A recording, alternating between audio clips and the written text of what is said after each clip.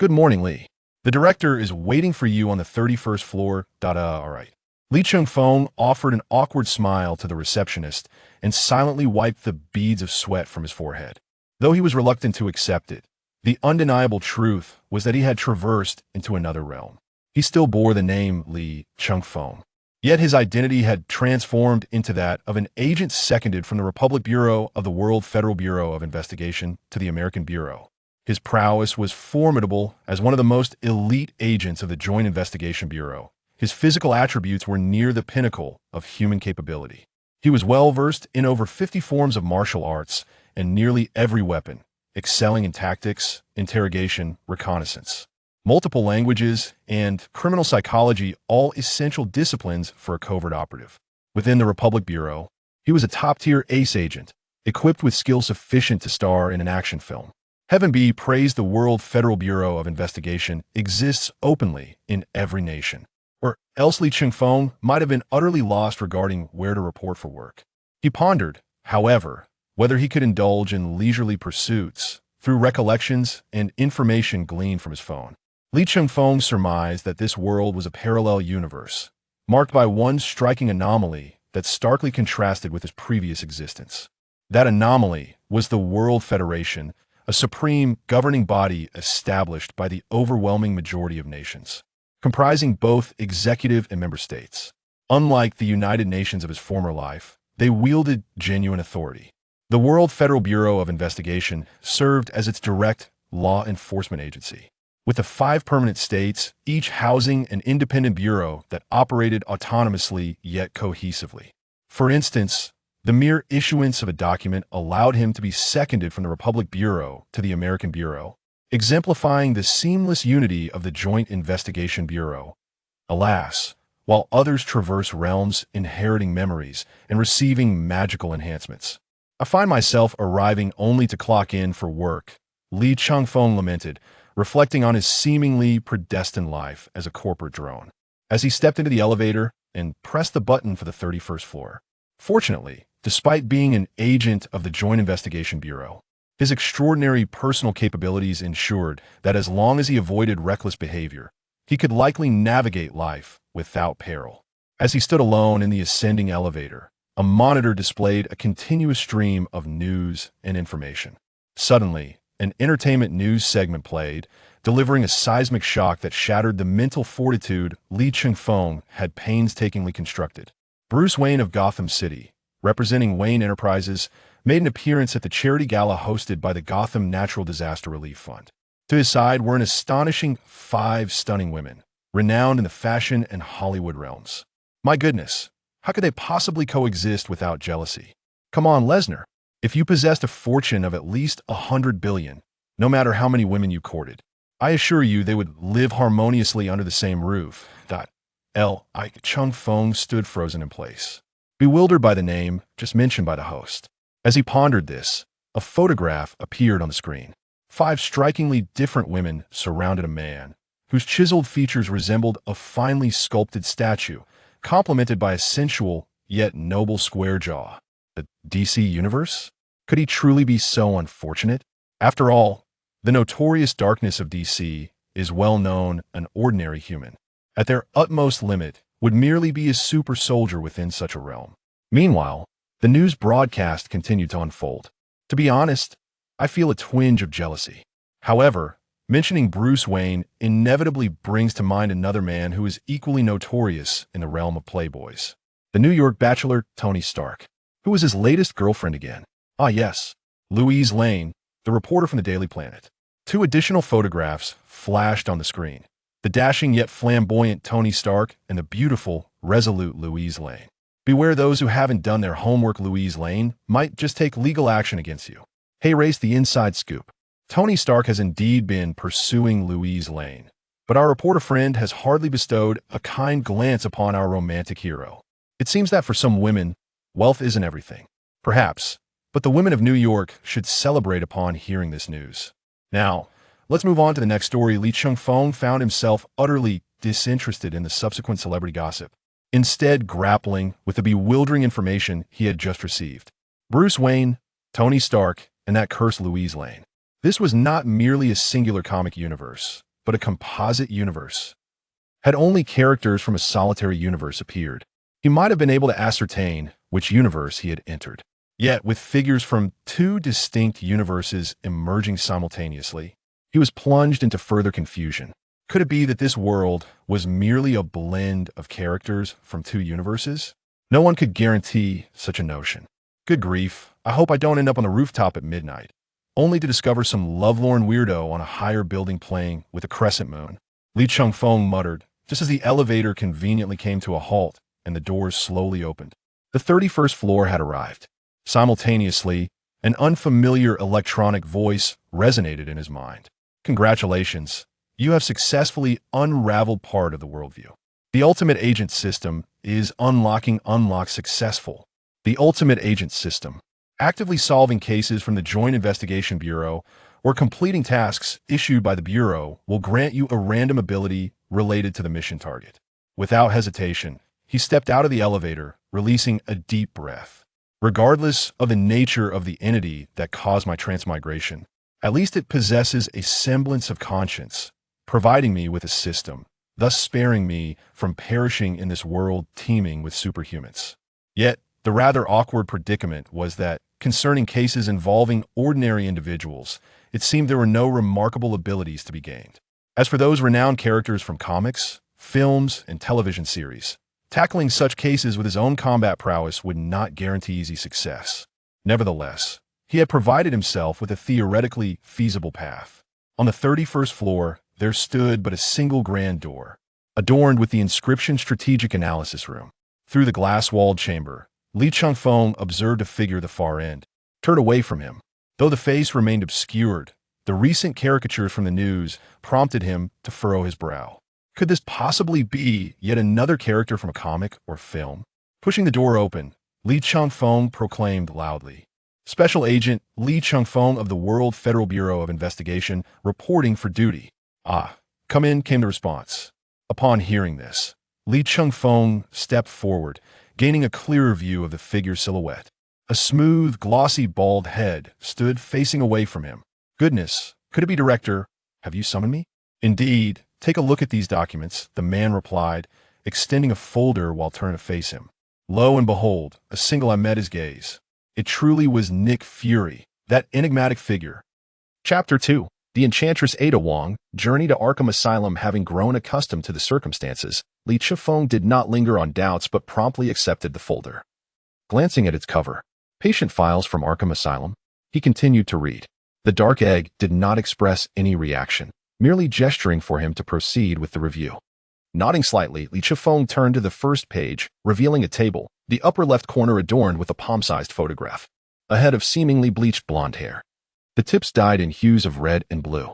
In every regard, her appearance bore an uncanny resemblance to Margot Robbie's portrayal of Harley Quinn.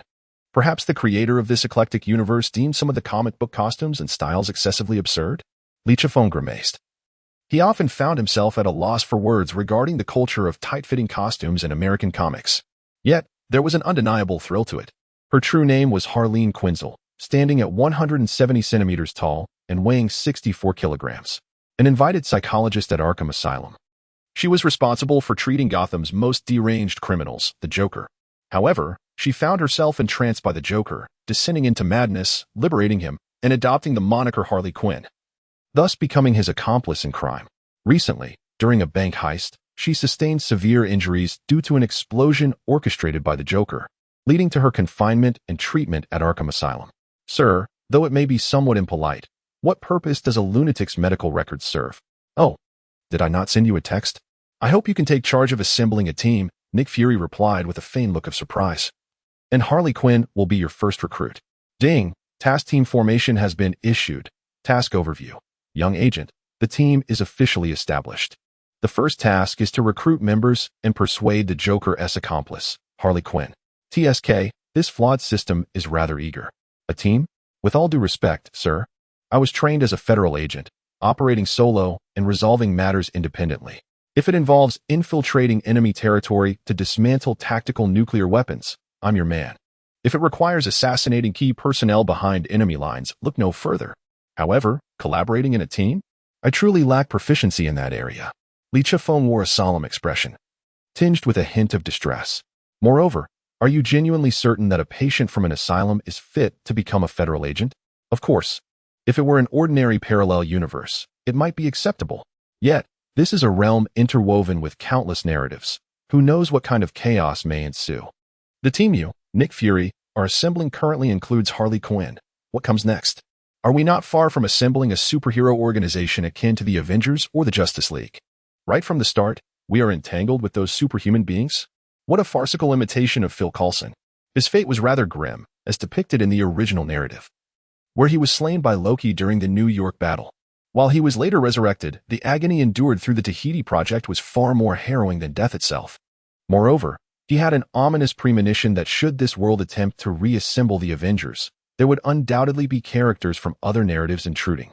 For instance, the medical records belonging to Harley Quinn that he held in his hands caused Lee Chung-fong to sigh inwardly. This was the downside of the integrated world. All foresight regarding plot developments had turned into nonsense. Everything felt entirely new and different.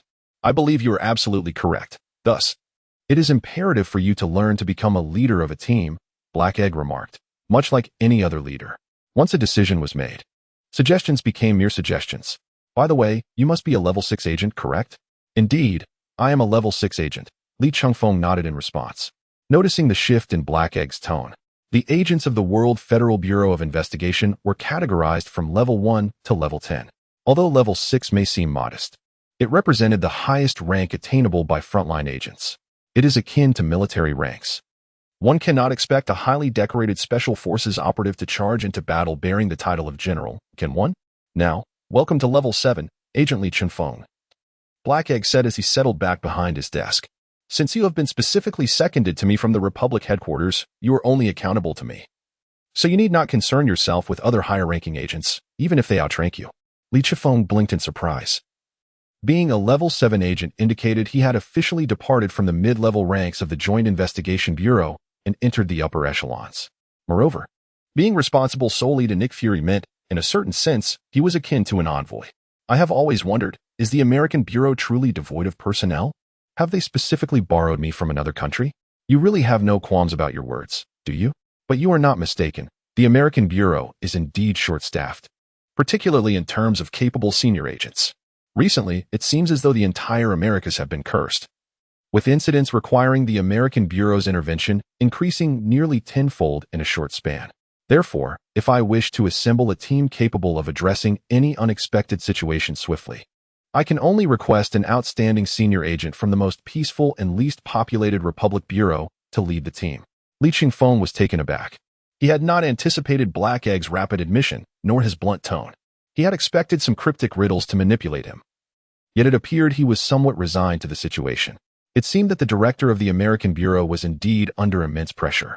All right, stop staring at me with those wide eyes. Head to the 30th floor. I have assigned you an aide. And the detailed formation process and plan have already been meticulously prepared by her a week ago. Yes, Director, Lee Chung-fong nodded. Yet he felt compelled to tease Black Egg a bit. Pretending to be curious, he inquired, on a side note, Director, the scar visible beneath your eye patch, it resembles a scratch from a feline creature? Get out. As Black Egg raised his hand to dismiss him, Lee Chung-fong, understanding the cue, turned to leave. However, in that fleeting moment, he caught sight of the voracious beast curled up in the corner, yawning. Ah, men, so stubborn. The recent meeting with the new leader was rather passable. The most significant aspect was that they spoke little, yet directly bestowed upon him the privilege of acting with autonomy. However, this is of little consequence. What truly matters is that Fury had just mentioned the assignment of an aide, and she was the one referenced. Who could she be? The mimic bird? Sharon Carter? The unawakened Ms. Marvel? Or perhaps the long-legged Miss Maria Hill? Lee Chung-fong suddenly pondered the merits of his unexpected journey, at the very least. His visual delights were assured. As a leader, engaging in a rendezvous with a subordinate would hardly be deemed as an abuse of power, would it? He mumbled to himself while once again stepping into the elevator. This is the free land of America, one could indeed be reported. As it was merely one floor down, Lee Chung-fong entered the elevator only to exit again almost immediately. Yet, the ambience had shifted dramatically. If the conference room on the 31st floor was absurdly large and bore the typical style of American law enforcement agencies, then the 30th floor exuded a sense of futuristic advancement in technology with its bustling yet orderly office space. Here, Throngs of individuals busily attended to their tasks, hardly noticing the arrival of a bewildered time traveler.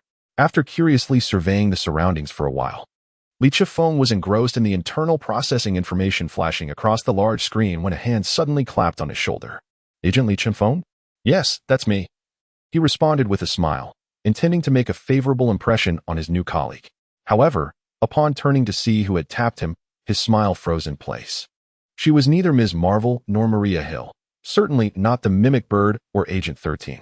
The woman did not don the standard teal uniform of the Federal Bureau. Instead, she wore an exquisite red chi pao adorned with golden butterflies, subtly revealing a holster strap to her long thigh. Her attire suggested she was at least a level 4 elite agent, with her short black hair, an inexplicable aura of mystery, and the faintest hint of a smile playing on her lips. She seemed less like an elite agent and more akin to a captivating and enigmatic femme fatale. Hello, Agent Li Chifeng. I am the aide assigned to you by Director Fury. You may call me Ada Wong. At long last, we meet. Chapter 3. The arrival of the Bat. Ada Wong, often referred to as Aunt Wong, Sister Wong, or the Beaten Wong, is a mystifying and multifaceted spy, embodying both virtue and vice within the renowned Resident Evil series, a legendary figure in the underworld. However, in this moment, she is a member of the Federal Bureau of Investigation. Her presence astonishes and delights Li Chifeng. The astonishment stems from the fact that this implies a convergence of worlds. Perhaps a tyrant or a pursuing creature might suddenly emerge from the shadows. The delight arises from the consideration that, compared to the bizarre realms of Marvel and DC, the Resident Evil universe is decidedly a beginner's mode. After all, within the lore of Resident Evil, there are virtually no foes that cannot be vanquished by conventional weaponry. If such adversaries do exist, a few more rounds should suffice. Lady Wong, it is an honor to meet you. In comparison to the youngest ace agent of the Republic Bureau, I must admit I am somewhat aged, he remarks. For some reason, Ada Wong's tone carries a hint of melancholy. I was merely jesting. Upon hearing this, Li Chifeng quickly grasped her outstretched hand, expressing his pleasure in making her acquaintance. Likewise. Agent Li Chifeng, Ada Wong replied, her face illuminating with a perfectly measured smile, graceful yet restrained. Let us make our way to Gotham City. I have already reported this mission to the Bureau. Is time truly of the essence? After all, we are heading to Gotham, a city few would wish to visit under the cover of night, especially with Arkham Asylum as our destination. Li Chifeng scratched his head, acknowledging Ada Wong's insights. Furthermore, the most crucial point is that retrieving a patient from Arkham Asylum necessitates an encounter with Bruce Wayne, whether as the daytime playboy or the nocturnal bat. Goodness, the American Bureau is indeed affluent, generously refurbishing and providing us with a former airborne command center. Li Chifeng settled into the expansive lounge area, perusing the materials Ada Wong had meticulously prepared. The documents, piled high, primarily comprised detailed accounts of various peculiar individuals. The first dossier belonged to Harley Quinn. In stark contrast to the case files Nick Fury had provided, this one offered a genuinely comprehensive biography, documenting everything from the precise second of her birth to the trivialities of which finger she used most frequently for nose-picking. This exemplified the intelligence capabilities of the world's largest law enforcement agency. Yet, the detailed assembly process and plan that had been mentioned earlier were condensed onto a mere sheet of paper, and even that was not fully utilized. One could only imagine Nick Fury's urgency. What did it mean that future candidates could be chosen at will? Was the essence of humanity even a secondary concern? As long as they bore a semblance of a person? Had he been duped? Was this black egg intending to utilize the guise of assembling a team to gather superheroes for himself? This Airbus had operated at full capacity until the 1990s and had only become symbolic after the construction of airborne aircraft carriers, boasting unparalleled performance and capacity. Having just set the automatic navigation, Ada Wong emerged from the cockpit and took a seat beside Li Chifeng. It seems you have already perused the assembly plan left by Director Fury. Indeed, after reading it, I felt as though I had encountered a con artist. Am I permitted to apprehend him directly? That black egg could easily ascend to the rank of leader among the fraud syndicate. Director Fury does exhibit such a modus operandi. However, the simplicity of the plan hints at the remarkably high autonomy of this team. I certainly understand that. After all, they are seeking a madman to join their ranks. Wouldn't their autonomy be limited otherwise? In our republic, a passerby would undoubtedly report us to the Disability Association for exploiting the handicapped. Yet, more than the purpose behind assembling this team, I am intrigued as to why Nick Fury designated Harley Quinn as the first member. Strictly speaking, I am the initial member of the team. Ada Wong lightly bit her crimson lips, glistening with a hint of moisture. And the reason for selecting Harley Quinn is rather straightforward. She is one of their own. One of their own? Lee Chung-fong was instantly captivated by this description. A psychiatrist from Arkham Asylum, the Joker-esque criminal accomplice, is referred to as one of their own by an elite agent of the Federal Bureau? More accurately, she was nearly one of their own. Before completing her studies, she had already been included in the Bureau's Talent Reserve program and granted the status of a probationary agent. Otherwise, how could she have immediately entered the high-risk research facility of Arkham Asylum upon graduation? Ada Wong maintained her enigmatic yet teasing demeanor, her fingertips gently gliding across Lee Chung-fong's hand as she retrieved Harley Quinn's biography and delicately flipped through it. I have meticulously summarized all of this in the documents. You didn't merely glance at the first and last pages, did you? How tedious. Who would examine such an extensive amount of material in detail? Truly, you are remarkable, Sister Wong, a quintessential femme fatale. This type of woman is the most challenging for me to resist. However, the fact that Harley Quinn is a probationary agent of the Bureau strikes Lee Chung-fong as rather absurd.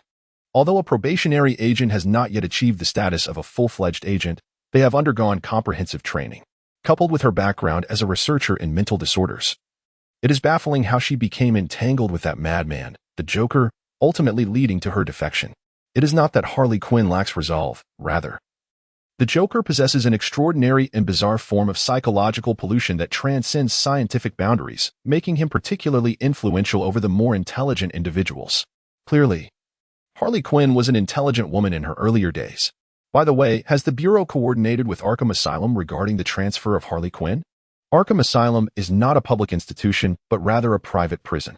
Indeed, a prison, and theoretically, its security measures are second only to those of Phantom Zone, an interdimensional prison, surpassing even Dreamland Prison, which houses the Suicide Squad. Although Amadeus Arkham was its founder, the primary benefactor of the current Arkham Asylum is Bruce Wayne. Before departure, everything had already been arranged, Ada remarked as Airbus's intelligence system projected a video call request onto the large screen.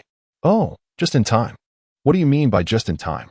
Lee Chung-fong instinctively replied as he glanced up, only to see the video call request from Bruce Wayne. Well, connect. All right. Ada Wong skillfully manipulated the projected three-dimensional screen, and in the next moment, a deep and alluring voice resonated throughout the lounge. Hello, Agent Lee Chung-fong. How does everyone seem to know my name? Am I that famous? Even the renowned Bruce Wayne from Gotham City recognizes me? Surely, I am not some aspiring actress or model.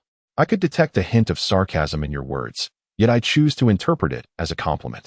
Bruce Wayne appeared unfazed by the jest, instead nodding towards Lee Chung-fong, his square jaw exuding an aura of righteousness.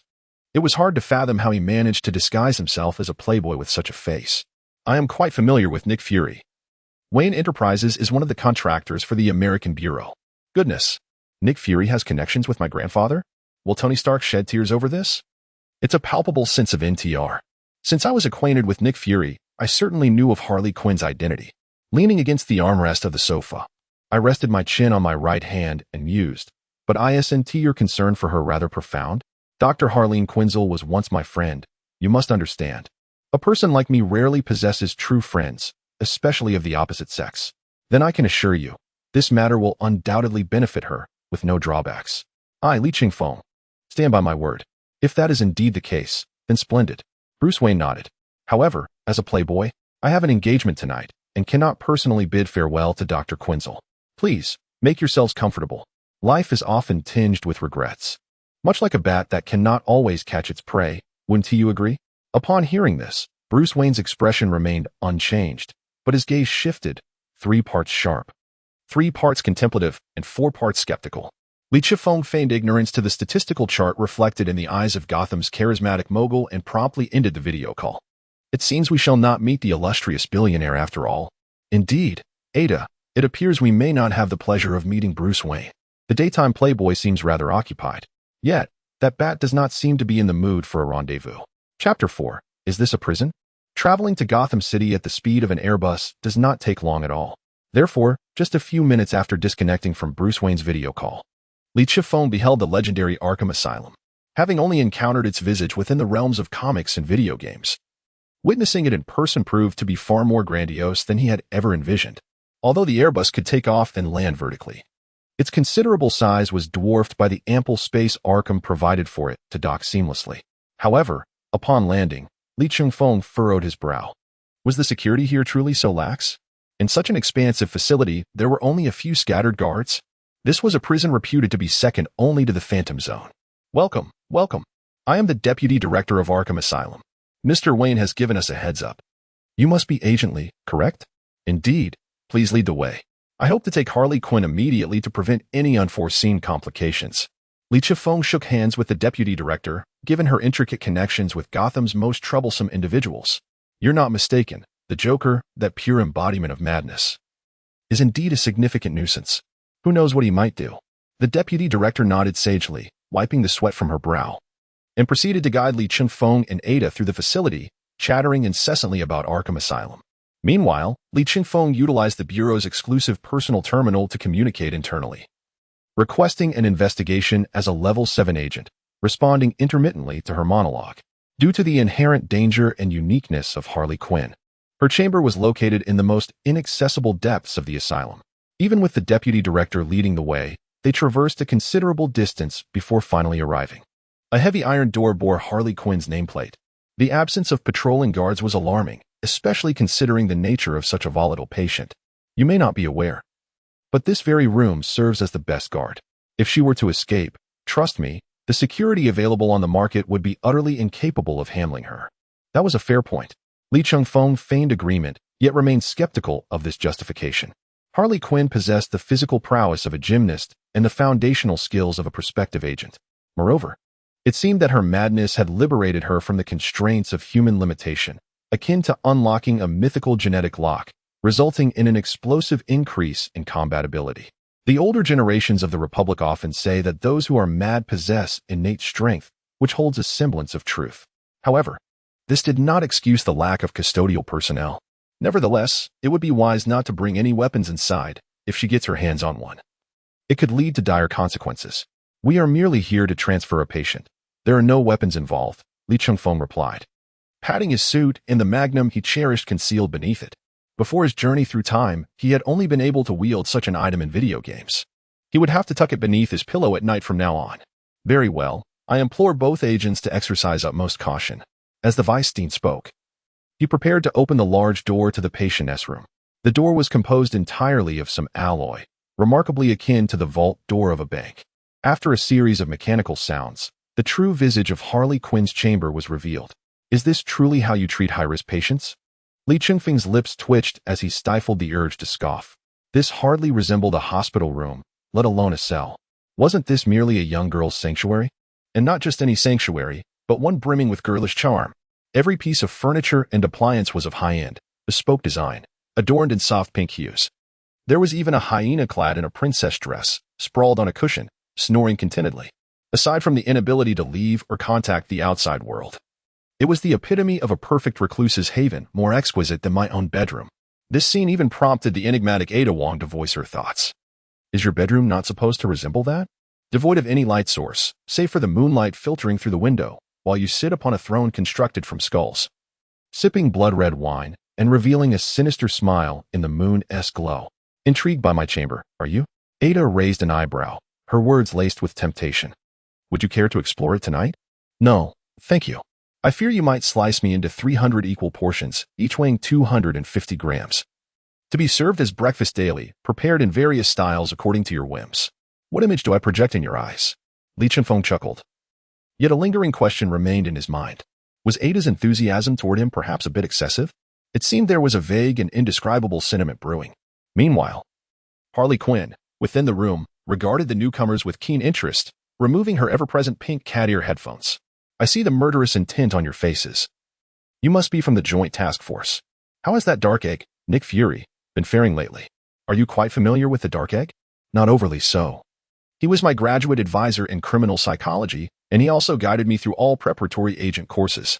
Li Chifeng was taken aback and instinctively glanced at Ada, who bore an expression that seemed to say she had already advised him to review the materials thoroughly. Has the intricate web of interconnected worlds become excessively convoluted?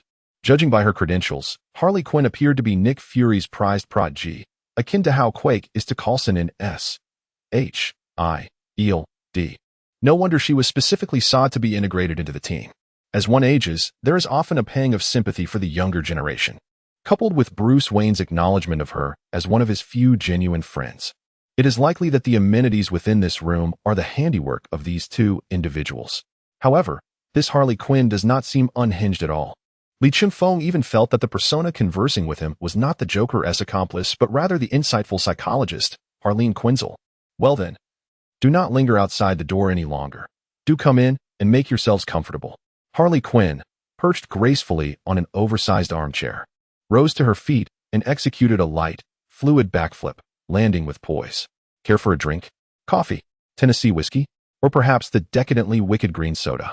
She mused casually. Let us opt for coffee then. She appeared busy, akin to a perfectly ordinary person welcoming guests. However, Ada Wong, who ventured into the room and surveyed her surroundings, held a different perspective. Following her ghostly gaze, Li Chun-Fong beheld the scene before him. The room's exterior bore an air of normalcy from the doorway. Yet every inch of the remaining walls was adorned with photographs of a singular individual, green-haired, with a haphazard application of white face paint, and lips as crimson as fresh blood, seemingly split to the ears. Gotham's Prince of Crime, the Joker, Mr. J, the Clown, many monikers, all conveying a palpable dread of this figure. Yet, curiously, each photograph bore a visage marred, half obscured with black paint or savagely slashed. The tension was unmistakable. Unless, of course, this Harley Quinn was merely a doppelganger in disguise.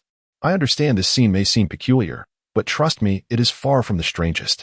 Harley Quinn, with her back turned to the others, prepared coffee. Have you ever witnessed fireworks and streamers erupting from a wound? Her perspective was filled with an array of bizarre sights. She referred to herself in the third person Dr. Quizzle. Indeed, temporarily, she was Quizzle, though you may continue to call me Harley Quinn. I have grown accustomed to it. Harley Quinn turned with a tray in hand. You four, please take a seat. The sofa is quite spacious. Four? In that instant, Li Chun-Fong drew his magnum, pointing it menacingly toward the doorway. Behind them stood a figure cloaked in classic black, seemingly rooted in place from the very beginning, unflinching even under the aim of a magnum capable of toppling an elephant. Gotham's Bat. When did it emerge from its cave in broad daylight? Chapter 5. Pale in the night. Please do not be anxious, Agent Li Chun-Fong. I am not anxious at all. I merely did not anticipate that the legendary Batman would stand before me in the flesh. Li Chun-Fong scoffed, redirecting the barrel of his gun. Trust was still afforded to the Bat. Moreover, a mere handgun posed little threat to this figure. Regarding the FBI's removal of Harley Quinn from Arkham Asylum, I held a differing perspective. Batman advanced silently, engaging in dialogue with Li Chun-Fong, yet his gaze was fixed upon Harley Quinn, who was not only an accomplice of the Joker but also the key to uncovering his whereabouts.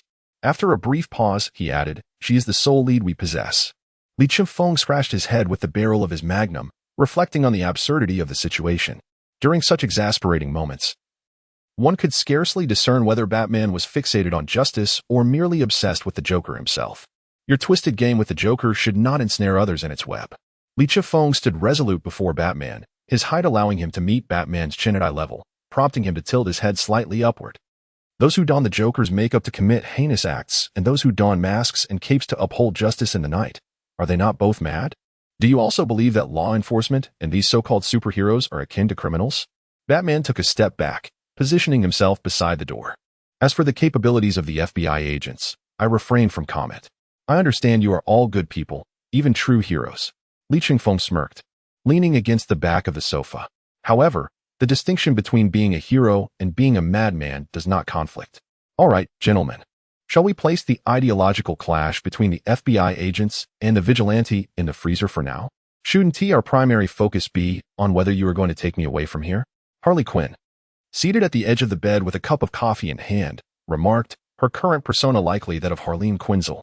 She sipped her coffee leisurely, observing the two men who were at odds for her sake with great interest. In any case, we must indeed take Harley Quinn with us. Although Li Chun-Fong appeared resolute, inwardly he harbored some hesitation, for he was facing Batman, the unequivocal patriarch of DC Comics, who might conjure unforeseen complications. As for the Joker's whereabouts, surely collaboration with the FBI would be feasible, would it not? After all, the FBI was not to be compared with the inept governmental institutions of America. While he had made slight criticisms of the American state, Li Chun-Fong's overall demeanor was quite sincere. When it came to dealing with the Joker, the most prudent courses of action were twofold. The first was to maintain a respectful distance, as he primarily wreaked havoc on Gotham and Batman. The second was to mobilize all available resources to join forces with Batman to subdue this madman. Lee Chung-fong tends to lean towards the first option. Yet he harbors uncertainties regarding whether his intellect can outmaneuver the Joker. As for the probability of success in the second approach, that is a matter for another time. Will this world resemble the grand narrative of Rebirth, where the M-biased chair speaks of three Jokers? Even if one were to apprehend him, the Joker possesses the divine factor of the god of wine, enabling him to transcend the boundaries of life and death. From any perspective, this scenario proves to be remarkably uncost-effective. Moreover, his foremost priority at present is to fulfill the mission assigned by the Joint Adjustment Bureau, for only through this endeavor can he acquire greater capabilities. The mere limitations of humanity pale into insignificance within this bewildering cosmos. In fact, even when compared to the limits of humanity, he finds himself considerably lacking in combat skills against the Bat before him. Furthermore, Harley Quinn is notably the favored apprentice of Nick Fury. Given his stature, he should be acquainted with her, whether in daylight or now. Lee Chung-fong employed the most effective strategy, exerting pressure while subtly leveraging the Bat's true identity. Very well, I shall have a thorough discussion with Nick Fury regarding this matter. Batman nodded, and although his face remained concealed beneath the mask, Lee Chung-fong could easily envision the expression of a powerful figure preparing to settle scores. Alas, let us observe a moment of silence for the Black Egg. Deputy Director Jack Lawson, what has happened to today's routine security forces? There were scarcely a tenth of the usual guards present. Perhaps Lee Chung-fong's proposal proved to be more credible, as Batman swiftly redirected his attention elsewhere. And even the entire security system of Arkham Asylum was maintained at its most minimal level. Oh, this is due to... Deputy Director Jack Lawson's countenance turned ashen. Cold sweat cascading down his brow as he trembled, wiping the perspiration that dripped from his forehead under Batman's stony gaze. Lee Chung-fong exchanged a knowing glance with Agent Ada Wong. It was evident that something was amiss today. From the moment he entered Arkham Asylum, he sensed the abnormality. In a facility designed to contain various high-IQ criminals and deranged individuals, how could there be so few guards in sight? Even the most advanced prisons must have contingency plans in place. Surely, one cannot adopt a strategy of merely containing inmates when possible and disregarding them otherwise. The individual responsible for rationalizing this as a normal occurrence was none other than the deputy director, who welcomed Lee Chung-fong. However, Lee Chung-fong is no fool, merely lingering beside a powerful figure. Buzz, at that moment, his personal terminal emitted a series of vibrations. Lee Chung-fong promptly approached Ada Wong, activating the terminal screen. Director Lee. Agent Ada Wong, this is Ingrid Hanningen from the Field Support Division. Agent Hanningen, what is the status of the investigation? In accordance with the director's request, I have gathered all information and recent developments concerning the leadership of Arkham Asylum. Notably, Deputy Director Jack Lawson's wife's overseas account received a one-time deposit of $3 million, while his 10-year-old son has been missing for an entire week without any report to the authorities. Well done, Agent Hanningen. Your intelligence is of utmost significance. I can now ascertain that Jack Lawson has been compromised, and simultaneously, his son has been taken as a hostage to ensure the flawless execution of the plan. Lee Chung-fong remarked, glaring at the perspiring vice president beside him, before continuing his discourse with Hannigan. Immediately mobilize the field team and the Gotham Police Department under my authority to locate Jack Lawson's son. He must be detained somewhere within Gotham City. The specific leads will be entrusted to you.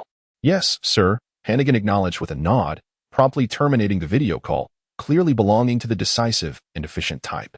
Fortuitously, Lee Chung-fong had been prudent enough to enlist the support of the Field Investigation Unit from the Joint Task Force, and as expected, hey, you fat fool. The one who should bear the consequences is you, not your son. Therefore, the Joint Task Force will exert every effort to rescue him. You need not worry. As he spoke, Lee Chung-fong's hand shot out, his iron grip ruthlessly seizing the other man's double chin. What you ought to be concerned about is your own self. Who has bribed you, and what have they compelled you to do? You may choose to say nothing, but I wouldn't mind turning away and remaining silent for a while.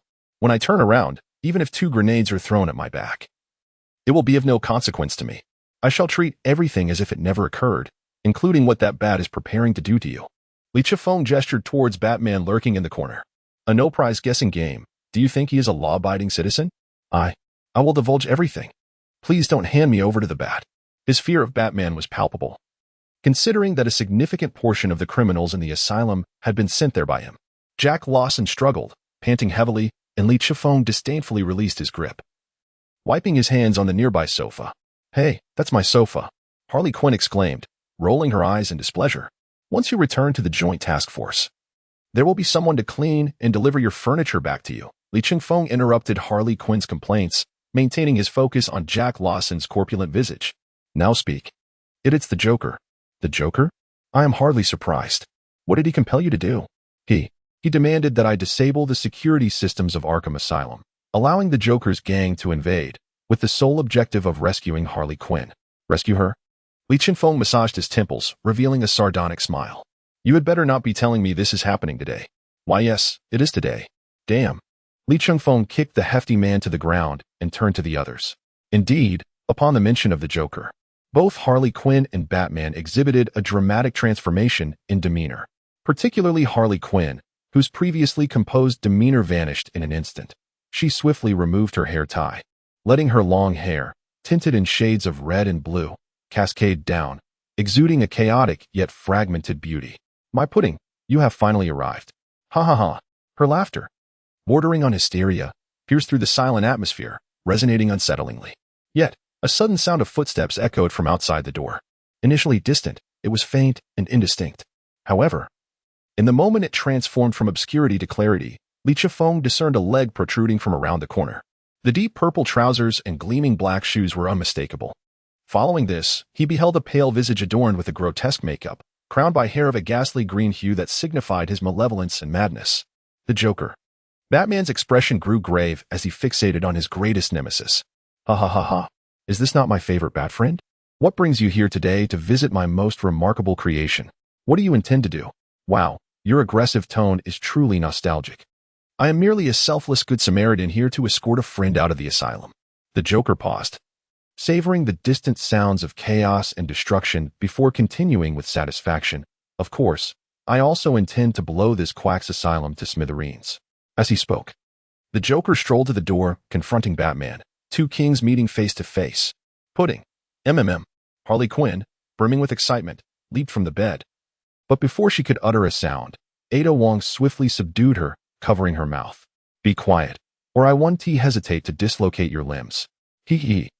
Rather than being angered, Harley Quinn erupted into fits of muffled laughter, embodying a peculiar madness.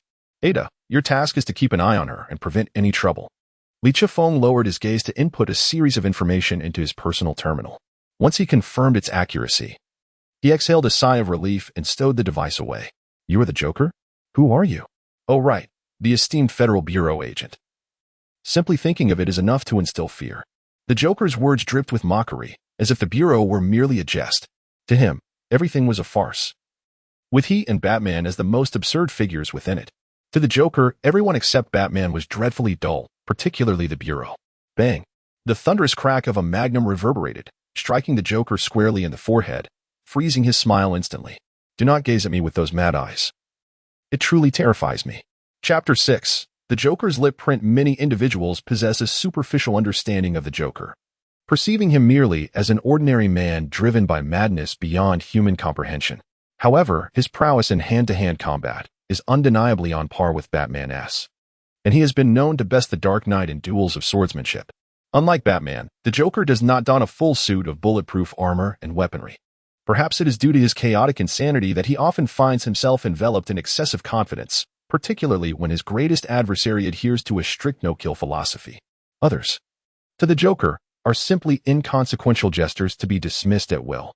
Regrettably, this is a world steeped in reality, not a comic book revolving solely around the Bat and the Clown. Everyone can stumble into peril, including the Joker himself. A moment's carelessness could indeed lead to his demise. Moreover, Li Chifeng does not consider himself to be in a precarious position. He merely wishes to avoid engaging in the games of morality and intellect that the Joker delights in. After all, bats are far more utilitarian than brains. Oh, the Prince of Crime in Gotham has fallen. Li Chifeng approached with keen interest, examining the Joker's lifeless form without a trace of discomfort typical of a first-time killer. One might wonder, would you preserve his corpse in a display case, Bat? After all, you seem the type to engage in such macabre practices. What have you done? Batman finally emerged from his momentary shock, seizing Li Chifeng by the collar. The Joker deserved to face justice, not a bullet from the FBI. Justice? Li Chifeng scoffed with a carefree chuckle, brushing aside Batman's grip with the muzzle of his gun. You uphold your no-kill principle, but I do not. The most terrifying criminal in Gotham grinned at me in such a menacing manner, clearly threatening my life. Therefore, a shot to his forehead seems entirely reasonable, does it not? Or should we advocate for the human rights of the most deranged supervillains in America? That would indeed be laughable.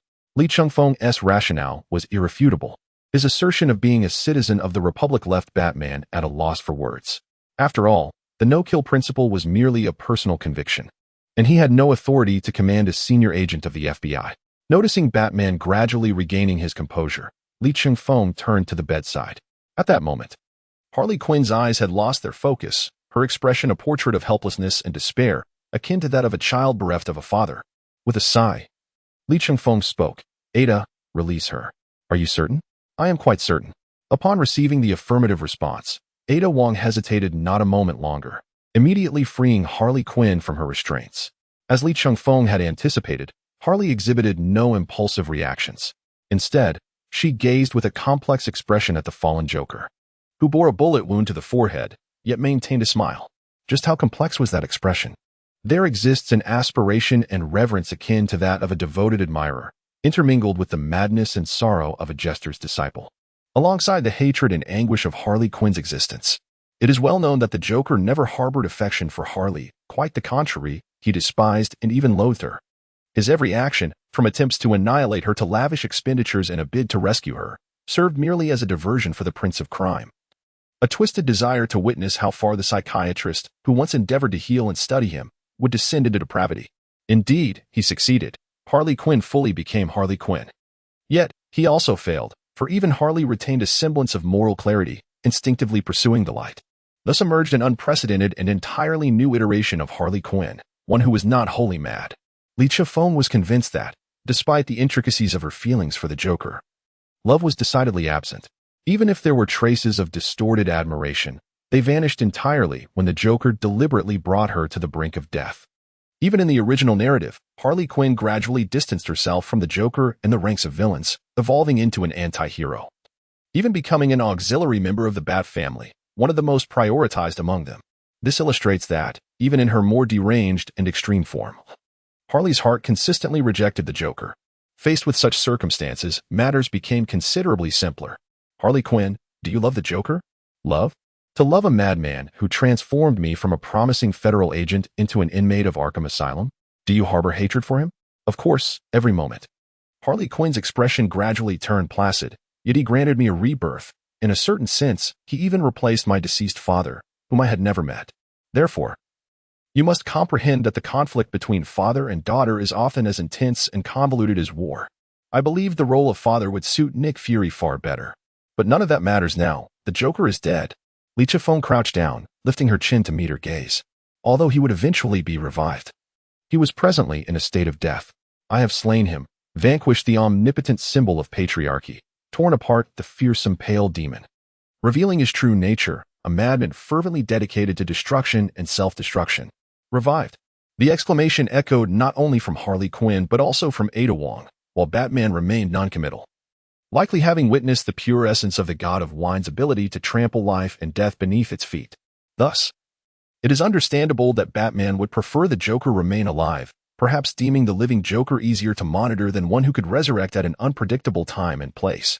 Are you suggesting that Mr. J will come back to life? Everything he has concealed from you, has he not? Li Chifeng helped Harley Quinn to her feet, taking her hand and guiding her to the Joker's lifeless body. Why continue to invest emotions in the one who has tormented and destroyed you? Harley Quinn gazed intently at the lifeless body of the Joker, letting out a profound sigh. Why sigh in the face of a favorable conclusion? Come, take this magnum that Li Chifeng offers, resting her head on his shoulder, whispering softly in a manner reminiscent of a devil's murmur, urging her to pull the trigger. As a former trainee agent, her marksmanship should at least be competent. Ada Wong hesitated, for the magnum Li Chifeng placed in Harley's hands was his own. Being an elite agent well-versed in psychology, she discerned that Li Chifeng was preparing to employ a technique of emotional breakdown at this critical juncture. But would this truly be effective? If Li Chifeng could hear Ada's internal monologue, he would surely chuckle. The notion of emotional breakdown was absurd. He merely understood that these comic characters responded to reverse psychology. Sure enough, after accepting the firearm, Harley Quinn, following just 2 quick breaths, unleashed 7 of the 8 remaining bullets into the Joker's corpse. With each shot, her expression increasingly mirrored Li Chengfeng's perception of her, the Joker's mistress, accompanied by laughter that escalated from low to frenzied. Suddenly, Harley spun around and embraced Li Chengfeng tightly, burying her head deep into the crook of his shoulder. To be honest, Li Chengfeng relished this attention. If only the last bullet of the magnum weren't pressed against the back of his head. Dear Ms. Harley Quinn, how do you feel now? You wouldn't consider sending me away as well, would you? Li Chengfeng awkwardly chuckled, thinking it unlikely. If you wish to avoid sending me away, then take responsibility, he added. With that, Harley lifted her head and, without warning, planted a fierce kiss on the corner of Li Chengfeng's mouth, leaving behind a strikingly vivid crimson-lit mark. You've driven me even more insane, more detestable than the Joker himself. The shift in her address, putting Mr. J, the Joker, revealed her transformation. Ultimately, a series of manic yet charming laughs echoed throughout the confines of the cell. Mission squad formation completed. Harley Quinn has joined the team. Chapter 7. Is there a crowd? But I have also gathered people. Li Chengfeng was taken aback. Was that it for the completion? He had assumed that he would have to report back to Nick Fury before the task was officially concluded. Meanwhile, the system notification continued to chime. Associated characters, Ada Wong. Harley Quinn, Batman, Joker, rewards being randomly selected. Acquired Ada Wong's undercover disguise, acquired Harley Quinn's flexibility, acquired Batman's willpower, acquired the Dionysian factor, among the characters from whom the rewards were drawn. Those with vast skills tended to taint the prize pool. The first 3 were relatively standard, but the true commendation lay in Batman's willpower, which was sufficient to wield a Green Lantern ring. However, when compared to the Dionysian factor, it seemed rather mundane. Among these 4, the most formidable ability was undoubtedly the Joker's Dionysian factor. Notorious villains such as the Savage Vandal Savage, Master Ninja Ra's al Ghul, and the Court of Owl's Talons were merely inferior bearers of the Dionysian factor. The pure version of the Dionysian factor resided solely with the Joker, transcending the laws of mortality. Yet, whether in its diluted or pure form, the Dionysian factor merely provided self-healing, agelessness, and the ability to resurrect, without enhancing physical attributes. Contemplating this, Li Chengfeng could not help but break into a triumphant smile. To achieve such a life-preserving, self-healing ability upon his first task was an extraordinary stroke of luck, especially for someone who had previously only 2 bags of soy sauce. However, sporting the freshly imprinted lipstick mark from Harley Quinn while wearing this expression made him appear somewhat lecherous. Ahem, Ada, your gaze seems rather unsettling. In this moment, I found it quite challenging to suppress the urge to call the authorities. Don't jest. You reported in front of me, and I take the call right in front of you. What can you do? Besides, we have matters to resolve. After making a jest, Li Chengfeng proceeded toward the door. After all, this was the Joker, and his ever-present entourage had likely descended upon Arkham Asylum alongside him. The Joker's gang. After a prolonged silence, Batman spoke, casting a complex glance at Harley Quinn beside him. If all went according to plan, the Joker's mission to rescue Harley Quinn was merely a fade.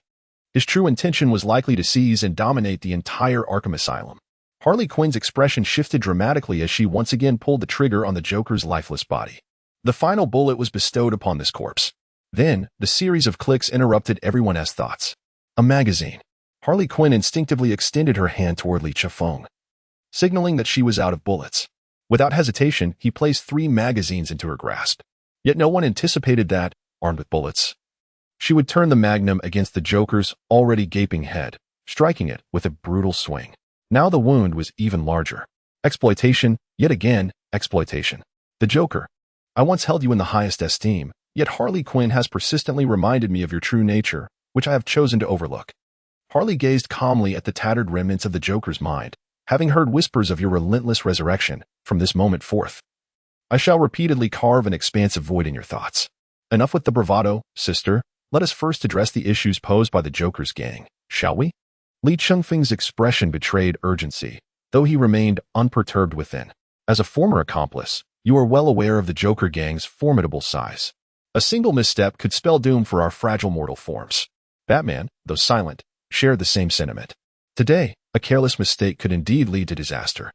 It is widely acknowledged that while one may triumph in a duel, encounters in the chaos of battle often end in defeat. Should Batman fail to leverage his financial prowess and strategic acumen, he would merely stand as a testament to human limitations.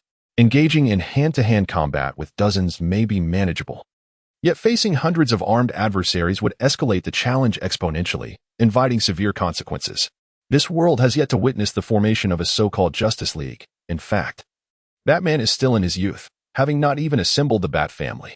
Otherwise, given his grandfather's disposition, he would have already rallied his allies.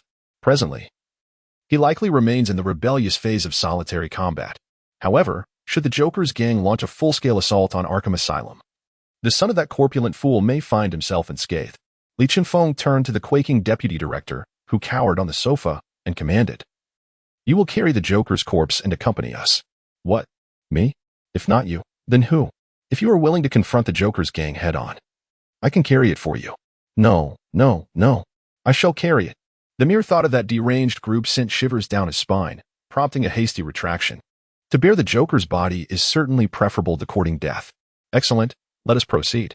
With that, Li Chun-Feng took the lead, followed closely by Batman, then the composed Ada, and finally, the quaking deputy director, burdened with the Joker-esque corpse. Loosening his tie and unfastening his shirt cuffs, Li Chun-Feng turned to Batman with a playful grin, asking, "How do you feel, Bat? Are you confident in breaking through the encirclement? Have you relaxed a tad too much? Aren't you at all concerned? It's manageable. I can hold my own weight. There are so many of them." They arrived at the Patient's Activity Hall, a space that had previously been empty, now inundated with individuals adorned in Joker makeup and garb. Beyond this threshold lay the wards housing the severely ill, the infamous supervillains. The defense systems of Arkham Asylum had been rendered utterly incapacitated under the Joker gang's full-scale invasion, and the keys to the intensive care unit were now in the possession of their leading woman, characterized by a high ponytail, straight brows, and a simplistic Joker makeup scheme dominated by black and blush. The purple three-quarter sleeves and the tattered violet bodysuit epitomized the quintessential Joker color scheme. Laughter, the successor to the second-generation Harlequin, Alexis, stands in stark contrast to the exuberantly mad Harley. Where Harley embodies chaos, Laughter presents as a composed and reserved assassin, especially with the glinting twin daggers in hand. That rotund figure, leave Mr. J behind. Impossible. Li Chun-Feng glanced at the feedback on his personal terminal and stepped forward, resolutely rejecting Laughter's demand. The Joker is the most malevolent criminal in Gotham City and indeed across all of America, even if he were to be slain. His remains must be surrendered to the Bureau. How about this? You relinquish Mr. J's corpse, and I shall ensure your safe departure. Laughter's smile, devoid of warmth, appeared somewhat sinister. It is merely a corpse that can rise again. How does returning it differ from releasing a tiger back to the mountains? How could you? Never mind. Laughter flicked his dagger, commanding, "Tear them apart." Including that Bat. Truly mad, always contemplating assaults on public officials. What a peculiar ailment. Li Chun-Feng shook his head in bewilderment. "I can offer you a chance now, surrender immediately, and the Bureau may grant you a path to safety. However, should you insist on resistance, I shall not hesitate to eliminate you." Batman regarded the members of the Joker's gang with an impassive gaze and quietly inquired, "Do you truly believe we can dismantle the entire Joker gang with just a few of us? While there are merely dozens here, there are at least hundreds, if not more, outside. As Gotham City's Dark Guardian, I find it hard to believe you lack a backup plan. Otherwise, you would not be able to manage a Joker gang that has lost its leader." Li Chun-Feng's tone was flippant, yet as he noticed the growing rigidity in their expressions, he continued, "But save your backup for other criminals in Gotham. Let me handle this one." "Chief, are you really going to confront so many barehanded?" Ida stepped forward, eager to grasp his sleeve, but arrived too late. Li Chun-Feng approached the increasingly frenzied members of the Joker gang, arms outstretched, then turned his face toward Ida Wong. "Ida, do not forget that we are agents of the Bureau, legitimate public officials. We have authority." With that, he glanced at his terminal and tapped a few times. "Hello? Hello? Wasn't it said that they had arrived?" No sooner had he spoken than the dome of Arkham Asylum was obliterated, reduced to mere dust and ash. Then, a red and gold mech descended through the clouds of debris, illuminated by the sunlight. "Good afternoon, my friends. I hear someone has been ensnared by the circus's deranged clowns." Chapter 8. The archaic overlord Stark. Although Li Chun-Feng maintained an air of nonchalance, he was inwardly taken aback. How could it be that Iron Man himself had arrived? While he had indeed requested reinforcements from Nick Fury, emphasizing the need for formidable combatants to manage the situation with several hundred individuals, He had not anticipated that such overwhelming power would manifest. He certainly had no intention of demolishing Arkham Asylum. Tony Stark, what brings you here? The Joker widened his eyes in disbelief. The presence of an unprepared Batman was within the realm of expectation. Yet the emergence of a playboy wielding aerial combat suits was decidedly less favorable. This was not an ideal circumstance. With a resentful glare directed at the smug Li Chifeng, it became apparent that Iron Man was indeed the reinforcement summoned by this federal agent. Damn it. Retreat. Humph. Think you can escape? Do you believe Arkham Asylum is a place one can enter and exit at will? Or perhaps you think our agency would allow a violent faction of hundreds to leave unimpeded? Li Chifeng wore a radiant smile, as bright as the sun. Mr. Stark, feel free to unleash your prowess. Just ensure that the Joker's minions outside are rendered ineffective. Of course, should you need to employ force, I shall not hold you accountable. I am hardly a maniac. Tony Stark glanced at the young federal agent, muttering as he took to the skies. Since he was here to provide assistance, he would naturally follow commands. A few hundred armed thugs posed no challenge for him. Thus, the scales of offense and defense shifted dramatically. Without a moment's hesitation, Li Chifeng and Batman charged into the throngs of chaos like tigers among sheep. Hot on their heels was Harley Quinn, who disregarded the armed minions of the Joker, deftly evading their attacks as she pursued the fleeing Joker. Though she had severed ties with the Joker, she harbored a deep-seated disdain for the woman who had usurped her position. 2 shots rang out, striking the doorknob and forcing the Joker to turn and confront her. Harley Quinn, it seems you cannot forget Mr. J. My feelings towards the Joker are of little consequence. What truly matters is that no one can take my place. Harley Quinn flashed an incongruous yet charming smile, a stark contrast to the formidable handgun she wielded. Just as she prepared to pounce and teach a lesson to this interloper, she felt a sudden tug at the back of her collar, yanking her backward. Don't stop me. Of course. Why would you abandon your firearm to engage in close combat with someone wielding a dagger? What a bewildering maneuver. After pulling her back, Li Chifeng pushed her aside. In the midst of the earlier scuffle, more than half of the Joker's henchmen lay on the ground, groaning in agony, while Ada remained unengaged, merely observing Batman's prowess. Miss Joker, I strongly recommend you surrender. After all, I am not Batman and possess no moral code against killing. Should you, a criminal burdened with numerous heinous offenses, dare to resist, I would not hesitate to eliminate you on the spot. Trust me, my resolve would be unwavering. Batman swiftly dispatched the last few adversaries. And amidst the cacophony of explosions and anguished cries outside, an eerie silence enveloped the hall, rendering it so quiet that one could not help but tremble. I concede. A smile attempted to break through, yet faltered as I found it increasingly difficult to maintain, particularly under the unwavering gaze of that relentless Batman. In mere moments, the tables turned from a position of dominance to utter annihilation, as members of the field operations team from the Federal Bureau of Investigation, alongside officers from the Gotham Police Department, discovered Jack Lawson's kidnapped son in a derelict factory in South Gotham. They wasted no time in heading to Arkham Asylum. James Gordon, the highest commander of the Gotham Police Department's field operations, was momentarily bewildered upon entering the asylum, his initial worry morphing into sheer astonishment at the sight before him. Among the scattered members of the Joker's gang, the most striking figures were a man clad in iron armor and Batman himself. Before he could utter a word, a hand rested on his shoulder. Turning around, he found himself face to face with an identification badge. FBI Level 7 Agent Li Chifeng? Indeed. The joint rescue operation between your Gotham Police Department and the FBI's field operations was initiated by me. So, you have dealt with the Joker and his gang? What is this?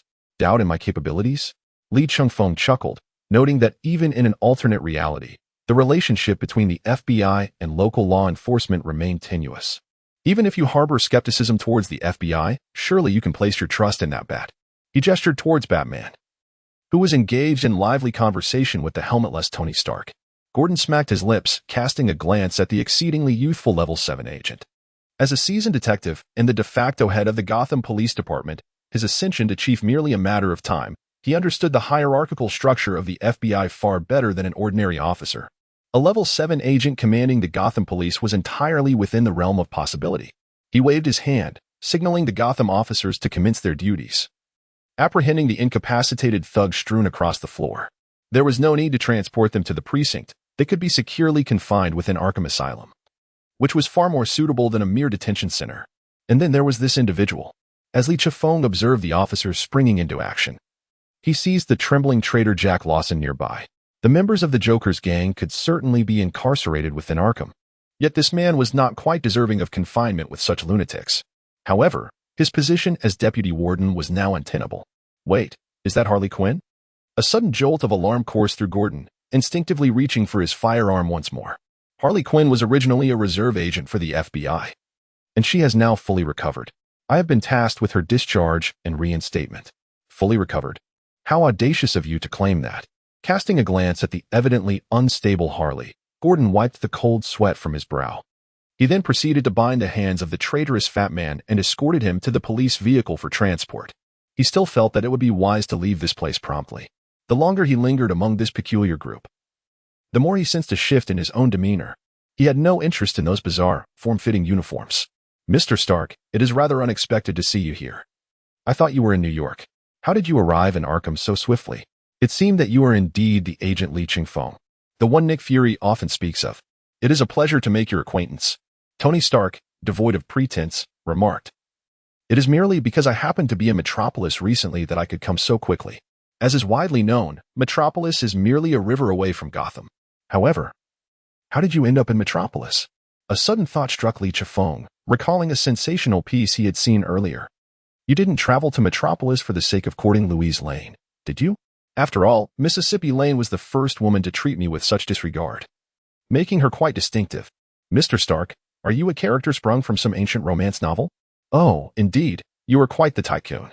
Li Chingfeng rubbed his forehead, pondering. But didn't anyone mention that your earlier remarks were rather over the top? Indeed, Mississippi Lane mentioned the same. Tony Stark chuckled heartily, then extended his right hand toward Li Chingfeng. From now on, just call me Tony. Chapter 9. The proximity of a daughter's existence after exchanging contact information with Tony Stark, the illustrious Iron Man. He promptly soared towards Metropolis. It appears he has not yet relinquished his pursuit, dear Tony. Li Chingfeng shook his head, hoping that this fellow would abandon his quest for Louise Lane before provoking a certain rural Kansan. Otherwise, his armored suit would be woefully inadequate against such a foe. Tony Stark had vanished from the public eye for an extended period. It turns out he was preoccupied with constructing this contraption. What? As a billionaire known for his romantic escapades, does he feel overshadowed? The suit is merely a distraction. I harbor no interest in it. Unless... Batman did not seize upon Li Chingfeng's remarks, but instead sighed, continuing, when faced with an opponent I cannot hope to defeat, I shall consider it. Just now, I was subtly indicating my awareness of your true identity. Is your reaction not rather composed? During our initial conversation, did you not already hint at it? Indeed. Li Chingfeng and Batman stood side by side, observing the chaos wrought upon the asylum by Tony Stark's explosive display, remaining silent. However, Ada and Harley, eavesdropping on their exchange, were left utterly astounded. Batman is Bruce Wayne. I have known Bruce Wayne for at least a decade, yet I discerned no clues whatsoever. I must concede that my credentials in the realm of lunacy are considerably less extensive than his. Noticing that the cleanup efforts were nearing completion, Li Chingfeng gestured towards the lifeless body of the Joker at Ada's feet. Batman, perhaps you should take this piece of refuse with you. You want me to take it? Are you sure? Otherwise? I hardly believe the FBI will invest much effort into a mere corpse. Although I recognize it will resurrect, the agents will not be convinced. Thus, I entrust it to you. At the very least, you will remain vigilant in perpetually containing him. Li Chingfeng remarked with a grin. Consider this a gesture of camaraderie. Dear Mr. Bruce Wayne. Upon disembarking from the aircraft, the ground beneath him was now the soil of Washington. Yet, the agents within the hangar all seemed to cast furtive glances in Li Chingfeng's direction. Why are they all staring at you? Could it be that you are the type of people loathed by your colleagues? Surely you are not enduring American-style workplace bullying? Sister, have a modicum of self-awareness. They are clearly gazing at you. Li Chingfeng turned to the bemused Harley Quinn. With her chemically bleached skin and the striking contrast of her red and blue-tipped hair, even those unaware of her past as the Joker's accomplice would undoubtedly steal a second glance. Do not assume that FBI agents are immune to the peculiar. In fact, the majority of the Bureau consists of desk-bound personnel who have never been on field assignments. At that moment, a tall woman hurriedly approached the group. Sir, I am 4th-level agent Ingrid Hannigan. From this day forth, I shall be dedicated to providing logistical support for the Star Squad. I hope for a pleasant collaboration, Agent Harlingen. Li Chingfeng shook hands with Harlingen and expressed his confusion. The Star team you mentioned, could it possibly refer to us? Indeed. Director Fury just confirmed the team code 10 minutes ago. How casually named, he remarked. Please follow me. The director is already awaiting you in the strategic analysis room. Under Harlingen's guidance, they proceeded to the familiar 31st floor. Nick Fury remained with his back turned to them, but as soon as the door creaked open, he turned to face them. Though his expression remained unyielding, Lee Chifeng could discern the urgency and tension simmering within this enigmatic figure. Harley Quinn, you've recently stirred quite a significant mess, but there is still a chance to clear your name. TSK, TSK, TSK, you're as strict as ever, Director Fury. Harley appeared to be the most relaxed among the group, casually plopping herself onto a desk and engaging in banter with Fury. If I were truly stringent, I wouldn't have allowed you to request a transfer to Arkham Asylum to study the most dangerous of lunatics. Nonetheless, I am indeed one of the most dangerous lunatics in your eyes, RNTI, Director? That is hardly a concern. Individuals with overly stable minds are ill-suited for our line of work. Fury waved his hand, terminating that line of discussion, and shifted his focus to Lee Chifeng. You performed admirably this time, but did you not attract a bit too much attention? Are you referring to the fact that I shot the Joker? Or that I exposed your secret weapon? Lee Chifeng chuckled. If it's the former, I believe my actions were justified. If it's the latter, how long do you think Stark can keep his mouth shut? A week? Or perhaps half a month? I mean, why did you provoke Batman? Do you expect him to remain motionless while the Joint Task Force operates within his territory? Lee Chifeng's words left even Nick Fury momentarily speechless. Regardless, you have perfectly adapted to the tasks I assigned you. After Harley Quinzel completes her psychological evaluation and officially joins, you will both commence your duties. At this, Harley furrowed her brow, seemingly displeased with the moniker. I am simply Harley Quinn. Harley Quinzel is merely a fragment of my identity. Whatever makes you happy, Nick Fury nodded. Then issued a directive. Agent Ida, please take our Harley Quinn to change into a proper outfit. This Arkham Asylum patient garb is hardly suitable for an agent. Yes, Director. Ida Wong nodded, promptly ushering the adamant Harley, who declared she would never wear a standard uniform, out of the tactical analysis room. As they passed by Lee Chifeng, it seemed as if the two women were engaged in a silent competition. Aida's fingertips grazed his knuckles, while Harley left him with a shiver-inducing remark. See you later. My pudding. Damn, not only has she not been cured of her madness, but she has also developed a rather unwelcome affection. Though he had anticipated this outcome when he had urged Harley Quinn to pull the trigger. After the two departed, Lee Chifeng wiped the sweat from his brow and turned to see the despondent Hei Luden, nearly bursting into laughter. What was there to laugh about? Every family has its own burdens to bear. Being a father is no easy task. Instead of jesting about the superior, it would be more prudent to report on the work at hand. Speaking of which, we truly need to have a serious discussion. With a cheerful demeanor, Lee Chifeng approached Hei Luden and whispered, what do you truly know about someone like Stark? How well do you really know him? Though slightly impolite, it was imperative for him to acquire greater capabilities. Possessing the god of wine's essence alone was insufficient. Stagnation was not an option. This was not information a level 7 agent ought to be unaware of. If you genuinely desire my assistance in this matter, cast aside the detached management tactics of our American headquarters. I did not come here merely to follow orders, nor do you require a team that adheres strictly to rules. Otherwise, the first agent could very well be a patient from Arkham Asylum. I was right about you. You were born for this role. Hei Luden nodded, stating that he would soon provide his access codes, and that Lee Chifeng could take his leave. Very well, then you may wallow in your own sorrow here, Lee Chifeng remarked as he turned to leave the strategic analysis room. Halfway out, he suddenly turned back and asked, what does Harley Quinn mean to you? No sooner had the words left his mouth than Hei Luden shot him a piercing glare, his solitary eye coldly conveying a single message, do not ask. Lee Chifeng shrugged and exited the room.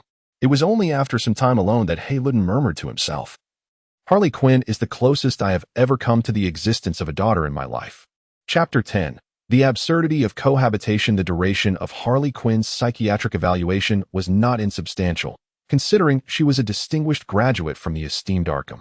Ultimately, the assessment concluded that she was entirely normal. The definition of normal in America is indeed remarkably broad.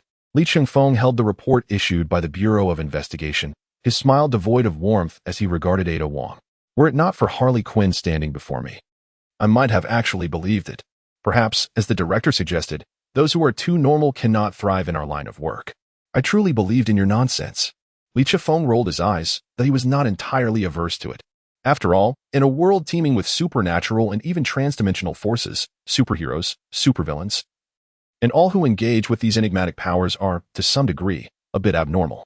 What? You possess extraordinary abilities yet yearn for a mundane existence? The very notion indicates your deviation from normalcy, doesn't it? Normal individuals ought to lead lives befitting their status, while those of exceptional circumstances should embrace their unique existence. Each should coexist without interference. Only a fool would concern themselves with the absurd conclusions inscribed upon a piece of paper. Harley Quinn stretched languidly and then sprang from the comfortable couch in the therapy room. How nostalgic it was to be in such a place, where I would typically sit across from someone, clad in nude stockings, crossing my legs seductively to manipulate their thoughts. Speaking of nude stockings, how ridiculous. The moment you uttered the phrase manipulate thoughts, your license to practice psychology should have been revoked. Li Chifeng wiped the cold sweat from his brow, glancing at his terminal to find that he had surpassed the end of his workday by 10 minutes. Without a second thought, he turned to leave. Work was over. To the two lovely ladies, I shall see you tomorrow. With that, Li Chifeng hurriedly exited the medical department, making his way to the elevator. Upon turning back, he noticed Harley Quinn and Ada Wong trailing closely behind him. What are you two following me for? Oh, Pudding. You are now my direct superior and the temporary guardian appointed by the director, so who else should I follow? Moreover, do you see the Bureau as having accommodations for its employees? And do I, a recently discharged psychiatric patient, appear to have a place to stay? Since you've brought me back, you must take responsibility. Harley Quinn's assertion was delivered with conviction, and the circumstances indeed aligned with her statement. But what about your situation? Li Chifeng turned to Ada Wong, questioning her. She, being a psychiatric patient without social resources, was one matter.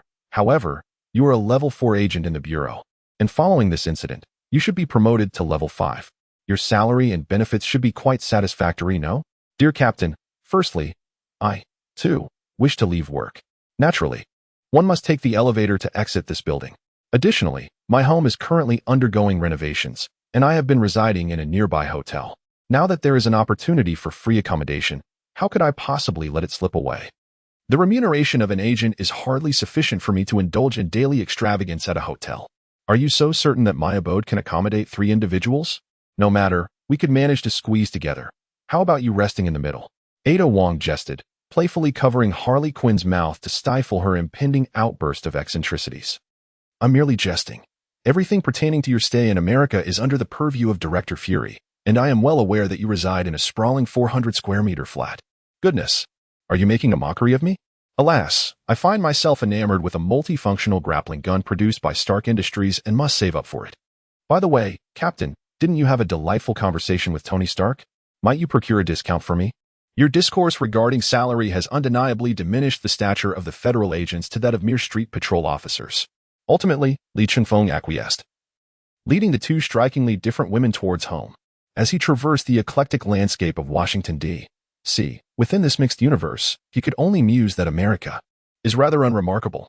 Aside from the plethora of individuals of varying complexions, it bears no distinction from the Republic.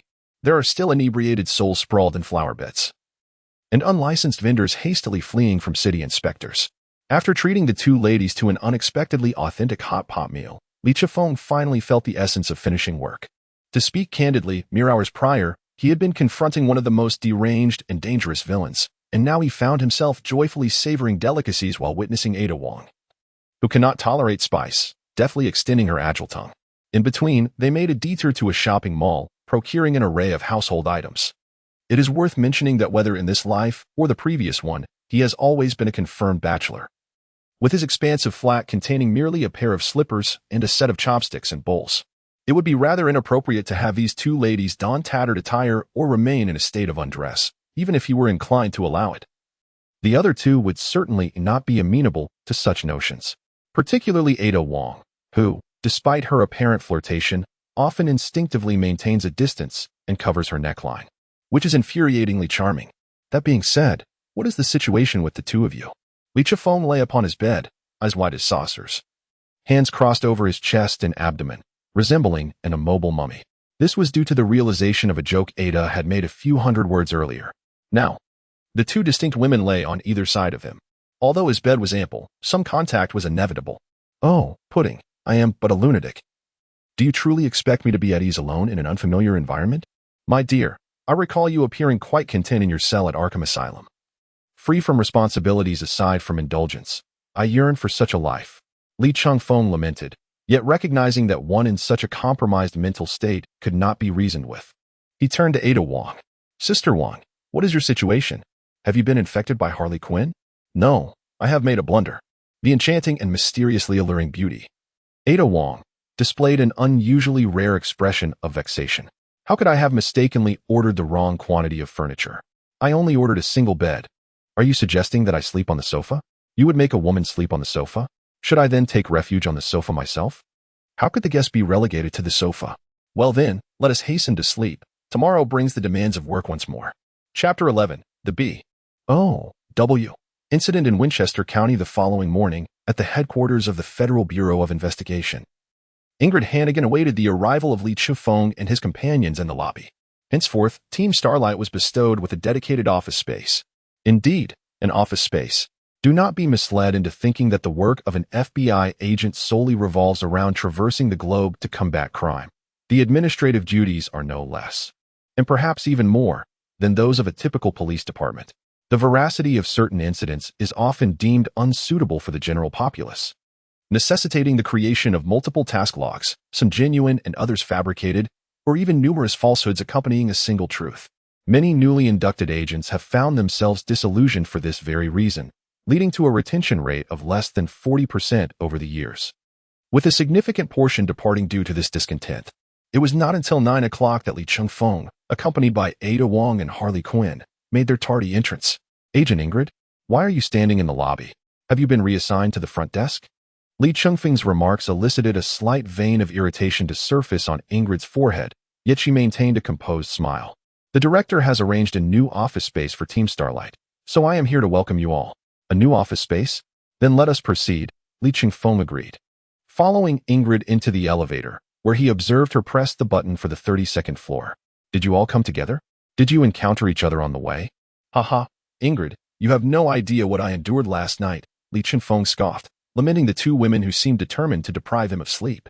As soon as the words left his lips, both women awkwardly cleared their throats but quickly regained their composure to offer explanations. It's not my fault, Lee Chun-Fong. You know me. I'm an elite field agent, and some muscle memory from emergency reflexes is perfectly normal. And it's not my fault either, Lee Chun-Fong. You know me. I'm an elite mental patient, and having both my body and mind spiral out of control is quite normal. Impressive. Otherwise, how could one be a femme fatale? As long as I have a thick enough skin, I can act as if nothing ever happened. Alas. Ingrid, you must adjudicate this matter for me. Where in the world can one find such individuals? What are you doing? Harley Quinn exclaimed, halting mid-sentence as she began writing a complaint to the Internal Affairs Department, claiming that the captain and team members of Team Starlight were engaging in lewd activities on their very first day. MMM. Harley quickly covered the surveillance camera with her hands, while Ada Wong swiftly silenced Ingrid's mouth, preventing the heretical word from escaping. Lee Chun-Fong, quick on the uptake, snatched Ingrid's personal terminal to retract the message. Phew. The three exhaled simultaneously in relief. To be reported on the first day of work due to a misunderstanding would be a mortifying embarrassment. Listen well, Ingrid. Although those two women have significant issues with verbal expression, your comprehension skills are rather skewed as well. Last night, I, a good Samaritan, took in two homeless women. With only one bed in my home, I was compelled to share it with them. Consequently, due to involuntary muscle reflexes, we inadvertently struck each other a few times, leading to a state of bodily discomfort that persisted until the early hours of 5, when I finally managed to doze off for a brief moment. Do you understand? Yes. Let go, Ada. Ada Wong readily released her hand that had been covering Ingrid's mouth. Your motion to obscure the surveillance is quite adept. You are not so bad yourself, knowing to cover Ingrid's mouth at the first opportunity. It seems I have gained some experience in silencing you. The two women exchanged compliments, and within their gazes, a hint of mutual admiration emerged. At that moment, the elevator came to a halt, and the doors slowly opened. We had arrived at the 32nd floor. The director had specially approved that aside from Director Nick Furier's office, the entirety of the 32nd floor would become the exclusive workspace for the STAR team.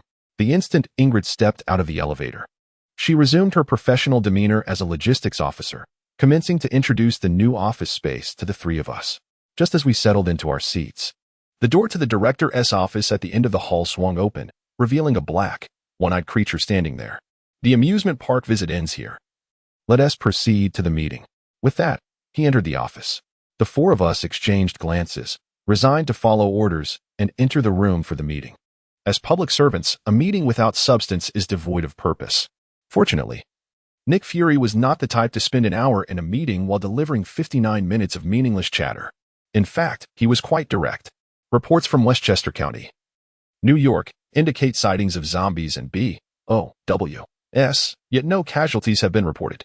The county sheriff has formally requested our assistance. As Nick Fury spoke, he retrieved data on a massive three-dimensional projection. Ada is our expert in the Joint Task Force dealing with BOWs. I entrust this mission to you for elaboration. Yes, Director. Ada Wong maintained her seriousness during work. Her expression stoic as she reviewed all visual and textual materials related to the incident.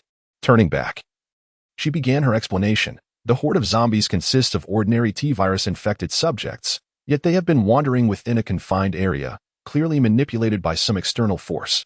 The unidentified BOW appears to be a new model of the tyrant, seemingly a fusion of the characteristics of the hunter and the Ivan tyrant. The quantity may pose a significant issue, as the video evidence already shows 4 of them, and the actual number could be even higher. Ding. Task Biohazard Maniac has been issued. Task Summary.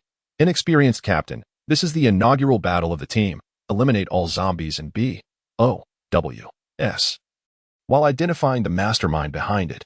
Indeed, after Ada Wong thoroughly explained the task details, the system promptly issued the assignment. However, Lee Chiu-Feng would not be easily deceived by the system. Just like the previous mission, which ostensibly aimed to persuade Harley Quinn, but in reality, led to a confrontation with the Joker and his entire gang. In this chaotic universe, who knows how many peculiar characters might intrude? The BOW entity. One might presume that conventional weaponry could easily resolve the situation.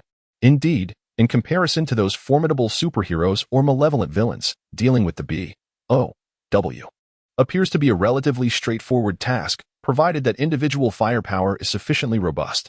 However, the true challenge of this mission lies in identifying the perpetrator capable of manipulating both the zombies and the BOW, for the latter does not manifest spontaneously. Each occurrence is invariably accompanied by a conspiracy. Is the arsenal aboard the Airbus adequate? Absolutely, it is more than sufficient, if necessary. We could deploy the combat aircraft for a saturation bombing. Then I have no concerns. Lee Chiu-Feng clapped his hands, rose, and made his way outside. Team Star, it is time to depart. One must admit, Lee Chiu-Feng believed his silhouette to be rather dashing. Yet Nick Fury's next utterance compelled him to don the mask of despair. What is the rush? I have a keen interest in certain aspects of this mission. Hence, I shall be temporarily joining Team Star, Captain Lee Chiu-Feng. Darn it, undertaking a mission alongside superiors is the most detestable scenario. Chapter 12. Has Nick Fury been brainwashed? This mission was initially deemed trivial. Indeed. However, the region in question is rather extraordinary, hence my necessity to undertake this journey personally. You see, there is no need for you to feel pressured or to take special measures to protect me. Though I may be advancing in years, I remain one of the finest agents at the Bureau. Life is such. Have you been paying any attention to my words? Nick Fury cast a sidelong glance at the exceedingly nonchalant Lee Chiu-Feng, sensing the young man's discontent. Is it that obvious? Lee Chiu-Feng sighed before silencing the comedic dialogue in his earpiece. It's not that I'm criticizing you, Chief.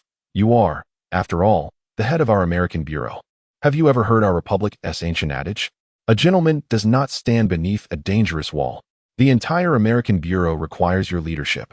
Trust me, we have yet to leave the special zone. Allow me to drop you off somewhere, and you can catch a cab back to the office. Is it that you are so eager to avoid accompanying me on this mission? Nick Fury found himself perplexed. You need not regard me as the director. I am merely a temporary member of the Star Team, and I will heed your commands. Do you truly believe that? Lee Chiu-Feng rose and approached the bar, pouring himself a glass of a wicked and decadent carbonated beverage, which he consumed in one gulp. Indeed, this Airbus features a lounge area with a bar. These agents certainly knew how to indulge. Enough jesting, Fury, but you must enlighten me on what makes this situation so exceptional. The truth will out. After much build-up, Lee Chiu-Feng finally posed the question that had been nagging at him. What could compel Nick Fury, the director of the American Bureau, to risk everything and come to the front lines? Lee Chiu-Feng was deeply curious. The issue is, I do not know. Nick Fury hesitated for a moment but ultimately divulged. I have no recollection of this area. My memory is a blank slate, yet I am plagued by an inexplicable sense of familiarity. As though my memories have been forcibly erased by someone. Such a phenomenon exists? Wait, are we headed to Westchester County? Lee Chung-fong paused, as if a realization struck him, and he picked up his terminal to contact Ada Wong. Ada, please come to the lounge area immediately. Responding to Lee Chung-fong's summons. Ada Wong soon arrived with Harley Quinn from the armory. Ada, you compiled the files on Westchester. Tell me, does this place house a gifted school? Indeed. There's the Xavier School for Gifted Youngsters. Without even needing to consult her notes, Ada Wong nodded in affirmation after a moment's contemplation. Goodness, it truly is them. Lee Chung-fong tapped his forehead and then turned to Nick Fury, stating, I can assure you, Fury, your instincts are correct. You have indeed been brainwashed. What? Nick Fury, Harley Quinn, and Ada Wong exclaimed in unison. What a shocking revelation. The director of the American Bureau has been brainwashed? What an outrageous affair. To even contemplate brainwashing Nick Fury? After a gasp of surprise, Harley Quinn was the first to respond, even exhibiting the demeanor of a psychological expert. It is implausible. Setting aside the possibility of capturing Nick Fury without detection, his sheer willpower would render ordinary hypnosis ineffective. Success would require the aid of sophisticated machinery and an extensive duration. Moreover, the Bureau conducts remote monitoring of my bodily indicators and confirms my location every 8 hours through my exclusive terminal, with no incidents ever recorded. Nick Fury interjected, explaining that the timeline simply does not add up. Your analysis is sound, yet there exists a branch of human evolution known as mutants. And you have been brainwashed by a mutant possessing psychic abilities. What? Mutants? Don't tell me you have no recollection of anything regarding mutants. Lee Chung-fong was somewhat astonished. The director of the Republic Bureau is none other than the illustrious captain, one of the Tao brothers. How could Nick Fury, as the head of the 5 major Bureau headquarters, be unaware of this? The head of our Republic Bureau consists of quintuplets who share everything in perfect synchrony. Don't tell me you haven't encountered him during the World Bureau Summit. Damn it, it seems you are right. I have indeed been brainwashed by a mutant, specifically targeted regarding the concept of mutants. I seriously suspect that you may have engaged in activities against their kind, prompting them to erase your memories related to mutants for the sake of protecting their lineage. Nick Fury pondered carefully. Could it be related to the initial development of the airborne aircraft carrier, during which a database was compiled to monitor and gather intelligence on all Americans? Goodness. You have quite the audacity, monitoring every individual in America? Aren't you concerned that those undiscovered superheroes or supervillains might retaliate to safeguard themselves? All right, you've already been brainwashed. Lee Chung-fong mercilessly mocked Nick Fury, laughing heartily. You've really fished out a shark this time. Damn it. I had no intention of confronting them. If you were in my position, would you be willing to dangle a sword of Damocles over your own neck? The aircraft soon arrived in Westchester County. Lee Chung-fong opted to dock near the area identified as B.O.W. Regardless of whether it was Professor X or other telepaths from Xavier's school who had brainwashed Nick Fury, their stronghold would not simply vanish.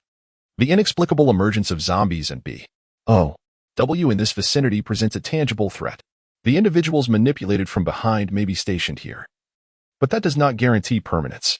Once the control is lifted, the entirety of Westchester County could plunge into peril. Thus, when the Star Squad and Nick Fury, serving as a temporary team member, disembarked from the aircraft, they were fully armed.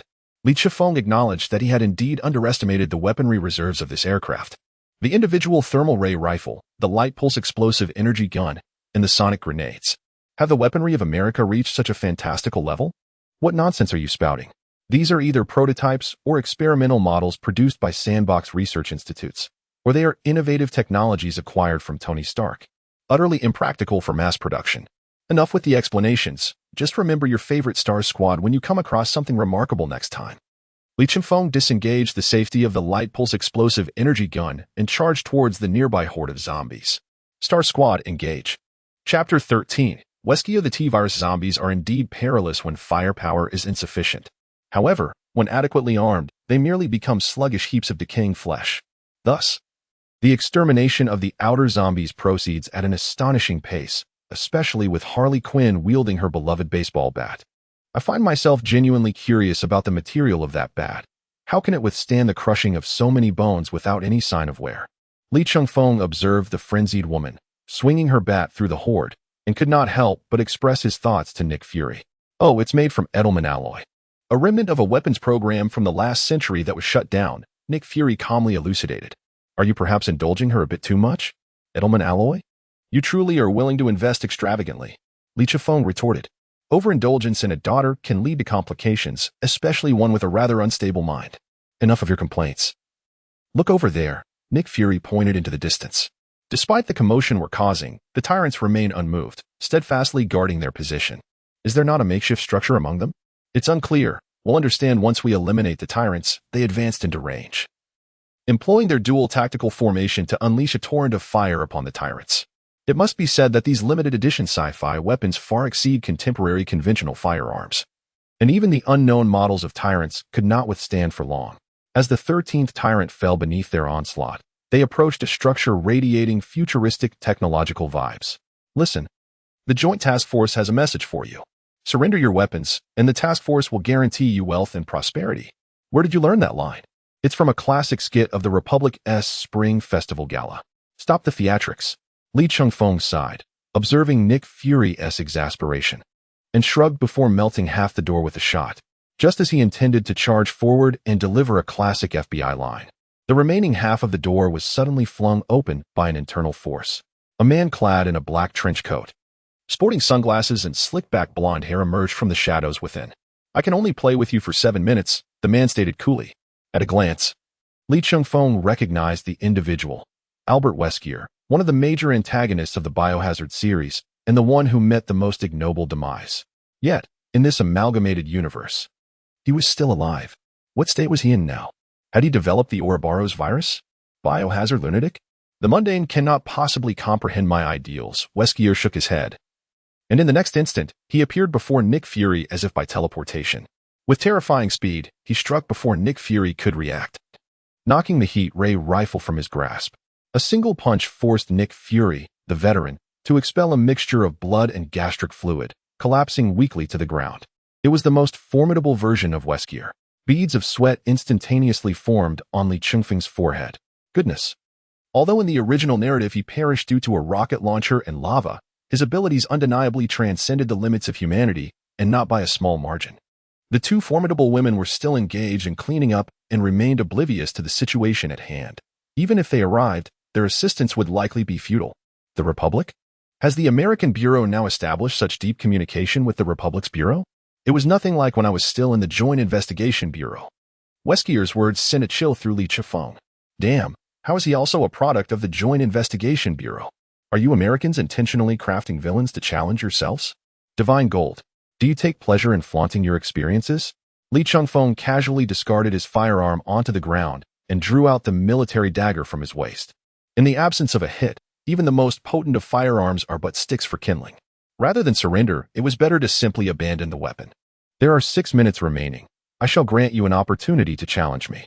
With that, Wesker sprang into action once more, forcing Li Chifeng to engage in close-quarters combat. In the instant of their confrontation, Li Chifeng received both good and bad news. The bad news was that for every 10 strikes from his opponent, he could only successfully counter once. The good news was that the regenerative speed granted by the wine god factor could keep pace with the rate of his injuries. Fortunately, it was merely Wesker. While his speed was formidable, the lethality did not surpass Li Chifeng's threshold of endurance. Had it been someone like Thor, he would have already been reading his resurrection notes. Thus, Li Chifeng steadied himself, striving to be as ruthless as possible with each opportunity to inflict harm upon Wesker. The Ouroboros virus was fundamentally incomparable to the wine god factor. The disparity in their levels was immense. 5 minutes later, it was Wesker who was now panting heavily, his body marred with wounds, his sunglasses having been shattered by one of Li Chifeng's powerful punches aimed directly at his face. Even the regenerative abilities of the Ouroboros virus seemed to be faltering. You claimed you would indulge us for 7 minutes, and with only 1 minute remaining, I offer you a chance. Regardless of what you are concealing within, surrender it, and I can assure you a secure existence in the Joint Investigation Bureau's prison for the remainder of your days. Wesker did not reply, but rather his eyes gleamed with increasing intensity. You possess an even more potent regenerative ability?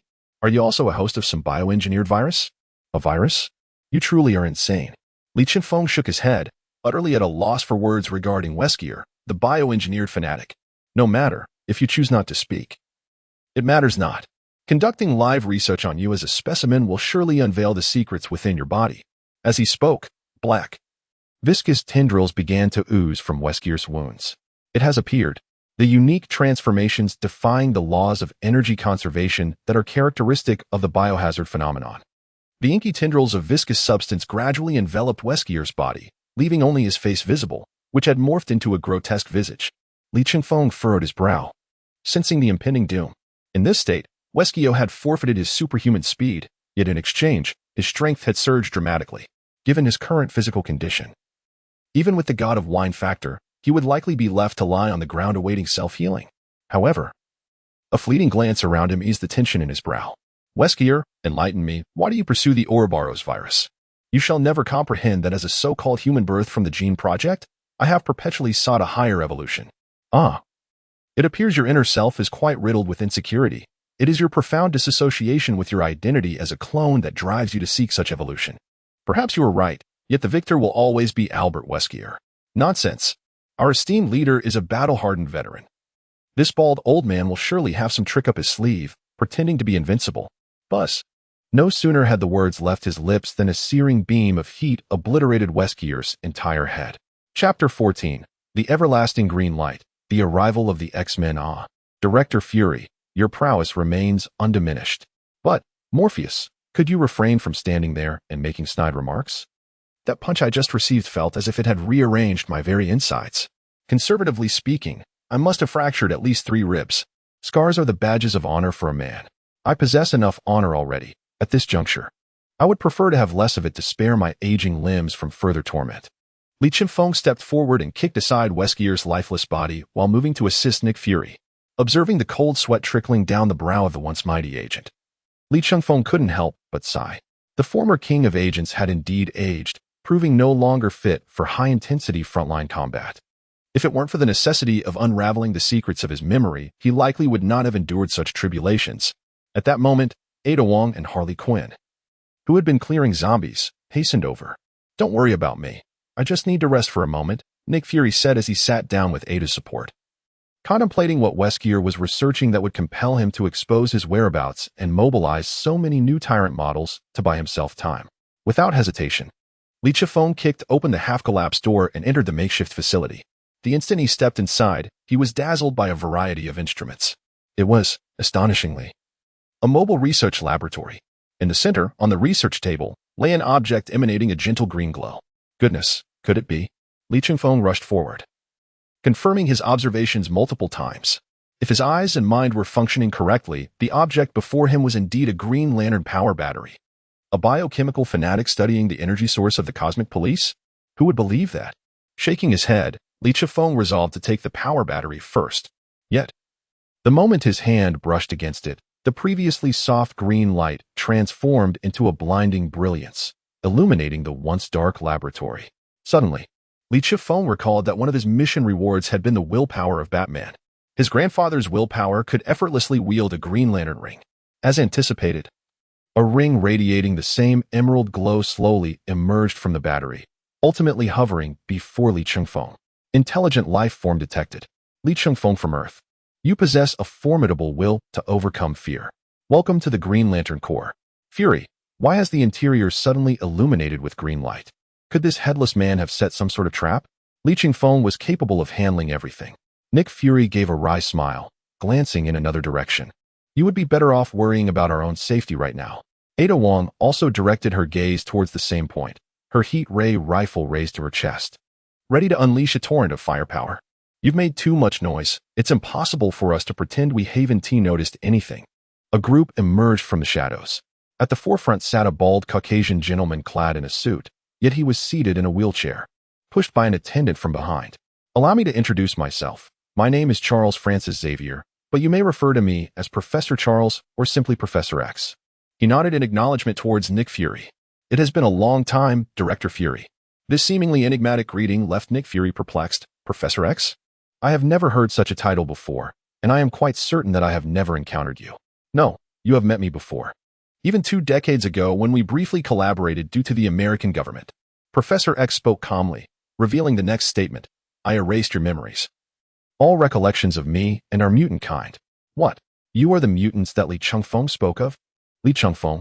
Professor X furrowed his brow, his fingers pressing against his temple, and in the next moment, comprehension dawned upon him. He was an agent from the Republic's Joint Commission, affiliated with the Tao brothers. That moment, just now, did you read our memories? Nick Fury's single eye widened in astonishment. I felt nothing. Is the power of mutants truly so formidable? This is merely a gift. Apart from that, we are no different from humans. No sooner had Professor X concluded his statement than the mutants behind him began to exhibit their powers. Claws of steel emerged, bodies transformed into iron, a blue behemoth materialized. Angelic wings sprouted, and miniature tornadoes formed in their hands. Each individual's ability varied. Nick Fury, Ada Wong, and Harley Quinn gazed in shock at the spectacle before them. They understood that various supernatural forces existed in the world, yet they had not anticipated such an abundance. So you have chosen to reveal your identities. What is your intention? After a brief moment of astonishment, Nick Fury quickly regained his composure. The most pressing concern was that maintaining calm was imperative. These mutants appeared far more formidable than ordinary agents. We have come here seeking collaboration, Professor X stated with remarkable serenity. Our kind has drawn unwanted attention. Drawn attention? Indeed. We have been targeted by an ancient and malevolent organization, one that you should be quite familiar with, known as Hydra. Weskier's research over the years, as well as his presence in Winchester County, has been funded and orchestrated by Hydra from the shadows.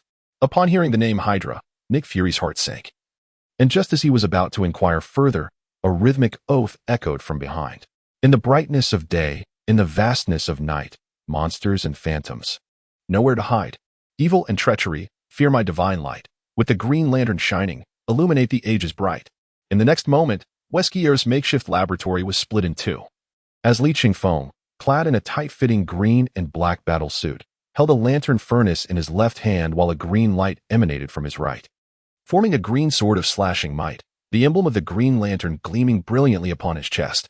Well then, good evening, everyone. Li Chengfeng observed the additional line of individuals and did not retract his transformation into the Green Lantern. He merely tidied his hair before approaching Nick Fury.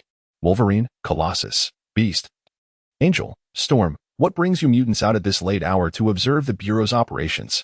Professor X, no longer maintaining his usual calm demeanor, was perplexed by the identity of the figure clad in green before him. He was equally unaware of the abilities this person possessed. Thus, he once again activated his telepathic powers, attempting to delve into Li Chengfeng's mind. However, this time, he miscalculated. Under the combined influence of the God of Wine Factor and the Green Lantern Ring, Professor X's mental probing collided with an invisible wall of steel, leaving no crevice to exploit. Li Chengfeng was acutely aware of Professor X's actions and understood that his efforts would be in vain. Very well, dear Professor X. You may proceed to articulate your intentions. Chapter 15. A guaranteed placement after graduation. The Hydra organization has set its sights on mutants and the X gene that bestows mutant abilities. Numerous solitary mutants have been captured by Hydra for inhumane live experimentation. We have undertaken multiple rescue missions, but more often than not, we could only retrieve the lifeless bodies of our comrades. Moreover, the number of those among us capable of combat is woefully insufficient. Thus, in this critical juncture, we have no choice but to collaborate with the Bureau of National Intelligence. Upon hearing Professor X's reasoning, Nick Fury immediately retorted. Hydra has long been a formidable adversary of our American Bureau. I doubt they possess the capacity for a widespread hunt of your kind. Director Fury, Professor X replied. Whether before or after the memory erasure, your understanding of our community has always been somewhat lacking. He shook his head. The number of powerful warriors among mutants is exceedingly rare. Those X-Men standing behind him could indeed be considered the rarest of the rare. The vast majority of mutants possess feeble abilities, often proving to be more of a nuisance in daily life. Li Chengfeng interjected to elucidate Professor X's point. I once believed that integrating into human society and living in obscurity was the best path for mutants, yet Hydra's existence has shattered that illusion. Professor X, with a hint of self-deprecation, shook his head. In a secluded corner, one is bound to be devoured by invaders sooner or later. After listening to this, Nick Fury did not respond immediately but turned to Li Chengfeng, lowering his voice to inquire, how credible are his words? In terms of character, there is no doubt. As the world's most formidable telepath, should he wish, it would merely be a matter of time before he could brainwash all of America. However, he refrained from doing so. It is only when you pose a threat to their community that he selectively erased parts of your memory. Can you truly trust him after having your mind tampered with? Li Chifeng challenged. You're getting defensive. Consider the unscrupulous deeds your American Bureau has committed in the past. It's truly a mercy that he merely erased memories related to mutants. Otherwise, he could have rendered you a complete imbecile, reduced to babbling like an infant. Nick Fury shuddered at the thought, evidently picturing such a hellish scenario, even as the king of agents, who had never bestowed trust upon others. A sliver of belief crept in. For if the roles were reversed and Li Chifeng were in Professor X's position, he would undoubtedly transform Fury into the very caricature he had just conjured. So, what are your thoughts? Fury prodded. Are you truly losing your wits, Nick? Li Chifeng responded, regarding him with the expression one might reserve for a dementia patient. Have you forgotten that our American Bureau is also severely understaffed? From what I understand, our brethren have not had a day off in 4 months and are required to work overtime daily. Even personnel from the Department of Internal Affairs have been temporarily reassigned to assist various divisions. Are you suggesting that instead of absorbing this ready-made team of superhumans into the Bureau, we should wait for them to be brainwashed and divided by Hydra before we act? Nick Fury tapped his dark forehead, a sign of his cognitive sluggishness resulting from blood loss and injury. Indeed. The Federal Bureau of Investigation dispatches agents to address various supernatural occurrences, while the X-Men combat the insidious threats posed by Hydra. Collaboration appears advantageous, offering a mutually beneficial resolution. Upon reaching a consensus, Li Chifeng promptly straightened his posture, simultaneously reverting from his Green Lantern transformation. He was not particularly fond of the tight-fitting battle attire. It was quite cumbersome. Given the necessity for cooperation, a more suitable venue for discussions was in order. He had no desire to negotiate amidst a heap of zombies. Guided by the members of the X-Men, Li Chifeng, Ada Wong, and Harley Quinn arrived at the entrance of Xavier's School for Gifted Youngsters. As for Nick Fury, after entrusting the negotiation to Li Chifeng, he retreated to the Airbus' automated medical bay to rest. Age had rendered his physique fragile. Along the way, a few mutant youths dashed past them. While Li Chifeng found it commonplace, Ada Wong and Harley Quinn were filled with curiosity, particularly Harley Quinn. Were it not for Ada Wong's firm grip, she might have dashed off to join the young mutants in a game of soccer. After her bout with insanity, she certainly seemed more spirited. Thus, they traversed the school grounds until they reached the principal's office, which also served as the original site of Xavier's estate. Rather than entering the mansion directly, they approached an adjacent open space. Beast walked over to the second flower bed on the right and pressed a few controls, causing a passageway to the underground to unveil before them. Stepping into the tunnel revealed an entirely different scene, replete with high-tech facilities. A few other X-Men remained stationed there: Emma Frost, Cyclops, Jean Grey, and Mystique. Professor, what is the situation with these three? Cyclops inquired, stepping forward to speak quietly with Professor X. Can we truly bring them here? If all goes as planned, we shall soon be colleagues.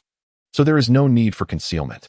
Professor X's words resonated well with Li Chifeng, affirming the shrewdness of the White Queen. In response, Cyclops lifted his visor-clad eyes to appraise Li Chifeng before guiding everyone to a conference table. Please, take a seat, agents, Professor X invited as the negotiations commenced in earnest. Professor, I have comprehended your request fully. To speak candidly, our interests and needs align remarkably well. We require personnel to address the rapidly escalating supernatural incidents of recent years, ensuring the safety of civilians before they unwittingly encounter threats they ought to avoid. Likewise, you seek to dismantle the long-standing menace posed by Hydra. For the FBI, Hydra remains a significant target of our efforts. I firmly believe that the integration of the X-Men into the Bureau of Investigation represents a mutually beneficial arrangement, particularly in light of the fact that numerous senior agents have retired over the past decade, resulting in a significant manpower shortage. The inclusion of the X-Men could effectively fill some of those vacancies. Li Chifeng's intention is quite straightforward. Once the X-Men join the Bureau, they will essentially become one family, with the potential for X-Men members to ascend to high-ranking positions within the American headquarters, and Bayadin may even become one of the decision-makers. I wholeheartedly concur with this sentiment. Bayadin nodded in agreement, but then shifted the conversation to another matter. However, what I prioritize even more are the children at the school. They possess immense potential and youth, making them prime targets for Hydra. This is rather simple.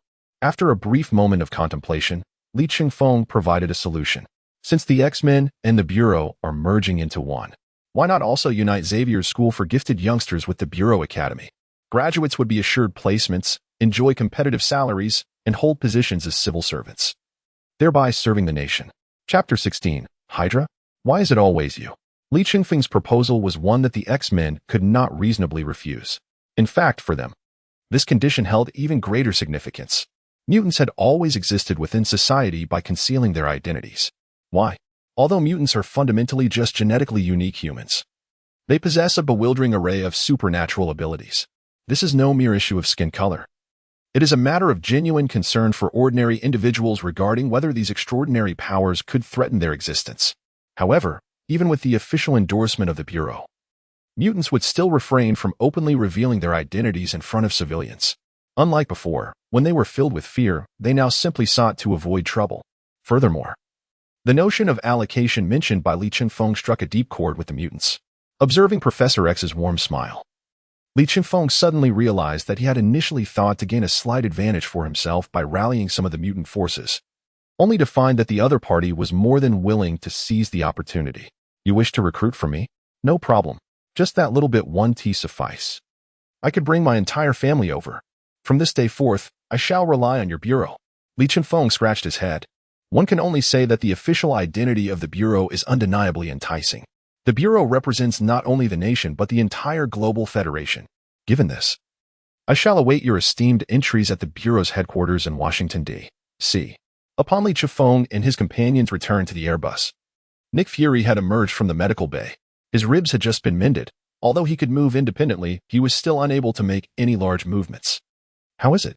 From this point forward, there will no longer be the X-Men or Xavier's School for Gifted Youngsters, only the Bureau and the Bureau Academy. This Professor Xavier is surprisingly resolute. He has directly integrated the mutant organization into the Bureau, considering the plight of the mutants. Joining the Bureau would be immensely beneficial for them, as what they yearn for is commonplace for the Bureau. Li Chingfeng and Nick Fury sat together in the operational conference room of the Airbus, thoroughly reporting the details of their negotiations. By the way, regarding Hydra, Nick Fury summoned a piece of intelligence on the large screen, which was the result of an investigation I had just requested from headquarters. It appears that Hydra has absorbed the Umbrella Corporation, which had been quite active a few years ago, and its founder has ascended to the upper echelons of Hydra. A man named Oswald Spencer. He is the one who dispatched Weskier to Westchester County to investigate the mutant population. Mission Biohazard completed. Related characters: Nick Fury, Weskier. Oswald Spencer. Rewards being randomly selected. Acquired Nick Fury's experience. Acquired Weskier's enhanced speed. Acquired Oswald Spencer's knowledge of biological viruses, TSK. Li Chingfeng couldn't help but click his tongue. This time, the rewards cannot be said to be entirely useless, but one could argue they are barely worth mentioning. Nick Fury's experience seems somewhat superfluous, especially considering that he is one of the finest agents in the Bureau of Interagency Cooperation. Weskier's enhanced speed is commendable, yet it pales in comparison to the truly formidable abilities that exist. What he found most intolerable was the last point. How significant could knowledge of the biohazard virus be in this world? Even the most powerful bioorganic weapons succumb to conventional firearms. Initially, one would expect the presence of numerous X-Men for this mission. However, it was surprising that they were not included. Upon reflection, this seems reasonable. During the inaugural mission, Ada Wong was indeed one of the team members, thus naturally included. The Bat also played a substantial role in the operation, which justified his inclusion. However, by the time the X-Men made their appearance, Weskier had already been eliminated, and thus there was no substantive connection to the mission. It is simply a pity. This biochemical assault may merely be the beginning. Hydra is unlikely to conduct only a single probing operation. Indeed, I have already contacted the various interagency bureaus across nations, urging them to thoroughly investigate any potential Hydra presence within their borders.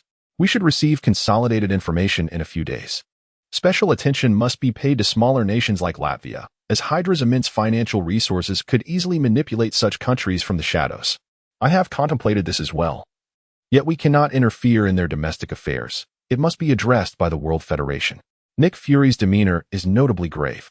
Li Chingfeng, having reviewed the materials, learned that Hydra's influence in this world is vastly greater than that of its original counterpart, as it is not merely a matter of contending with a singular S-H-I-E-L-D, but rather the unified World Federation. However, Hydra possesses both a desire for and a fear of mutant powers. Our successful collaboration with the X-Men may very well serve as a decisive trump card against Hydra.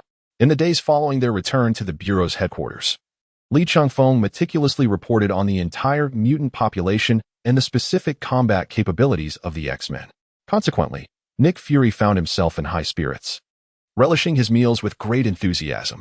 A cheerful disposition surely enhances one's appetite. What? Concerned about potential malice towards ordinary citizens or the Bureau? According to Li Changfeng's description, formidable telepaths are nearly in abundance.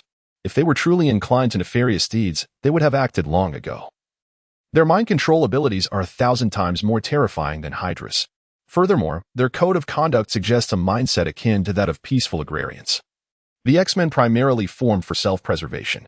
Nevertheless, Nick Fury is a master of deception, even to himself. In plain terms, he is both suspicious and shrewd. It is only due to Li Changfeng's high praise of Xavier, the leader of the mutants, that Nick Fury has been so amenable from the very beginning. Li Changfeng is, at present, his greatest asset. Although the extent of Li Changfeng's current strength remains unclear, Nick Fury has sensed a subtle transformation in him since their initial meeting. The self-healing abilities he displayed during his confrontation with Weskier provide a glimpse into this change. Yet, Nick Fury harbored an inexplicable sentiment. He felt an unwavering trust in the individual from the Republic before him. "Ah, your gaze is rather provocative," he remarked. "I am indeed fond of women, particularly those of the long-legged, slender-waisted variety. Pah, defaming the leadership. I stand for the government and the people." Fury retorted, "I shall have you executed." "With what weapon will you execute me? You are well aware that I possess self-healing abilities. A mere bullet would only tickle me. Regardless of your self-healing, I shall shoot you twice for my own satisfaction." Li Changfeng had always treated Nick Fury in this manner, never truly considering him a superior. Similarly, Fury had never genuinely regarded Li Changfeng as a subordinate. After all, who among subordinates would dare to challenge their leader so freely? Perhaps this was the peculiar manner in which the two oddities established their mutual trust. At that moment, a civilian employee entered Nick Fury's office. "Report, Director Fury. Agent Li Changfeng, the personnel from Xavier's School for Gifted Youngsters, as per your instructions, have proceeded to the conference room." Chapter 17. The White Duck Egg and the Black Braised Egg. Understood. We shall proceed at once. "Yes, Director." Upon hearing this, Li Changfeng promptly rose to his feet and followed Nick Fury to the official conference room on the 20th floor. As they swung open the door, the first sight that greeted them was Professor X's prominent bald head, gleaming like a white duck egg. Indeed, the nickname was not without merit. "Distinguished guest from Xavier's School for Gifted Youngsters, allow me to reintroduce myself. I am Nicholas Joseph Fury, the current director of the World Federal Bureau of Investigation. Charles Francis Xavier, but you may call me Professor X." The meeting between the White Duck Egg and the Black Braised Egg was undeniably amusing. Particularly, their pretense of shaking hands and negotiating, despite having met before, added an extra layer of comedic charm to the scene, reminiscent of a dashing gentleman meeting a formidable figure. Li Changfeng had been stifling laughter from the moment they entered. Coincidentally, a figure behind Professor X was also trying to suppress his mirth, but failed miserably. "Haha, this is too hilarious." Nick Fury sitting face-to-face with Charles. "This is a moment I shall cherish for a lifetime." "Ah, indeed, it's you again, Wolverine. I suspected I had seen a familiar face when we crossed paths in Westchester County a few days ago. Oh, you must have seen the photo of the Howling Commandos. You may call me Logan. I once spent some time with Peggy Carter, one of the most formidable women I have ever encountered." Peggy Carter, the first director of the American Bureau. Logan's smile faded as he responded with an air of modesty. Though one must remember he was nearly 2 centuries old, a veritable relic of history. His life story, if laid out in a table, would astound anyone. As a man whose existence spanned much of modern Western history, he had dabbled in numerous significant events. Born into privilege, he had lived among wolves in Canada, fought in both world wars, collaborated with Captain America, Bucky, and Peggy Carter, and emerged alive from the ruins of Hiroshima. The subsequent involvement in Cold War espionage paled in comparison to his earlier exploits. He was a true hardcore figure, and quite notably, a senior figure in Nick Fury's career. Hence, Fury could not help but feel a sense of camaraderie towards a fellow hero. However, Li Changfeng, ever the provocateur, was still present, adept at disrupting the atmosphere. "So what? Are you two long-lost relatives? Should I call the hotel to arrange a banquet?" Though, I must say, the demographics seem a bit off. With Li Changfeng's interruption, the light-hearted banter came to an abrupt end, and they delved directly into the core of the discussion. Ultimately, the terms agreed upon between Li Changfeng and Professor X bore no significant discrepancies. Rather, they engaged in thorough discussions on all fronts. Overall, The negotiations between the Bureau director and the mutant community could be deemed extraordinarily successful. The Bureau secured reliable and formidable high-powered members, while the mutants gained innumerable societal resources. It is worth noting that the Bureau could accomplish a great deal for the mutant populace.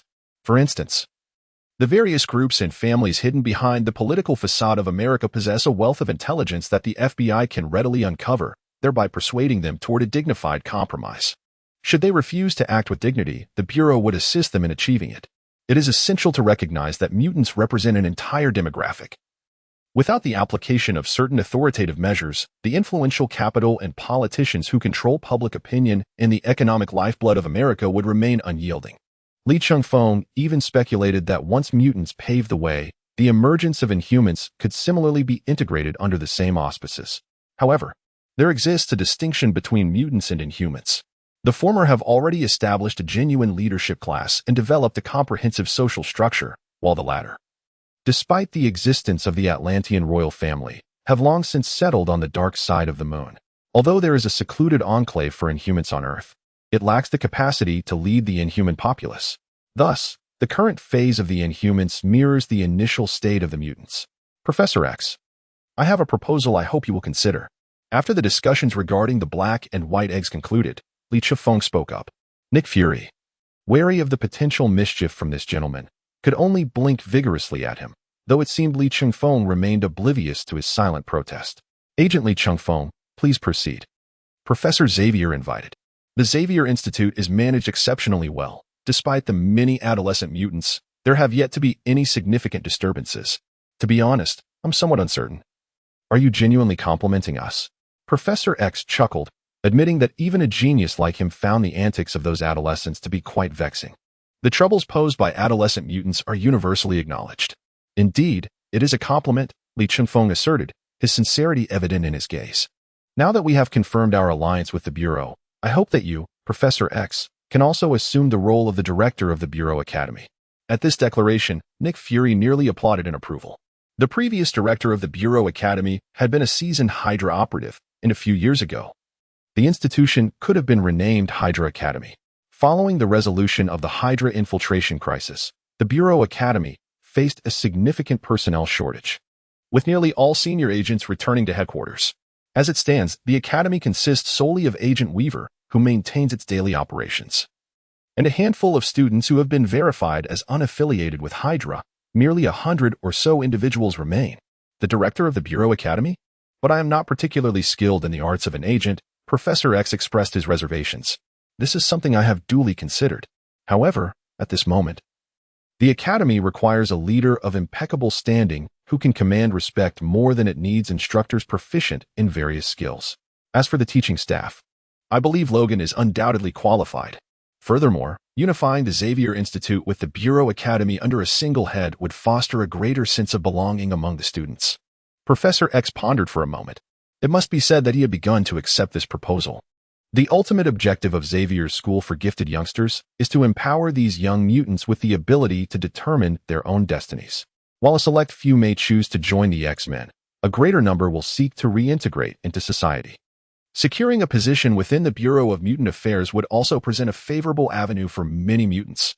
Given the depth of collaboration within the Bureau, mutants would undoubtedly be free from exclusion or discrimination. Charles, I see no issues here. After a moment of silence, Wolverine, Logan, finally spoke up. Despite his reputation for indulging in drink, engaging in brawls, and occasionally bullying the younger ones, he wields considerable influence within the X-Men, second only to Professor X himself. Even the usually laid-back second-in-command appeared reliable in this context, prompting Professor X to nod in agreement. In light of this, I shall accept this position.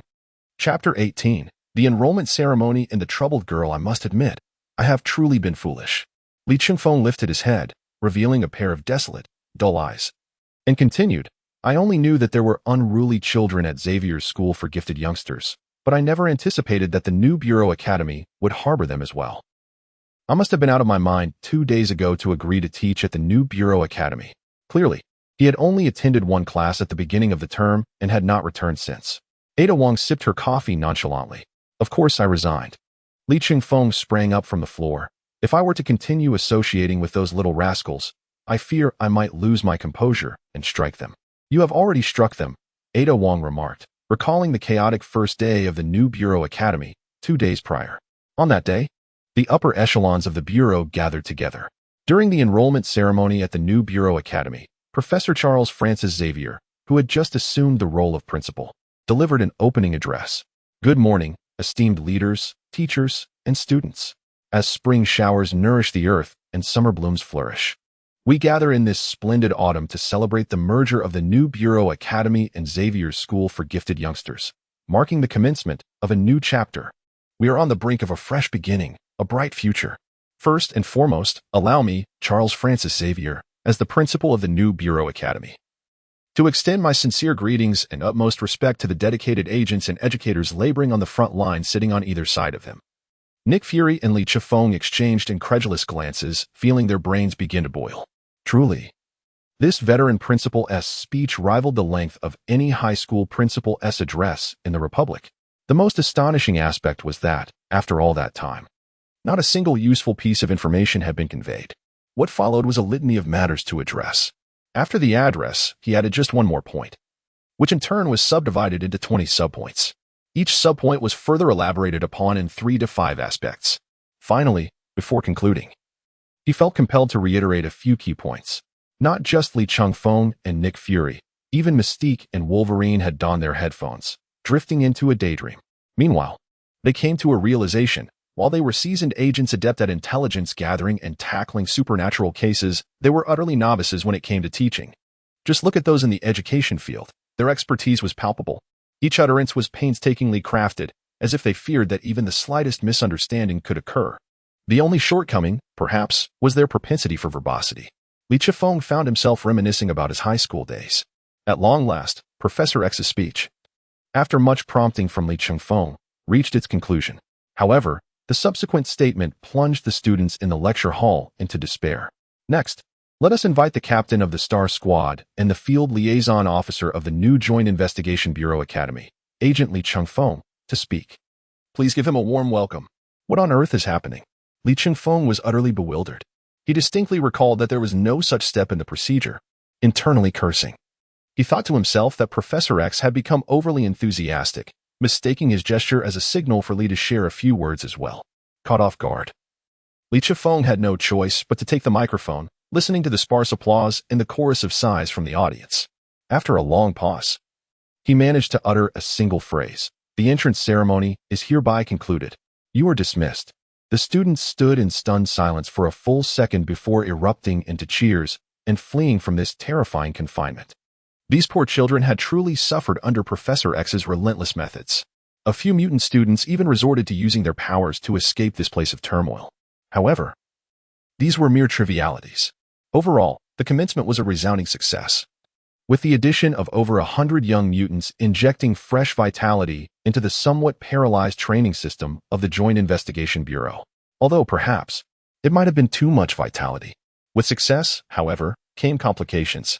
Interestingly, the source of these complications was not the young mutants themselves, but rather the fresh recruits, plucked from various sectors of society by Nick Fury. Peter Parker, Daniel Rand, Ava Ayala, Luke Cage, Sam Alexander, Tyrone Johnson, Tandy Bowen, and Doreen Green. Were you momentarily taken aback by the names?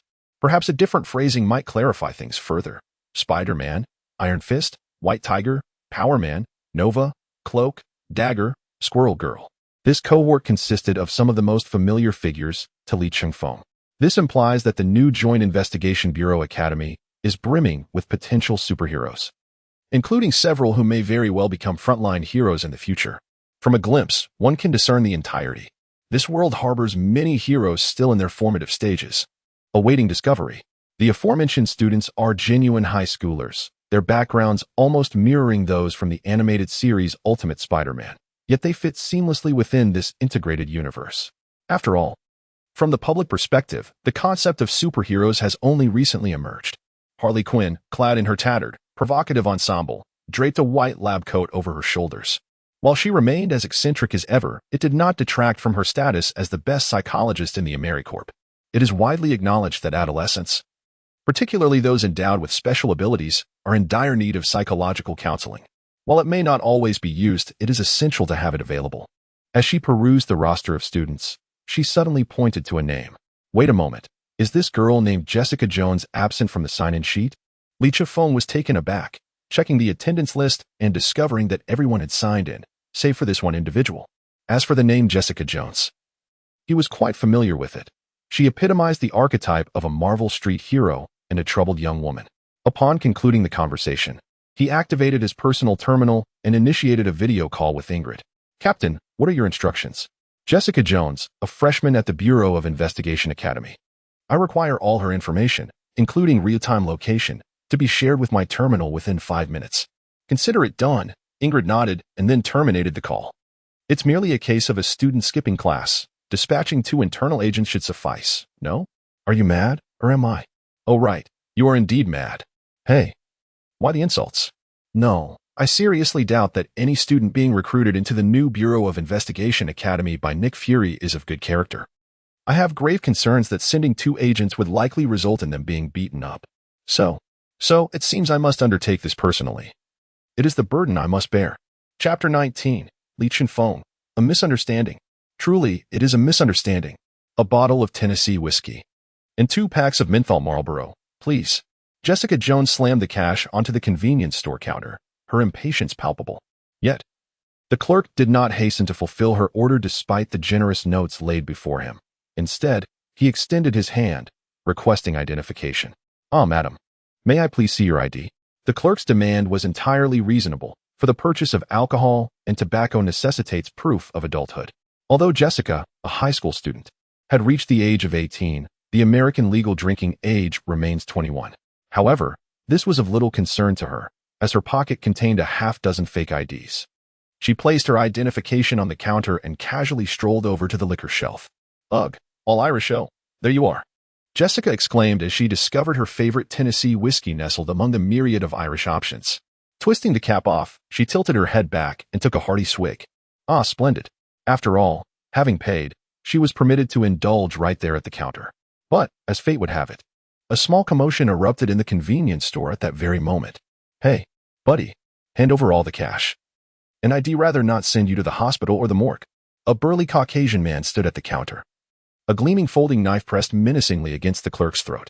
Jessica, standing before the shelves, merely cast a dispassionate glance in their direction, pausing momentarily, then took another sip of her drink.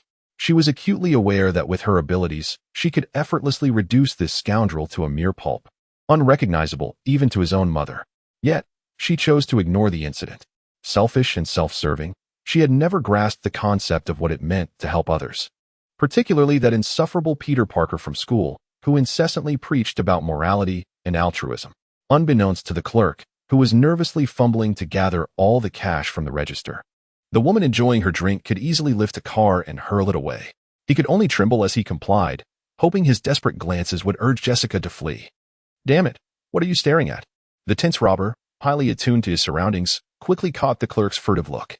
Turning around, he was met with the sight of Jessica holding the whiskey bottle. The realization that another woman was present transformed his fear and guilt into a surge of brutality. Moreover, Jessica's striking beauty, accentuated by the dim lighting, compelled the robber to lick his lips in a predatory manner.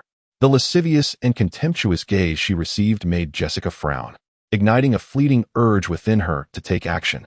Yet, this thought barely crossed her mind before the convenience store door chimed again, signaling the arrival of another customer. The individuals present were momentarily taken aback, but in the blink of an eye, the would-be robbers, intent on both theft and assault, were swiftly incapacitated by a single, straightforward punch, rendered unconscious.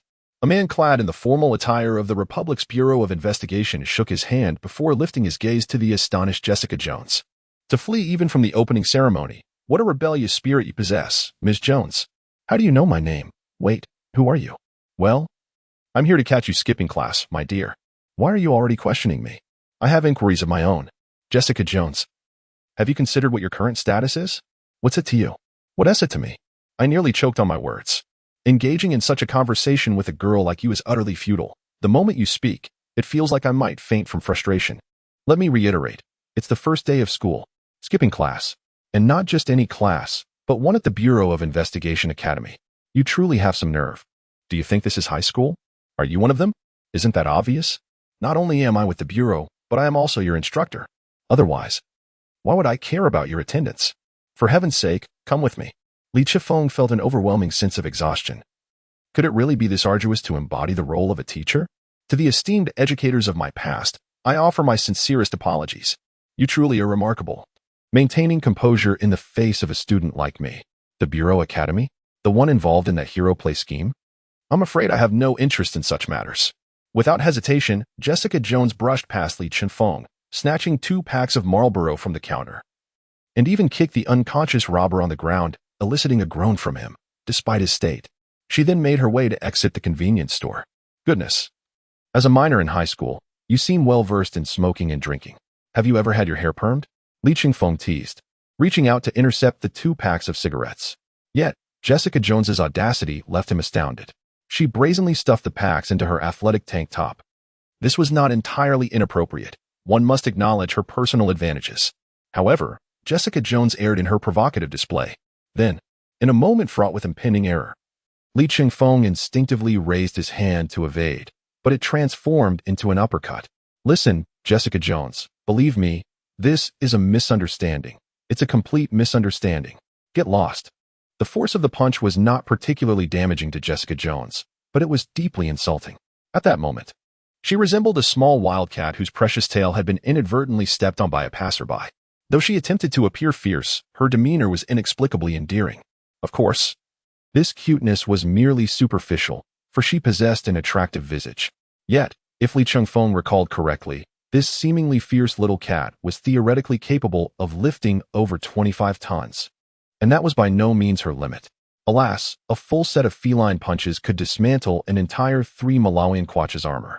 Li Chifeng had no choice but to swiftly evade, refraining from retaliating, for he was in the wrong. What began as an attempt to catch a student skipping class had escalated into him delivering a powerful strike to Jessica Jones to avoid a critical blow. Although Jessica possessed immense strength, her speed and agility paled in comparison to Li Chifeng's. Their exaggerated skirmish, however, did not persist for long. Noticing the astonished clerk, Li Chifeng realized he could not continue this farce before an ordinary person. With that, he delivered a swift kick to Jessica's crossed arms. As she struggled to regain her balance, Li Chifeng produced a specially designed stun gun from the Joint Investigation Bureau. Aware of Jessica's extraordinary physical resilience and her considerable regenerative abilities, he unhesitatingly cranked the power to its maximum, discharging a shot that would deplete the battery entirely.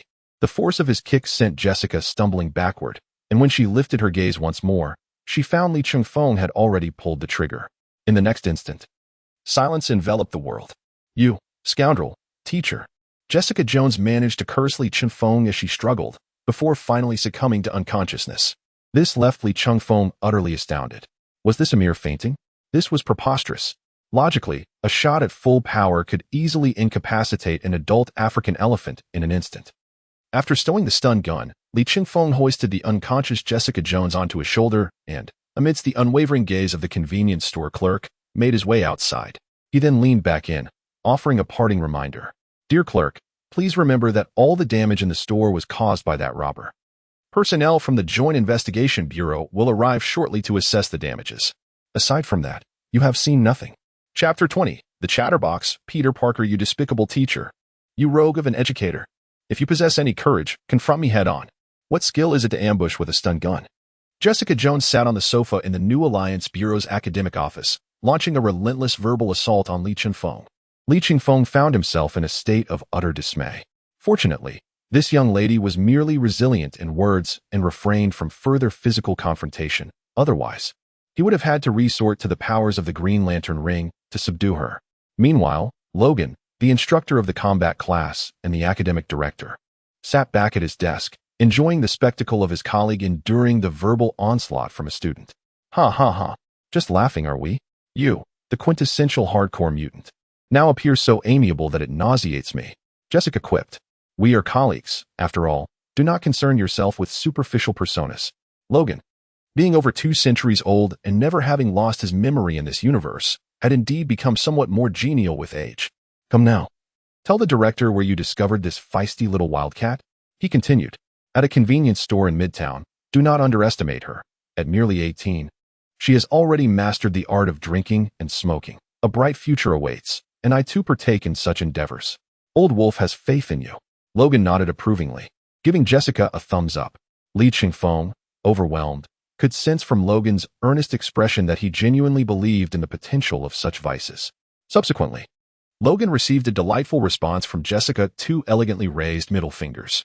Li Qingfeng shook his head and leaned closer to Logan, whispering, "When I was a student, I never felt this. Now I realize this kind of creature is loathed even by dogs.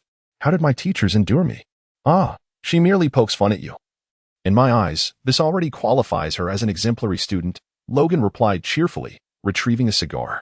After lighting it, he took a couple of deep puffs and exhaled smoke rings while reminiscing.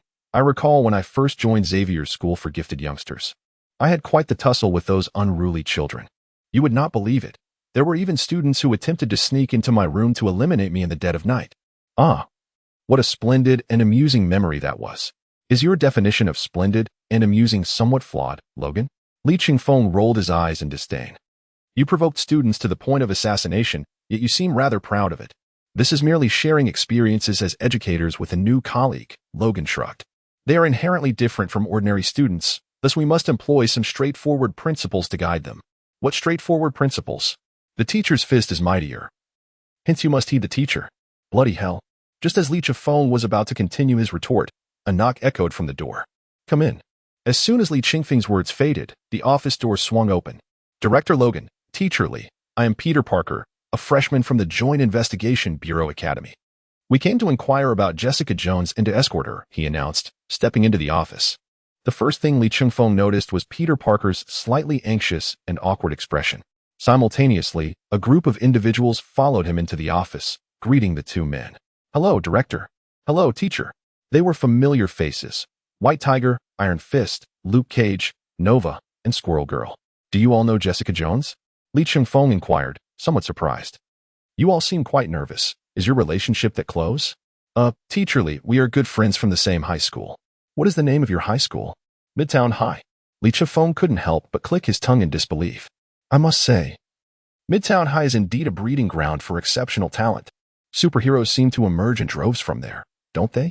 "Humph, I'm not really friends with you guys," Jessica Jones interjected, rising from the sofa. Despite her words, her body betrayed her, as she moved right into the midst of her companions.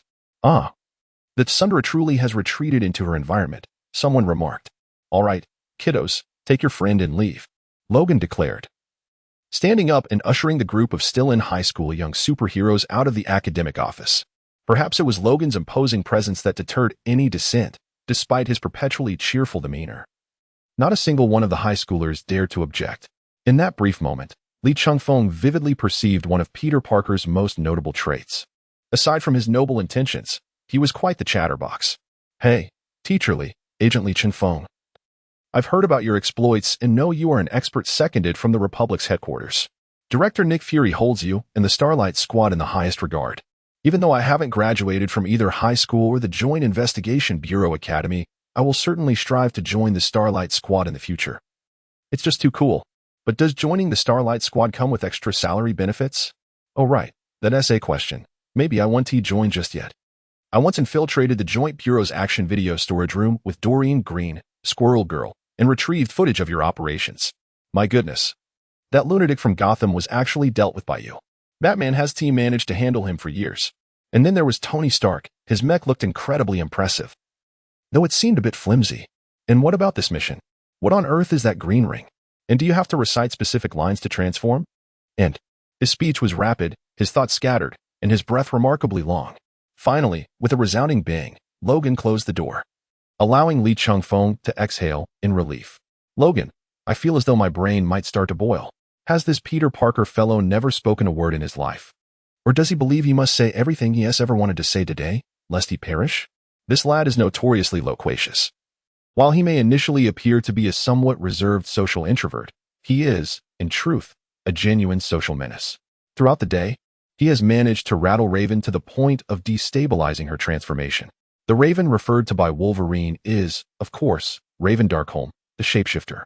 However, this incarnation of the shapeshifter is not the one portrayed in the X-Men films as a mere ward and child bride to the White Duck. Instead, she is a mutant of age comparable to, or even exceeding, that of Wolverine. After all, claiming to be over 2 centuries old is merely a self-ascribed notion. Isn't it quite commonplace for women to downplay their age? The fact that even this venerable figure cannot withstand the incessant chatter of Peter Parker speaks volumes about his prowess in this regard. One could say he is indeed worthy of being Deadpool's closest companion, as they share a penchant for incessant banter. Nonetheless, Emma seems rather fond of this young man, for he possesses a strikingly handsome visage that perfectly aligns with her preferences. Emma, the White Queen? Indeed. As an educator, one should refrain from engaging in conflict with students for heaven's sake. Chapter 21. The Raid. Latvia. Time returns to the present. After enduring the trials presented by a rebellious child with a proud demeanor, a well-behaved yet chatty young one, and a teacher with a penchant for youthful charm, Li Chifeng found himself utterly exhausted and devoid of affection for his duties. Despite Professor White Duck's fervent attempts at persuasion, he resolutely resigned after transforming into the Green Lantern and delivering a sound reprimand to the troublesome children. Teaching, he concluded, was a vocation far beyond the capabilities of an ordinary individual. Moreover, with Nick Fury preoccupied these past few days with matters regarding the new Joint Adjustment Bureau Academy, Li Chifeng seized the opportunity to grant himself a 2-day respite, retreating to the sanctuary of his home. Ada Wong, embodying the essence of a gentle and devoted wife, was meant to accompany him, but instead proved to be quite the contrary. This wicked woman was both a source of temptation and torment for Li Chifeng, compelling him to resort to green tea to quell his mounting frustrations. Adding to his troubles was a mentally unstable individual, Harley Quinn, who seemed to have developed an infatuation with the Joker and constantly clashed with Ada. It was only during Harley's medical checkup today that Li Chifeng found himself alone with Ada. "I feel as though I am becoming a mere pawn in the game between you and Harley," he remarked. "Do not speak nonsense. You are our captain," she replied. "Could you perhaps don a pair of white stockings?" "Captain, you surely do not wish to incite a workplace harassment scandal within the entire bureau, do you? Then perhaps leather pants will suffice? The weather has turned rather chilly. It would be for your own good. Who wears a high-slit cheongsam every day?" "Well, that is a consideration," Ada mused, stepping into the other room to change her attire. Before long, she emerged clad in a red shirt, black leather pants, and boots, transforming from the Ada Wong of Resident Evil 4 to that of Resident Evil 6. Li Chifeng felt his throat dry and his heart race. Another cup of tea was in order. At that moment, Ada's personal terminal chimed. Upon answering, it was none other than Nick Fury, who had been absent for several days. "Ada, inform Li Chifeng to report to headquarters immediately. We have new developments regarding Hydra," he stated with a tone that suggested gravity. "Understood, Director." With the playful banter between them now subdued, Ada extended her hands toward Li Chifeng. "Come now, my esteemed captain. It appears our brief interlude of leisure is coming to an end. TSK, the affairs of your America are truly overwhelming. In America, we have our own circumstances to contend with." Upon receiving Nick Fury's summons, the two did not head directly to headquarters, but instead made a detour to collect Harley Quinn from her checkup. "Oh, my pudding. What a delightful surprise to see you come to fetch me home." Though Harley now sported a more conventional appearance, the occasional glint of mischief in her eyes and the unchanging vibrant red and blue of her hair still betrayed her true identity. "Nick Fury has summoned the STARS team for a meeting. Barring any unforeseen circumstances, we have a new mission ahead," Ada informed her. "A new mission?" Harley inquired. Her curiosity piqued. Harley Quinn let out an exuberant shout, wrapping herself around Li Chifeng and planting a fierce kiss on his neck, leaving a vivid crimson lip print. "This is splendid. Are we tackling zombies again? I didn't quite get my fill last time. Could you perhaps indulge in a more serious hobby?" Li Chifeng retorted. "As I am now an agent of the Joint Investigation Bureau, I can no longer whimsically drag some unfortunate soul into a dark alley for a beating. But if even my passion for dispatching zombies is to be forbidden, then what purpose does my existence hold? All right, fine. You can have your fun. From now on, any biochemical incidents involving the Star Squad will be handed over to you, all right?" Li Chifeng rolled his eyes and gently removed Harley Quinn from his person. "Why do I keep encountering such peculiar women? A demon lord-esque femme fatale and a psychotic beauty. What is my fate?" With Harley Quinn in tow, the trio made their way to the headquarters of the Joint Investigation Bureau. Upon entering the strategic analysis room, they were met by a gathering of individuals who had been waiting for some time, including Black Egg, White Egg, and a host of well-known mutants. Li Chifeng nodded toward the duo and subsequently took a seat beside Wolverine, accompanied by Ada Wong and Harley Quinn. After a moment of scrutiny, Wolverine leaned in and playfully nudged Li Chifeng's side with his elbow. Hey, Lee, seems like you've been enjoying yourself lately. Logan, don't call me teacher. Or I might just relive my PTSD. Let us not change the subject. You've got quite the luck, it seems. I've just realized that apart from you, even the support team of the Star Squad consists of stunning women. Your taste appears rather consistent. Do you even know what camaraderie is? Do you understand the three treasures of a femme fatale? If you don't, refrain from speaking out of turn. All right. The vigor of a chaste youth is quite commendable. I see your point. Wolverine flashed a mischievous grin but chose not to press further. Meanwhile, on stage, Nick Fury acknowledged the arrival of Lee Chung-fong and his companions with a nod directed at Ingrid. Upon receiving the signal, Ingrid began operating the terminal. Moments later, a wealth of intelligence was projected onto the large screen in the strategic analysis room. As you can see, following our prior alerts to other nations' joint investigation bureaus, several countries have successfully identified and dismantled numerous Hydra branches within their territories. However, it comes as no surprise that Hydra has primarily deployed intelligence operatives within major nations, refraining from overt actions. Consequently, they have conducted extensive reconnaissance in smaller, unstable third-world nations, leading to the discovery of a long-established Hydra research facility in Eastern Europe's Latvia. What they are investigating here is mutants. Upon Nick Fury's revelation, every mutant present, with the exception of White Egg, visibly darkened in countenance, including the notoriously reckless Wolverine. The mutants had previously adhered to a strategy of seclusion to avoid such predicaments. However, they were dismayed to learn that Hydra had managed to capture numerous compatriots. This only reinforced their belief that joining the Joint Investigation Bureau was indeed the right course of action. The official authority and intelligence capabilities were resources that their mutant community could never possess on their own. Then, the White Duck Egg seized the opportunity to continue. Thus, our forthcoming mission is to launch an assault on this research facility. Since they are investigating mutants, it is improbable that they are working in isolation. They must have connections with other factions of Hydra. This operation must be swift and decisive, prioritizing the rescue of the mutants under examination and preventing Hydra from annihilating the experimental subjects. According to intelligence, the mastermind behind this facility is Baron Strucker, and it is imperative that he be captured alive. This mission will primarily involve the X-Men and the Star Team, and once the combat concludes, the Bureau will deploy regular agents to handle the aftermath. By the end, even the usually refined and gentle voice of the White Duck Egg bore a hint of hoarseness. Are the mission objectives clear to everyone? The meeting is adjourned. Let us proceed to Latvia. Ding. Mission. Assault on Latvia. Mission brief. Young agents. Hydra is conducting research on mutant populations at their facility in Latvia. Please ensure their complete eradication. However, is Hydra the sole orchestrator of this endeavor? Chapter 22. The unexpected passenger. The Quinjet soared swiftly above the clouds, side by side with the aircraft of the X-Men. This time, the assault on Latveria featured an array of well-known figures: Jean Grey, Emma Frost, Cyclops, Iceman, Mystique, Wolverine, Storm, and Magneto. Indeed, the leader of the Brotherhood of Mutants, Magneto, an eternal rival and dear friend of White Egg, their relationship tinged with a hint of ambiguous love and conflict. It was utterly unexpected for Lee Chung-fong to see Magneto participating in this endeavor. Nonetheless, he understood that while the X-Men and the Brotherhood possessed differing stances and methods, their ultimate goal was the welfare of the entire mutant populace. Much like a political party that harbors both doves and hawks, they might engage in fierce battles amongst themselves. Yet when a third-party force intervenes, they would invariably unite against the common foe. Based on his current intelligence analysis, Lee Chung-fong inferred that the present-day Brotherhood was not an extremist violent organization. The X-Men occasionally shared intelligence as well. However, the notion of collaboration seemed utterly fantastical. On one hand, they derided the X-Men as a bunch of cowards, while on the other, they scorned the Brotherhood as reckless hotheads.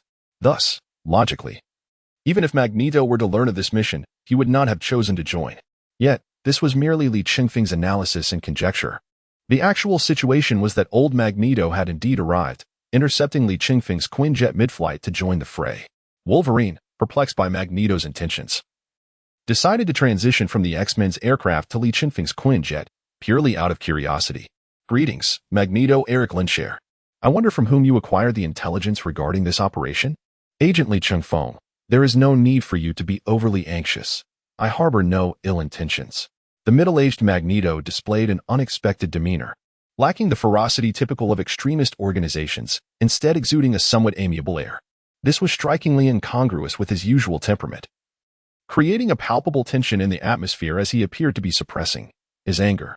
"I am aware that you mean no harm. Otherwise, you could have easily attacked us from a distance using your powers," Li Chifeng replied, nodding. "However, regardless of your intentions, I must ascertain your purpose. The Bureau and the X-Men cannot align themselves with an individual whose motives remain unclear." "Very well, all of this was conveyed to me by that fellow Xavier. As for the reason, take a look at this, and you shall understand." With that, he produced 2 documents from the Bureau. Li Chifeng scratched his head as he accepted the intelligence. It turned out that following their departure, the Bureau had relayed new findings from their in-depth investigation into Latveria. Within the Hydra research facility in Latveria, a pair of siblings had been discovered, identified as primary subjects of experimentation. It was confirmed that the siblings indeed possessed the X gene. However, their powers did not manifest naturally. Rather, they were forcibly induced by some unknown external force. This led to the siblings' abilities being poorly developed and exceedingly unstable, fraught with numerous side effects. The elder sister, Wanda Maximoff, and her brother, Pietro Maximoff. After perusing the materials brought by the old man, Li Chifeng could not help but steal a few more glances at him. The origin stories of the Scarlet Witch and Quicksilver are abundant. They were originally indeed the offspring of the old man, yet the latest narrative has shifted to their being born of a lineage of gypsy sorcerers, deceived into believing that Magneto was their father. Could it be that in this world, Quicksilver and the Scarlet Witch genuinely share blood ties with the old man? No wonder she is so eager. It turns out she is here to settle her romantic debts. Otherwise, how could this mutant rogue find the time to meddle in the X-Men's affairs? On another note, it is evident that the White Duckling holds true affection for this old comrade. My intuition tells me that you have certainly not uttered any kind words. Logan leaned closer to Li Chifeng's ear, chuckling. Understanding without speaking, we remain good friends. Li Chifeng rose and surveyed the entire Quinjet. The old man was desperately practicing a benevolent smile, though it increasingly resembled that of a shark. Logan, watching the old man's attempts at a smile, had inadvertently twisted his own face into an awkward grin. Ada Wong, diligently piloting the aircraft, and Harley Quinn, inquiring whether Ada's leather pants would balloon if she passed gas. It was a rather surreal atmosphere. Did it resemble a multinational operation to eradicate the stronghold of an evil organization? This ambience was decidedly more akin to a spring outing. After an extensive flight, the 2 aircraft finally entered the airspace of Latvia. As they did, both jets activated their stealth mode, erasing themselves from radar detection. The 2 teams were on high alert. Casual behavior was permissible during the journey, yet the individuals present were all competent warriors. Well, perhaps with the exception of Harley Quinn. In any case, they all understood when to adopt a serious demeanor. Ultimately, they came to a halt 2 kilometers from the Hydra research facility. The 2 teams disembarked from their jets, exchanging glances filled with mutual dissatisfaction. The X-Men were displeased with the old man's sudden involvement in this operation, while he was frustrated that these inept individuals allowed mutants to be so bullied by Hydra. Moreover, it was his long-lost children who were being tormented. Observing the situation, Li Chifeng cleared his throat twice, then intervened to break the standoff under the pretense of pre-battle command. The Hydra stronghold was an ancient castle, with a garrison numbering around 1,000 troops, no small force, equipped with both light and heavy weaponry, including several tanks and armored vehicles. To put it bluntly, this armament was sufficient to destabilize this small nation. However, for us, the level of defensive strength can be deemed rather feeble. Prey, a cohort of individuals endowed with formidable abilities as the main force, supported by logistical resources from the Bureau of Investigation. What can a 1,000-strong Hydra army possibly retaliate with? Thus, dear agents, remember this one principle. When eradicating the enemy, please refrain from inflicting excessive damage to the terrain, as it is, after all, the land of the common folk. As for human lives, there should be no burdens or pressures. Li Chifeng gestured with both hands, remarking that they have already turned to the Nazis. It was only a matter of time, for such entities were destined for demise. This is what Li conveyed to the mutants of the X-Men. His words were indeed rather audacious. Nonetheless, it was the truth. Iceman and Cyclops exchanged glances, then shared a chuckle and a clap. They appreciated Li Chifeng's style and had begun to feel the thrill of action. Observing this scene were Mystique, Emma Frost, Jean Grey, and Storm, a collective of elegant women who sighed in unison. Alas, men never seem to mature. Chapter 23. Is your name Strack? Everyone, move. Return to your stations at once. Listen closely. This is not a drill. We are under attack. I repeat, we are under attack. In the depths of this fortress. Known as the Hydra Research Institute, a pair of siblings is currently confined within an unknown transparent enclosure. Their faces etched with terror as they witness the chaos unfolding among the Nazi Hydra agents. What the hell? Who is attacking the Institute? We had established terms with that individual. We do not know, Baron Strack. All intelligence regarding the enemy is unknown. Only 4 individuals can be identified. Who are they? 3 of them are Level 7 Agent Li Chengfeng, Level 4 Agent Ada Wong, and Trainee Agent Harley Quinn from the Bureau of Joint Investigations. The Bureau is involved? Strack's expression darkened instantly. And the 4th individual? The 4th individual is. Why are you stuttering at such a time? Do not hesitate. Speak up. Yes. The 4th individual is Magneto.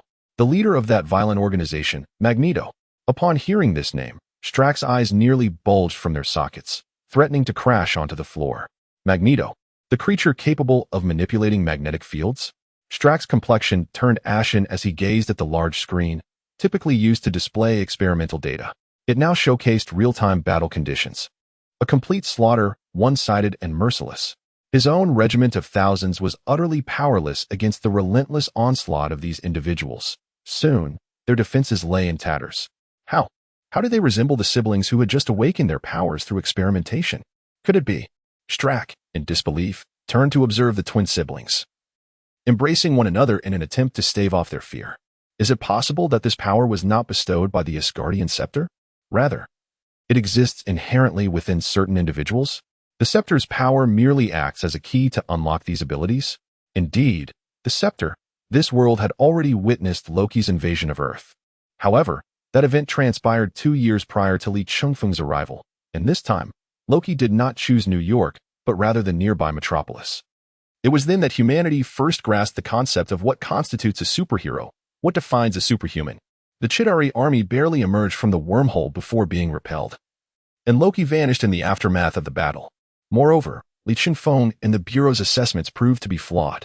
Hydra, specifically the faction led by Strack, was merely aware that certain individuals possessed extraordinary powers but lacked understanding of the mutant population. Yet, at this moment, Strack should have begun to comprehend the gravity of the situation. After all, Strack is an exceptionally talented researcher, his accomplishments in the field likely rivaling those of Bruce Banner and Tony Stark.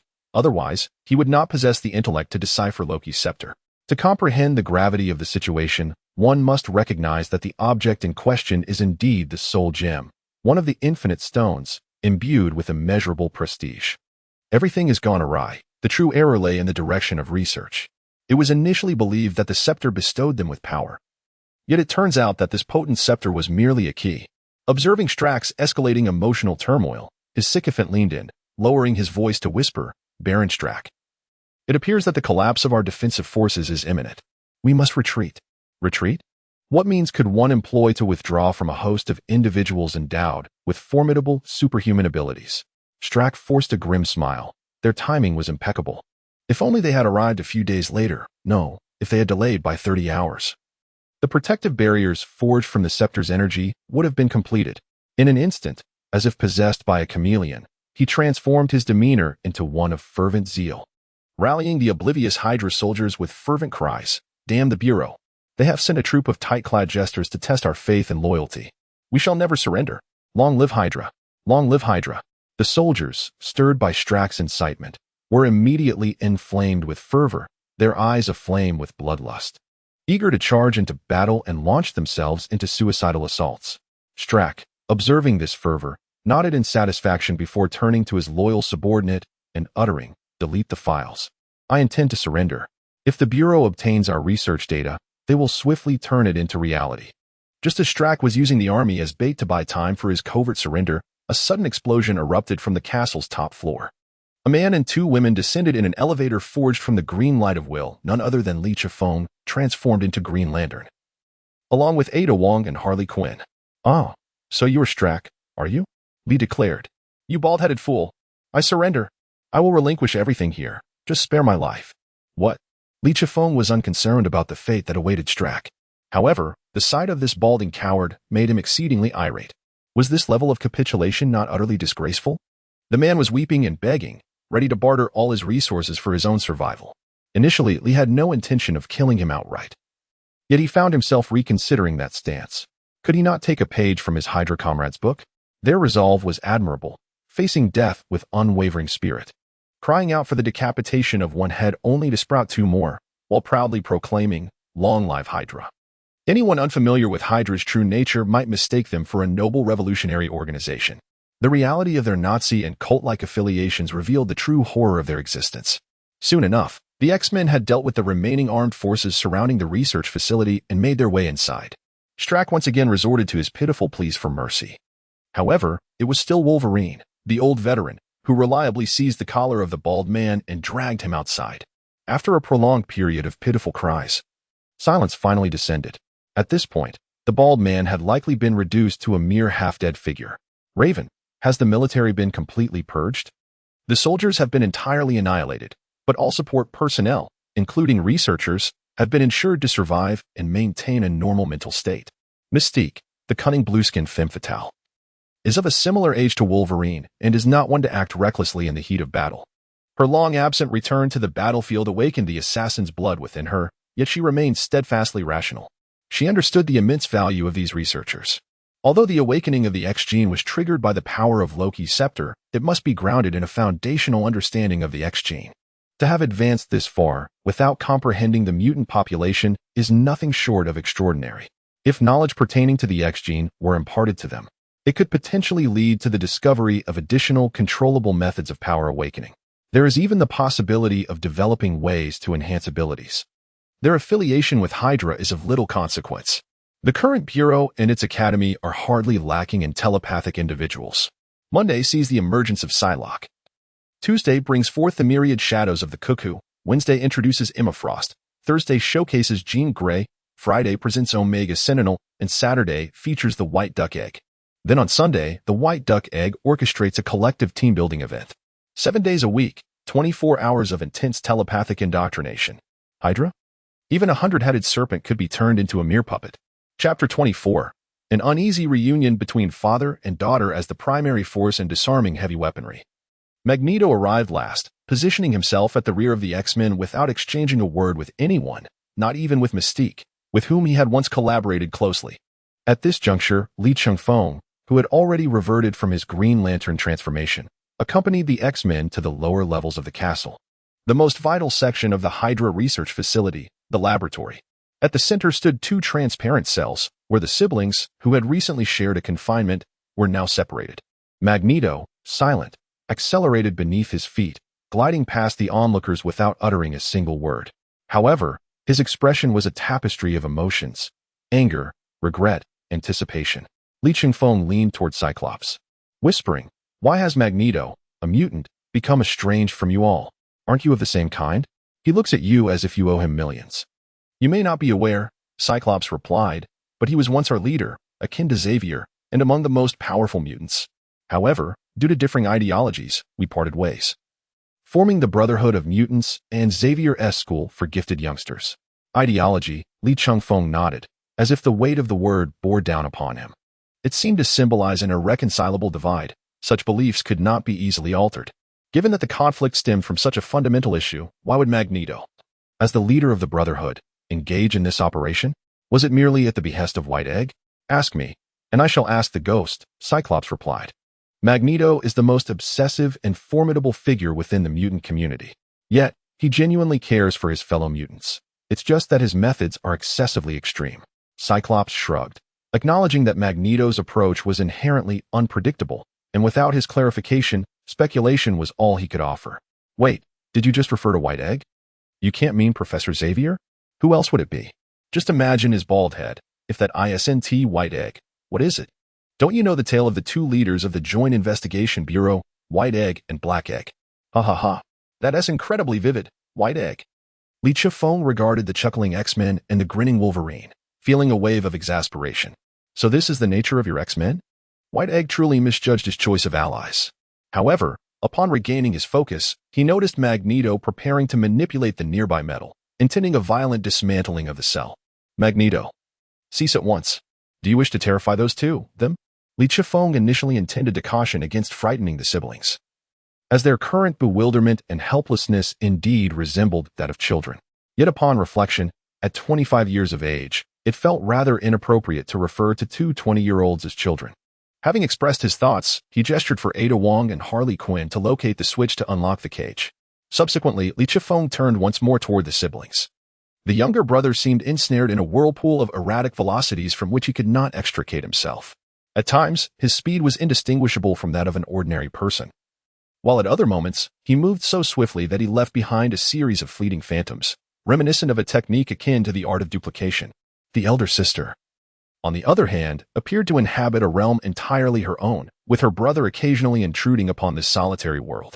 She was engrossed, her gaze vacant yet captivated, as she manipulated a few worn blocks not with her hands, but rather with a scarlet magical energy derived from chaotic sorcery. Indeed, this pair of siblings were none other than the illustrious Quicksilver and Scarlet Witch from the original tale. Yet, at this juncture, they remained merely two half-formed beings confined within a laboratory. Their abilities, stemming from the X gene, had not been properly developed, let alone effectively controlled. In their current state, they were incapable of even the most basic self-sufficiency, much less engaging in combat. Before long, Ada Wong and Harley Quinn extracted the code to unlock their cage from several Hydra's core researchers. After inputting the sequence into the mainframe, a soft click resonated, and the transparent prison finally opened. However, the siblings, apart from firmly clutching each other's hands, dared not step beyond the boundaries that had previously enclosed them. This appeared to be a sanctuary exclusive to the two of them. As long as they remained within this space, they believed they would incur no further harm. Hey, don't be alarmed. I'm an agent of the Bureau, here to rescue you. Li Chifeng attempted to breach the safe zone. Noticing that the siblings did not react defensively, he began to engage them in conversation. Could you share your names with me? I am Wanda Maximoff. Peter Maximoff. Li Chifeng was momentarily taken aback, surprised at how easily he had managed to connect with them. This was largely due to the fact that the Scarlet Witch had awakened her chaotic powers, albeit only recently. And though she had yet to master the control of this newfound energy, she could still sense the untainted goodwill emanating from Li Chifeng. Their initial unease swiftly dissipated. Although their prolonged confinement had rendered their nerves somewhat hypersensitive, they were not entirely unhinged. They could still discern basic moral distinctions. For instance, the Hydra, which had been conducting experiments on them, was undoubtedly malevolent, whereas the Bureau, which sought to eliminate Hydra, appeared to be benevolent at this very moment. However, Magneto became suddenly animated. Whether it was the country of Latvia or the striking resemblance of Peter to his own youthful visage, he was unequivocally certain this was his lost child. In his younger days, Magneto had lived incognito in Latvia, leading a secluded life for an extended period. He had fallen in love, married, and fathered children. The blissful existence of his family had begun to soften his previously extremist ideologies. Yet, with the exposure of his identity, he had been hunted by anti-mutant organizations, ultimately betrayed by his own neighbors. It was then that Magneto had completely lost faith in humanity. The loss of a son and daughter has ultimately forged the current incarnation of Magneto, a being prone to violence against entire families. What? Polaris? That is but another tale of the elder Magneto. Upon confirming the identities of the siblings, the elder Magneto was overcome with emotion, his trembling hands betraying a hint of frailty. Do you too still remember your father? Father? If you mean our adoptive parents, they have long since passed away. The mention of their deceased parents brought clarity to Wanda's previously bewildered gaze, revealing threads of resentment. In the turmoil of Latveria, they perished beneath the bombs of Stark Industries. In pursuit of vengeance, we became the lab rats confined within transparent cages. To acquire the power necessary for retribution, did you willingly join the experiments at Hydra's research facility? Li Chifeng nodded. This explanation clarifies why Hydra, despite their ignorance of the existence of mutants, was nonetheless engaged in the study of the X gene.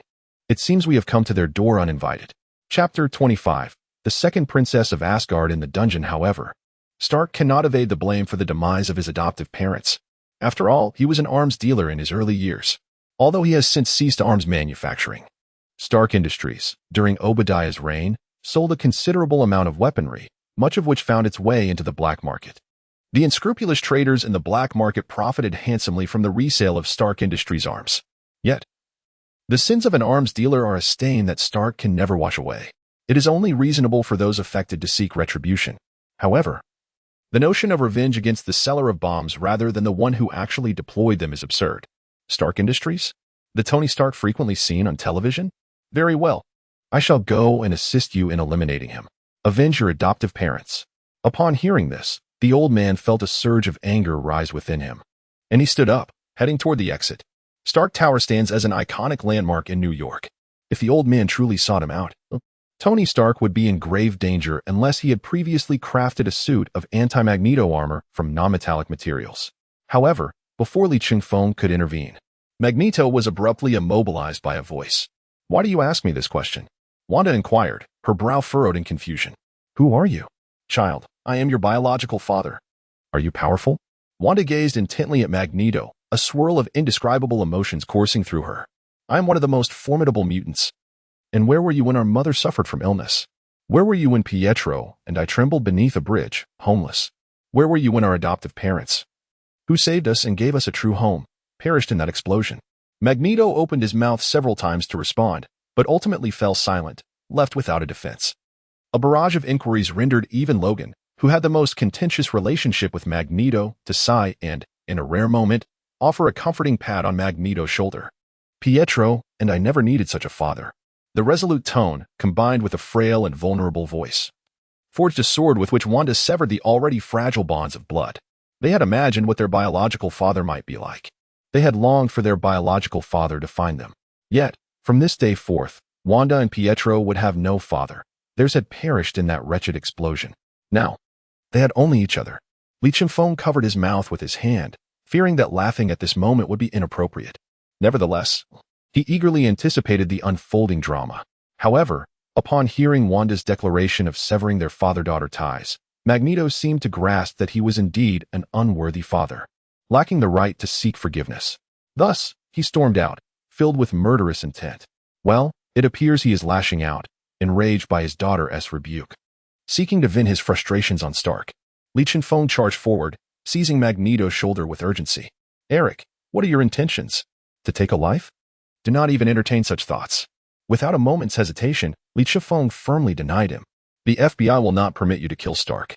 Do not obstruct my path." "An FBI agent poses no threat to me," Magneto retorted, turning back with his bloodshot eyes fixed intently on Li Chingfeng.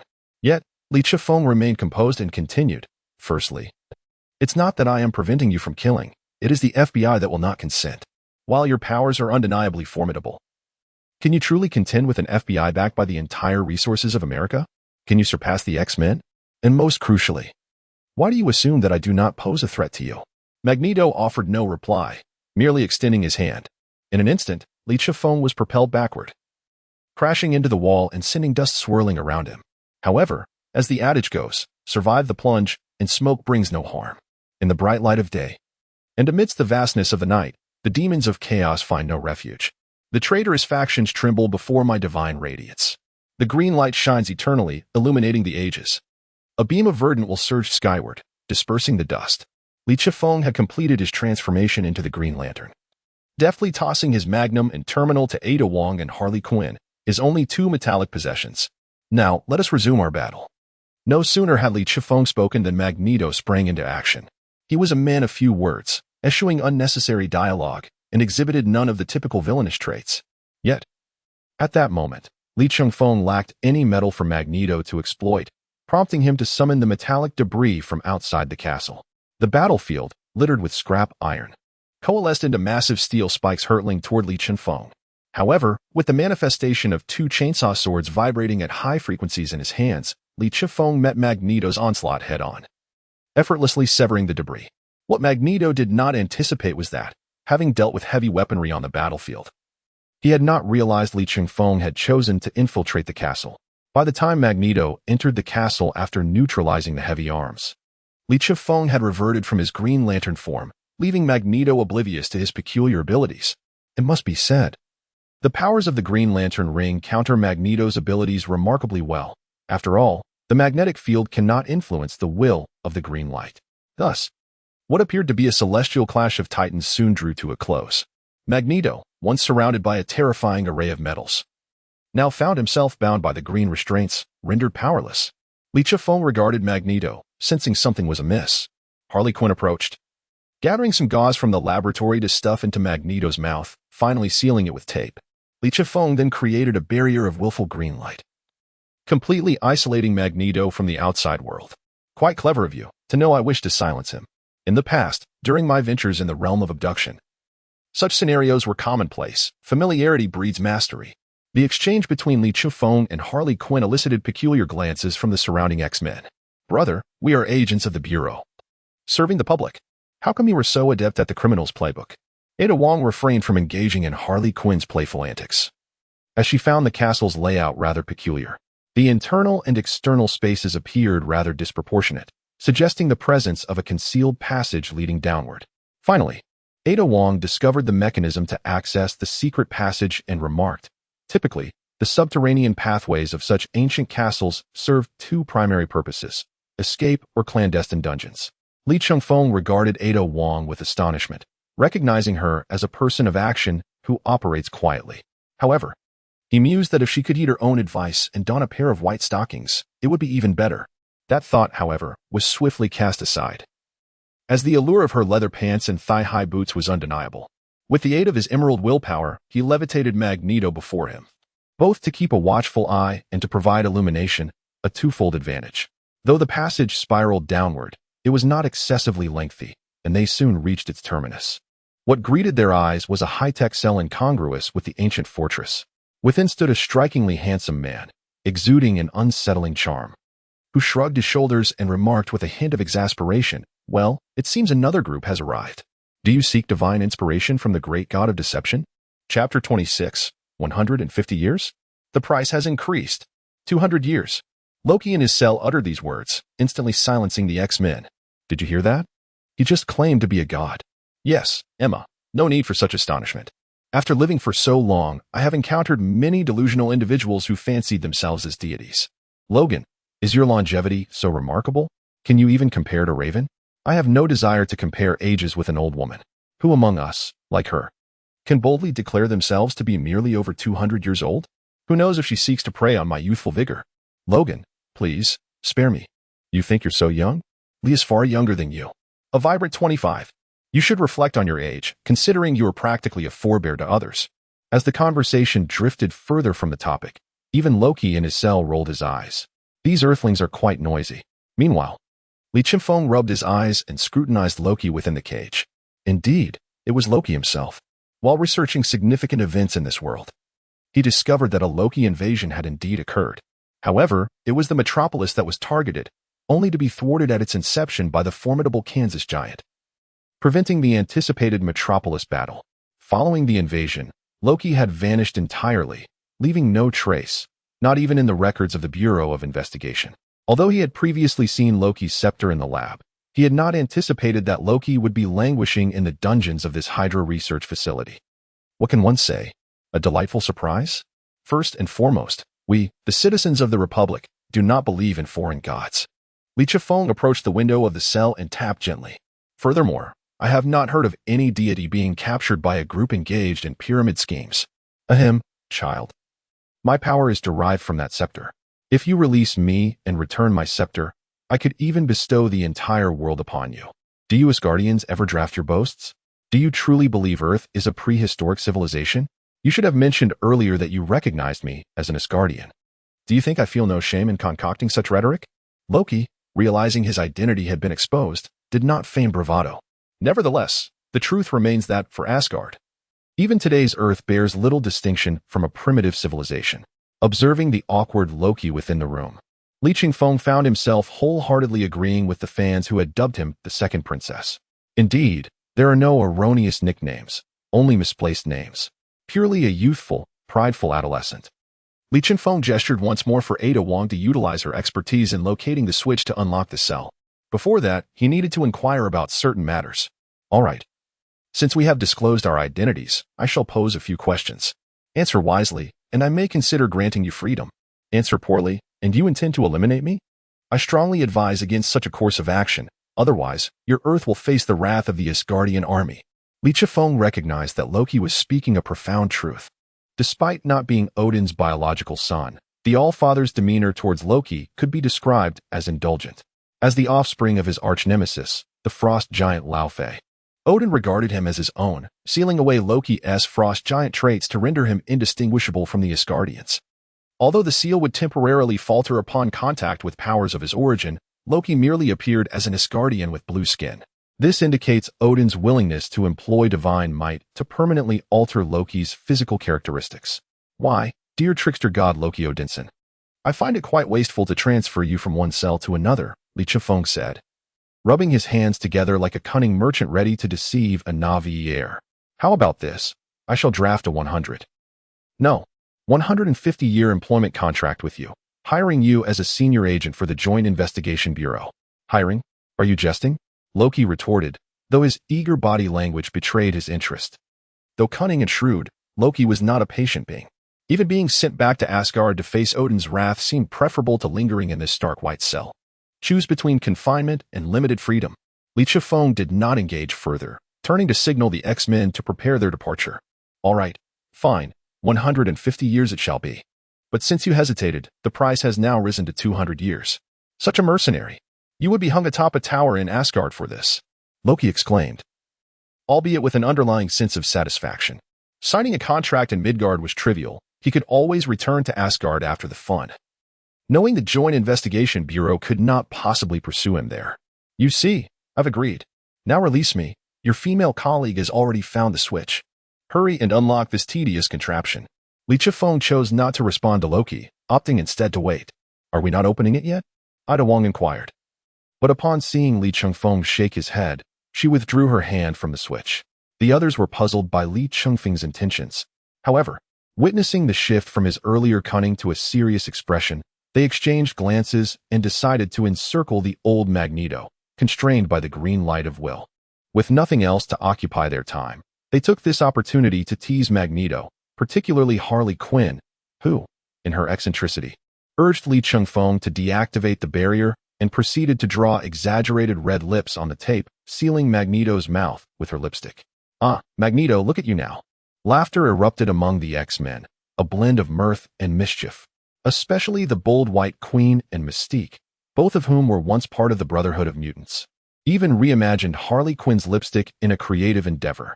Ada Wong observed this scene and could not help but reflect on how, since the arrival of Li Chifeng, the American headquarters had galloped down a path of absurdity and further absurdity. She also offered a silent prayer for Old Man Juan, hoping he was free from cardiovascular ailments. After all, to be confronted by his own daughter and sever their relationship, only to be mocked by these unscrupulous individuals. Just by slightly empathizing with the situation, she felt her blood pressure rising, nearly reaching her temples. Fortunately, this brief moment of joy was soon to be interrupted. Li Chifeng suddenly turned his gaze toward the vacant space outside the cell, mumbling, "It's here." No sooner had the words left his lips than a portal glowing with green light materialized out of thin air. A figure clad in iron armor, a man in a green cloak, emerged from the portal. "I've been waiting for you," declared Dr. Doom, Victor Von Doom. Chapter 27, Dr. Doom. Welcome to the Green Lantern Corps. From the moment Li Chifeng first heard the name Latveria, a sense of unease began to stir within him. This world, after all, is a chaotic amalgamation of universes. Who could say whether other malevolent beings lurked within the Hydra or in Latveria itself? Even though the system's task brief had clearly indicated the presence of a significant figure behind this incident, Li Chifeng remained uncertain of their identity. However, upon discovering the dungeon and laying eyes on Loki, his doubts were swiftly dispelled. In a nation like Latveria, ruled by a dictator, not only did Hydra possess research facilities, but it also boasted a military force comprising thousands of personnel. It was evident that the shadowy ruler of Latveria, Dr. Doom, had colluded with Hydra. Furthermore, while Loki had been bested by the Kansas giant, who could claim to escape unscathed from such an encounter, Loki, though lacking in prowess, was still worthy of the title god even in the eyes of Hydra. Capturing a deity from Asgard and imprisoning him within the confines of a castle in Latveria could only be achieved by Dr. Doom. After all, only a god could ensnare another god. In contrast to the shock exhibited by Ada Wong and Harley Quinn, the X-Men found the notion of creating a portal rather unremarkable. After all, there was the blink to consider. Yet, the portal before them was clearly of a far superior caliber. Suddenly, the White Queen let out a piercing scream, her body swaying precariously as she pressed her forehead in agony. "Emma, what has happened?" Mystique immediately rushed to support the White Queen. "Is it a backlash from your telepathic abilities?" The White Queen's delicate features were devoid of color, pale as death, and she weakly nodded in confirmation. Seeing her acknowledgement, All the X-Men promptly entered a state of readiness. You foolish and disrespectful telepaths. You seek to delve into the innermost secrets of those who pique your interest. Dr. Doom remarked, his tone flat yet laced with disdain. As a formidable figure who had nearly mastered both technology and sorcery, he would have long since perished had his armor lacked the capacity to counteract telepathic abilities. I wholeheartedly concur with your perspective. A mature telepath should, like Professor Xavier, refrain from prying into the minds of others unless absolutely necessary. Xavier? The head of that mutant enclave?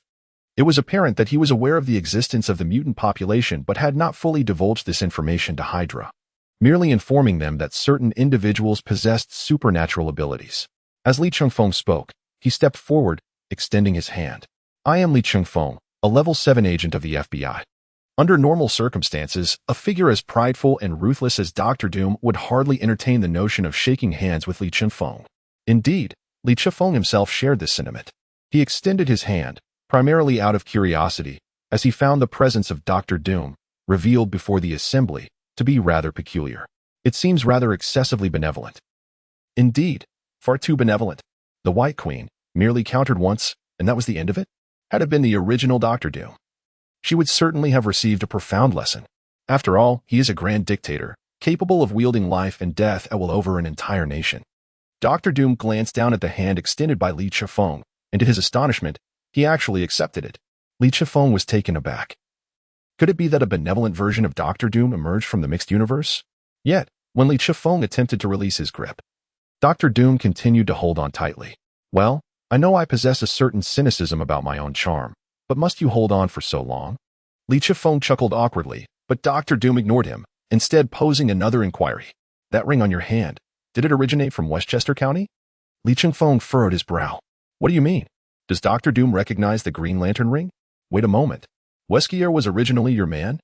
The entire Umbrella Corporation has persisted under my protection, so it is quite reasonable for them to assist Hydra in my endeavors, is it not? Ah, now everything makes sense. Li Chengfeng had long been puzzled as to why Weskier and the Umbrella Corporation were delving into the Green Lantern power battery. This seemed utterly unrelated to the biohazard virus. All this time, they were merely working for Dr. Doom.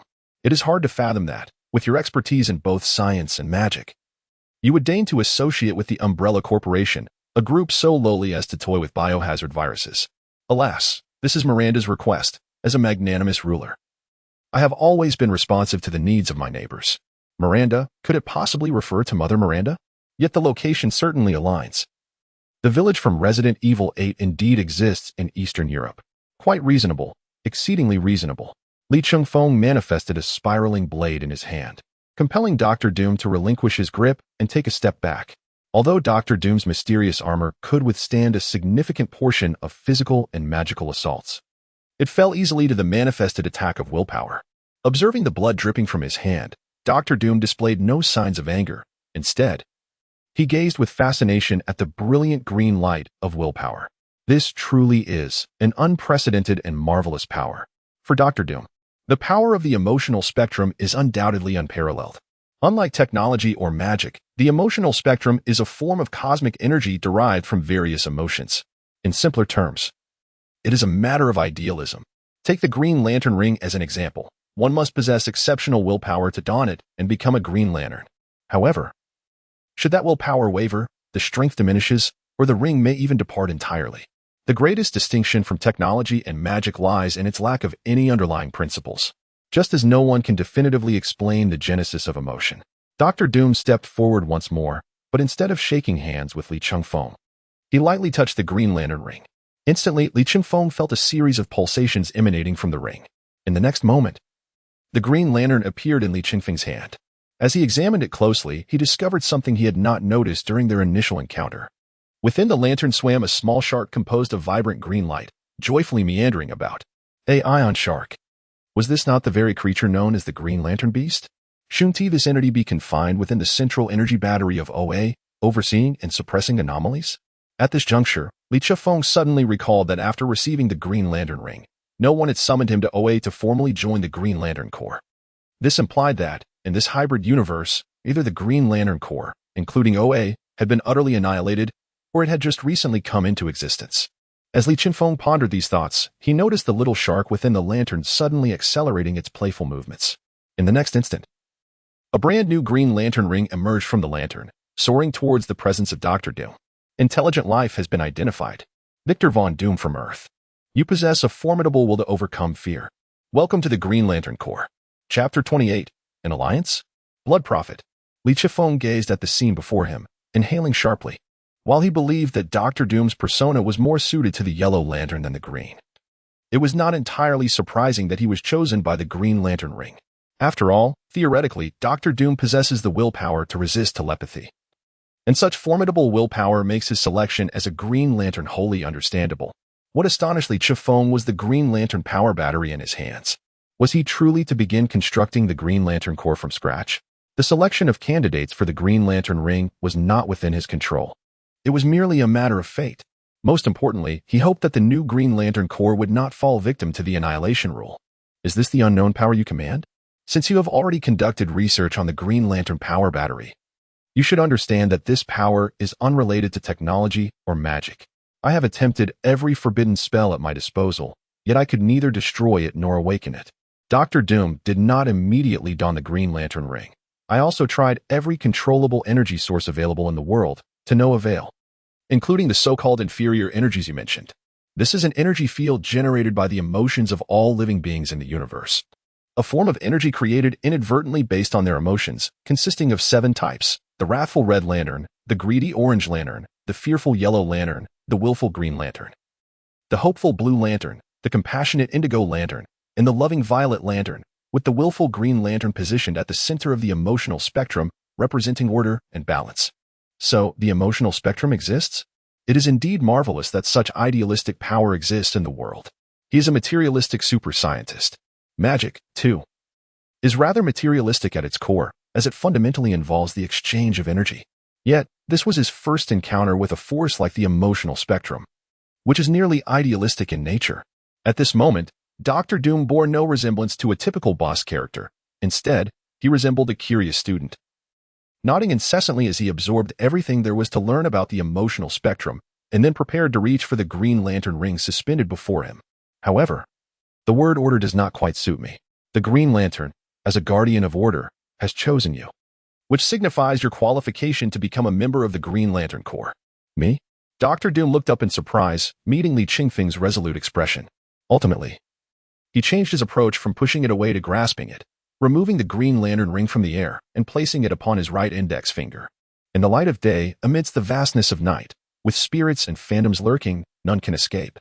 Evil and treachery, fear my divine light. The Green Lantern shines eternally, illuminating the ages. Like every warrior who joins the Green Lantern Corps, Dr. Doom intuitively recited the oath of the Corps, guided by the willful green light. Then, the Green Lantern power battery manifested in his other hand. However, the transformation into a Green Lantern did not merely drape a foolish green uniform over Dr. Doom's armor. Instead, the emblem of the Green Lantern Corps manifested upon Dr. Doom's originally monochromatic green cloak, transforming it into a resplendent spectacle. Dr. Doom closed his eyes, absorbing the power of the emerald light of will, and after a period of contemplation, finally opened them again. With his palm raised, a tumultuous green tempest materialized in an instant. In mere moments, he was able to merge his innate magical abilities with the will's green light. Truly astonishing. This power was not only formidable but also propelled my research in both science and magic to new heights. Dr. Doom gazed in awe at the storm of will in his hands. To exaggerate slightly, he felt he would no longer require any magical circles or laboratories.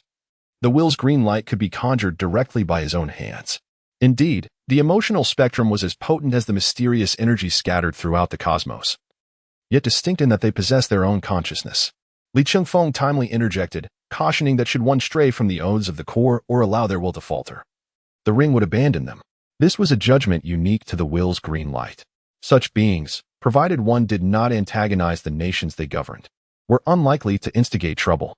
In his brief acquaintance with this world's Dr. Doom, Li Chifeng noted that his temperament leaned more towards that of a researcher. Apart from his fascination with Mr. Miracle, he was preoccupied with exploring various unknown powers. The esoteric nature of Li Chifeng's words was intended to be somewhat misleading to Dr. Doom. Although he could not directly compel an individual to join the ranks of the Green Lanterns, he could, through his ancestral Green Lantern forge housing the new life form known as Ion, strip away control over the Green Lantern ring. Thus, While the decision to join lay with the will's green light, the choice to depart was equally within Li Qingfeng's grasp. Is that so? Dr. Doom nodded in acknowledgement and remarked, I possess a wealth of detailed data and intelligence regarding Hydra, which I shall provide to you shortly. Ah, how will you deliver this to me? Shall we connect as social media friends? That's not for you to concern yourself with. Dr. Doom replied, casting a glance at the bewildered X-Men beside him. Initially, he had found these mutants intriguing, being products of a genetic modification technology far surpassing Earth's own. However, in comparison to the power of the emotional spectrum, the X gene of the mutants seemed exceedingly mundane, merely an artificial strength born of postnatal alterations. As long as your agency does not interfere with any matters in Latveria, I would not mind forming an alliance with you. Li Qingfeng was taken aback. An alliance? He had merely wished to cultivate a beneficial connection and expand his network, yet it had escalated to an alliance. Nevertheless, an alliance would indeed be advantageous. Although Dr. Doom was a dictator, after overthrowing Latveria's brutal and self-serving monarchy through civil war, the nation had essentially transformed into a veritable paradise. Wanda and Pietro, being unfortunate souls eager for vengeance, willingly volunteered to become subjects of superhuman experimentation. Had they waited just a few months longer, they would now be enjoying the blissful life of ordinary citizens in Latvia. One can only say that Dr. Doom truly exemplifies the quintessential hexagonal warrior. In terms of technology, he stands on par with, if not surpassing, the likes of Bruce Banner and Tony Stark. In the realm of sorcery, he is unequivocally a crownless supreme mage. Moreover, he is a master of martial arts, capable of overpowering Black Panther and Captain America in close combat. Remarkably, even without his armor and devoid of technological or magical assistance, he can effortlessly dispatch a mimic master with his bare hands. Beyond his arrogance, he seems devoid of flaws. Is there still justice? Is there still law? With such an alliance and a connection through the spectrum of emotions, Li Qingfeng is quite confident in rendering Dr. Doom progressively harmless. The primary issue at present is that they cannot truly contend with him. Well then, the Bureau of Investigation is delighted to forge an alliance with you, and likewise.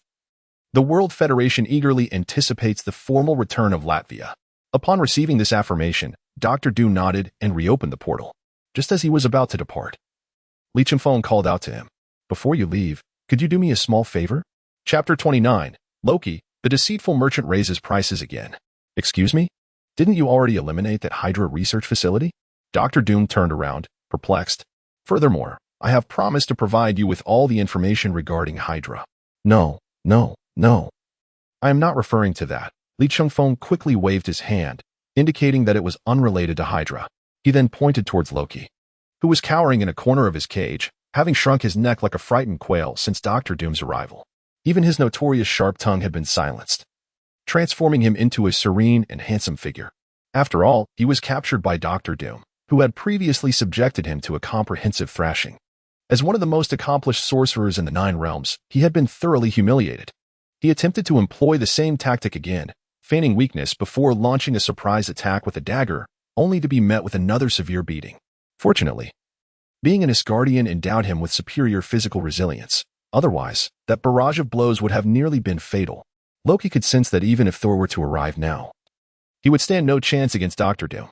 Moreover, aside from Dr. Doom, there was also a colossal brute capable of sending him flying several dozen kilometers with a mere punch. Was this truly the Midgard that his father spoke of having conquered? Even if his own father were to come, would he be able to best that giant? The thought sent a chill down Loki's spine. Midgard was terrifying. He found himself thinking of his father, mother, and that reckless brother. Indeed, the most effective way to enlighten a wayward child to the harsh realities of life was through a thorough and visceral confrontation. However, Loki was astonished that despite his submissive demeanor, the agent from the Joint Commission still remembered him. Hey, what do you mean by that? Haven't I already agreed to sign a 200-year employment contract with you? Oh, fret not. I merely harbor doubts about your adherence to Earth's laws and ethics. So I am preparing some practical measures, Li Qingfeng replied with a warm and amiable smile. Yet to Loki, Li Qingfeng's level of annoyance had skyrocketed beyond that of his brutish brother. At least his brother had shown him some affection, right? 200 years? Asgardians? Employment contract? The intellect of someone as formidable as Dr. Doom immediately grasped what Li Qingfeng was requesting from him through these two statements.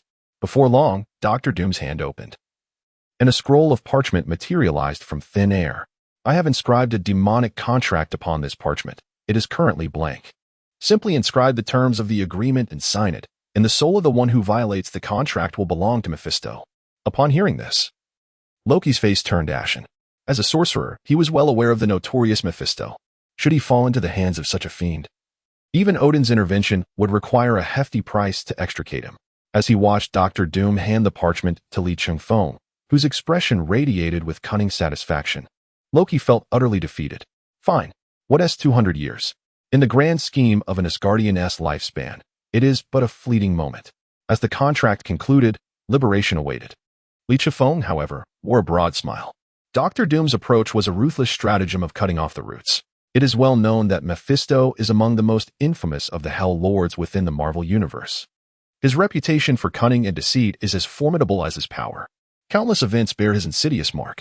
Each year, Dr. Doom ventures into Hell to battle Mephisto in a desperate bid to rescue his mother's soul. This presents Mephisto with an opportunity, a tantalizing bait to ensnare him in the abyss of power-seeking. Despite his awareness of this manipulation, Dr. Doom unhesitatingly stepped forward, driven by an insatiable thirst for all unknown forces. He required strength to vanquish this treacherous yet immensely powerful adversary. Clearly, he had not remained idle. After years of entanglement with Mephisto, he had thoroughly explored the magical studies pertaining to the demonic dimensions, culminating in the creation of this singular parchment. This is entrusted to you. A pleasure to collaborate, he declared. Li Chungfeng extended his hand once more, this time with a sincerity far surpassing his previous demeanor. Dr. Doom hesitated momentarily before reciprocating the handshake. How long had it been since he engaged in such normal interaction with another? Truly, an intriguing individual from the Republic. As Dr. Doom's silhouette vanished through the portal, a notification from the system announced the successful completion of the mission. Ding. Mission Assault on Latveria completed. Associated characters: Wolverine, White Queen, Mystique, Dr. Doom.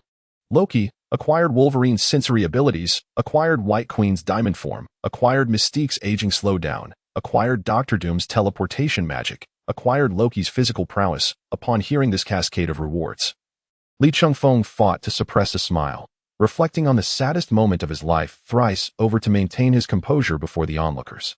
The previous mission had merely provided a foundation for his defense, ultimately relying on Batman's willpower to uniquely secure the ancestral Green Lantern. This time, however, the rewards were exceptionally commendable. While Wolverine's sensory abilities may not be widely recognized, they are akin to a beast's instinct, allowing him to intercept the full-speed Quicksilver through sheer anticipation. The White Queen's diamond form is unparalleled, possessing the hardness of diamond without its brittleness, capable of withstanding extreme temperatures. While not as terrifying as her formidable telepathic prowess, Li Chungfeng held little regard for telepathy, disliking the sensation of possessing excessive information. Mystique's aging slowdown effectively extends life and prolongs the peak of one's physical condition. Dr. Doom's teleportation magic is of an entirely superior caliber, far exceeding the limits of mere blinking, enabling dimensional traversal. Lastly, while Loki's physical attributes may appear somewhat humorous, he is undeniably a genuine descendant of frost giants, rivaling even the Asgardians in might. He appeared feeble and mediocre, especially when juxtaposed with his brother, Sif, and the trio of valiant warriors from Asgard, who are esteemed combatants of the highest caliber. According to the power metrics provided by Marvel, Loki possesses a strength rating of 5, equating to an astonishing weight-bearing capacity of 75 tons. This attribute is precisely what Li Chungfeng currently requires. His previously attained peak human physicality has proven insufficient. After receiving his reward, Li Chungfeng turned and acknowledged the prepared Ada Wong with a nod. Please, open the door. No sooner had he spoken than the prison door swung open with a resonant hum. Loki did not flee. Escape was not an option for him at this moment. Come now, the god of mischief from Asgard, sign this contract, and we shall become comrades bound by a common purpose. I have no desire to share such an intimate connection with you. Does your coordination bureau not even provide uniforms? It is a metaphor. You uncultured brute. Observe the green ring adorning Li Chungfeng's finger and the peculiar mutants behind him. With tears in his eyes, Loki affixed his signature to the contract, which entailed a staggering commitment of 250 years. Cursed merchant, why has the price increased again? Chapter 30. Li Chungfeng remarked, Loki, you truly are something. I have released you, but do not let your emotions run wild. Having exited the dungeon and returned to the surface, he pointed a finger at Magneto. issuing one final admonition before lifting the green light of will that bound him. With fervent impatience, Magneto tore off the tape and let the bandage fall to the ground.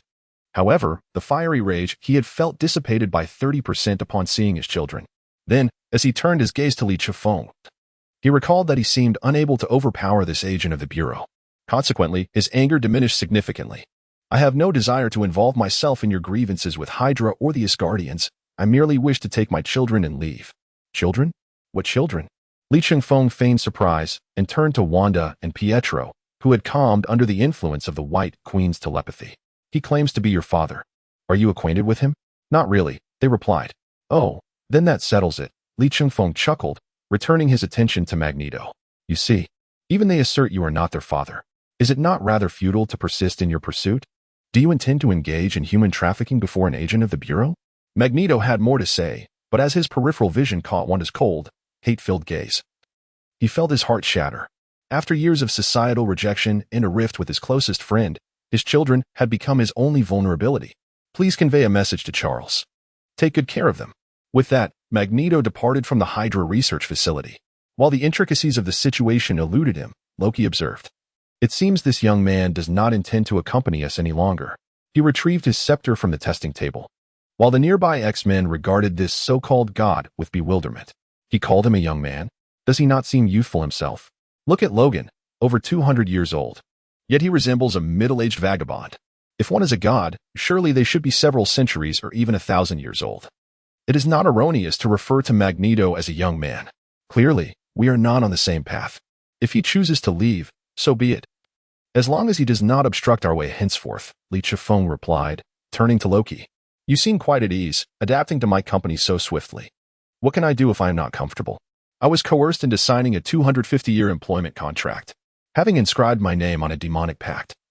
As long as I wish to avoid accompanying that fiend Mephisto, I must obediently follow you as an agent of the Bureau.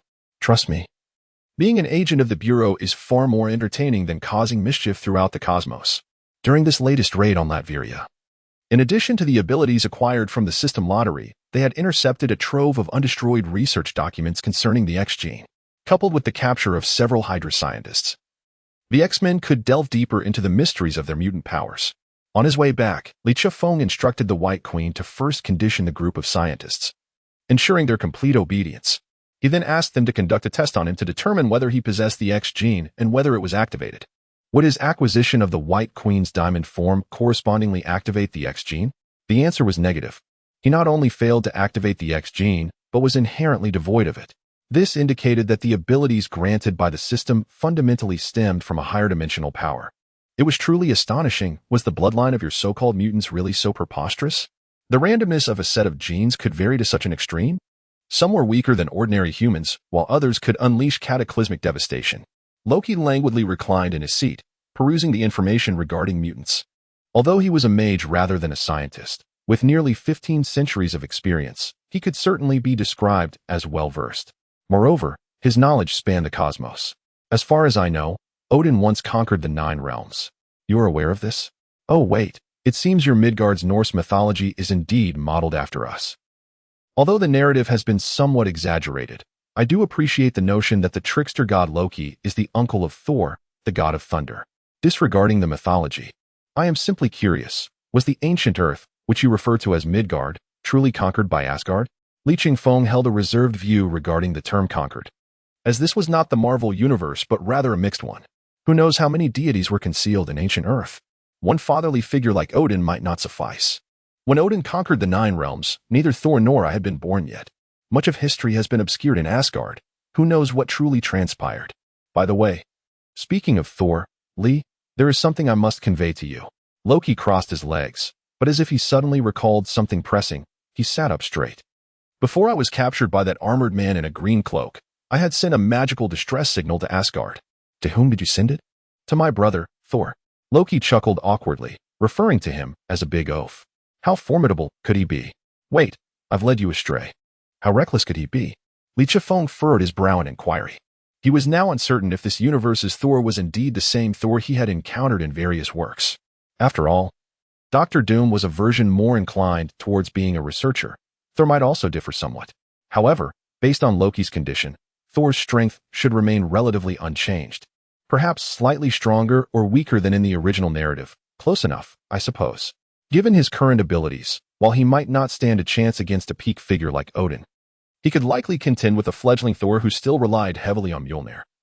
Considering that this iteration of Thor was at a stage where he possessed might yet struggled to harness it effectively, I am uncertain whether I possess the virtuous integrity to wield the Mjolnir, imbued with the divine edicts of the Almighty. It is quite audacious, so audacious that I find myself unable to dissuade such recklessness. In the past, I bravely ventured into Jotunheim, the ancestral land of the frost giants. And now I find myself emboldened even further.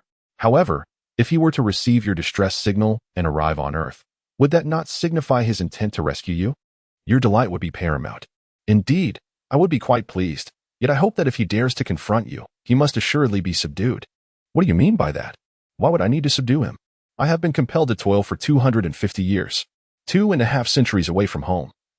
And I seek a hapless soul, a relative, to share this labor with me. Is that truly so terrible? TSK, TSK, TSK, Loki. You show no mercy when it comes to undermining your own brother. Li Ching-feng gave Loki a thumbs up, unwavering in his commitment to this brotherly sabotage. This lad truly possesses a remarkable sense of conviction. Chapter 31, The Transmission. And then encountering the goddess of death upon returning to the headquarters of the Joint Investigation Bureau and reporting to Black Egg and White Duck. Li Ching-feng invited Wanda and Pietro, the siblings, as well as Loki, into the room. The duo of eggs looked at Li Ching-feng's actions with some confusion. Hadn't he already briefed them on the general details of this operation? Was there still more to be done? Indeed, these siblings were Wanda and Pietro, the progeny of Magneto. Li Ching-feng's statement left White Duck, Charles, in a state of bewilderment. As for the other individual, he was none other than Loki, the god of mischief from Asgard, who had previously opened a colossal wormhole over Metropolis, and was now a newly contracted agent with the Joint Investigation Bureau for a period of 250 years. Nick Fury, Black Egg, was equally confounded. The two exchanged inquisitive glances with Li Ching-feng. They were truly presented with a monumental task. Had he not taken the X-Men to resolve the Hydra issue? How is it that he now introduced the children of Magneto and a god from Asgard? Are you certain they are Eric's offspring? Absolutely certain. Upon my return, I promptly conducted a paternity test using Magneto's genes, and the results were conclusive. Paternity test? White Duck hesitated momentarily. They did not bring it up, but how did you obtain Eric's DNA? Abduction? Seeing the confusion in White Duck's eyes, Li Ching-feng simply shrugged and remarked, in summary, this is a tale that will unfold between a father and his children for quite some time. After Li Ching-feng's embellished and subjective recounting from a third-party perspective, White Duck comprehended the entire story. I see, since they are Eric's children. Perhaps we should have the X-Men look after them. No, let us send them to the Joint Investigation Bureau Academy, where children with extraordinary abilities abound. They will not be regarded as outcasts there. Having said this, White Duck turned to Wanda and Pietro. My dear children, there is no need to fear. I was once a dear friend of your father. You may call me Professor X or Headmaster, and I shall look after you. The innate kindness and the soothing effect of his telepathic abilities made the siblings feel at ease with Professor X. However, I am sorry, Professor X. We wish to stay with him. Wanda and Pietro exchanged glances and simultaneously pointed their fingers at Li Ching-feng. Li Ching-feng, who had been observing the scene, was momentarily taken aback. Me? Li Ching-feng, in disbelief, pointed at himself, puzzled as to how he was involved in this matter. Yes, Li, we only trust him. The siblings' unwavering and resolute words left the typically kind and gentle White Duck with a headache, prompting him to cast an inquiring look at Li Ching-feng. Well, having them follow me is also feasible.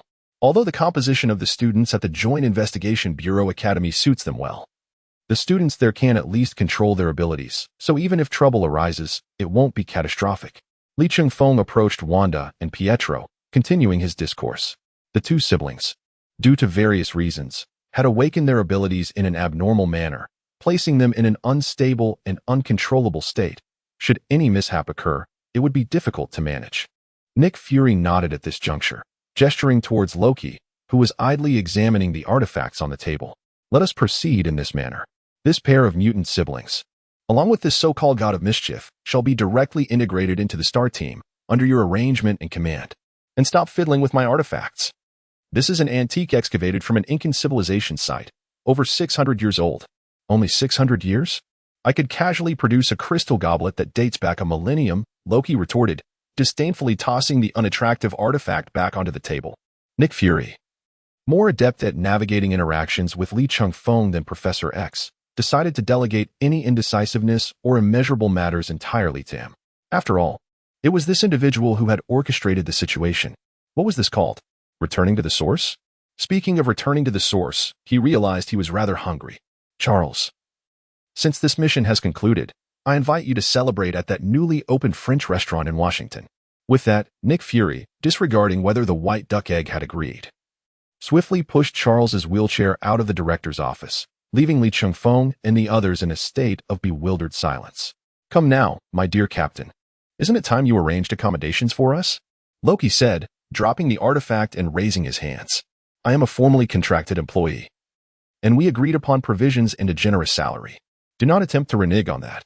Lee Chung-fong sighed. What to do? I suppose we can take you home. Fortunately, there is enough room. However, Ada Wong's disposition may be somewhat affected. Originally, she only needed to look after Harley Quinn, and now there are 3 more. Will Sister Wong completely transform into a mother figure? After arranging the necessities for the group, Lee Chung-fong was met with an unexpected day of respite. Initially, there was none planned. However, Loki surprised him, as Wanda and Pietro's superpowers, though rooted in their X gene, had indeed been triggered by Loki's scepter, creating an inexplicable connection among the 3. Specifically, Loki could harness the power of his scepter to expedite the siblings' mastery of their abilities. Of course, this did not imply that Loki could wield the Mind Stone. Rather, he was tapping into a fraction of the power emanating from it. Unbeknownst to him, his scepter contained such extraordinary potential. Loki, while undoubtedly intelligent, exhibited a certain clumsiness reminiscent of Thor, as if they were cast from the same mold. How could they resemble one another so closely despite lacking any blood relation? Having extricated himself from the responsibilities of childcare, Lee Chung-fong finally had time to experiment with the newly acquired abilities. The physical prowess aspect no longer required testing. Having witnessed Wolverine's extraordinary perception abilities, Pietro, in a moment of exuberance upon arriving home, experienced a sudden surge in his speed, accelerating to dozens of times his normal pace. However, in that instant of activation, Lee Chung-fong instinctively detected him and intercepted him. Otherwise, Pietro would have transformed into a veritable airborne figure. What remained were the diamond form and teleportation magic. First came the diamond transformation. As Lee Chung-fong muttered to himself, he activated his ability.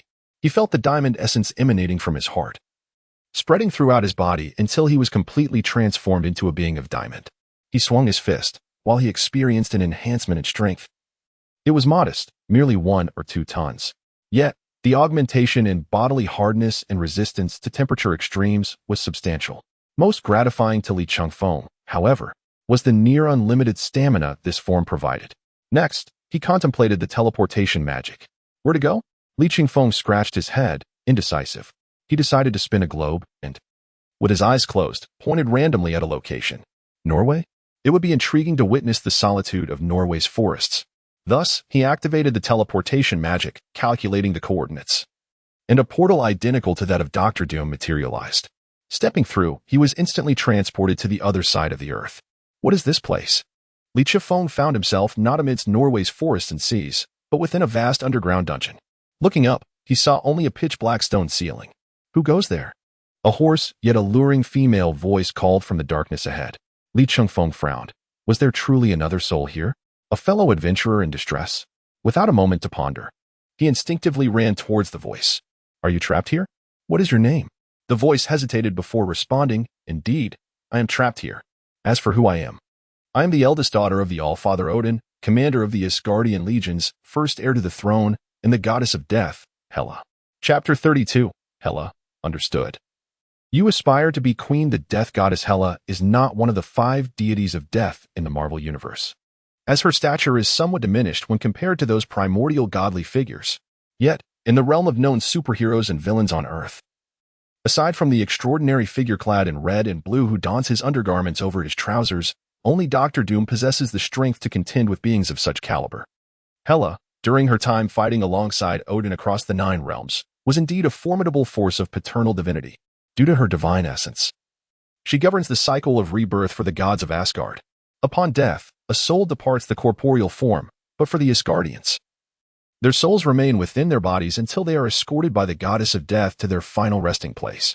If one were to draw a parallel, she resembles the Earth Mother of Asgard, embodying the concept of the 6 paths of reincarnation.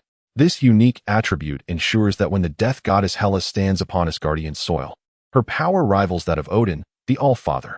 At this moment, the death goddess, theoretically the true heir to the throne of Asgard, sits upon a rough throne carved from obsidian. Despite the simplicity of her surroundings, her regal demeanor is undiminished. If one were to overlook the slightly disheveled yet endearing hairstyle of Hela, one could argue that she is the most stunningly majestic figure that Li Changfeng has ever encountered. Her magnificence is undeniable, especially considering her towering height of 2 meters and 13 centimeters. Who could possibly resist such allure? I have been sealed for over 1,000 years and cast out from my homeland. Am I, then, seeking my own demise? I am the rightful heir of Asgard, destined to rule the 9 realms. Now, mortal from Midgard, kneel before your queen. Li Changfeng scratched his head, although he held a fondness for queens. She was not the type he had in mind. He surmised that discussing this matter with the death goddess would be futile and decided to consult with Ida instead. A ruler may not comprehend the hearts of men, but an elder sister would. Dear goddess of death, I am merely a mortal who has stumbled upon this place after learning teleportation magic. I shall take my leave. Teleportation magic? What kind of magic could breach dimensional seals? Hela's brow furrowed in contemplation. If what you say is true, it could only imply one thing. What is that? Never mind, since you can transcend dimensional barriers. You must be able to take me with you. Hela abruptly rose, her astonishingly perfect curve swiftly approaching within Li Changfeng's line of sight. Her powerful hands rested firmly on his shoulders, and a hint of urgency finally broke through her noble visage. That sounds well and good, but why would I assist you? Li Changfeng, though utterly charmed by the elder sister type, was not without reason. He was all too aware of Hela's formidable nature. What do you seek in return, human? Do I appear to be one of the gods of Asgard? A god? But you are not Asgardian. I could be. Hela paused momentarily, taken aback, for Li Changfeng's earnest demeanor did not seem feigned. After closing my eyes and earnestly attuning to my surroundings, I opened them in mild astonishment. Although I could not detect any aura from the celestial palace, it was evident that I possessed the physique of an Asgardian. Could it be that you are a hybrid of an Asgardian and a Midgardian? No, I am indeed a mortal from Midgard. Yet one might say that I acquired an Asgardian physique during a fortuitous encounter, which has elevated my physical prowess beyond that of a typical Asgardian, rendering me scarcely distinguishable from those so-called gods in the celestial palace. Ah, I see. Hela nodded, quickly comprehending and accepting the revelation. After all, she was a woman who had traversed the 9 realms, having encountered myriad mysterious forces of the cosmos. She would not dismiss such matters as mere fantasy. Were it her brother, the thunderous Thor, he would undoubtedly delve into the minutiae. Such is the nature of perspective. It must be said that Odin's discernment leaves much to be desired. Compared to his formidable daughter, this son indeed pales in significance. Thus, there is no issue in escorting you, but I hope that upon your return to Asgard, when you ascend as the new sovereign of the Asgardian pantheon, the individual at your right hand will be none other than myself. Li Changfeng smiled innocently.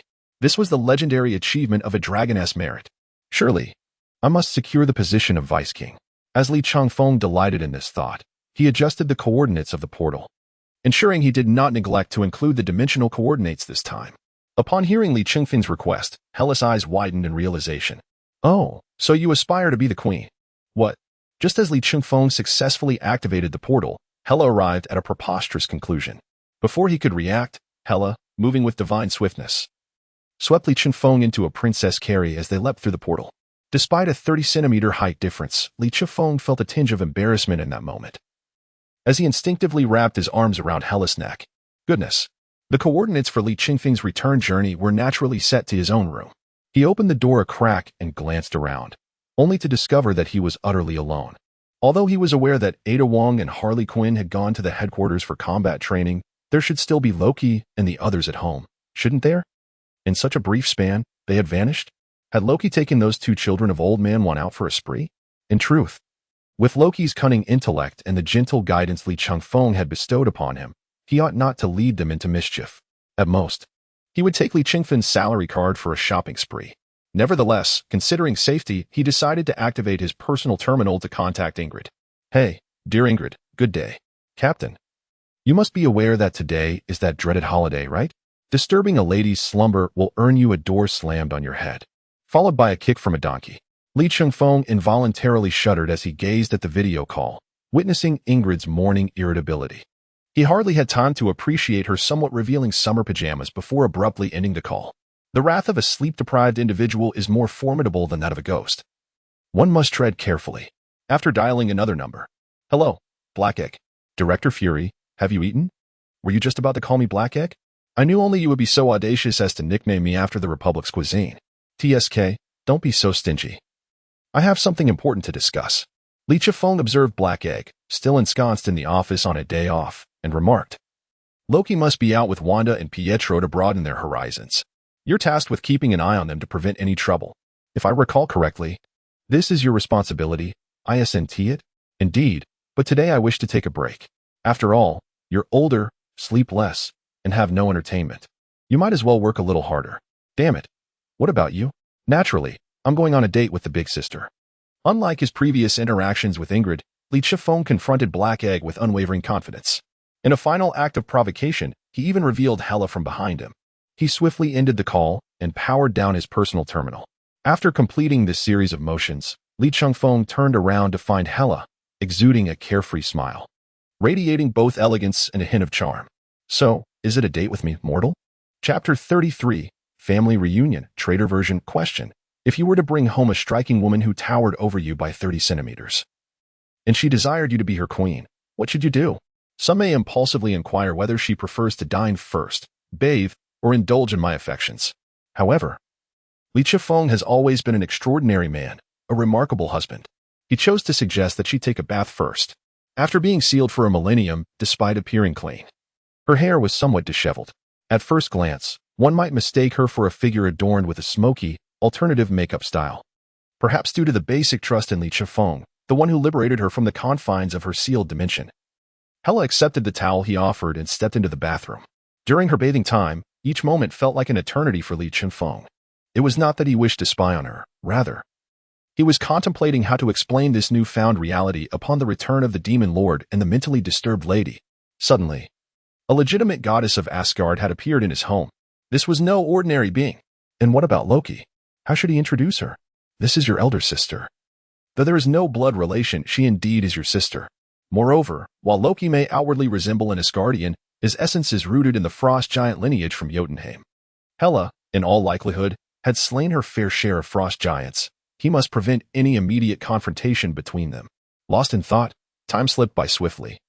And Hela emerged from the bathroom, her long hair revitalized by water's embrace.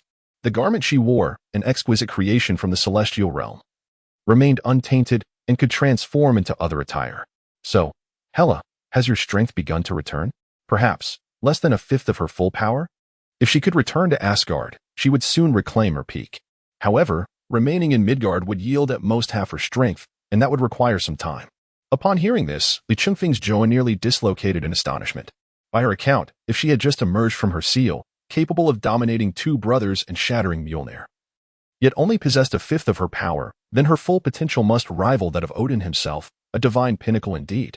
Yet, this power was constrained by the necessity of standing upon Asgard's soil. Elsewhere, she could likely achieve at least a standard divine level.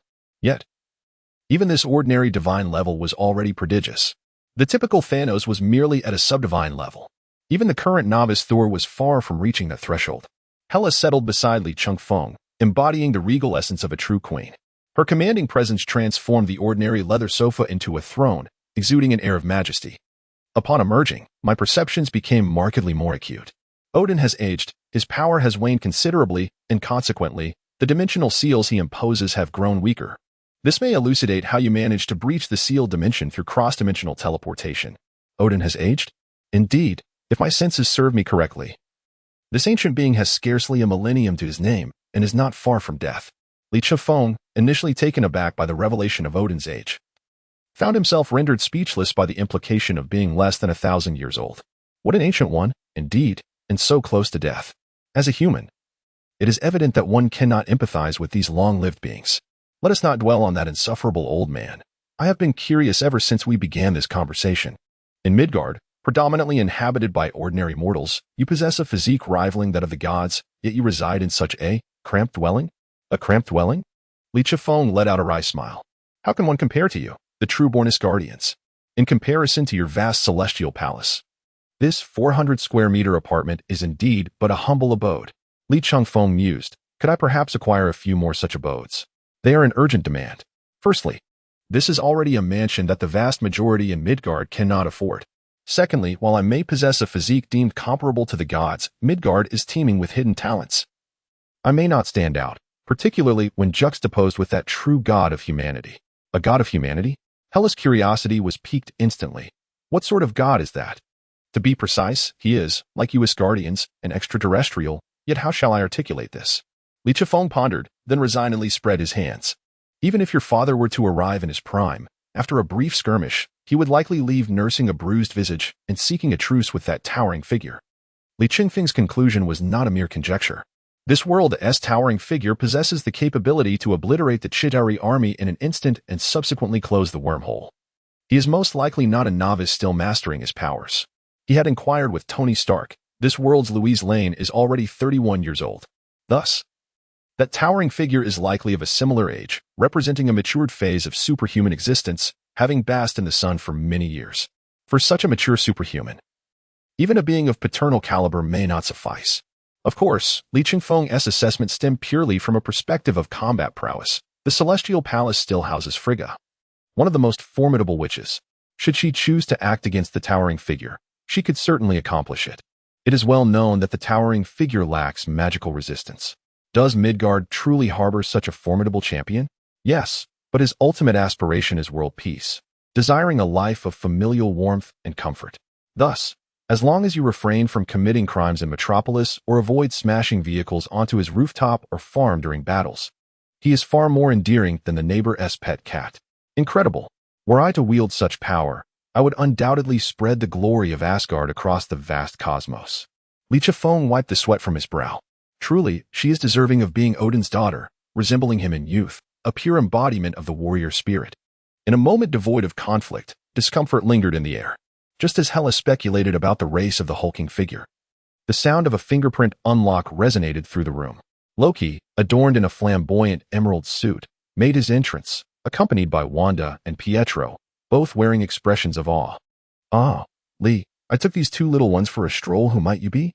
Loki remarked with a grin, only to discover a tall woman seated beside Li Chifeng. An instinct, characteristic of the god of mischief, alerted him to the peril she posed. This woman was exceedingly dangerous. In an instant, he conjured his beloved twin daggers, directing them towards her. Though he appeared bold, he discreetly prepared a teleportation spell beneath his feet. This was not the confines of Hydra, where magic was nullified. Oh, a descendant of Odin, no, the bloodline of the frost giants? How intriguing, to witness a frost giant whose external characteristics have been permanently altered by Odin's primordial power. Hela's attention was instantly captivated by Loki, yet she remarked, "You bear a striking resemblance to the Odin of old." Li Chifeng shrugged, stepping between them and pressing down Loki's dagger-wielding hand. "Allow me to introduce you both.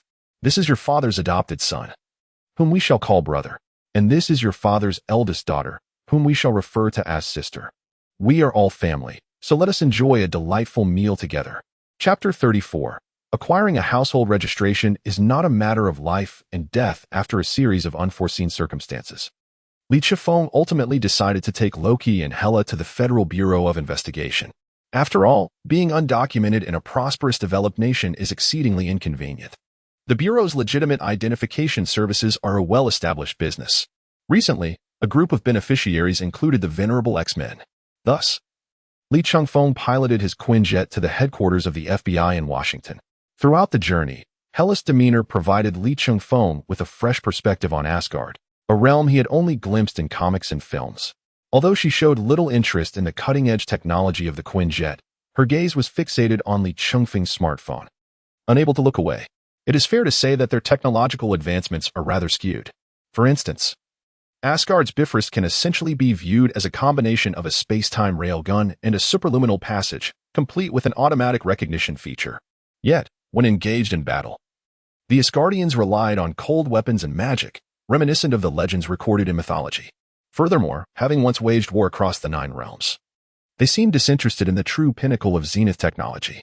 Instead, it was the mundane technologies of Earth, designed for entertainment, that captivated these world-destroying deities.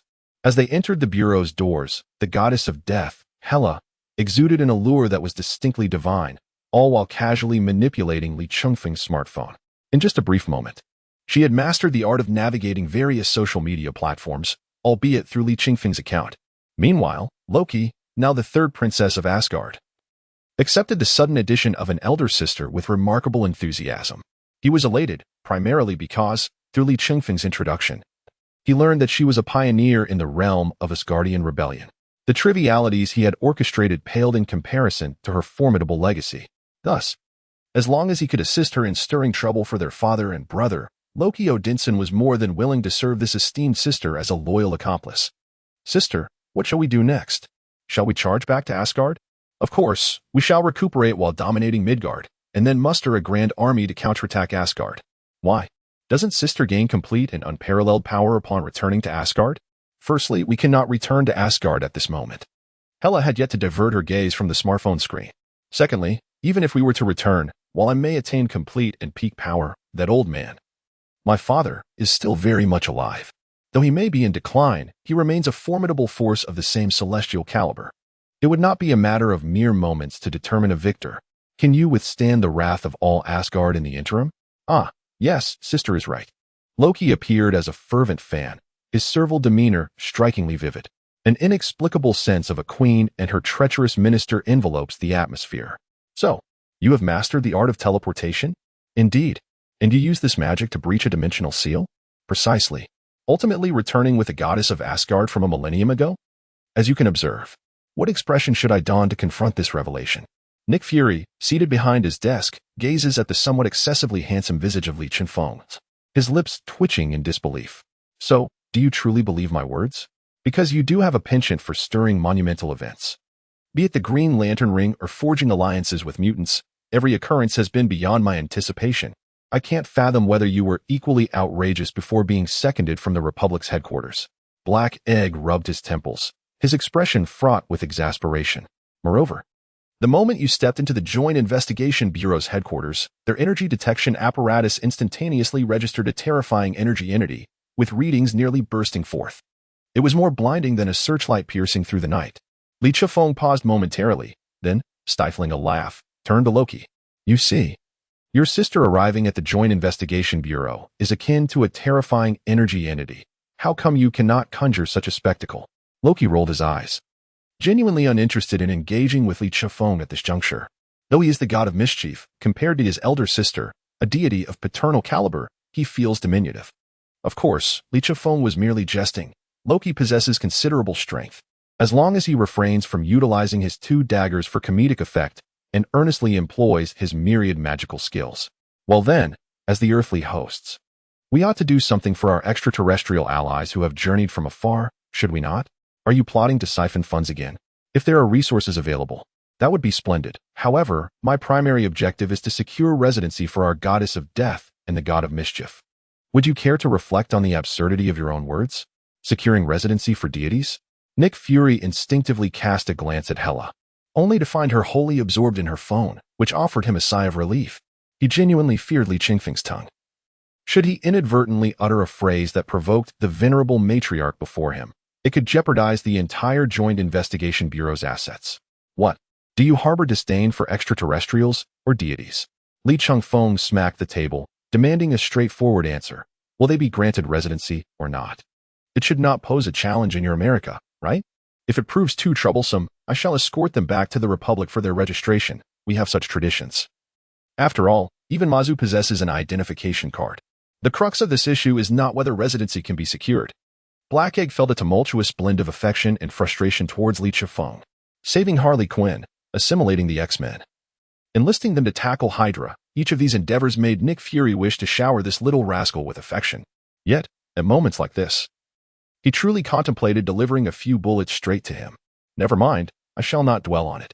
The matters regarding identity and residency will be entrusted to the Ministry of Internal Affairs. And you, esteemed one, what name do you intend to adopt? Hela Odinsdatter and Loki Odinson. Li Chengfeng shrugged. These are, after all, the true names of two deities from Asgard. The surnames are quite straightforward, signifying the daughter and son of Odin respectively. Well, Now that your desires are fulfilled, might I request a small favor in return? Absolutely not. Do you truly think I would grant you that? Alas, is there no sense of humor in you? Just tell me what task you have in mind. I assure you I will do my utmost to accomplish it, and if it proves challenging, I shall strive to find a way. Very well. Nick Fury, for the time being, had little desire to continue engaging with Li Chungfeng. He simply extended the documents in his hand forward, signaling the other to examine them thoroughly. Li Chungfeng accepted the materials and, upon opening them, was greeted by a striking photograph on the first page. Within the eternal frost of the Arctic, a man of unmistakable integrity lay in slumber, his noble visage easily discernible. Chapter 35, Journey to the Arctic, The Arrival of the Battlefield. What is your intention, Fury? Your recent tastes seem rather peculiar, favoring such vividly handsome figures. I truly feel compelled to reprimand you. Nick Fury squeezed a few words through gritted teeth before elaborating. As a citizen of the Republic, you may not be entirely familiar with this individual. On the contrary, I am quite well acquainted, for is he not Captain America? Li Chungfeng interjected, leaning closer to Nick Fury. I have been thoroughly keeping up with the gossip. I just wonder about the veracity of it all. Did Captain America ever have anything with our inaugural director, Peggy Carter? Cough, cough, cough. What do you mean by that? Which that are you referring to? Nick Fury pretended to mask his embarrassment with a cough, earning a disdainful glance from Li Chungfeng. Of course, that refers to whether they ever gazed at the stars together. Oh, are you implying whether they shared such stargazing moments? Li Chungfeng teased. What did you think? I thought they went for joyrides together. Bah. You old rogue. Li Chungfeng scoffed at Nick Fury for a moment before finally adopting a more serious demeanor, ready to discuss matters of importance. So you showed me this photograph merely to send me on a mission to retrieve this individual? Precisely. Since you are already acquainted with Captain Steve Rogers, you should comprehend that a super soldier, enhanced by the serum, does not perish merely from being frozen. Rather, it induces a state akin to hibernation, significantly decelerating the aging process. However, as far as I am aware, the super soldiers created by the serum only surpass the limits of human capability. For our joint task force, which already possesses the X-Men and the Guardians, this does not seem to be an urgent matter, does it? I grasp your perspective. Nick Fury shook his head, a glimmer of yearning evident in his single eye. Yet, Steve Rogers embodies the spirit of America. He serves as a benchmark for our humanity and character, reminding us to remain vigilant at the precipice of the abyss, lest we truly fall into it. Upon hearing Fury's description, Li Chungfeng nodded in agreement. Captain America epitomizes virtue and human decency. If people were to choose a superhero as a companion, without any particular stipulations, selecting either Superman or Captain America would be undeniably sound. Superman possesses both character and strength, while Captain America's prowess may be lesser, yet his fidelity to friends is unwavering. Especially in terms of leadership, the Kansas giant pales in comparison to the centenarian who has battled Nazis and Hydra during the World Wars. Naturally, Nick Fury's desire for Li Chungfeng to bring back Captain America extends beyond mere symbolism. He hopes that through Captain America's returns, the ordinary citizens of the Joint Task Force might re-enter the fray. Recently, the agency has seen a surge not from ordinary individuals but rather from mutants or so-called gods. As an organization aimed at protecting the average person from the premature encroachment of reality, the representation of ordinary citizens seems alarmingly scant. Alongside this mission assigned to the Guardians, I wish to dispatch an additional individual to accompany you on your journey. Accompany me? Who is it? Is it a beautiful sister? Li Chungfeng's interest was instantly piqued. Was it Commander Maria Hill or the Mockingbird? He was not picky. Not picky? That's great. Nick Fury's face lit up with joy, and Li Chungfeng could immediately discern the schadenfreude in his single eye. He pressed the communication device on the table and said, "All right, come up." A minute later, the door to the Star Team and Director Nick Fury's office swung open. Li Chungfeng turned around with eager anticipation. Whether it was Maria Hill or the Mockingbird, they were both stunningly beautiful women. However, upon seeing the visitor's features and her slightly mature receding hairline, "Hello, Agent Li Chungfeng. I am Phil Coulson, a Level 7 agent from the American Bureau." Li Chungfeng's spirits deflated instantly, and he slumped onto the sofa, weakly leaning against Hela, who was engrossed in her phone. Hela did not mind at all, even freeing one hand to wrap around Li Chungfeng's waist. "Hey, you're getting a bit too familiar. Back in Asgard's army, quite a few people recommended themselves to share a bed with me." Hela raised her head and spoke about the topic with ease, but looked at Li Chungfeng with a hint of confusion. But for some reason, they were all valiant female warriors, and they eventually all became my personal guards. Li Chifeng rolled his eyes. What a selection of top-tier beauties. However, he knew he could not treat Coulson the same way he treated Nick Fury, so he immediately sprang to his feet and approached Coulson. I have long admired you. Agent Coulson, I heard that when you first entered this line of work, you were under Nick Fury's command? That must have been quite a challenge. Nick Fury was once the most outstanding agent of the American Bureau. I still am. Nick Fury clearly showed some reluctance to accept aging. The best agent now should be Lee, even though he is on loan from the Republic Bureau. Phil Coulson maintained a gentle smile, making one feel as if they were basking in spring sunshine. Li Chifeng found it perplexing how a middle-aged man could appear somewhat handsome without being greasy. Despite his receding hairline, charisma, quite a mystery, isn't it? Li Chifeng, Phil Coulson, if you two keep teasing the leadership. One will be sent to Tibet to play games with the llamas, while the other will be dispatched to Antarctica to play house with penguins. After teasing, joking about Nick Fury, the system's task promptly arrived. Ding. Task The Iceman Cometh has been released. Task description, Dear Captain of the Star Team. You are to follow Nick Fury's orders to rescue Captain America from the Arctic glaciers. However, please be cautious. The Arctic harbors more than just eternal ice. There are other things. Reading the task description, Li Chifeng fell silent once more. He just knew it. Such a task must have some peculiar twist. But what could there possibly be in the Arctic? Surely it couldn't involve some bizarre Cthulhu elements, could it? Whether it be the Cthulhu elements of Marvel or DC. They surely pale in comparison to the formidable presence of the divine woman behind me. Viewed from this perspective, even if there are unknown hidden elements, the difficulty should not be insurmountable. However, it seems that there are not many individuals related to this mission. I wonder if bringing Hela along counts. As Li Chifeng pondered this, he ascended the Airbus, which had been grounded for quite some time, alongside Phil Coulson, Ida Wong, and Harley Quinn, who had previously come to the headquarters for combat training, were already awaiting on the aircraft, ever since Hela boarded. The gaze of the demon lord-like woman and the one with a penchant for madness had remained fixed upon her, occasionally casting sharp, piercing glances toward Li Chifeng. He sat upright, maintaining a composed demeanor, eyes forward. He was uncertain about the danger of the mission, but he knew that nothing could rival the peril posed by the current atmosphere aboard this Airbus, transformed into a veritable arena of chaos. Chapter 36, The Coulson Team. Barry Allen, the Airbus of the Star Team, soared through the stratosphere, racing towards the desolate Arctic glaciers. However, Li Chifeng found it impossible to concentrate on the mission at hand, as the current scene was exceedingly unfriendly to him. 3 women occupied 3 separate sofas. The queenly figure, Hela, remained indifferent, engrossed in fiddling with Li Chifeng's phone, unfazed by the onboard internet connectivity. Meanwhile, the demoness and the psychotic beauty exchanged glances, their attention entirely captivated by Hela. This peculiar dynamic of both opposition and collaboration was undeniably contradictory. Initially, Coulson appeared blissfully unaware, delighting in the unfolding spectacle. Yet, it was Loki who astutely assessed the situation and ushered Coulson away from the lounge. Witnessing this scene, Li Chifeng couldn't help but reflect on his fortune. Had the New York battle erupted in this universe, he would never have witnessed such an extraordinary tableau of perpetrator and victim appearing so chummy.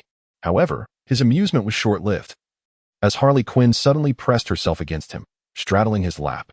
My pudding, I didn't expect you to be such a flirtatious lad, she teased, her eyes sparkling with mischief. Yet, her words sent a shiver down Li Chifeng's spine. You lured me into a whimsical thought about the Joker's head. Should I reciprocate? She continued, her insinuations making him uneasy. You were the one who seduced me first.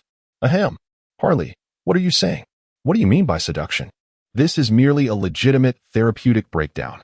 Li Chifeng attempted to clarify, only to be met with Harley's playful bite on his neck. For his current physical state, it was hardly painful, merely a slight itch, bordering on the suggestive, rather than anything violent or gruesome. Don't deny it. You are a scoundrel who neither admits nor refuses any responsibility, she exclaimed, her accusation ringing loud and clear. Slander. This is outright slander. I am a model agent of the Bureau. Li Chifeng's defense felt somewhat forced, and he recognized that his actions did indeed carry a hint of a playboy-esque demeanor. Were this in the Republic's headquarters, he could be reprimanded for his improprieties. Of course, the matter itself was trivial, but the women he was entangled with were rather formidable. Noticing the flicker of guilt on Li Chifeng's face, Sister Wang let out a derisive snort, her villainous allure unmistakable. Following the sound, Li Chifeng instinctively sighed. After all, they were headed to the Arctic, necessitating full preparation. The elegant kipayos, leather pants, and black and white stockings that Ida favored could only languish in the wardrobe, lamenting their untimely fate. But who was Ida Wong? She could easily see through the seemingly frivolous thoughts of this boyish charmer. A few days ago, I purchased a pair of patent leather boots. Ada pulled Harley Quinn down and urged Lee Chung-fong to rise, teasing him with the prospect of dressing up for the queen upon his return. However, for now, they needed to convene a gathering of men with Coulson and Loki. With that, she and Harley Quinn practically shoved Lee Chung-fong out of the lounge. If Lee Chung-fong wished, there was no way Ada and Harley Quinn could have expelled him alone. Yet, he was more than eager to escape the pandemonium. It was a veritable blessing to flee from such turmoil. Remarkable, indeed, to have emerged alive, Loki remarked, observing Lee Chung-fong's near brush with death with unabashed mockery. Lee Chung-fong, however, had long since developed immunity to such jests. He offered a middle finger in jest before seating himself beside Coulson and promptly delving into matters of significance. Nick Fury, didn't he simply decide on a whim to send you with me for this excavation mission, did he? Lee Chung-fong inquired, pouring a glass of the green carbonated drink whimsically dubbed Dark Energy by Harley Quinn for both Loki and Coulson. Despite his usual unreliability, he adhered strictly to the principle of abstaining from alcohol during missions. Let me venture a guess. As a seasoned level 7 agent, you certainly don't require my assistance in polishing your credentials, nor do you wish to join my star team. Lee Chung-fong clinked glasses with Coulson and continued. You must be looking to assemble another specialized team to handle relatively lightweight supernatural incidents, with Captain America as the core member designated by Nick Fury. Am I correct? I've consistently suggested to Director Fury that we should formalize your secondment into a permanent transfer. Your broader perspective surpasses even that of Nick Fury, making you the most suitable candidate for the next director. Cough, cough, cough. Please refrain from such compliments. They will genuinely make me blush. Very well. Let us return to the matter at hand. I once faced death several years ago. My heart reportedly ceased for over a minute, and it was only through the efforts of the Bureau's doctors that I was revived. Upon my recovery, Director Fury indeed assigned me to establish a special emergency team. As he spoke, Coulson wore a smile, yet his left hand instinctively brushed against his heart, a remnant of lingering dread. Having danced with death and felt the profound terror it instilled, such memories would always evoke trepidation. Initially, there had been no intention for such a team. But as the members of the STAR team became increasingly unconventional, it was impractical to deploy heavy artillery against mere mosquitoes. Thus, the Special Emergency Team was born. Aimed at forming a lower-tier version of the STAR team, Phil Coulson could be described as utterly candid, possessing an unwavering trust in his colleague Lee Chung-fong, a stark contrast to the paranoia of Nick Fury. Subsequently, Lee Chung-fong gleaned from Coulson that nearly all arrangements for the Special Emergency Team were complete, having been granted the authority by Nick Fury.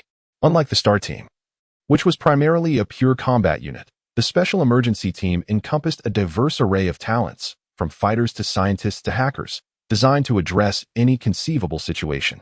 Lee Chung-fong initially believed that this Special Emergency Team would resemble the ensemble cast of the American series S.H.I.E.L.D. However, through Coulson's introduction, he realized he had underestimated the extraordinary modifications of the hybrid universe.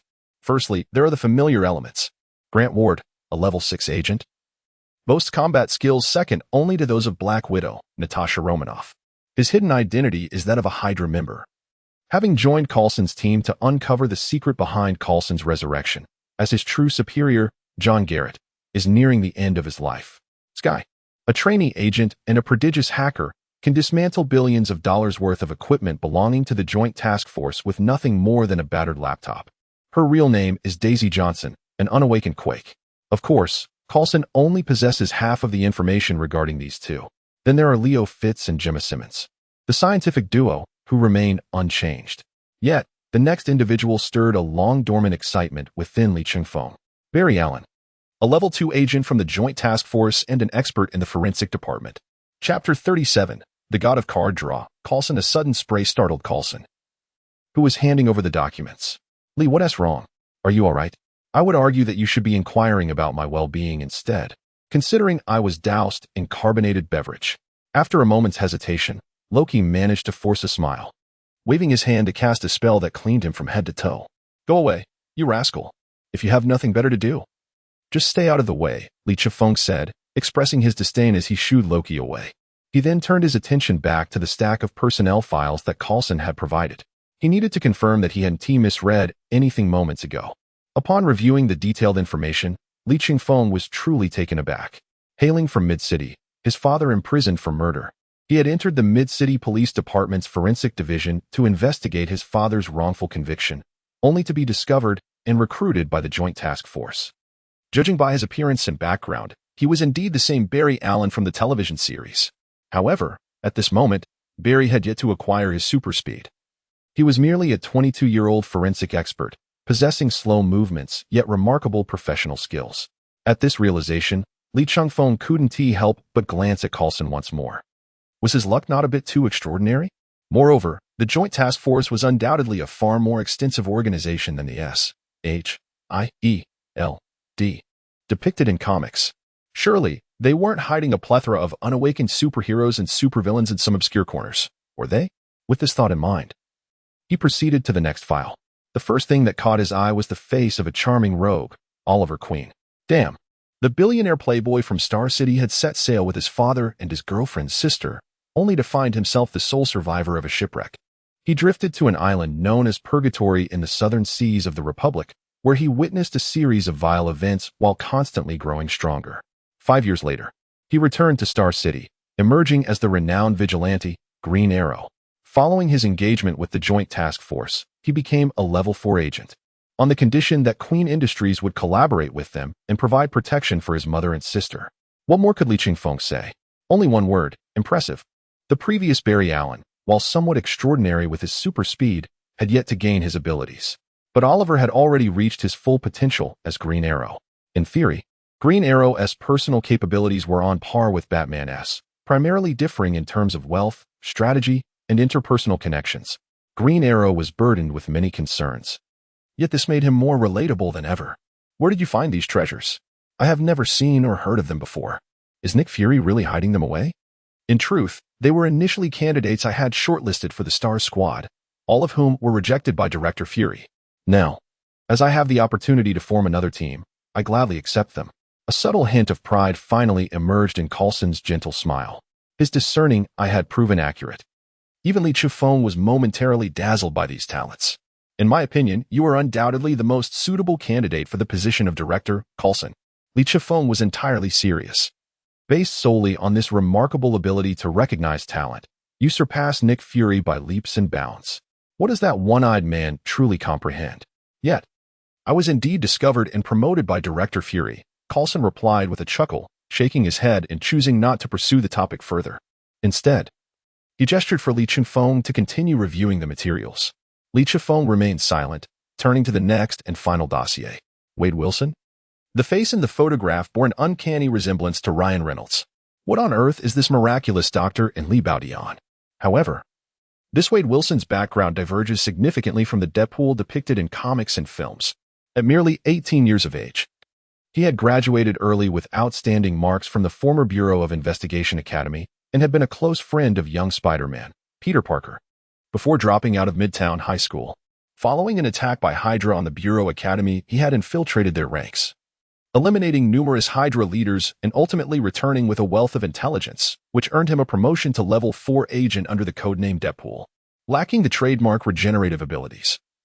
His combat skills, however, were even more refined and formidable than those of the original Deadpool. Yet, his mindset was truly befitting of his codename, eccentric and absurd. He never participated in the Bureau's various examinations or tests, even deliberately scoring low. Otherwise, with Grant Ward's capabilities, it would be impossible for him to surpass him as the second-in-command beneath Black Widow. Notably, the dossier indicated that Wade Wilson had voluntarily expressed a desire to serve under Coulson. After reviewing Deadpool Wade Wilson's file, Li Chingfeng gained a fresh perspective on Coulson's team. Grant Ward, Green Arrow Oliver Queen, and Deadpool Wade Wilson, in addition to the soon-to-be-resurrected veteran Steve Rogers, formed a formidable force that should not be underestimated. As long as they were not confronting Thor or Hela, leveraging various technological weapons to subdue Loki should pose no significant challenge. Phil Coulson, whom Li Chingfeng was inclined to refer to as the god of card draws. Loki, meow? What do you mean? However, with such formidable reinforcements, there seemed little need for Grant Ward, the Hydra infiltrator, to remain in Coulson's team. Although it felt as if the waves had settled, he still represented a non-negligible risk. Is that all there is? Li Chifeng inquired, setting down the dossier. Indeed, once we excavate Captain America Steve Rogers and await his awakening, my team will be complete. Do you require any suggestions? I am all ears. Your team has a few too many mavericks. It lacks an individual who possesses both strength and experience to stabilize the situation. Li Chifeng gestured towards the profiles of Sky, Oliver, and Wade, continuing. You cannot manage this alone. Although you possess the qualifications and capabilities, you lack the fearsome reputation that commands respect. By the way, I've heard that the Ministry of Internal Affairs has a retired senior agent from the front lines who happens to share my hometown. You mean? Undoubtedly. Melinda May, the woman renowned as the cavalry, Li Chifeng had just provided the final piece for the formation of the team. I have seen her dossier. Melinda May was originally your partner as an agent. With such a connection, she should be persuaded to come out of retirement. The rationale for recommending Melinda May is not only because she is precisely the individual Coulson's team requires, but also to fill the void left by Grant Ward. Indeed, Li Chifeng was already planning to ensure Grant Ward's dignified departure after the conclusion of this mission, determined not to allow him to compromise his vision for the Inhumans. Chapter 38. Arrival at the Arctic. The calm after the storm. After gaining a comprehensive understanding of the reasons behind the establishment of Coulson's team and its composition, Li Chifeng increasingly felt that his freedom was somewhat excessive. Could this possibly be the coveted treatment of a top performer, where even the boss must smile and commend one's achievements? Li Chifeng pondered whether Nick Fury shared such sentiments. All he knew was that, after a prolonged period of commotion, the previously raucous break room had finally settled into tranquility. Had the battlefield truly calmed? Surely. Hela had not eliminated both Ada Wong and Harley Quinn, had she? While the fate of Harley was uncertain, Ada, being the most perceptive of agents, surely could not be so lacking in awareness. Consequently, Li Chifeng stealthily approached the door of the break room, peering through the crack. He beheld Hela setting down his phone, her arms wrapped around a slightly diminutive yet alluring woman, exuding an air of commanding presence. One might have thought that this fierce woman had seized two charming consorts from somewhere. The initial hostility that Wong and Harley had felt towards Hela had long since dissipated. From the gazes of the two women, Li Chifeng could discern a singular sentiment. The goddess of death was impressive. How amusing it was. Even a strong woman desired the affection of another. Li Chifeng felt compelled to intervene. Such displays of intimacy were hardly appropriate. How he envied them. Jealousy truly creates a chasm between people. Clearing his throat, he called out, Ada, please confirm the landing point and surrounding conditions. Harley, what are you doing with that hand? Who allows such familiarity? I noticed Hela's top was a bit soiled. I merely offered to assist her in cleaning it. Harley Quinn unabashedly replied, her demeanor reminiscent of Li Chifeng's own youthful antics. She and Ada then squeezed past him, and this audacious woman even pinched his backside. Brazenly taking liberties. Did she not realize that he only sold his talent, not his body? That was an entirely different price. My dear Pudding, you've been rather childish lately. Perhaps you could learn a thing or two from Hela. At worst, I'll let you make amends after the mission. Harley Quinn tossed him a flirtatious glance before departing with a cheerful demeanor. Bah, I wouldn't trust you, Li Chifeng muttered. Casting a resentful gaze at the goddess of death, questioning how she had managed to win over both women. Women adore me, Hela stated, devoid of any hint of boastfulness. As if merely expressing an undeniable truth. Such subtlety and arrogance is utterly lethal. The team aboard the Airbus, after enduring an extensive flight, finally reached their intended destination. It dawned on Li Chifeng that this was not an uninhabited wasteland. The scientific expedition team involved in the excavation had already established a base here, assembling the large machinery required for their tasks. To be honest, Coulson, if you had sent me here, we could have been playing mahjong on the return flight within 10 minutes. The last time I played, I won big with a pure hand, a genuine heavenly hand. Though I find it somewhat difficult to comprehend the latter part of your statement, Coulson shrugged, remarking that one must provide us ordinary agents and temporarily assigned auxiliary units with tasks to undertake. He suggested that one ought to acclimate to the notion of being regarded as a premier force within the Bureau. Coulson's words were grounded in reality. With greater power comes greater responsibility, yet it does not imply that one must shoulder every task single-handedly. For instance, while excavating the Ice Layer. Though undoubtedly faster in his transformed state as Green Lantern, entrusting this endeavor to a specialized team would certainly yield no mishaps. However, should a formidable adversary like Thanos or General Zod appear, Li Chifeng, as one of the Bureau's foremost operatives, would undoubtedly be the first to confront the threat. Each has their designated role to play. Yet, Li Chengfeng was not merely concerned about the duration of the excavation. He feared that after a prolonged effort, the so-called additional matters mentioned in the mission briefing might emerge to present a grand finale for everyone. While this concern was valid, having come this far, if there existed a more efficient method of excavation, watching them set up equipment would be akin to unnecessarily complicating matters. The classic phrase from the Republic comes to mind: since we are here, we might as well proceed. Coulson likely had never ventured into the Republic, at most. He was familiar with Melinda May, who hailed from there. Given May's character, it was unlikely she would utter such sentiments as "since we are here." You make a valid point. If resources and time can be conserved, why not seize the opportunity? Coulson was, of course, delighted by Li Chengfeng's words. After all, the excavation of Captain America was a matter of great importance, and this time, he was merely responsible for coordination rather than taking the lead. Furthermore, he was eager to meet the idol he had admired since childhood. Coulson's career as a bureau agent was influenced by Captain America's historical deeds. He even kept a childhood Captain America trading card in the pocket of his suit. Very well, Ida, Hallie, issue a directive to the research task force via the radio, instructing them to cease the deployment of heavy machinery and merely maintain vigilance around the destination, Li Chengfeng stated, before turning to Coulson and adding, "Come. You surely wish to witness the reemergence of the most iconic superhero in the history of the American Bureau, do you not? May I accompany you?" Coulson understood that Li Chengfeng intended to employ his abilities for the excavation, so he was prepared to await Li Chengfeng's return with Captain America. However, he did not anticipate that Li Chengfeng's powers could also bring him along. "What you're suggesting is merely bringing someone along, if I cannot take you down. How would I retrieve that ancient ice cream stick beneath?" Li Chengfeng remarked, and then led Coulson off the aircraft, followed closely by Hela and Loki. Their descent immediately drew the attention of all nearby, not due to their striking appearances or the aura of strength they exuded, but simply because they were dressed rather scantily. Loki fared better, clad in a dark green suit, while Hela was quite the contrast, her battle attire revealing her shoulders prominently. Fortunately, it is the goddess of death and the god of trickery. Otherwise, an ordinary person clad in such attire would scarcely survive a few minutes in the Arctic. Ahem. Do you not think your costumes are rather conspicuous? Li Chengfeng also perceived this situation and promptly whispered a reminder. Although the Joint Investigation Bureau is populated with numerous capable individuals, this scientific expedition team still comprises personnel seconded from other departments. Such flamboyance is unwarranted. Loki, being the Asgardian most suited to Earth's environment, swiftly comprehended the gravity of the matter. A verdant surge of magical energy enveloped every individual in the outer circle. Upon retracting this energy, he and Hela transformed into two splendid fur cloaks imbued with an essence of Western fantasy.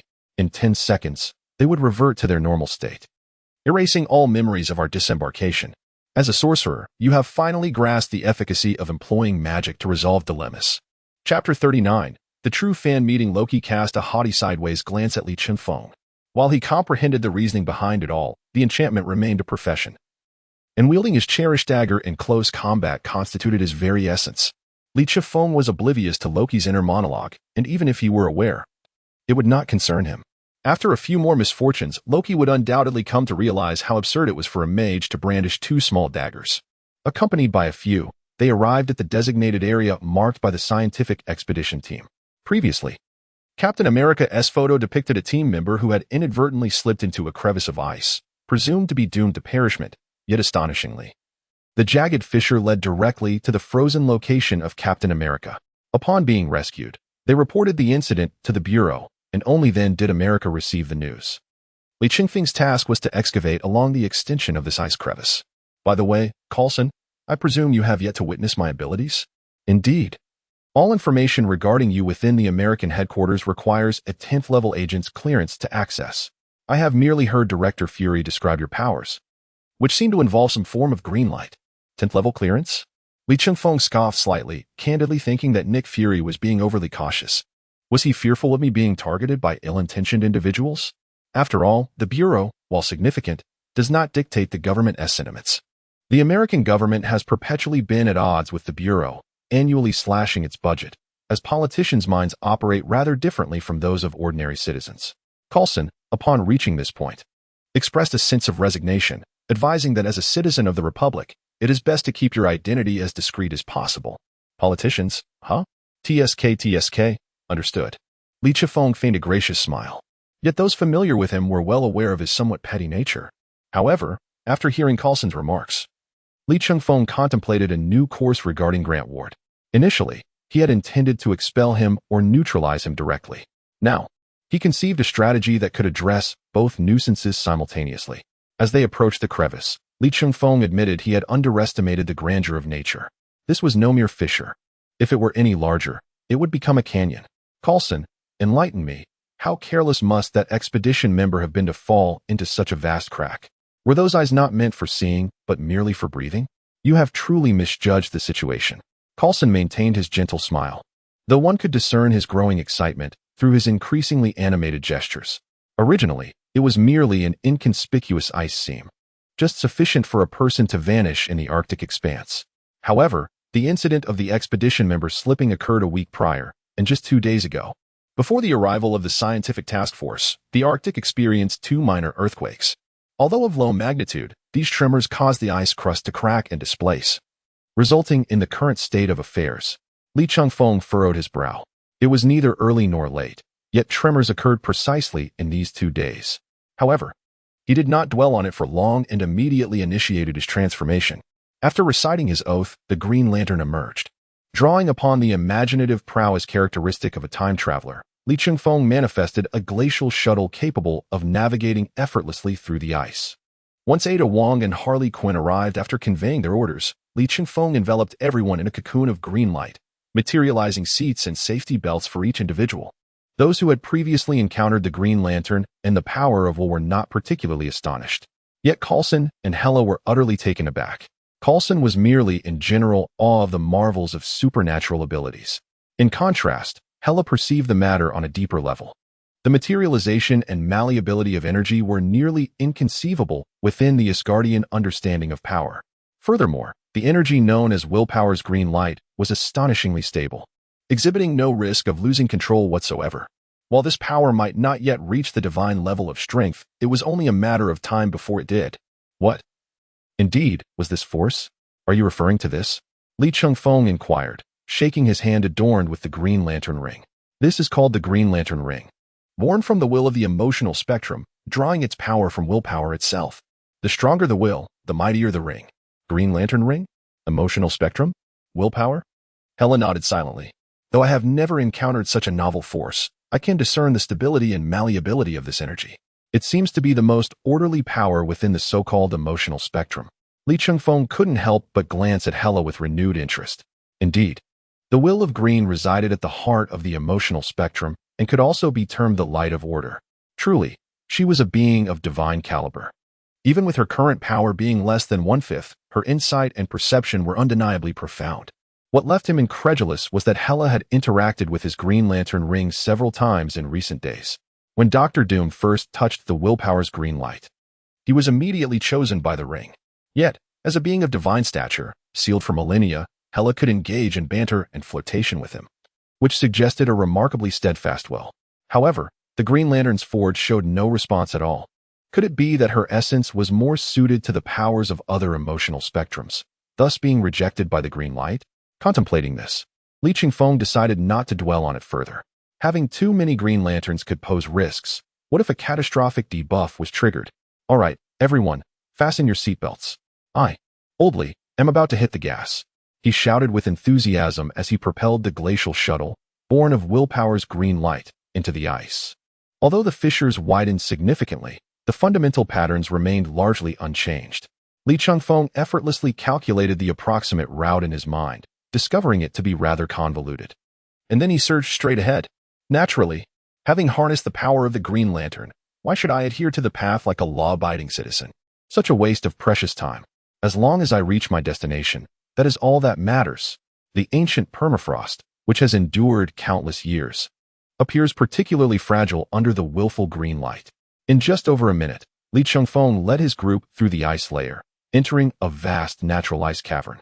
Upon landing, he deactivated the manifestation of the shuttle, transforming it into several bright green lamps that illuminated the surrounding darkness. It was then they discovered, not far away within the ice, a figure clad in a blue and white striped uniform, clutching a five-pointed shield, frozen in place. The temperature here was considerably colder than outside, and even Wang Jie, Harley Quinn, and Coulson, the three ordinary individuals dressed in heavy winter attire, could not help but shiver slightly. However, the chill could not dampen Coulson's fervor for meeting his idol. Some fans don wedding dresses to attend concerts, while others shout, "Shy brother, I am your fan," before diving into chaotic battles. Yet, Captain America's fans are willing to traverse the Arctic's eternal glaciers, all for the chance to bring their hero back to the world of the living. Chapter 40. The deeper sea star. Coulson's expression immediately brightened in the frigid ice cavern. Li Chifeng instinctively cast a glance at him. The man was evidently swept up in excitement. "Coulson, calm yourself. Your idol is still an ice pop. Even if you are Captain America's dream man, you must restrain yourself until we return to headquarters." Cough, cough, cough. "You are the dream man. Your entire family are dream men." Coulson coughed a few times to mask his embarrassment, then retorted at Li Chifeng. It was quite difficult to fathom that America's most iconic hero had been encased in ice for nearly a century. The most astonishing aspect was not merely his prolonged entrapment, but the fact that he was still alive. I do not doubt the prowess of American scientists, yet that technology dates back over a century. If this were a purely Marvel universe, Li Chifeng would not have questioned it. However, given that this is a mixed universe, he found it entirely plausible that unexpected anomalies could arise. There was no need for concern during the development of the super soldier serum. Considerations were made for survival in extreme environments, thus providing remarkable resistance to both high and low temperatures. Coulson seemed poised to impart some scientific knowledge to Li Chifeng, yet his latter statements quickly betrayed him. Moreover, it was crucial to note that the research team member who had fallen had detection equipment, which indicated that Captain America still exhibited vital signs. Li Chifeng rolled his eyes. "Why did you not mention that you had confirmed Captain America's survival?" Nevertheless, he did not hold it against Coulson. His excitement was palpable, and it was commendable that he could recall such details. In any case, the priority was to extract the individual. Li Chifeng once again channeled his will into green light, materializing a complete set of ice-breaking tools that hovered in the air. Under his guidance, they began to chip away at the impenetrable ice surrounding Captain America. After a series of clinking sounds, the ice, along with Captain America, was successfully freed. "What? Is that all there is to it?" Harley Quinn expressed her disappointment. "I was hoping to see the old ice pop revive on the spot." Revive on the spot? Though he was still alive, restoring his bodily functions from a state of hibernation would require time. Li Chifeng wiped away a non-existent bead of sweat from his forehead. The tools materialized from his will were exceedingly sharp. He had kept the thick layer of ice intact not only for the aforementioned reasons but also out of fear of inadvertently inflicting harm. After all, they would soon be colleagues, and it would be quite detrimental to their future relationship. Although Li Chifeng was confident that with Captain America's moral integrity, he would not blame him even if he had caused an injury during the excavation. "Ida, inform the research task force that the operation is complete. They may begin packing up their equipment and prepare to return. You are late." Before we descended, I had already utilized the command authority of the Joint Task Force to send back the research team. They are likely already packing their equipment and preparing to depart. Ada Wong had anticipated Li Chifeng's orders. In fact, when Li Chifeng resolved to personally excavate, Ada was already aware that it was best to keep the ensuing events hidden from the scientific expedition team. It is no wonder that Ada possesses a keen understanding of human nature. Although her personal combat abilities do not particularly stand out within the STAR team, she is, after all, Li Chifeng's aide, serving as an external cognitive extension. Given Li Chifeng's boundless imagination and impulsive nature, it is primarily Ada who refines the majority of the details. Seeing that Ada had meticulously arranged everything, Li Chifeng nodded and directly activated the portal leading into the Airbus. "What is this ability?" Coulson exclaimed, his eyes wide with astonishment, as this was a power not documented in any records. "This is merely a teleportation spell, a small trick. It is likely not noted in the materials, considering it is a newly acquired ability and this is its inaugural use in your presence." As Li Chifeng tossed what appeared to be an irregular ice coffin into the portal, he beckoned Coulson and the others to follow. Consequently, Coulson, Ada Wong, and Harley Quinn entered first. Coulson and Ada proceeded to the equipment room to seek out tools capable of performing initial thawing. As the mass of ice was somewhat unwieldy for transport, perhaps due to the frigid temperatures, Harley Quinn's usually frenzied mind was temporarily subdued, instead of her usual antics. She prepared to head to the medical area to procure a set of diagnostic equipment to reconfirm Captain America's vital signs and condition. Witnessing this scene, Li Chifeng was nearly moved to tears. Harley Quinn was actually attending to serious matters. It was not in vain that he had risked his life to become her object of affection, enduring her affectionate nibbles on his neck each time they met. With daily marks of strawberries and lipstick adorning him, his innocence had long since vanished. After 3 agents whose physical capabilities had yet to surpass those of ordinary individuals returned to the Airbus, Li Chifeng turned to summon the beloved goddess of death and his mischievous younger brother, the god of deceit, back to the Airbus. However, he found the siblings standing at the spot where Captain America had once been, now reduced to a large pit, their heads bowed in contemplation. Heimdall, Loki, we must depart. No, my goddess, you come here. Without raising her head, Hela summoned Li Chifeng to approach, sensing that something was amiss. I have expressed my desire for anything but a goddess's position. Alas, what is the matter here? Li Chifeng first closed the portal, preparing to investigate what the Asgardian siblings had discovered. While Loki could be dismissed, Hela was a being of divine caliber, possessing perceptions and reactions that exceeded those of ordinary mortals. Wait. Hela raised her hand, and a sword of the night sky materialized from the void. This manifestation bore a striking resemblance to Li Chifeng's own ability to materialize through green light, while he shaped his green light through imagination.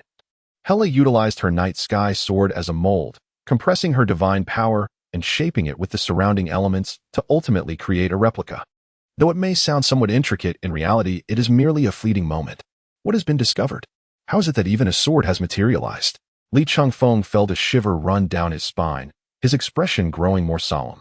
He had not forgotten the other elements mentioned in the system's task brief. Could it be that Hela, with her heightened perception, sensed something? Hela did not respond to Li Chifeng's inquiry. Instead, she summoned divine power, directing the night sky sword to plunge straight into the center of the pit, continually descending. Following this, she instructed Li Chifeng to manipulate the will's green light to accompany the night sky sword, intensifying its frequency to illuminate the depths below. Upon hearing her command, Li Chifeng hesitated not a moment, adjusting the brightness of the will's green light to its maximum, extending it downward through the aperture created by the night sky sword.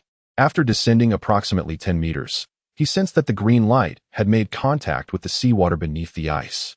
Subsequently, the green light illuminated the glacier and the ocean beneath. In the radiant glow of the verdant light, a colossal eye, nearly the size of the ice surface beneath him, suddenly opened. Li Chifeng was momentarily taken aback, but within half a second, he activated his communicator, shouting vehemently, "Prepare for immediate takeoff. Quickly, by all that is sacred. There is a giant starfish in this place." Chapter 41. Hela, a cosmic beast? Is this all? Upon sounding the alarm, Li Chifeng immediately activated the portal, forcefully propelling Loki into it with a swift kick. Seizing the opportunity while Hela was momentarily distracted, he grasped her hand and leapt through as well. On the other side of the portal lay an open area in front of the aircraft.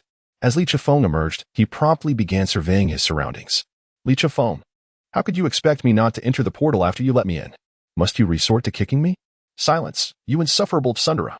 If you continue your incessant chatter, I shall incite your sister to teach you a lesson.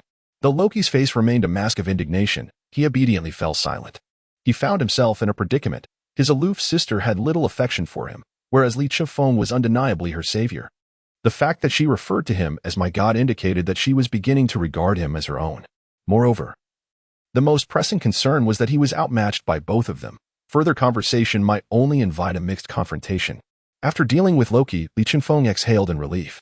Thankfully, Ada had ordered the research expedition team to retreat before the ice fissure incident, and their vehicles had already distanced themselves significantly.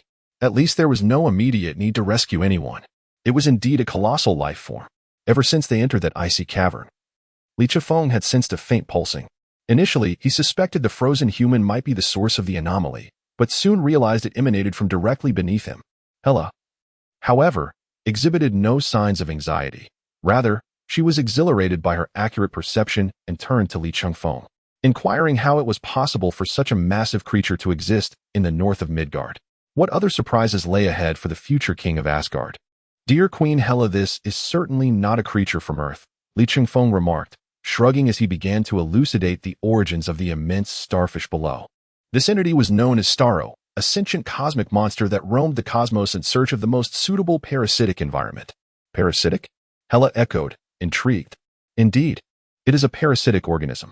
Upon finding a fitting habitat, it undergoes asexual reproduction through division, producing countless parasitic spores intended to control and enslave the local indigenous species. Regardless of the planet it inhabits, it wreaks considerable havoc. What set Starro apart from other cosmic beasts was its intent. While those creatures acted solely on instinct for feeding and destruction, a mere monster's damage was relatively limited. Starro, on the other hand, targeted the apex native populations, directly usurping their ecological niches and consequently exploiting and degrading the planet's ecology and resources. To simplify, one merely wreaks havoc and departs, while the other invades your home and siphons off your monthly earnings. It champions a sustainable form of exploitation. After all, a regular individual infected by Starro's spores would not survive long without timely intervention. Just as he concluded, the communicator crackled to life with Ada Wong's voice. I have instructed the aircraft to take off and hover at a distance. What on earth is happening? What colossal starfish are you speaking of? Though Ada often enjoys teasing and flirting with Lee Chung-fong during missions, she is undoubtedly the most reliable ally by his side, without exception. The way she immediately obeys his ambiguous command to take flight is nothing short of perfection. Just as Lee Chung-fong intends to respond, a thunderous roar resonates beneath them, accompanied by a violent tremor. In the next moment, an enormous sea star of azure and violet bursts forth from the ice. Lee Chung-fong swiftly envelopes himself in a protective green aura, gracefully stepping atop the shattered ice chunks, instantly creating distance. Although Loki may lack prowess, it is only in comparison to Lee Chung-fong and his sister. Starro, despite its terrifying appearance, presents no challenge to him, as dodging its clumsy and heavy attacks is a mere trifle. Meanwhile, Hela does not even bother to evade. She floats in midair, conjuring hundreds of identical night sky swords in an instant. As the sharp blade light meets the colossal ice chunks, they are instantly transformed into a flurry of icy powder. Lee Chung-fong gazes at Hela, his eyes brimming with delight.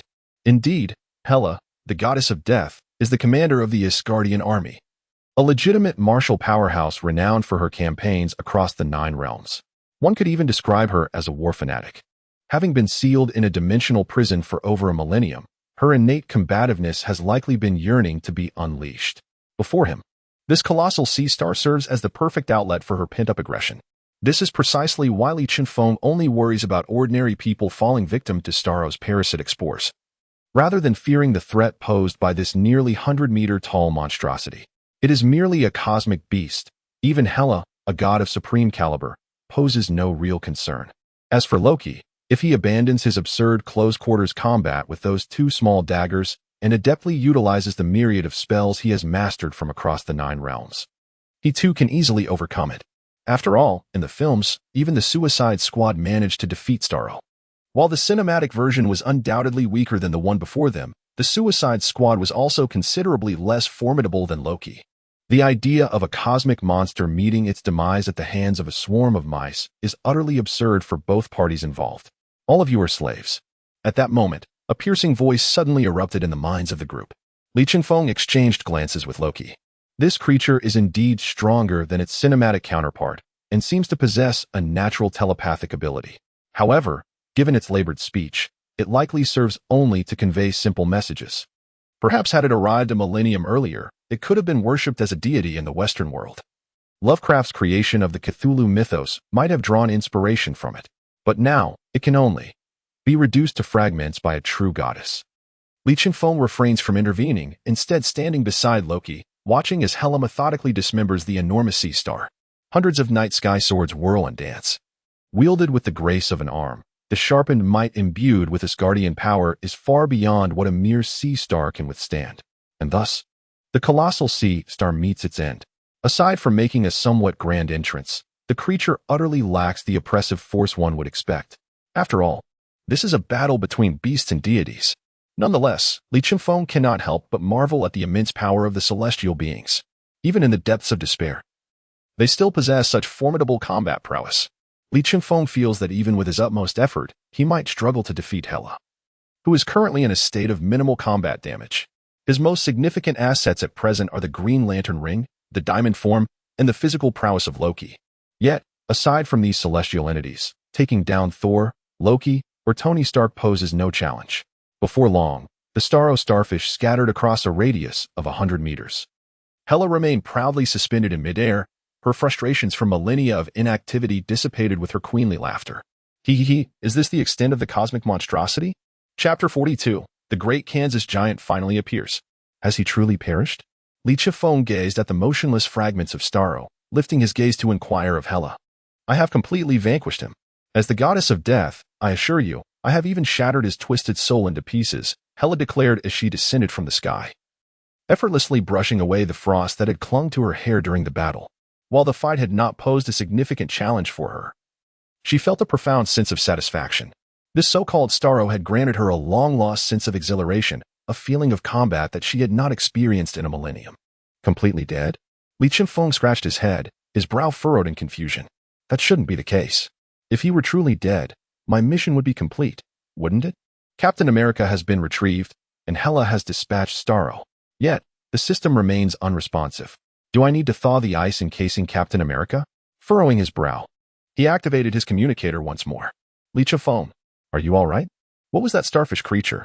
Can it be eaten? The exuberant voice of Harley Quinn burst forth from the communicator. Li Chifeng felt a twitch in his eye. It was evident that Harley's reliability was fleeting. Harley, calm down. It was merely a cosmic monster. Huh? A cosmic monster? I thought it was some sort of risky creature. How dull. By the way, do you need something? What on earth are you thinking? Never mind, has Captain America's vital signs been assessed?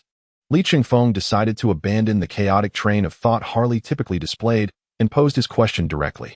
You completed the scan before we took off. His bodily functions are nearly at a standstill, but he is definitely alive. We can begin to thaw the ice now. What? Just now. Ida and the former bald guy already cleared all the ice surrounding the old popsicle. Harley's response left Li Chifeng momentarily stunned. Captain America had been fully rescued, and Starro was undeniably dead. Yet, the mission remained incomplete, leaving only one possibility. This so-called other entity is not Starro. Realizing this, Li Chifeng felt a sense of frustration. Curse this system for concealing crucial details. He thought, where was he to find this other entity? Yet remaining in this spot served no purpose, so Li Chifeng activated the portal, returning with Hela and Loki to the airship. Upon entering the airship, he was greeted by a rather absurd sight. Coulson was taking selfies with Captain America, who lay in the medical chamber. Pulling out his Captain America trading card for a photo, Li Chifeng turned to Harley Quinn, who was in the laboratory brewing coffee, and asked, how long has he been exhibiting these symptoms? As I ponder, ever since the emergence of that colossal starfish, events have commenced, even before he had realized its presence. Goodness, regardless of age or gender, the frenzy of star chasing seems to ensnare everyone, including an agent like Coulson, who is no exception. Coulson, do restrain yourself. Li Chifeng could no longer bear to witness this and rushed forward to deliver a friendly slap, jolting Coulson back to his senses. Ouch, Li, did you just strike me? No one has touched you.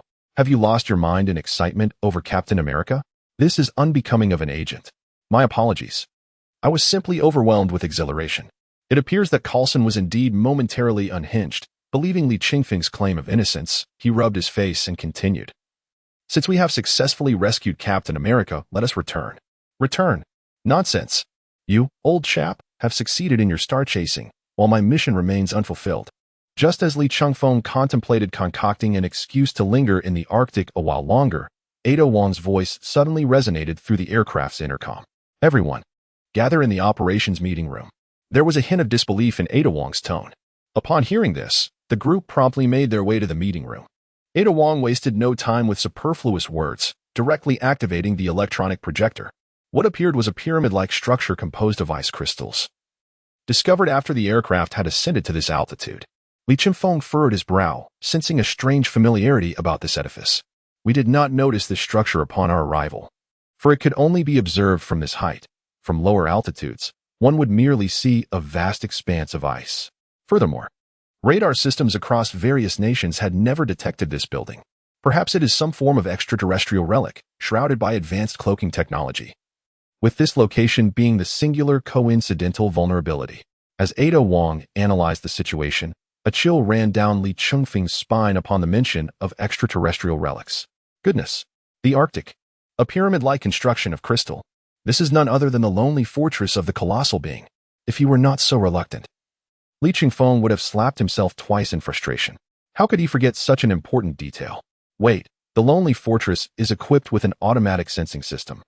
If anyone trespasses or disturbs it, an alert is triggered for the colossal being. Although Hela's destruction of Starro was relatively subtle, the emergence of that cosmic starfish undoubtedly caused significant tremors. This would have activated the automatic sensing system of the Lonely Fortress. Therefore, barring any unforeseen circumstances, the colossal being would be alerted to the presence of two formidable life forms engaging in combat near the Lonely Fortress. Most importantly, today is a holiday. The colossal being is likely at home. He could arrive at any moment. The colossal figure possesses an astonishing flight speed, capable of surpassing the speed of light. Within the atmosphere, it is evident that such extreme velocity would not be employed.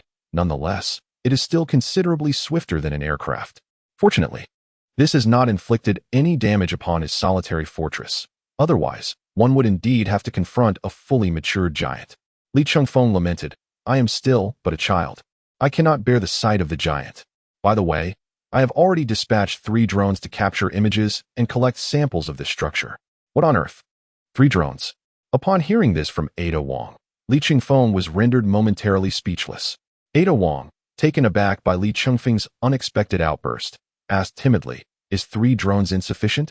With a wry smile, Li Chengfeng refrained from elaborating. "I find it rather inadequate." After speaking, he brought up the live monitoring feed from the drones, observing them draw closer to the solitary fortress. Suddenly, all 3 camera feeds captured a fleeting shadow, only to be followed by a loss of signal. Li Chengfeng smacked his forehead. "This is a disaster." Meanwhile, as the others pondered the sudden loss of signal, Hela abruptly turned her gaze towards the door of the Airbus. The door was wrenched open with sheer force, revealing a giant clad in a blue, form-fitting suit, who entered while carrying the 3 drones, promptly sealing the door behind him. He embodied a striking combination of brutality and politeness. "Hey, folks, are these buzzing little toys flying around my home yours?" Chapter 43. Initiating love counseling above the Arctic. Is the Arctic land under your jurisdiction? Well, no, but that's sufficient. Is there any issue with deploying drones for reconnaissance in the unclaimed Arctic? It seems there isn't. Then perhaps you ought to apologize to us and compensate for the drones. Do I appear to be a fool to you? You resemble Clark Kent, hailing from Kansas, a native of Krypton. Upon witnessing the imposing figure's arrival, Li Chengfeng felt no fear. He was part of the interagency team, conducting himself with integrity. The imposing figure would not pose a threat to him.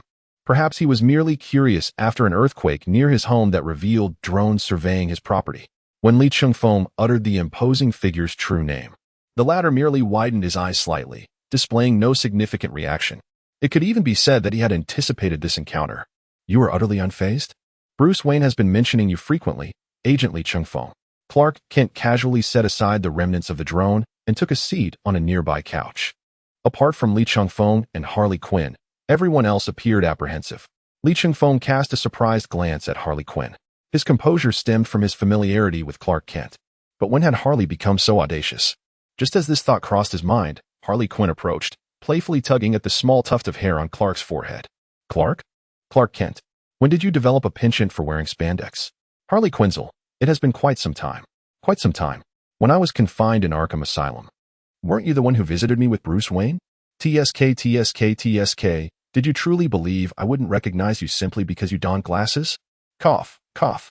It is essential for us to maintain our identities. As Li Chengfeng observed Harley Quinn conversing with Clark Kent, he suddenly felt a sharp pain in his head. Goodness. Could Harley Quinn's connections in this world become any more formidable? The beloved child of the DC universe and its progenitor are both her acquaintances? Is there any justice in this world? "Agent Li, you may not fully grasp our relationship," Clark Kent remarked, nodding towards Li Chengfeng, disregarding Harley Quinn's quest for scissors. "Louise. Harley Quinzel and I are alumni of the same university. When I was a freshman, Louise and Harley were already in their junior year." Li Chengfeng blinked in astonishment. Invincible. Truly invincible.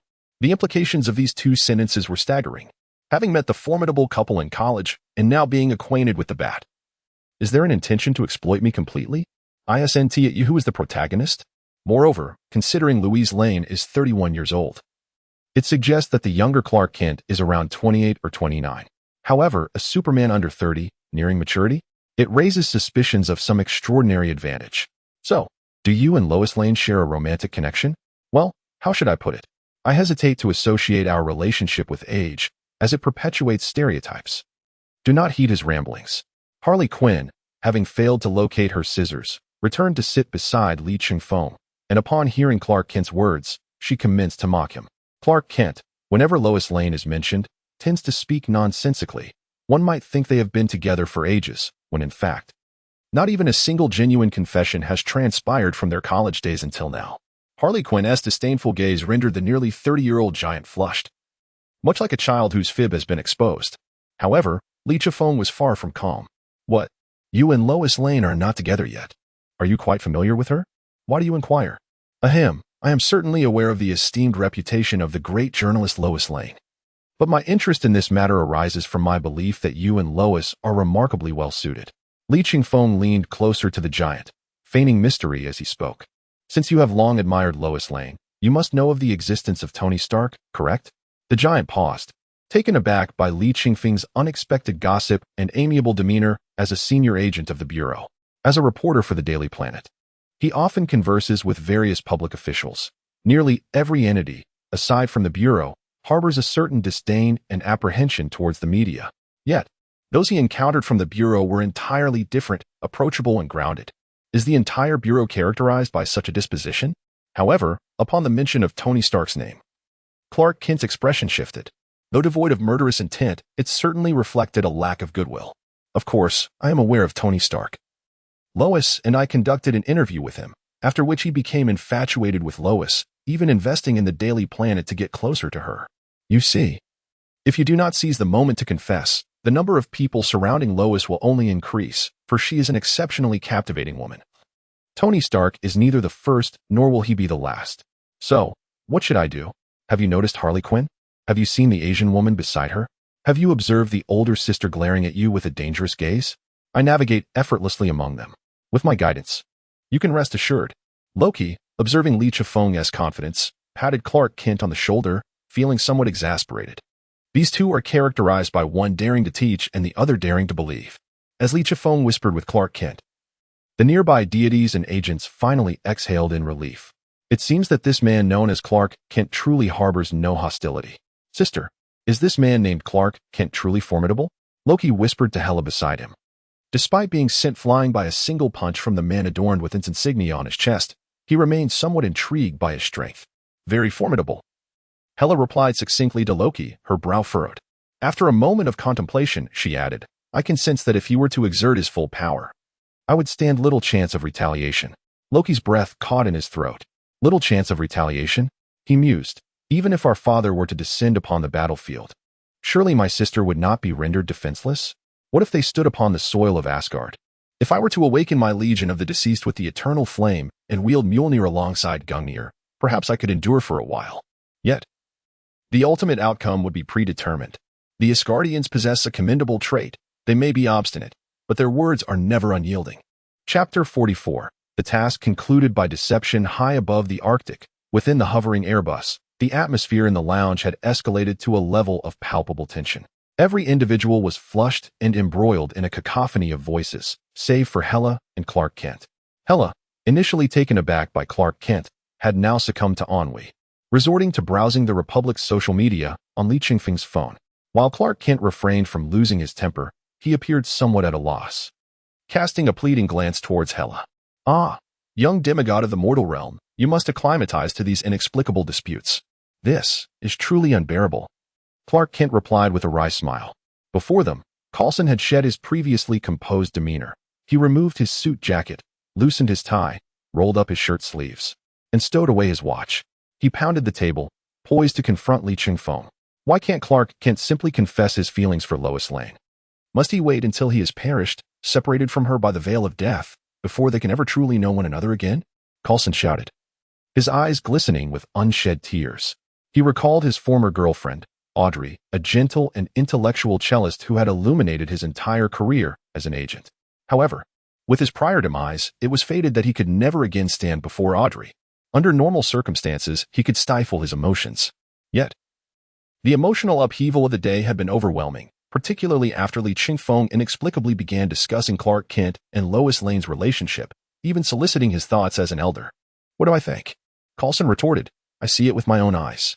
Thus, Coulson and Lee Chiffong found themselves in a heated argument regarding Clark Kent's romantic predicament.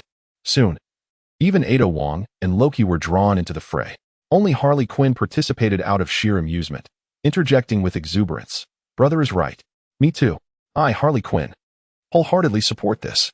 Though Lois Lane had numerous admirers, it was undeniable that Clark Kent was the most exceptional among them. Furthermore, given Lois Lane's reputation as a career-driven woman of strength, the approach should be gradual, not rushed, and Superman should be employed to ward off other suitors. Li Chifeng smirked. The art of deception is paramount. You are distorting emotions. You deceitful scoundrel.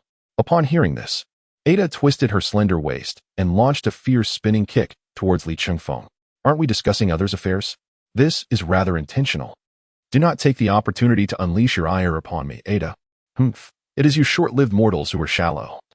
Matters of love are trivial. Dominating the cosmos is the true destiny of us Asgardian deities. After the collective disdain directed towards Loki, the atmosphere reached a boiling point. Clark Kent gazed at the crowd with a hint of confusion, uncertain whose counsel to heed. Hela lifted her head, immediately exuding an aura of dominance. The god of humanity from beyond the 9 realms, Clark Kent, though your power is immeasurable, your intellect presently fails to match it. Hela set aside her phone and continued. Having lived for millennia, allow me to offer you a piece of advice. Please, go on, Lady Hela. Do not be swayed by others. Follow your heart. Follow my heart. I understand, Lady Hela. Clark Kent's furrowed brow finally relaxed as he nodded appreciatively at Hela before departing through the hatch in the same manner, maintaining his unique blend of aggression and politeness. What did you comprehend? I am still in the dark, Hela remarked, rolling her eyes. Millennia of wisdom is not solely for warfare. Enough of the theatrics. The moment Clark Kent exited, he sped away at high velocity. As Hela finished her sentence, everyone fell silent. Coulson adjusted his suit, while Li Chifeng stretched lazily. Ida Wong approached to check if the drone's storage could be salvaged, and Loki poured himself a martini, permissible only after the mission's completion. Only Harley Quinn remained oblivious. Hey, why has everyone gone quiet? Keep it going. I was just starting to feel it. Oh, come on. Li Chifeng shot Harley Quinn an exasperated look. The madcap queen truly lived up to her reputation. Oh, my pudding. Your gaze just now was utterly irresistible. Oh, my apologies, everyone. I must check if I have spare shorts. Harley Quinn, amid the audience's scrutiny, unleashed a torrent of words before dashing towards her designated room on the Airbus. Well done, Coulson. Impressive acting. I genuinely thought you were emotional. Yes. Indeed, it was all my performance. Are you truly expressing genuine feelings? Li Chifeng queried, his eyes questioning Coulson's intentions. Which woman has captured your thoughts? Nonsense. I am a cold-hearted senior agent of the Bureau. Observing Coulson's forced smile, Li Chifeng could barely suppress a smirk. Are you seriously improvising a performance to deceive the big guy? It seems Nick Fury ought to take a closer look at the mental well-being of Bureau agents. Li. All 3 drones' memory has been destroyed. As expected, Clark Kent was merely somewhat naive. After all, he was no fool. Li Chifeng had lost interest in the Fortress of Solitude. Since he had officially encountered the big guy, it seemed inevitable they would have to interact further. Perhaps the Avengers and the Justice League could begin to form. Or perhaps simply establish a Justice Avengers League. Of course, this was merely a thought. There was no universe-level crisis compelling these typically solitary superheroes to unite. All right, Ada, set the course. It is truly time for our return. With the automatic navigation established, the Airbus finally disengaged from its hovering state. The older model of the Airbus consumes an exorbitant amount of fuel while in suspension. For this journey back, Li Chifeng has already devised a plan to extract additional funding from Nick Fury. As the Airbus ascended into the skies, completely departing from the Arctic, the system notification chimed at last. Ding! Mission The Iceman Cometh has been completed. Associated characters: Coulson, Captain America, Loki, Hela. Superman. Acquired Coulson's Kree blood. Acquired Captain America's super soldier serum. Acquired Loki's astral projection. Acquired Hela's necromantic magic. Acquired Superman's heat vision. Chapter 45, Greetings. Grant Ward. How might one articulate Li Chifeng's emotions? Comfortable. Although he still harbors uncertainties regarding how the system selects task-related individuals. This instance at least clarifies that the same individual can indeed be chosen anew. Moreover, with the prospect of a significant figure in the reward pool, one can be assured that individuals of meager abilities will not be selected.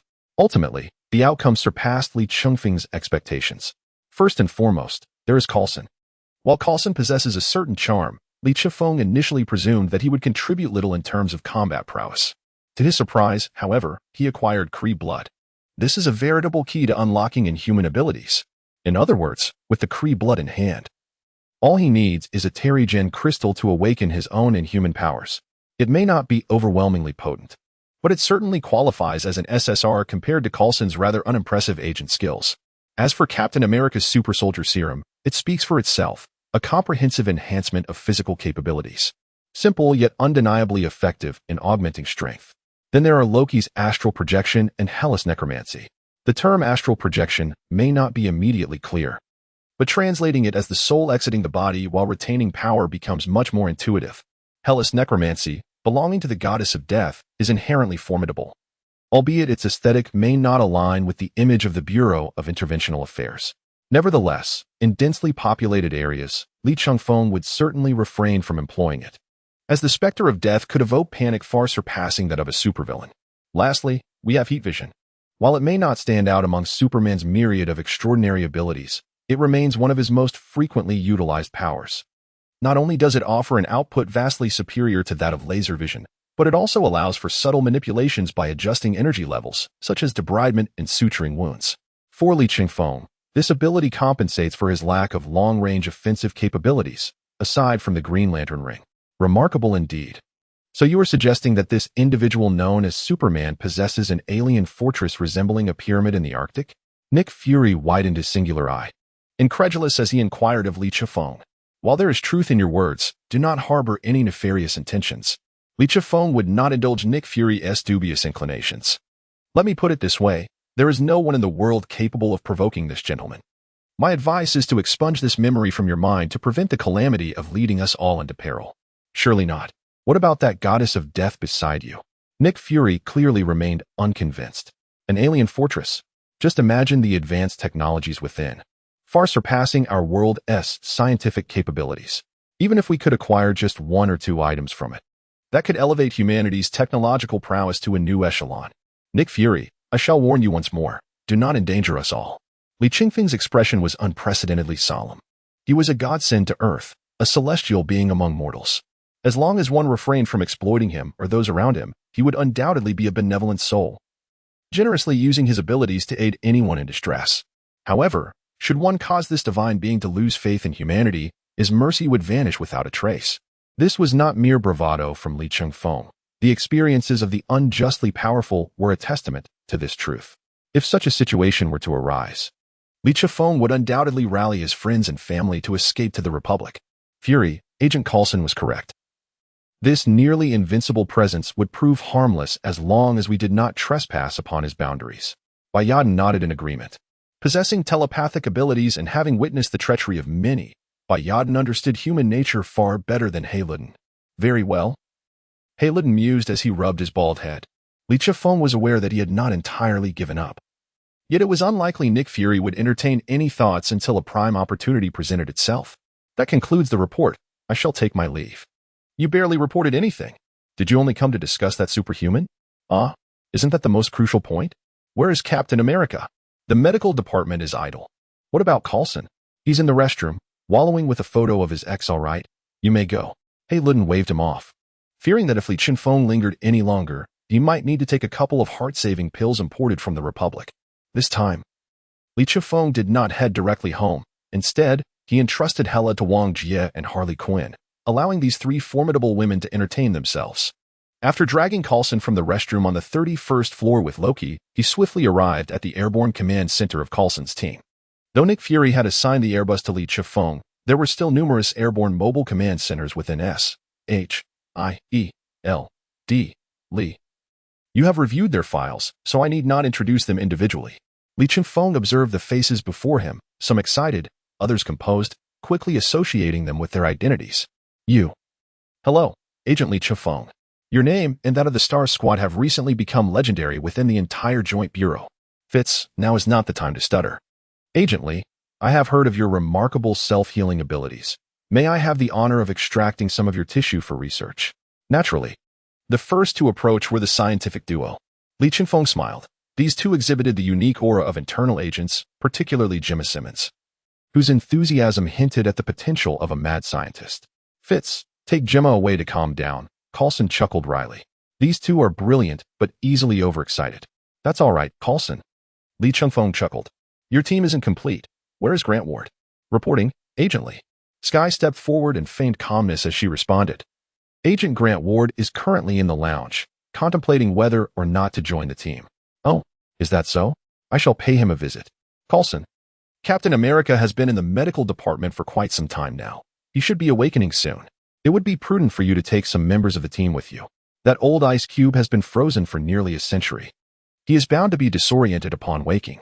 Li Chengfeng waved a hand dismissively at the others and made his way toward the lounge. Halfway there, he turned back to Sky and said, Little sister, if you wish to observe, do so openly. There is no need to hide. Without a glance at Sky's suddenly flushed face, he continued on to the lounge of this airborne mobile command center, casually disabling all surveillance devices along the way. Hello, Grant Ward. As a member of Hydra, do you not feel any pressure sitting here? Chapter 46, offering you a chance to survive. What are you speaking of? Agent Li Chengfeng? I am merely sitting here, enjoying a solitary beer. Grant Ward's performance as a scoundrel is nothing short of impeccable, even when ambushed. He displayed no hint of vulnerability.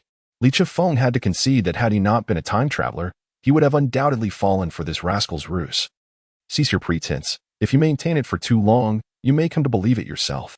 Li Chengfeng took a seat beside Grant Ward and whispered in his ear, Assassination, infiltration, lurking. You are one of the finest agents of the Bureau, as well as one of the most exceptional Hydra operatives.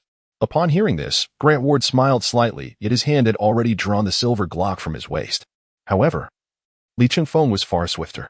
At the very moment Ward brandished his weapon, Li Chengfeng had already extended his hand, pressing the gun back into its holster and deftly disengaging the safety. Grant Ward stood in stunned silence, witnessing the unfolding events. His mind comprehended the situation, yet his body could not keep pace with Li Chengfeng's movements. Ultimately, he had no choice but to relinquish his grasp on the firearm, his expression vividly portraying a valiant warrior resisting in the face of despair. Who on earth are you? Could it be that you are the Hydra infiltrator within the Bureau? Damn it. I shall not allow the events of years past to repeat themselves. Li Chengfeng, observing Grant Ward's dramatic display, could not help but applaud. What a remarkable Hydra operative. With such extraordinary talent and striking looks, he could easily transition into the entertainment industry, leaving all those fleeting stars in his wake. If he so desired, Li Chengfeng would gladly assist him in launching his career in the Republic. Of course, this was merely a jest in Li Chengfeng's mind. Heaven above. Your acting is truly divine, is it not? Just moments ago, I entertained the notion that you might suffer from a degree of dissociative identity disorder. One persona as Bureau Agent Grant Ward, and another as Hydra Operative Grant Ward. This would indeed elucidate your apparent immunity to Hydra's brainwashing, as the majority of mental disorders confer resistance to such manipulation, much like Harley Quinn. Unless you physically alter her brain structure, it is virtually impossible to brainwash her. Li Chengfeng's tone conveyed admiration, his expression one of astonishment. He casually seized a bottle of beer from in front of Grant Ward. The latter remained cautious, yet beads of sweat began to form on his brow. Though he had questioned Li Chengfeng loudly moments ago, it had not drawn any attention from others, indicating that not only was there no one in the Airborne Command Center, but all surveillance equipment had either been disabled or destroyed. Grant Ward realized he was now utterly isolated. This environment had undoubtedly been deliberately orchestrated by the man before him, the superhuman drinking beer. Most crucially, he was certainly no match for this formidable individual. Ah, I recall that your former supervisor was none other than John Garrett. Correct? I have nothing to say. You, the Hydra, shall not extract any information from my lips. I truly wish to refrain from further praising your acting skills. Your sense of conviction is indeed formidable. Li Chengfeng gave Grant Ward a thumbs up, though the sharpness in his gaze was even more pronounced than before. John Garrett, a leader of Hydra, and you, his most loyal sycophant. As Li Chengfeng's words echoed, a chill ran down Grant Ward's spine, beads of cold sweat instantly dampening his collar. The second largest secret of his heart had been exposed, and amidst the terror, disbelief reigned supreme. Agent Li Chengfeng, I am aware that you are a talent personally seconded by Director Nick Fury from the Republic's headquarters, officially a Level 7 agent. Yet your actual authority could be said to be second only to that of the Director. With such a high-ranking undercover agent like you, how could Hydra still have its sights set on me? Oh, still unwilling to speak the truth? Li Chengfeng's displeasure was evident. While your acting may be commendable, since the truth has been laid bare, why not simply confess? His time was precious. Having heard that Wang Jie recently purchased new garments, he was eager to return To advise her on her attire, of course. You wouldn't think that I have said so much merely to deceive you, would you? You always fail to understand that the true deceiver is the one who is most suspicious. Li Chifeng tossed the beer bottle onto the table, watching the liquid cascade down the bar and onto the floor.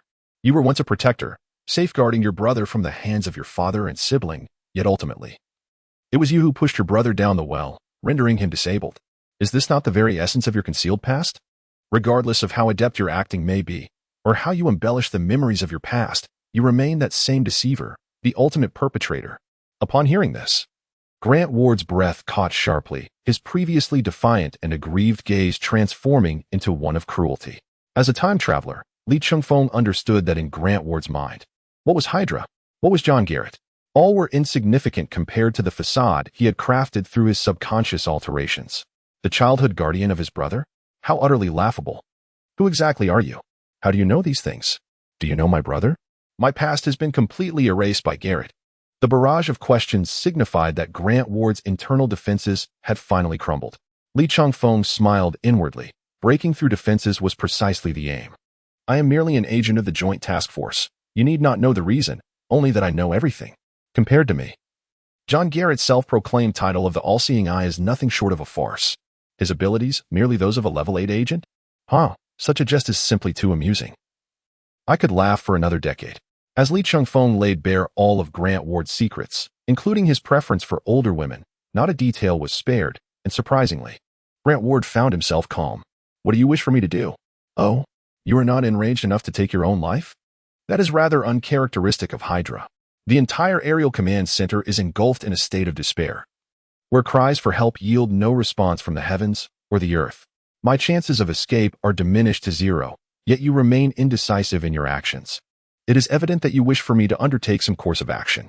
Grant Ward, filled with resignation, finds himself in a predicament where, despite being overpowered, every detail of his situation is meticulously scrutinized by his adversaries. Beyond the option of surrendering, what alternatives remain? He must simply prepare himself for whatever preferences the opposing party may have. Furthermore, his allegiance to Hydra and Garrett is far from the unwavering loyalty one might expect. Indeed, it is quite astute. At this juncture, I extend to you an opportunity, a chance for survival. I wonder if this is something you desire. Chapter 47. The regulator Li Chifeng. Grant Ward was momentarily taken aback. What do you mean by that? Do not overthink it. I speak in the most literal sense. Assist me in certain endeavors, and your life may be spared. Your secrets will remain shrouded, Li Chifeng asserted, leaving no room for Grant Ward to retort. Grant Ward appeared to ponder the implications, his countenance gradually becoming inscrutable. So, what benefits do I stand to gain? What? You seek benefits? Li Chifeng was astonished. Do you truly value your life or not?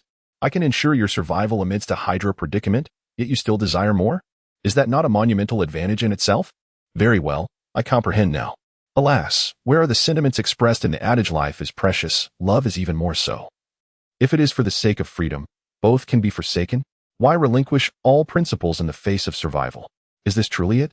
Is the promised land, the land of freedom, reduced to this? Li Chifeng held a certain disdain for the American and Western ideals, yet his scorn bore no weight upon Grant Ward. He remained unfaithful to America, to Hydra, and certainly to John Garrett. Grant Ward's allegiance lay solely with himself. Surviving outweighed all. Thus, he remained silent. Finally, Li Chifeng ceased his mocking demeanor and continued, It appears you have come to a realization. The first task you must undertake is to assist me in taking a life. Whose life? There are several you must eliminate, starting with one of the higher-ups in the Bureau, Agent Sitwell. Most of the Hydra operatives within the Bureau were recruited by him. Furthermore, his connections to the political sphere are extensive. He has entangled numerous high-ranking officials in Hydra schemes. Therefore, you must eliminate him. Li Chifeng paused before adding, Oh, and while you are at it, ensure that all the politicians complicit with Hydra meet their demise as well. The number may be considerable, but I trust that for your own sake, you will accomplish this task, correct? Your methods are more Hydra than Hydra itself. Even for someone like Grant Ward, who was unflinching in the face of death, the nature of the task assigned by Li Chifeng left him momentarily astounded. He was not averse to killing.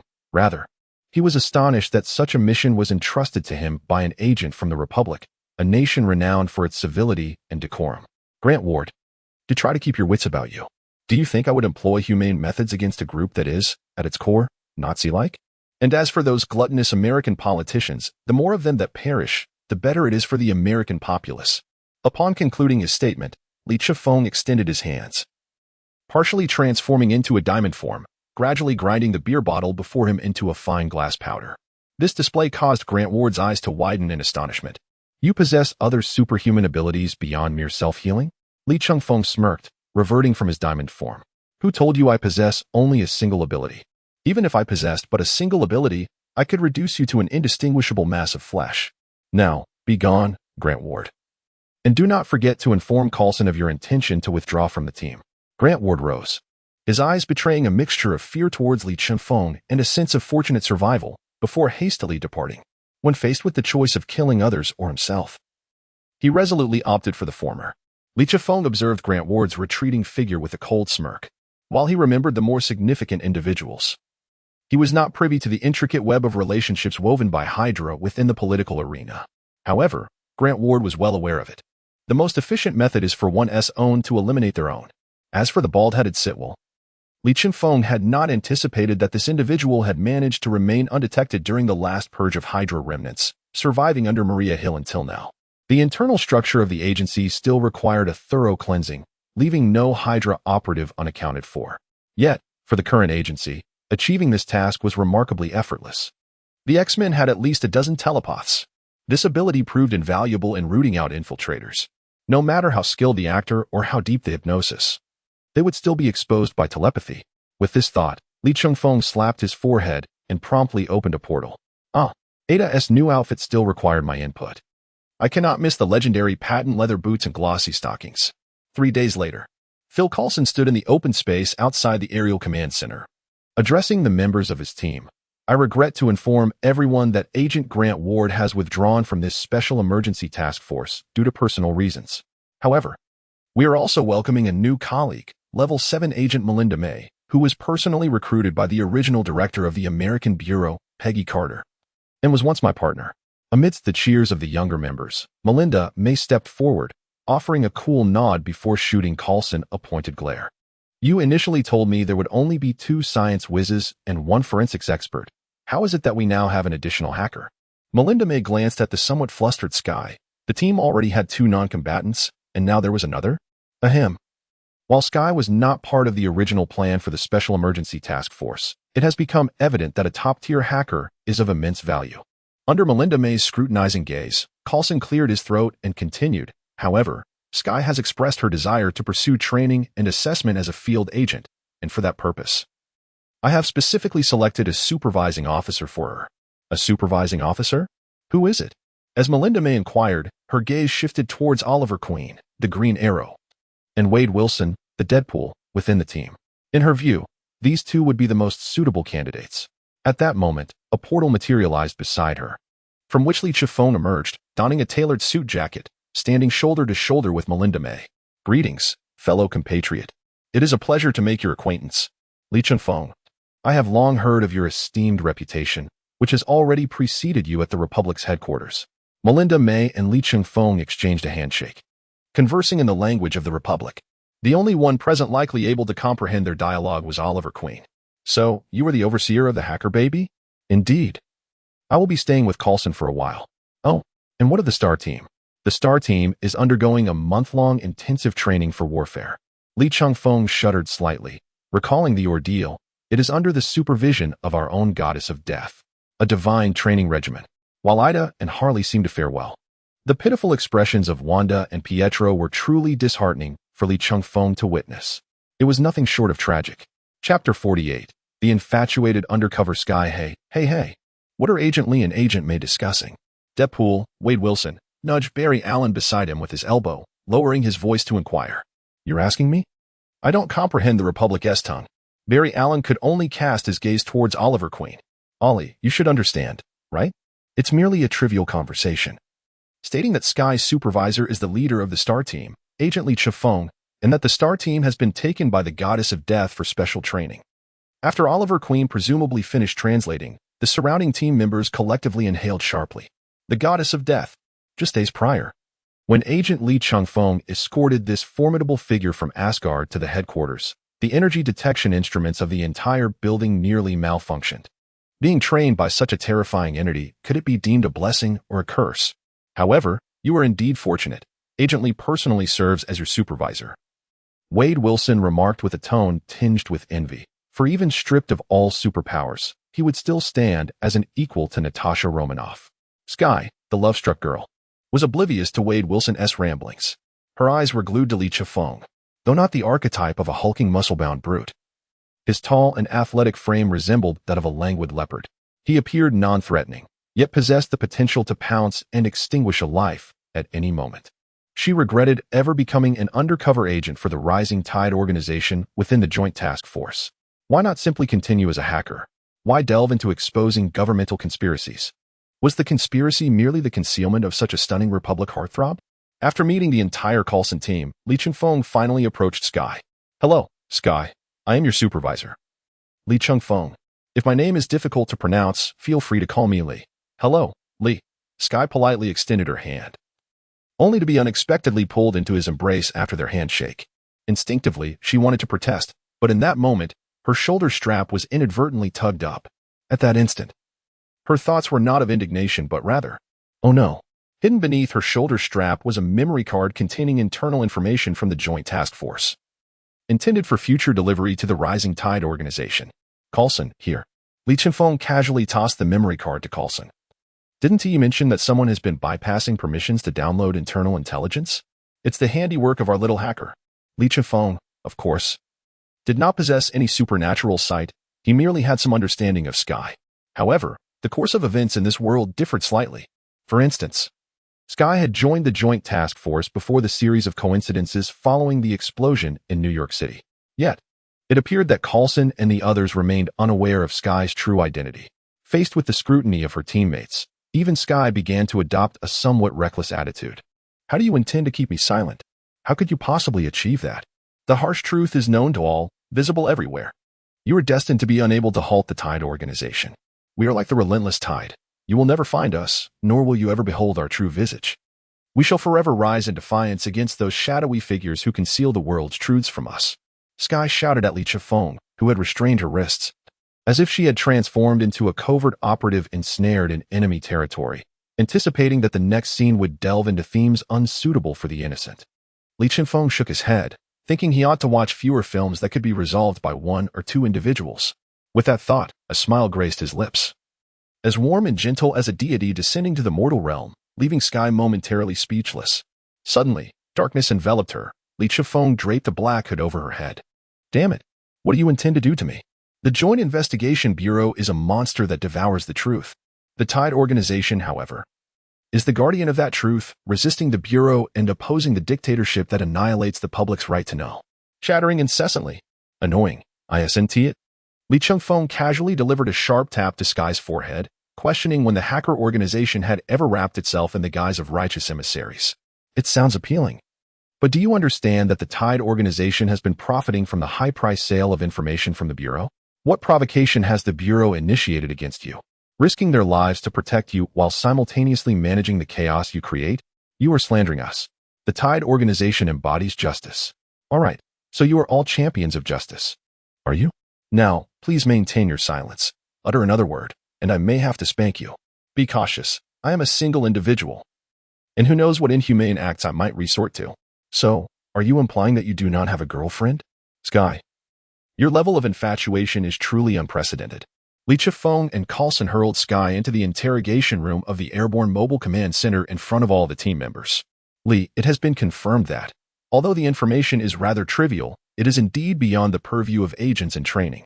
Coulson nodded, and from the latest intel, it appears that Sky was present at the scene of yesterday's explosion in New York, and she posted a video using the Tide organization's account, depicting a hooded figure scaling 5 stories barehanded and jumping down without protective gear after rescuing someone. Li Chifeng nodded and removed the black hood. Sky regained her sight, realizing she was in a completely monochrome metallic enclosure. Apart from a simple table and chairs, there was no other decor. Is it time for me to be interrogated? To be honest, with such trivial antics, this hardly qualifies as an interrogation. Li Chifeng scoffed, picking up the dossier on Sky. But you possess information that piques our interest. How much do you know about yesterday's explosion in New York? Though Li Chifeng had a general understanding of the plot, he recognized that it diverged from the original narrative. Thus, a gradual approach was prudent. Most importantly, how could he elucidate to Coulson why the leader of the Starlight team exhibited such keen interest in what appeared to be a mundane explosion case? Delving into the underlying issues? Sky, we require a name, he stated, his expression grave as he sat across from her. This was a hero. Yet due to the video she had released, his current predicament was rather dire. On what grounds do you presume I possess knowledge? He questioned. You infiltrated the Bureau as an undercover agent. You appeared at the explosion site yesterday, leading us to believe you captured everything on film, subsequently disseminating it through the Tide organization. However, you have just discovered that you cannot breach the data encryption on my phone and laptop. Which means you have actually acquired nothing, he retorted. As you know, cases handled by the Bureau do not require the procedural justice that the NYPD demands. In summary, your video release gives us ample reason to suspect you orchestrated the explosion merely to flush out this superpowered individual.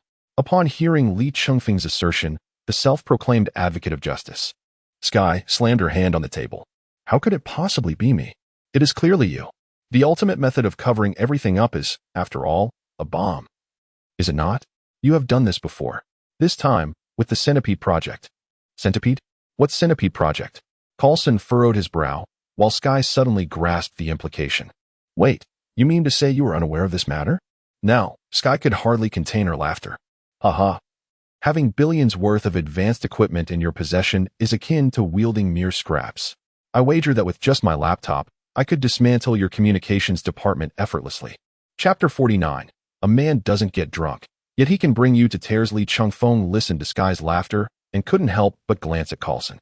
Sky was not incorrect. The communication department of the FBI indeed lacked efficiency. In the realm of hacking, they were akin to being walked like dogs by the Tide organization. Despite possessing an overwhelming technological advantage, this matter could be entrusted to the FBI Academy to resolve. It was high time to focus on nurturing a cadre of brilliant hackers like Sky. However, one must consider the individual in question. While we acknowledge our desire to recruit him, it is merely to bring him into our fold, not to impose anything upon him.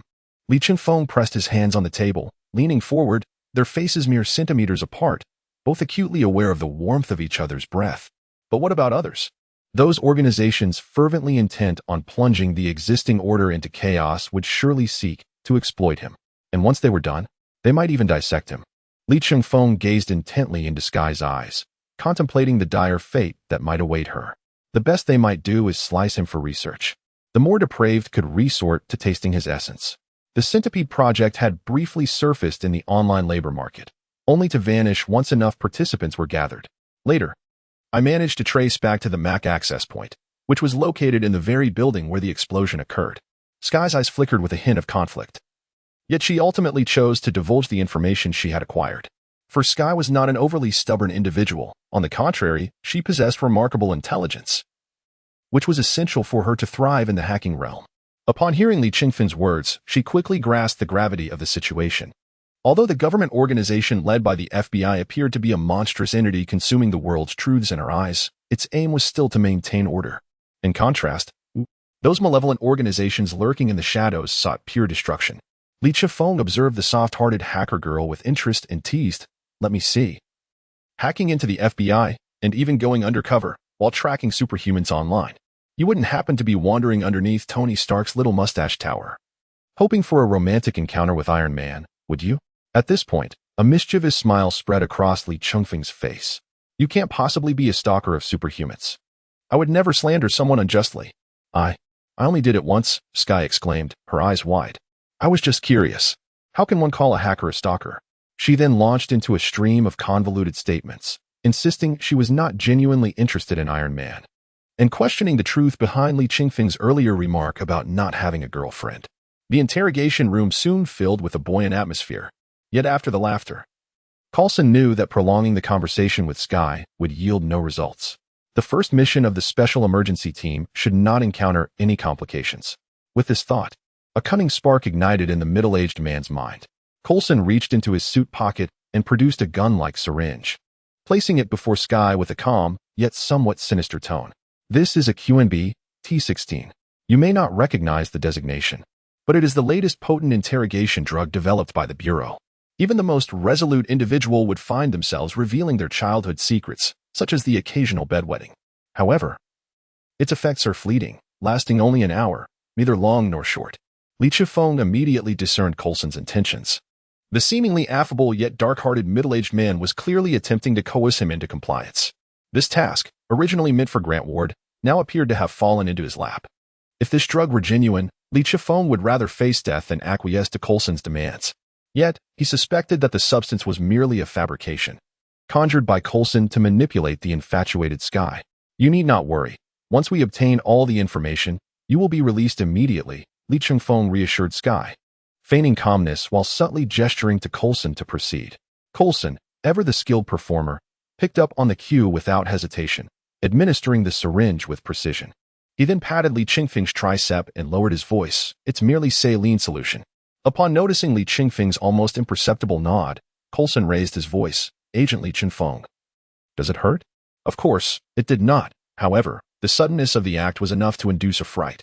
Li Chifeng began to complain, only to smoothly alter his tone mid-sentence. Well, perhaps it stings a little, but I swear it's just a minor discomfort. I typically feign indifference to pain in front of lovely ladies, makes me appear more rugged. By the way, Coulson, does this stuff really take effect so swiftly? The last remark was a subtle hint for Coulson to exit the scene, leaving the stage open for his performance. A man can evoke tears without the influence of intoxication. You doubt the Bureau, believing us to be monsters that consume the truth of the world?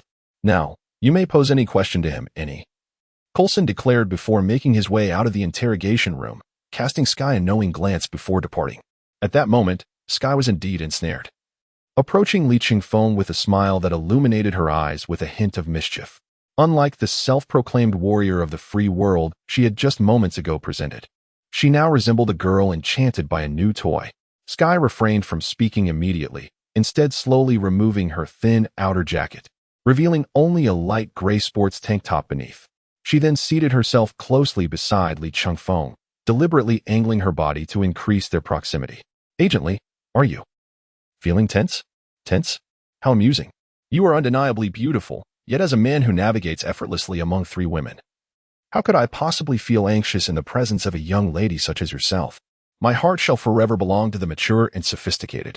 Fond of mature women? Is that so? Am I not sufficiently mature? Sky tousled his hair, and, if not for the tension, I wonder why I perceive a slight tremor in you? Ah. I was merely envisioning the scenario wherein those 3 women, more precisely, 2 women and a goddess, witnessed it. I might have to temporarily succumb to death for about a month before I could be revived. What? Revived? Upon hearing Li Chifeng's words, Sky instantly felt a surge of excitement. Unlike the forced allure of his earlier posture, this was genuine enthusiasm. So, besides your ability to open portals, you can also resurrect? My goodness, are you not a superhero? A superhero? I am merely an agent of the Joint Investigation Bureau endowed with extraordinary abilities. Li Chifeng scoffed. While he held great respect for heroic deeds, he found it utterly incomprehensible why one would choose to don skin-tight suits. It's one thing that I cannot alter my own Green Lantern transformation, but what could possibly be the reasoning behind those who create their own costumes? This was undoubtedly Li Chifeng seizing the opportunity to express his grievances. So, aside from creating portals and the ability to resurrect, do you possess any other powers? Speaking of superpowers, Sky immediately opened up. I have researched many individuals with purported abilities, but the vast majority possess only a singular skill. It is exceedingly rare to encounter someone like you with multiple abilities. Other abilities? Li Chifeng first transformed into a diamond form, then activated his Green Lantern transformation, subsequently etching Sky's name onto the table with his heat vision, and finally summoned a formidable, imposing skeletal warrior using necromancy. As Li Chifeng revealed more of his powers, Sky's gaze grew increasingly eager.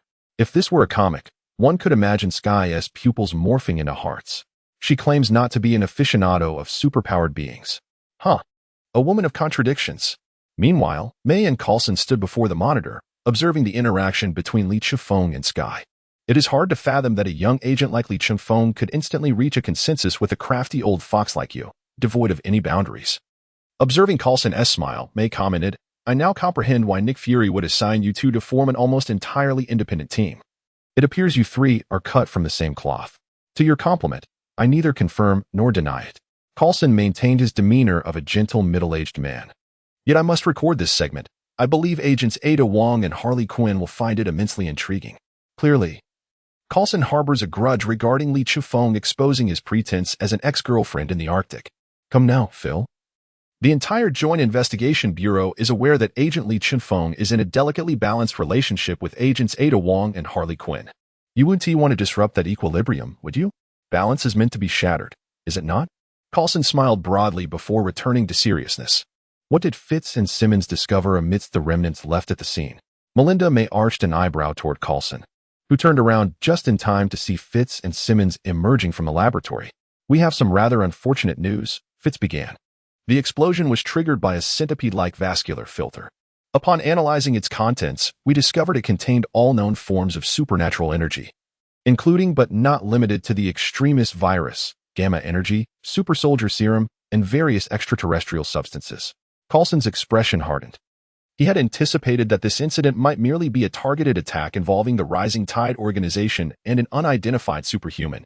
However, he was taken aback to realize that what had been obliterated by the explosion was the true focus of the matter.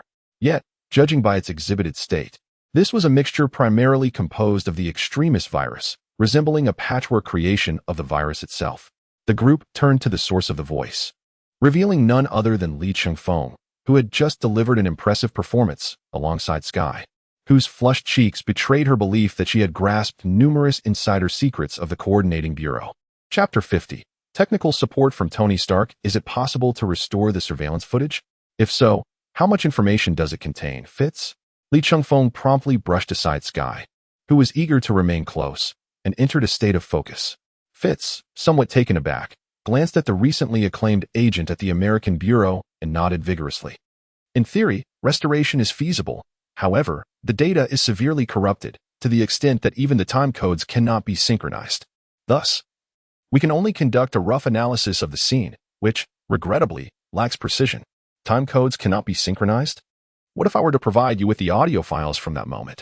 Sky interjected, having calmed herself. I was nearby, utilizing a homemade long-range microphone to capture the sounds from the laboratory.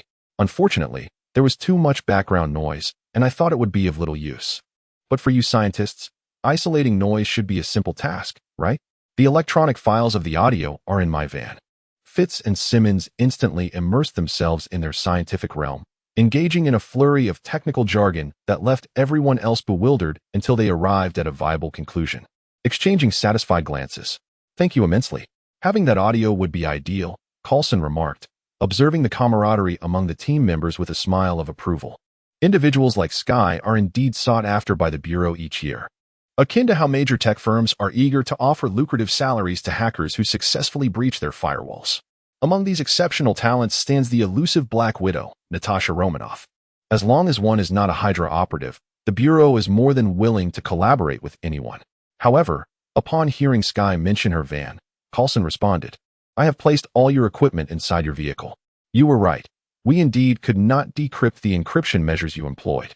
I must reiterate, that is a van, not a broken-down vehicle, Sky asserted, seemingly possessive of her van. Your inability to decode the encryption is to be expected. Now that we are preparing to work together, I don't mind revealing that my encryption system is coupled with a global positioning system, meaning that only by driving my van to the designated location can we commence the unlocking process. Sky took pride in her clever ruse, particularly since a world-class organization like the Bureau was at a loss against her encryption. Li Chifeng activated his personal terminal, tapped a few commands, and then placed it before Sky. The Bureau agents have returned your van to the alley where it was initially discovered. And they also provided a thorough cleaning from top to bottom, of course, complimentary. What? No. Sky exclaimed, staring aghast at the screen displaying her van, now gleaming to the point of reflection. You've ruined my ruggedly charming vehicle. I deliberately aged it. Observing the somewhat exasperated Sky, Li Chifeng scratched his head. So, apart from being an aficionado of superpowers, are you also keen on inventorying vehicles? Are we here to assist you in polishing your skills? He scrutinized Sky's physique, contemplating the substantial effort required to inventory an entire vehicle. Do you think your petite frame can manage that? Ultimately, it was Li Chifeng who accompanied Sky to retrieve the audio files from the truck. Initially, it was supposed to be Coulson along with Wade Wilson, but Li Chifeng volunteered. Although Wade Wilson was one of the finest agents in the entire Bureau, he paled in comparison to the formidable Deadpool, Michael Peterson, who had been infused with centipede abilities. In Li Chengfeng's view, Michael Peterson's prowess was sufficient to qualify for the Avengers. So how much longer are you going to keep watch over me? Sky shot a glance at Li Chengfeng, her previous fascination with his identity as a superpowered individual having temporarily waned. With a resounding clang, the truck door swung open, revealing an interior that could only be described as a hidden gem. Numerous screens and various devices flickered with lights, a blend of old and new, embodying a distinct post-apocalyptic punk aesthetic. You are an undercover agent for the Rising Tide organization, and we have yet to fully forgive you. Li Chengfeng rolled his eyes. I really shouldn't have been assigned to this team. Primarily, Captain America has regained his physiological stability after being thawed, yet he remains in a state of slumber. Otherwise, it would be Coulson and Captain America watching over you. What? Captain America? The one who famously fought Nazis and kicked Hydra's butt? Sky suddenly lit up with excitement. Though her fingers remained deftly poised over the keyboard, a true professional, Captain America is actually joining this special response team. Theoretically, yes, but as you know, awakening after nearly a century requires time to readjust to society. He may not rejoin the team promptly, Li Chengfeng sighed. If one were to view it from Captain America's perspective, being resurrected from ice would be akin to a torturous hell. He had traversed nearly a century in frozen stasis to find himself in a completely unfamiliar world. The only remnants of his past, aside from the national flag, were a weary old woman, her consciousness fading, a poignant reminder of the life he had once devoted himself to, and the beloved he had long been separated from. Just as the aged Peggy Carter held Captain America's hand and said to him, "Sometimes, the best choice is to start anew. We have been apart for far too long. Love does not succumb to time, but it can become an enduring regret." Li Chengfeng wiped his face, realizing that sometimes an overflow of emotion is not necessarily a virtue. I understand. It's like when I grew up in the church orphanage, where the nuns named me Mary Sue Bobo. After I left, I had to adapt to society like a newborn, only to discover that name was truly a source of ire. Sky closed her laptop, removed the storage card, and turned to Li Chengfeng, shrugging her shoulders. Yet life must inevitably persist, must it not? Have you managed to sort everything out? The information you require is all contained within. Sky raised the storage card in her hand, and I have also sent a message to Mike Peterson. You can handle him, can't you? You mean handle him in that way? Of course, I mean the kind of handling that prevents him from exploding. Sky gazed intently into Li Chengfeng's eyes. He was a father with a child. While Sky may be a somewhat unscrupulous hacker, kindness fundamentally prevailed in her nature. Having grown up as an orphan, she wished to spare another innocent child from such experiences. That is why she initially chose to assist Mike Peterson. Then you have chosen the only path available. That's good. Watch your back. The moment Sky looked up, she was startled to see Mike Peterson, hand raised, behind Li Chengfeng. Yet, before the words had fully escaped her lips, Li Chengfeng, almost prescient, swiftly turned around, seizing Mike Peterson by the throat. He slammed him against the wall, creating a dent. Who are you? Humph. Now that is a question worth asking. Li Chengfeng chuckled heartily, shaking his head as he proclaimed, I am the one who traverses the 3 mountains and 5 peaks, with no enmity from heaven, no resentment from the earth. Overseeing the American Bureau and the surrounding counties of Washington, the true hero, Li Chengfeng. After delivering this line, Li Chengfeng felt a wave of refreshment wash over him. He had longed to use this quip. However, Mike Peterson did not find this jest amusing. He felt akin to Wu Zetian's deceased husband, bereft of Li Ji. Although he could not comprehend this entire comedic routine, he grasped the gravity of the situation with the Joint Task Force. Sky, you have betrayed us. Did you not say you came to help me? Did you not warn that those clad in black suits from the government would harm us? Having endured a series of misfortunes such as unemployment, homelessness, and violence, coupled with the extreme instability of the grotesque amalgamation virus dubbed Centipede, Mike Peterson's fragile sanity teetered on the brink of collapse.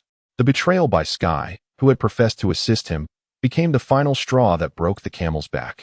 Consequently, the surge of adrenaline coursed through him, transforming the veins in his body into a shimmering orange red, a clear sign of impending danger even to those unfamiliar with superpowers. Indeed, Mike Peterson had become a human-shaped thermobaric bomb on the verge of detonation.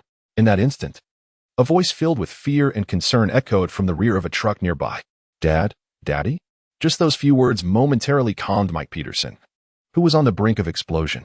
Li Chengfeng sighed and issued a command to Sky. Take the child away immediately. Hurry. He then turned to Mike Peterson and shouted, Listen to me. Mike Peterson, your child is still here. Do you wish to harm him as well? So now calm down. Only then can I assist you. The struggle of Mike Peterson has been intense, yet Li Chifeng remains steadfast, firmly holding him down. It is only after the final words escape that the struggle ceases. With the cessation of movement, hot tears begin to flow. The breakdown of an adult often arises from a fleeting moment. Li Chifeng has subdued Mike Peterson, but now a dilemma presents itself. His abilities can essentially nullify Mike Peterson's explosive tendencies, but that is contingent upon taking his life. Yet he has just glimpsed that bright-eyed child. Li Chifeng cannot bring himself to kill a father in the presence of his son. At that moment, the communicator buzzes. Hello. Are you there, Li? It's me, Tony.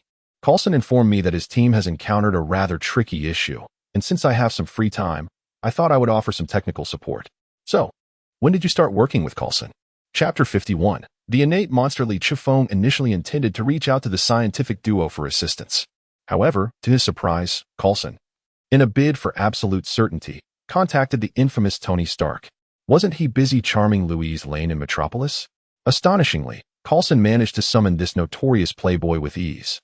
One must admit, calling in favors during a crisis has become a commendable practice for the Bureau, especially given that their greatest asset is their numbers.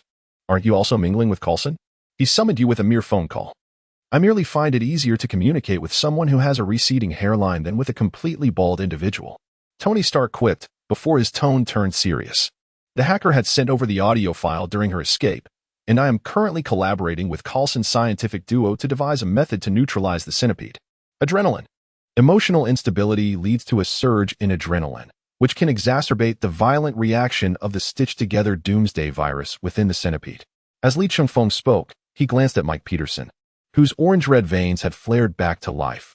Realizing that hesitation was no longer an option, he promptly activated the portal and stepped through with Mike Peterson. Li, what the hell? Tony Stark, who had just been conversing with Li Chifeng through the communicator, was taken aback and cursed as Li Chifeng materialized before him.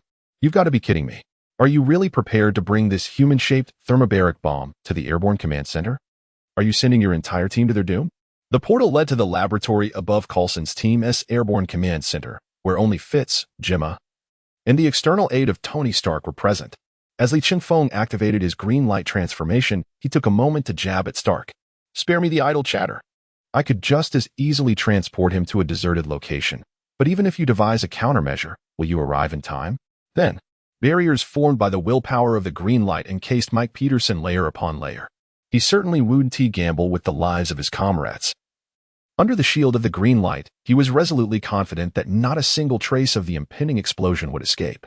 From the outset, the primary challenge had always been to preserve Mike Peterson's life. Fitz, Gemma, this is your opportunity. My God, listen, his emotions are linked to radiation metabolism. All methods to calm him will merely delay the detonation. Fitz felt somewhat helpless. This was his first encounter with such a dire crisis. Do not reiterate what I already know. Li Chifeng exhaled deeply, then calmly guided the evidently panicked scientists. Do not be afraid. I assure you that even if he explodes, it will not endanger anyone present. Since it is related to emotions and adrenaline, let us simulate a state of death. Did you not design a tranquilizer gun?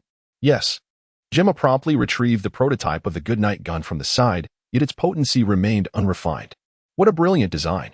Allow me to take it from here. Tony Stark accepted the Goodnight gun, and through Jarvis's scanning, the schematics and the composition of the bullets materialized before his eyes. To achieve the ideal state of feigned death, your bullets require a reduction in paralysis and an increase in rigor mortis. Incorporating a slightly less toxic dose of sea snake venom should reach the desired standard. The lab is stocked with sea snake venom. Gemma swiftly procured a sample from her biological research area, but the toxicity of this venom was too potent and required dilution. Dilute it by 50 times. The bullets you previously created were already remarkably close. Only minor adjustments are needed to achieve the requisite effect. Tony Stark decisively made his choice. Li Chifeng observed the unfolding scene, nodding slightly. Coulson truly had a knack for this. Although, according to the original narrative of S.H.I.E.L.D. agents, the scientific duo could concoct the perfect feigned death serum within 2 hours. The arcs of Sky and the team had already diverged due to this amalgamated universe. Li Chifeng was uncertain whether Fitz and Gemma could succeed, even with his guidance, in this universe. After all, the original plot merely indicated that the serum originated from the bullets of the Goodnight gun, without detailing the adjustments and research necessary for its success. Moreover, he was unsure if Mike Peterson could endure as long as he did in the original storyline. Fortunately, with Tony Stark, who stood at the pinnacle of human intellect in this phase, assisting, the development time was significantly reduced. Fitz and Gemma immediately set to work according to the requirements. Gemma Simmons took charge of diluting the venom and began crafting the serum. Meanwhile, Fitz, considering Mike Peterson's physical enhancements from the centipede, opted for a firing mechanism for the bullets that would release and dissolve upon skin contact, entering the circulatory system through the surface. Lee Chung-fong initially contemplated suggesting that he could administer the serum himself.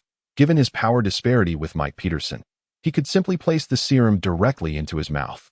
However, it was not the right moment to undermine the young man's confidence and initiative. Tony Stark evidently had the same thought and refrained from making suggestions.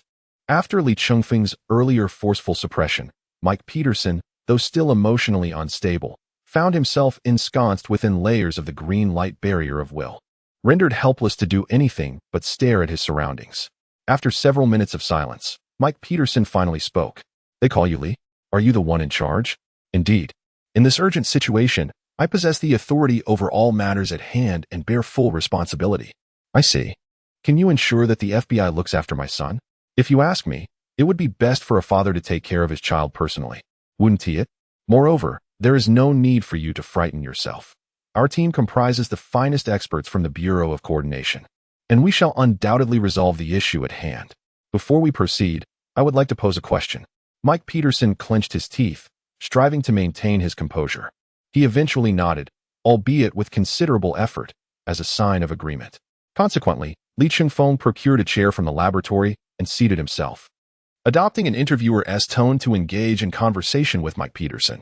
A certain individual named Ben Parker once articulated that with great power comes great responsibility. You now possess strength. Can you bear the weight of the responsibilities and consequences that accompany such power? While you have acquired abilities that transcend human limitations, does your son possess the same? Can you guarantee that you will always be by his side? What if someone were to kidnap your son to manipulate you into committing nefarious deeds?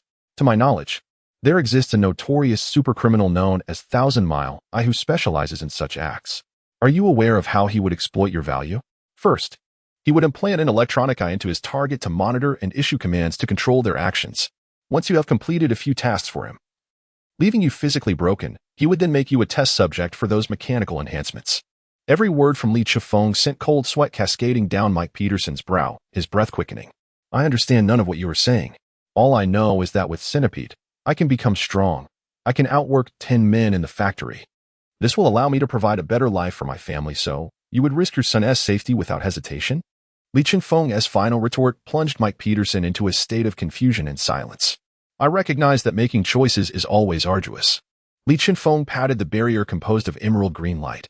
"Yet one must make decisions in life to progress. I need to secure my family's livelihood. You need not worry. Even if Centipede is successfully removed, the enhancements it granted your body are an established fact, albeit they will gradually degrade to approximately 30% of their current state over time. Few among ordinary humans could rival you. Moreover, as a victim of a nefarious organization, we at the Bureau of Coordination have corresponding compensation measures in place." Mike Peterson finally emerged from the extremes of excessive excitement and self-pity, having resolved to relinquish the power of Centipede.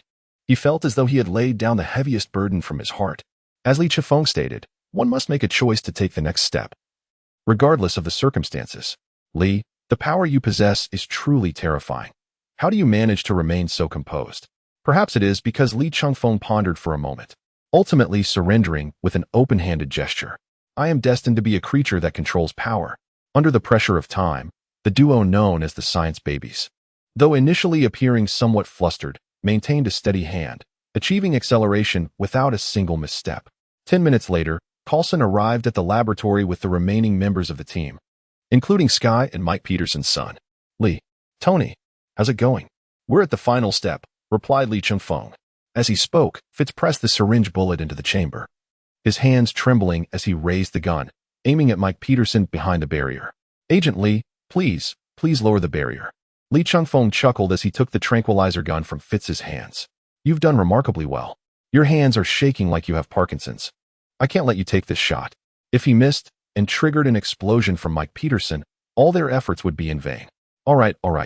Fitz nodded, finally letting out a sigh of relief, though a hint of disappointment lingered in his brow. Coulson noticed this, understanding that neither Fitz nor Gemma were the type to solely immerse themselves in research. Their true aspirations lay in becoming proficient field agents, which was precisely why Coulson had selected them.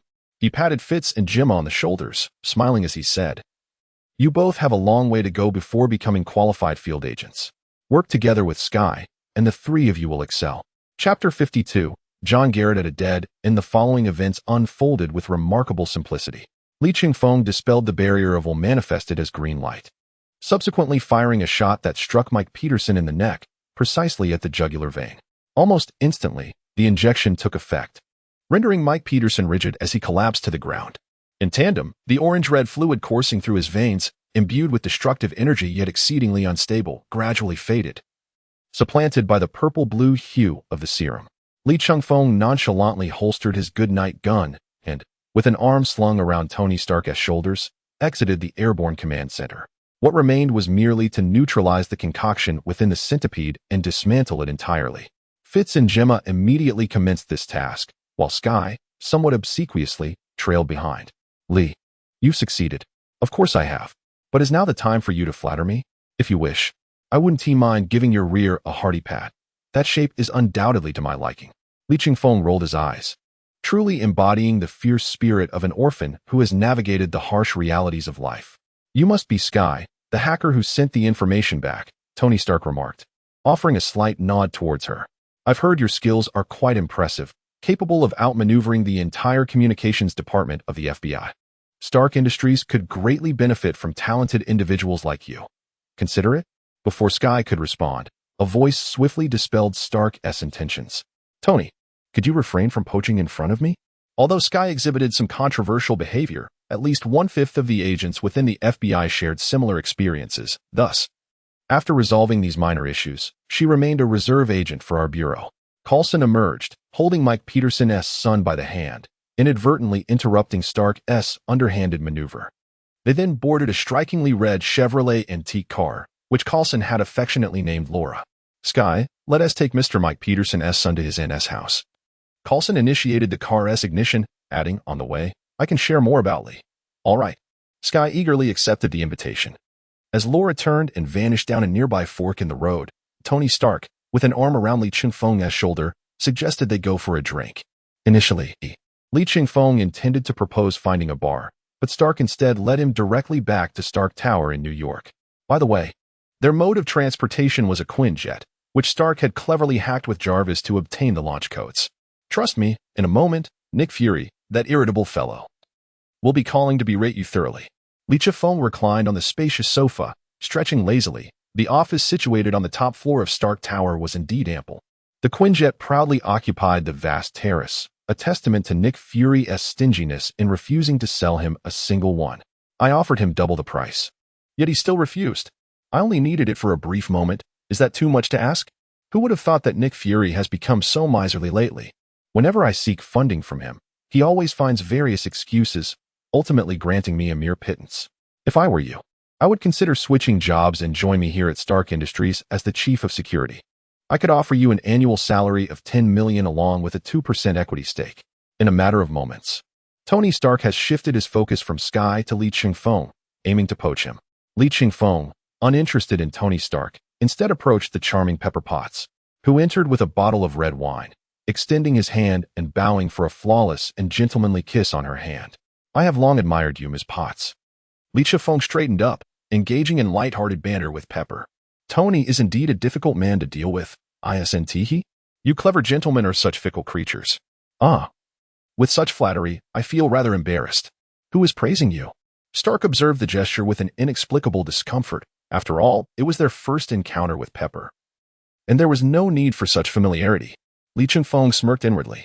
It seemed that the cinematic pairing of Tony Stark and Pepper Potts had potential. "Speaking of you, haven't you been stationed in Metropolis lately?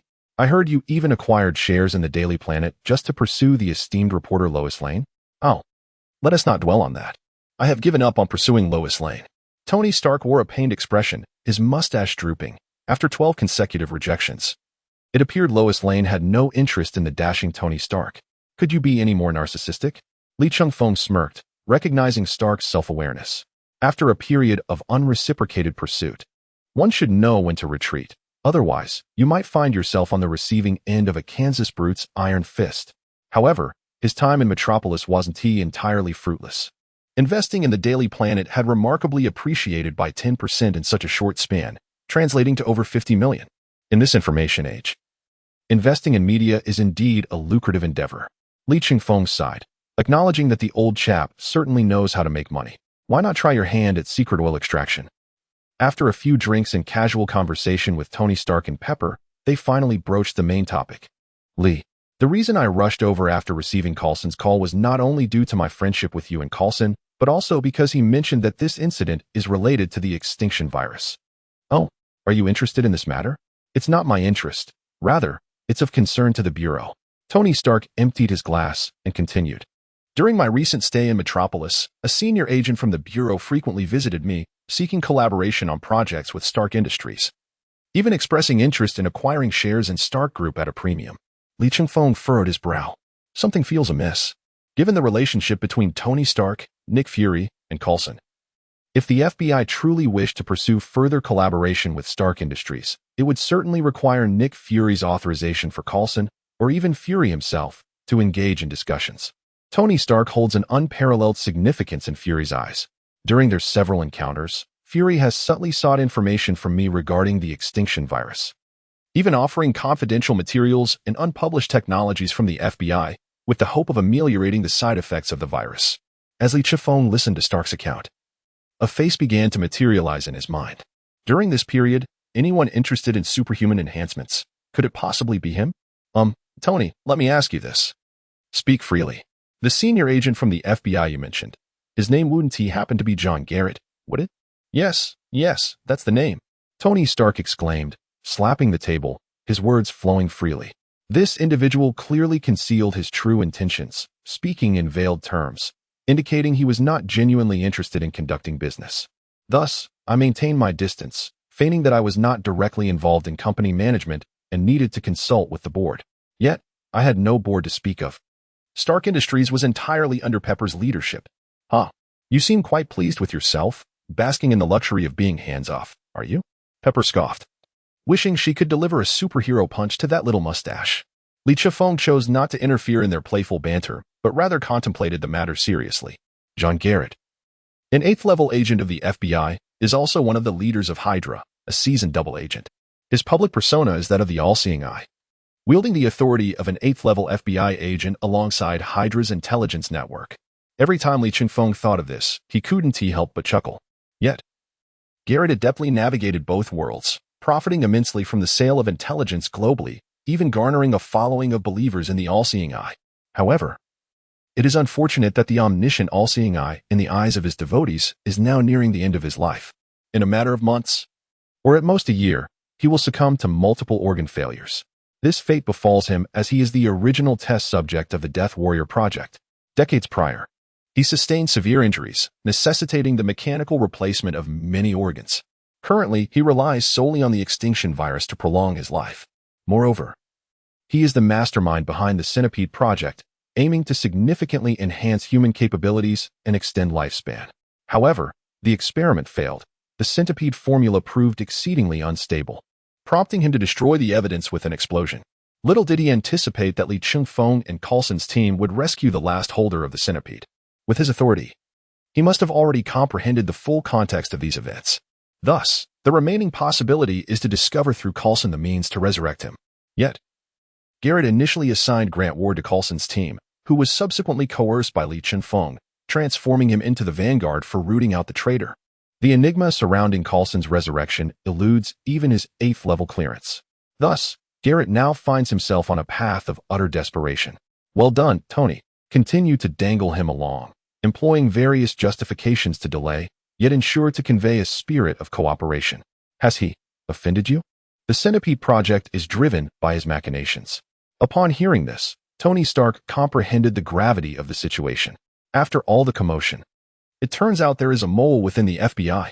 Initially, he intended to mock Lee Chung-fong and the Bureau, But then he recalled that Stark Industries had its own wretched creature in Obadiah. Alas, speaking too much only invites sorrow. Stark patted Li Chengfeng on the shoulder, wearing a look of shared misfortune. Li Chengfeng forcefully pushed Stark away. That comes at a different price. If you wish to indulge in drunken antics, seek Pepper, not me. I shall return to headquarters first. It would be prudent to discuss Garrett's affairs with Nick Fury, that dubious character. Chapter 53. Break out, Brother Sky. This is Fitz. Please respond if you can hear me. Sky here. Jenna has not contacted us for 3 minutes. I fear she has fallen victim to that monster.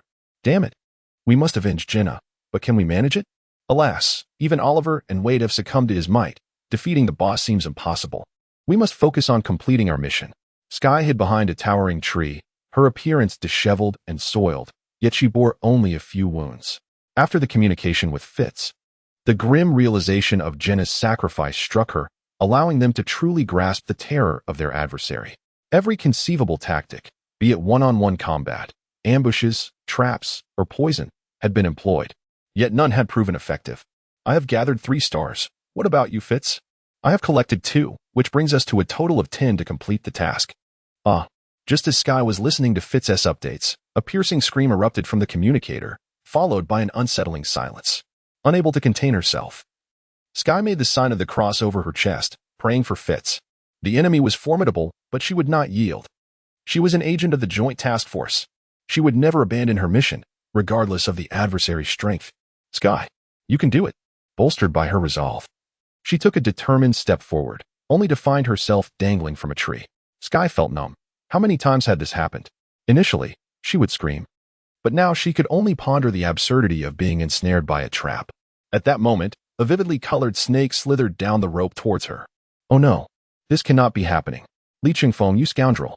Help.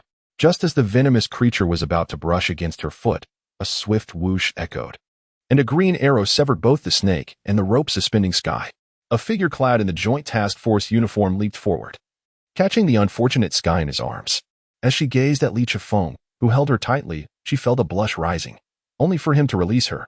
Let go. Sky, this is not meant to be a hardship for you. Li Chengfeng chuckled, observing the distressed Sky, clutching her behind in agony.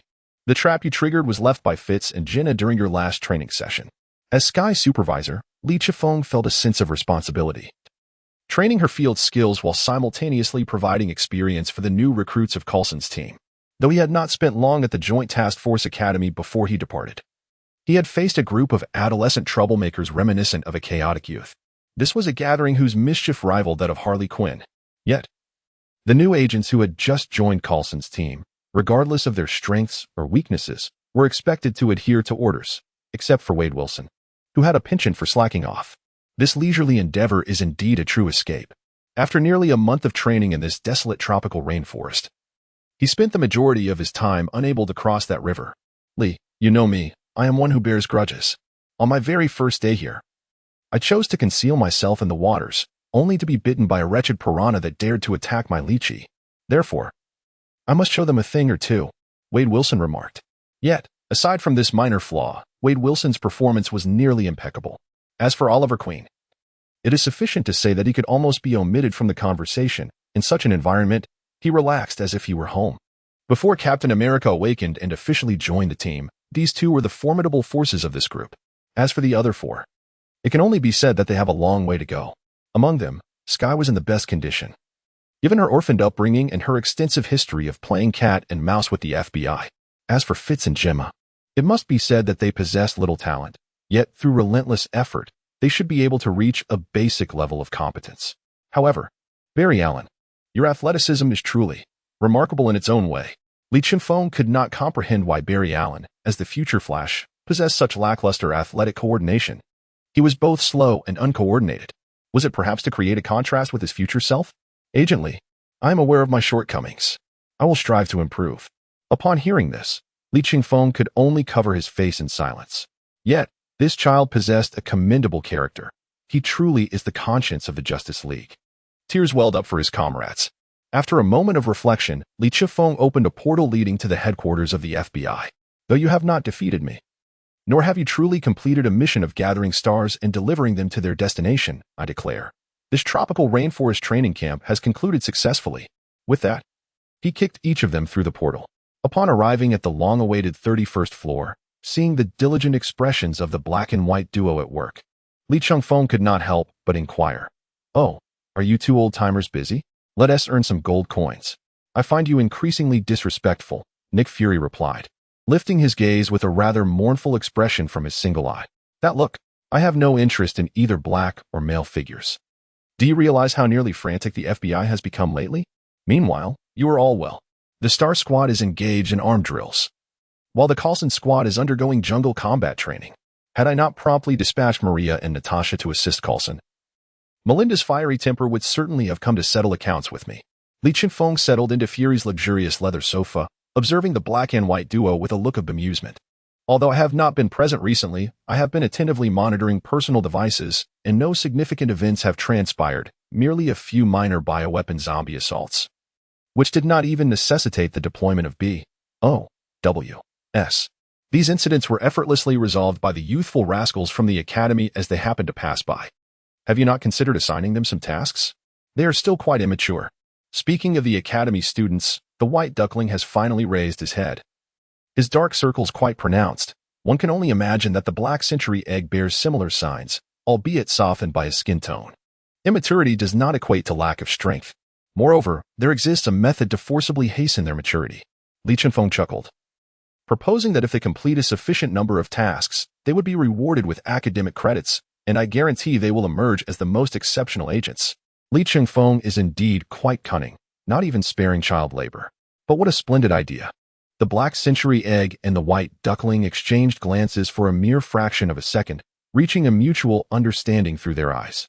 After all, the rascals have boundless energy. Why not put them to work instead of this group of seasoned agents? At worst, we could assign an external agent to oversee the process for each team. Tremble, rascals. The wheel of fortune has turned, and now it is your turn to be put through the ringer. Is there anything else, old dang? If not, I shall take my leave. As a captain, being apart from my team for so long is quite unbearable. Unbearable, my foot. I have a task to assign to you." At this moment, Nick Fury recalled that he had a mission to deliver to Li Chengfeng, which was the reason for summoning him. His memory, it seems he has indeed been fatigued in recent days. "A task? You wish for me to complete it myself? That's entirely up to you. This matter presents no significant challenge, though it is somewhat entangled with the American government." As Nick Fury spoke, he tapped a few times on his personal device, sending the information through. Li Chengfeng immediately received the details of this mission. Upon opening it, his brow furrowed after just a glance. The American government's public prison has been sold to private operators and has since experienced supernatural occurrences? Old dang, are you jesting with me? Why would I joke with you? Do I appear to have such leisure time? I am so busy that I could use a single eye to do the work of two. Nick Fury finally found himself momentarily flustered amidst Li Chengfeng's incessant teasing. But he quickly regained his composure. It did not seem to be a major issue. However, the problem lay in the fact that 4 agents had been dispatched to investigate, only to return in a daze, entirely devoid of memories regarding the prison. Memory loss. Upon hearing Nick Fury's description, Li Chengfeng immediately turned to the white duckling. The white duckling elegantly shook his head. These 4 agents, having convened all individuals possessing telepathic abilities, ultimately concluded that it was not the work of a telepath, nor were there any traces of drugs or hypnosis, to speak of nothing else in the realm of telepathy. The Joint Investigation Bureau dares to claim the second position in the world, and certainly no one would assert they hold the first. If amnesia were induced by telepathy, it would undoubtedly be detected by the mutants. However, the matter of drugs and hypnosis remains ambiguous. A definitive conclusion can only be drawn after he conducts an on-site investigation. Upon encountering the name of this prison, the system finally issued a long-awaited mission. Ding, the mission escape. Brothers has been released. Mission overview. An experienced FBI agent has inexplicably returned empty-handed. What secrets lie hidden within Fox River Prison? Eccentric criminals and escape plans. A warden who never leaves the building. Everything is shrouded in mystery. Yet, deep in the dark recesses of the prison, it is said that traces of the divine can be found. What is this? Fox River Prison? Is this not reminiscent of Prison Break? By heavens!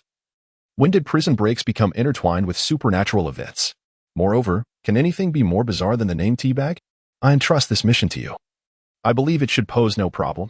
Well, since the reason for the memory erasure remains unclear, It is prudent to minimize the number of individuals entering the prison for the mission. However, logistical support can certainly be intensified. Lee Chifeng remarked, listing a few names. He instructed that Fitz, Gemma, and Barry should remain on standby at the Airborne Command Center, as they might be needed for some research.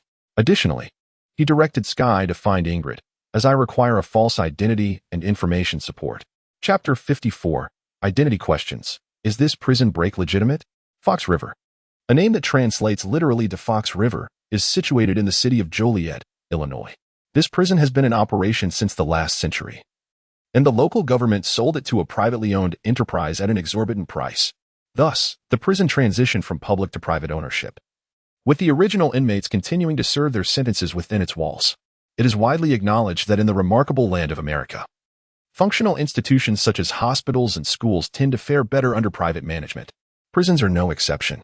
After all, the infamous Arkham Asylum and Belle Reve Penitentiary serve as prime examples. The former is a hub for Gotham City's most notorious individuals, while the latter is the stronghold of Amanda Waller and the Suicide Squad. As if private prisons cannot survive without creating a spectacle, Fox River Prison successfully rendered 4 Federal Bureau of Investigation agents ineffective, erasing all memories of their time there. Lee Chifeng had once again interrogated these agents, and from their current recollections, it seemed that upon stepping into Fox River, they found themselves outside in the blink of an eye. The disorienting sensation of time and space has rendered these agents incapable of returning to active duty. As he raised his gaze towards the Victorian-style edifice of the prison, aside from the slight aura of age that clung to the old structure, there appeared to be nothing amiss at first glance. However, that was all the time he had for observation, as he was soon escorted into Fox River by the guards clad in prison uniforms. Turning back to glance at the slowly closing prison gates, Lee Chifeng nodded slightly. There was no sense of the bizarre. He could preliminarily ascertain that this was not a location with the ability to warp reality. As he traversed a pathway covered in yellow earth, Lee Chifeng peered inside. Just beyond 2 towering steel bars lay the inmates' recreation area. With his keen eyesight, he quickly identified 2 familiar faces, Wentworth Miller and Dominic Purcell, which meant his brother, Michael Schofield, and his sibling, Lincoln Burrows. Indeed, Miller's visage was undeniably handsome. Lee Chifeng muttered to himself, contemplating the possibility of approaching these key figures once inside to observe any peculiarities. After all, he had come to understand that this universe was indeed afflicted with considerable abnormalities. The creator of this universe seemed to suffer from significant delusions as well. Having passed through the corridor, he arrived at the entrance of the cell block to register. Inmate's name? Lee Chifeng. A citizen of the Republic? Indeed. A citizen of the Republic. What crime have you committed? Isn't it already documented? Humph. How audacious to be so defiant as an inmate. Answer my questions. What crime? I killed a man with green hair adorned with a thick layer of white foundation, shooting him squarely in the forehead, and also made off with his female subordinate. Lee Chifeng extended his hand, counting on his fingers, and recalled, yes, I later killed a pretentious inmate who fancied wearing sunglasses, completely shattering his skull. As he spoke, Lee Chifeng couldn't help but silently curse within himself. One must mention his heroic deeds. Ingrid undoubtedly sought revenge on him out of spite for her morning irritability. She truly harbors a remarkable grudge. Such falsification of identity could prove exceedingly troublesome and easily unravel for others. Yet for Lee Chifeng, it was entirely authentic. Indeed, he had committed murder, and the documentation was genuine. The Joint Investigation Bureau fabricated the evidence, yet the American government accepted it as truth. The prison staff member, registering names outside the cell block, gasped in astonishment, sitting up straight. This was a serious criminal, and he was sentenced to, what? Nearly 5 years? A common inmate in cell A40? Afterward, he stole a few more glances at Lee Chifeng, feeling a chill run down his spine. Only 2 murders warranted such a brief sentence? Not even a transfer to the high-security unit? How much had his family paid to the prison authorities? Though shocked, his face betrayed no emotion, maintaining a poker face as he continued, very well, your identification number is 114514. From today, you will serve your sentence at Fox River Prison. Should you exhibit good behavior, you may be eligible for a sentence reduction under applicable federal laws. With that, he opened the door to the cell block, and Lee Chifeng finally stepped into the purpose of this assignment. At that moment, the genuine criminals had been let out for their recreation, and all he could see along the way were empty cells. However, to be fair, the conditions in the general inmate area were rather decent. It was certainly more spacious than the cramped dormitories of high school. Aside from that, Nothing particularly unusual caught his attention. Here we are, cell 40. Go on in. As the cell door swung open, Li Chifeng felt a rough shove from behind, clearly an attempt to push him inside. This brusque action finally confirmed for him that he was indeed in a prison, not some themed hotel. Unfortunately for the escorting guard, he ended up stumbling backward instead. While he sat on the ground, bewildered, Li Chifeng had already entered the cell and closed the door behind him. Inside, there were 2 beds, and Li Chifeng chose the one that obviously had not been slept in, curiously surveying his surroundings.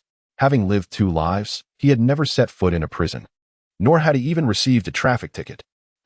There are roll calls thrice a day, the specific times dictated by the announcements, generally at 6 in the morning, noon, and 7 in the evening. After the roll call, meals are served, followed by work starting at 7 in the morning and 2 in the afternoon. Returning to the cell after 9 at night, the guard stood up, his somewhat portly frame moving sluggishly. Lights out at 10. After that, any disturbances are to be disregarded. Li Chifeng leaned against the cell door, intrigued, and inquired, "So, are you suggesting that something peculiar occurs here after 10? Ahem, I never said that." The guard quickly realized he had spoken too much, adopting an air of secrecy as he adjusted his cap and departed with his rubber baton. From the guard's reaction, it was evident they were privy to some insider knowledge. Li Chifeng could not help but worry for a fleeting moment about the 2 brothers preparing to execute their escape plan. Would they manage to flee successfully? After waiting a while and ensuring that the guard had completely moved away, Li Chifeng reached up to touch his ear. Activating the miniature communicator supplied by the Joint Investigation Bureau, discreetly nestled within the contours of his ear, nearly imperceptible to the naked eye. "Hello, Ingrid, Sky.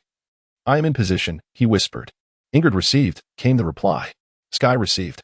How's the framing of the charges coming along?" Li Chifeng detected a hint of pride in Sky's voice, which clarified matters for him. "It was you after all.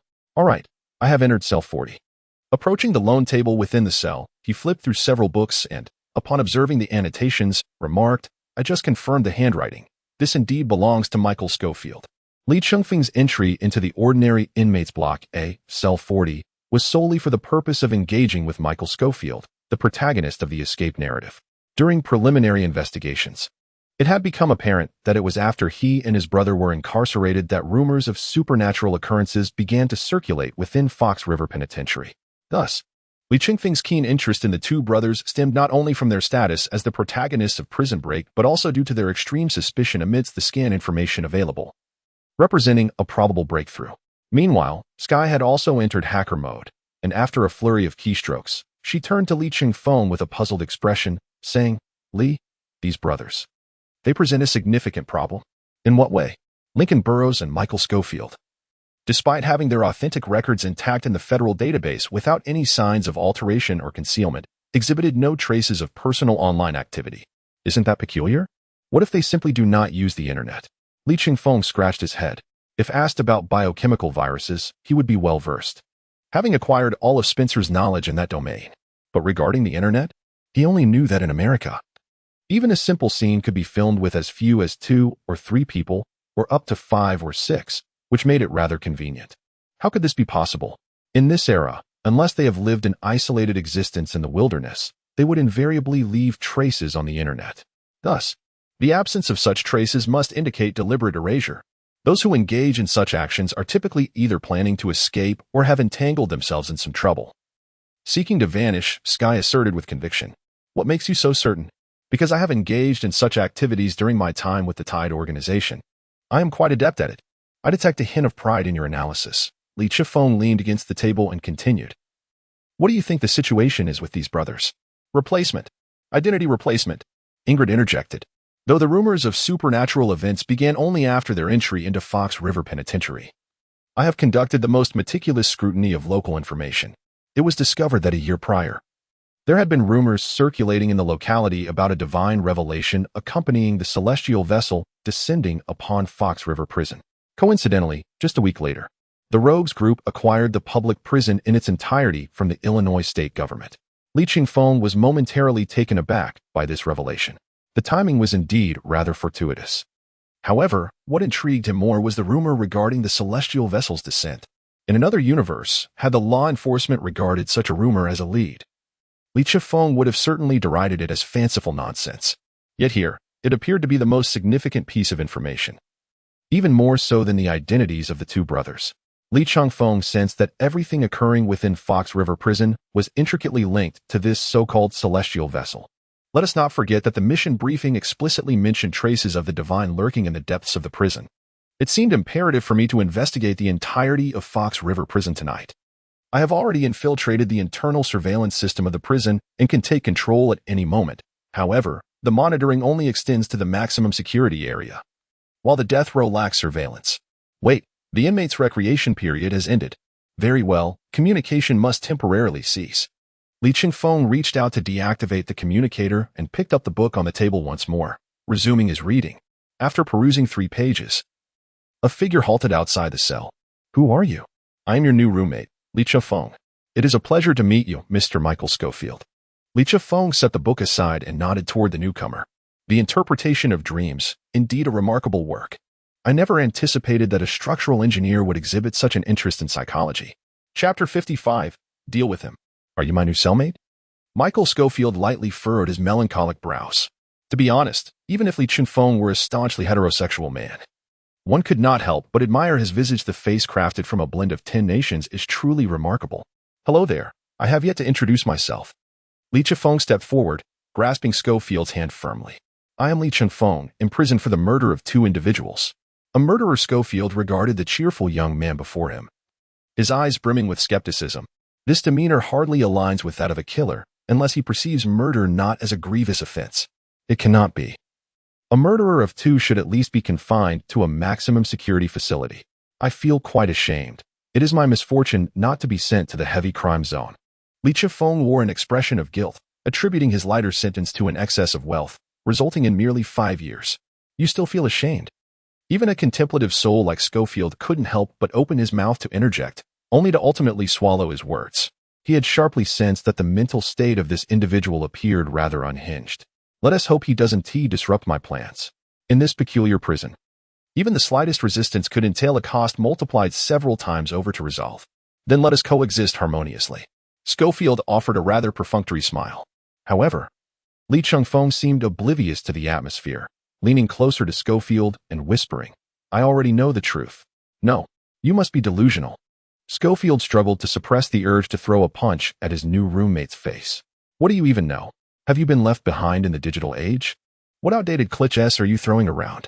The official admission to the prison occurs during the outdoor time, specifically between noon and 1 in the afternoon. For the following half-day, Li Changfeng shadowed Schofield like an ever-present spirit. Although he did not sit directly beside Schofield, he remained within a 5-step radius at all times. Throughout, Li Changfeng maintained a polite and gentle smile, which would evoke a sense of warmth in the average person. Yet, in the eyes of Schofield and Lincoln, it only served to instill unease. Damn, what is this lunatic's intention? Should I simply eliminate him? Why not incinerate him to ashes? Did you hear what you just said? Lincoln Burrows. Schofield cast a soothing glance toward Lincoln, yet his words bore an undertone reminiscent of a superior reprimanding a subordinate. Particularly when addressing his brother by his full name, he emphasized it with intent. Upon hearing his brother call him by his name, Lincoln managed to regain his composure. However, the fury and brutality burning in his eyes were impossible to conceal. He yearned to reduce this so-called Li Changfeng to mere ashes. However, contemplating the reasons for their presence in this prison, they could only endure the situation. This scene was not only witnessed by Li Changfeng but was also displayed on the large screen of the mobile command center above. Ingrid Hannigan and Sky, who had completely taken control of all electronic devices within the Fox River prison, operated the onboard terminal, meticulously recording every occurrence captured by the cameras. At this moment, Coulson's entire team sat before the screen, observing the entirety of Li Changfeng's mission. Even with Agent Li Changfeng's formidable capabilities, it was crucial to maintain his disguise in an entirely unfamiliar environment. Coulson's gaze remained fixed on the screen, while he imparted sage advice to his team members behind him. Remember, you are not reckless soldiers, nor solitary peacekeepers, and certainly not superheroes clad in tight suits. You are agents of the Joint Task Force.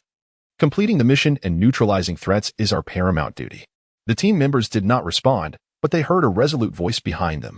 Indeed, children, wield your strength wisely, but do not overly depend on it. They turned to see a young man in a leather jacket with golden hair approaching them. Who is he? Coulson's team exchanged glances, feeling a sense of familiarity, yet unable to place him. However, Phil Coulson straightened his posture, leaping from his chair, his right hand repeatedly raised, lowered, and then extended forward, uncertain whether to shake hands or salute. Idle. Oh no, Commander, welcome back to the team. I am no commander. I am merely an ignorant young man awakened from the ice. Call me Steve.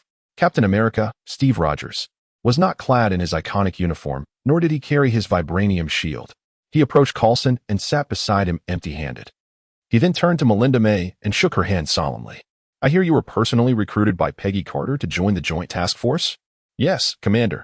I was exceptionally recruited by Director Carter at the age of 7.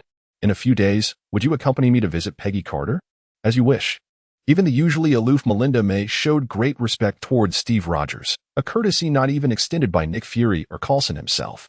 Yet, upon first glance, one could hardly discern that Captain America was once the greatest hero in all of America. Without prior knowledge, one might mistake him for an emerging celebrity.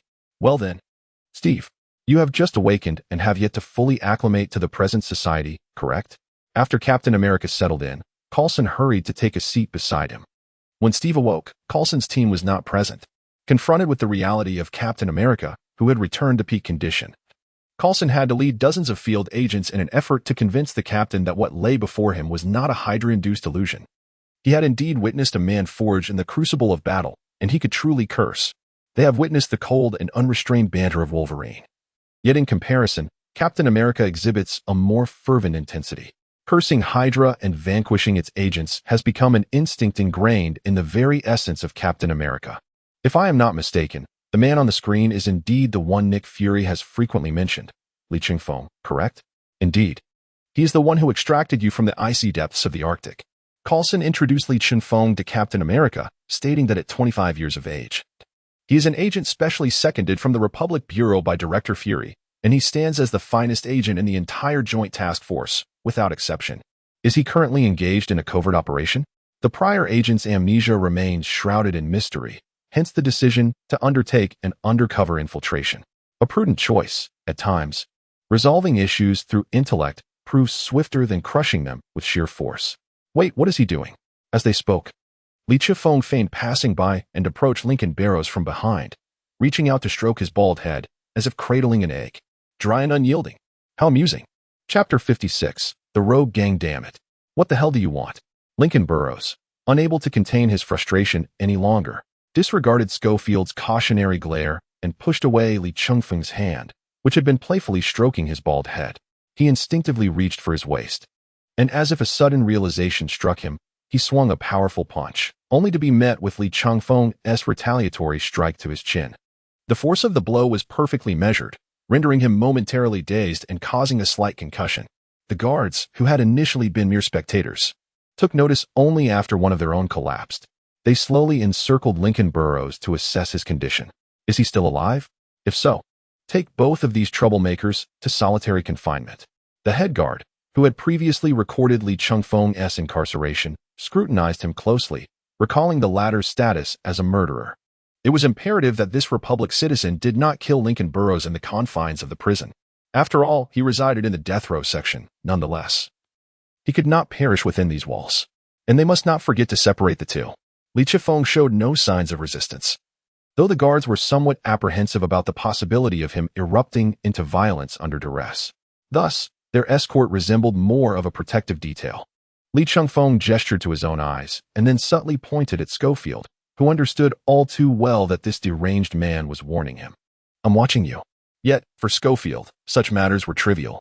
The crux of the situation lay in the fact that Lincoln Burrows was now confined to solitary, which meant he would not be released for at least 3 days. What would become of their plans for tonight, if they did not act this evening? The consequences for Schofield would be dire. Time was of the essence, as he had previously surmised. Every unforeseen obstacle would require an exorbitant price to achieve their predetermined objectives. Thus, tonight, he must take a perilous risk. The solitary confinement cell in Fox River Penitentiary was a pitch-black chamber with only a small window that could be opened from the outside. Li Ching-Fong was certain that any archetypal domineering character entering this room would be driven to the brink of madness. After all, they would all suffer from an anxiety disorder and claustrophobia. Yet, Li Ching-Fong sat on the floor with remarkable ease. The profound silence and enveloping darkness allowed him to think more clearly. Just moments ago, when he had deliberately provoked Lincoln Burrows. It seemed as though he had made a motion as if drawing a firearm from his waist. In the original narrative, Lincoln Burrows was depicted as a brawler.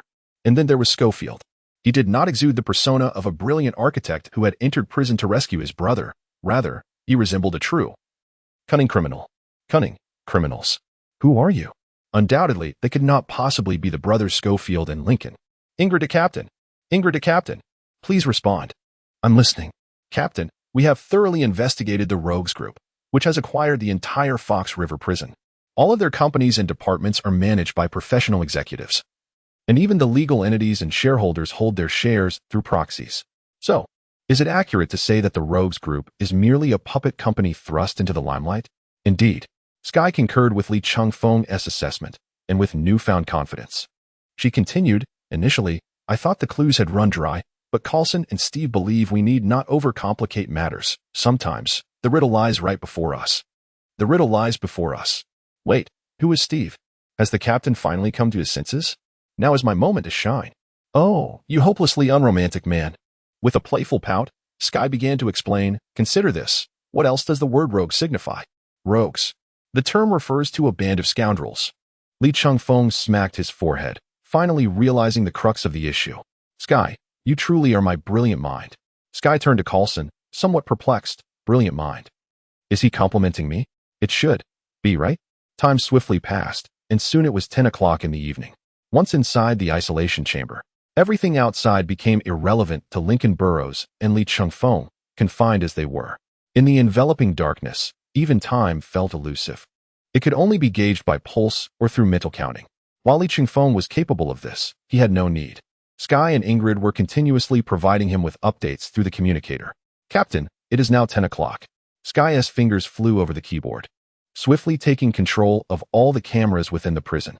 The guards, adhering strictly to the principle of not roaming after 10, had retreated to the guard lounge outside the cell block. Nothing would go awry. This was their routine. Has the rat emerged from its hole? Wait, not yet. It seems he is extracting something from the mattress. A gun? No. 2 guns. Huh. As expected, Sky maintained communication. Understood. After a brief silence on the other end of the communicator, Lee Chung-fong closed his eyes, his formidable physical prowess granting him senses that transcended human limits. Even from a distance, the light, nearly soundless footsteps were discernible to him. The steps grew closer, soon halting just outside Lee Ching-feng's adjacent door. At that moment, he opened his eyes, placing a hand gently on the isolation chamber's door, as tenderly as one might caress a lover's skin. Then, with hands hardened like diamonds, he tore through the alloy door as though it were mere paper. Ah, that felt rather exhilarating. Lee Chung-fong paid homage to the Kansas City powerhouse with this display. Truth be told, such a sensation was immensely relieving. He rolled his neck and stepped out of the isolation chamber. Upon turning his face, he beheld Michael Schofield, who had transformed the confinement chamber's door into a cascade of frozen shards with a cryogenic gun, alongside Lincoln Burrows, who emerged from the cell wielding a heat gun. To be precise, it was the formidable Captain Leonard Snard of the Cold Squad and the fiery Mick Rory, notorious members of the Rogues. They were daily adversaries of the Flash and ardent fans of his exploits. As Sky had observed, the identities of Michael Schofield and Lincoln Burrows were indeed authentic. Yet they had been supplanted by 2 supervillains strikingly identical to them. Ah, esteemed members of the Rogues, what a fortuitous encounter. Are you both planning an escape as well? Lee Chung-fong greeted them with a friendly wave. However, his salutation was met with a dual barrage of crimson and azure beams. Flames and frost descended upon Lee Chung-fong simultaneously. Are you two assisting me with a bath? I should have smuggled in a bottle of shower gel. Chapter 57. The scoundrel Constantine. As Lee Chung-fong emerged from the clash of ice and fire, he had transformed entirely into a diamond form. It was evident from his appearance that the relatively primitive freezing and heat guns could not produce flames of sufficient intensity or absolute zero to pose a threat to his diamond state. The only lamentation was that the prison uniform he donned upon entering Fox River Prison had been reduced to ashes under the onslaught of Captain Cold and Heat Wave. Fortunately, he was quick-witted enough to activate his Green Lantern transformation. Though the tight-fitting suit post-transformation was somewhat suggestive, it was certainly preferable to running about in the nude, especially in the presence of 2 imposing men. Who could behold the Republic's shapely figure? Who are you? A denizen of Gotham, Star City, or perhaps Hell's Kitchen? Snart was unaware of Lee Chung-feng's true identity and could only speculate that he might be from one of the locales competing with their rogue gang for business. He hoped fervently that he was not from Gotham. Although the Joker and his gang had been conspicuously absent lately, the other lunatics of Gotham could be equally terrifying. Most crucially, Gotham's madcap villains never entertained negotiations. Well, to be precise, I represent Washington, Lee Chung-fong replied with feigned gravity. Having finally encountered a villain or hero somewhat out of the loop, he wished to maintain this guise until the very last moment. Washington? That's the district. Isn't it? Aside from Hydra, which villain would dare tread in that territory? Shoo, don't ask. I'm doing this for your own good. With a swift motion, Lee Chung-fong disarmed Captain Cold and Heat Wave in an instant. Snart looked at him, letting out a resigned sigh before raising his hands. This act of surrender was executed with remarkable finesse. What brings your scoundrel gang all the way to Illinois? You even spent a fortune to purchase the entire prison.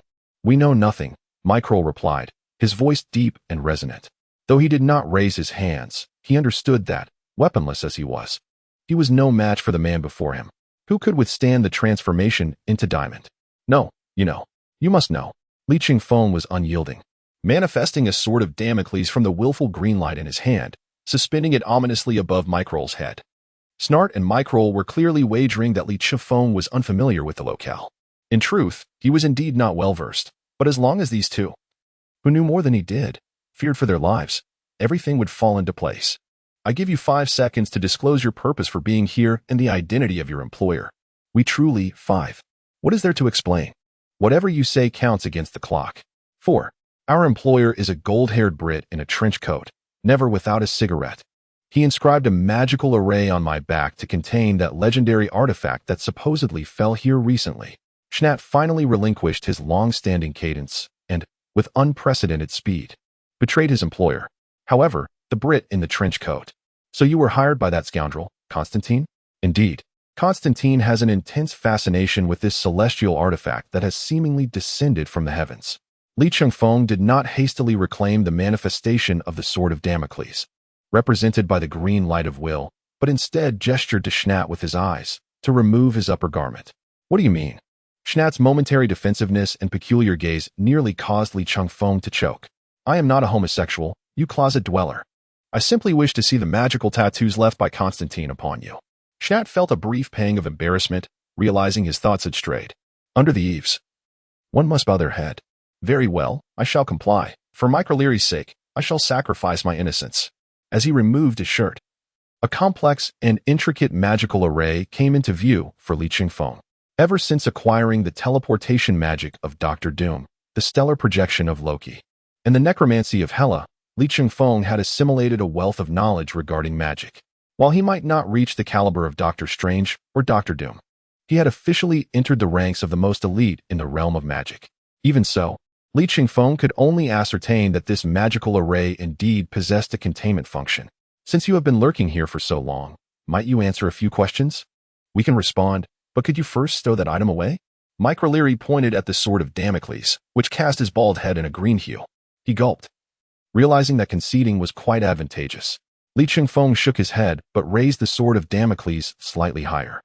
Since rumors of artifacts and supernatural occurrences have surfaced regarding this prison, Joint Task Force agents have come here. Do you know what they experienced? Agents? Schnat and Mike O'Leary exchanged glances. Are you referring to those in black suits summoned to the warden's office? They merely entered and then exited. Nothing transpired. Nothing transpired? In truth, even if something had occurred, we remain oblivious, as the warden has never left that tower-like office. Lee Chung-fong furrowed his brow. Indeed, the mission briefing mentioned this peculiar warden. It seems that to resolve the agent's amnesia, a meeting with this warden is necessary. And what, pray tell, is this so-called vessel of the gods? Lee Chung-fong pondered briefly, deciding to address the so-called artifact first. After all, that warden is a reclusive hermit who refuses to leave his quarters. It can wait until later. Hush. Just as Lee Chung-fong intended to speak, Schnat immediately raised a finger to his lips. The moment silence enveloped them, a powerful pulsating sound resonated from the deepest recesses of the prison. Thump, thump. The sound was heavy, akin to a colossal heart, resonating as it beat. Moreover, upon careful listening, Lee Chung-fong discerned that the 2 consecutive pulses did not emanate from the same direction. Rather, they were 2 distinct pulses from different locations, seemingly engaging in a form of communication. Behind the death row, there existed another area, one that had never been patrolled by guards, as if they deliberately chose to ignore its existence. McClory gestured towards the dimly lit passageway, which appeared not to lead to another section of the prison, but rather into the gullet of some colossal beast. The so-called 10 o'clock rule, which dismissed any rustling or disturbances as non-existent, referred specifically to the punctual emergence of these two sounds. "Very well, let us proceed," he announced. Thus, Sinead and McClory took the lead, venturing into the unknown ahead. The long unopened gate of the prison was effortlessly pulled aside by Lee Chung-fong.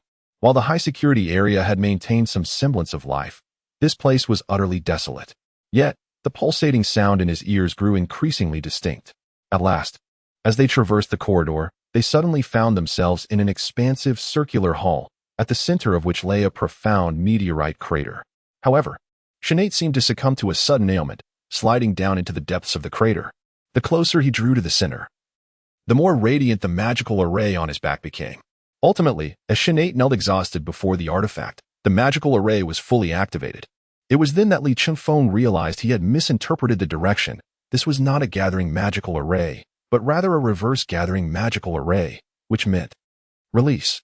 In a brilliant display of light, a figure emerged from the magical array on Sinead's back. With a click, he ignited a Marlboro cigarette, inhaling deeply until half of it was consumed, and after a legendary exhale, he wearily lifted his head. "Good evening, I am John Constantine." This extraordinary individual, whose origins were uncertain, lamentably announced, "This artifact now belongs to me." Chapter 58, The True Form of the Divine Artifact.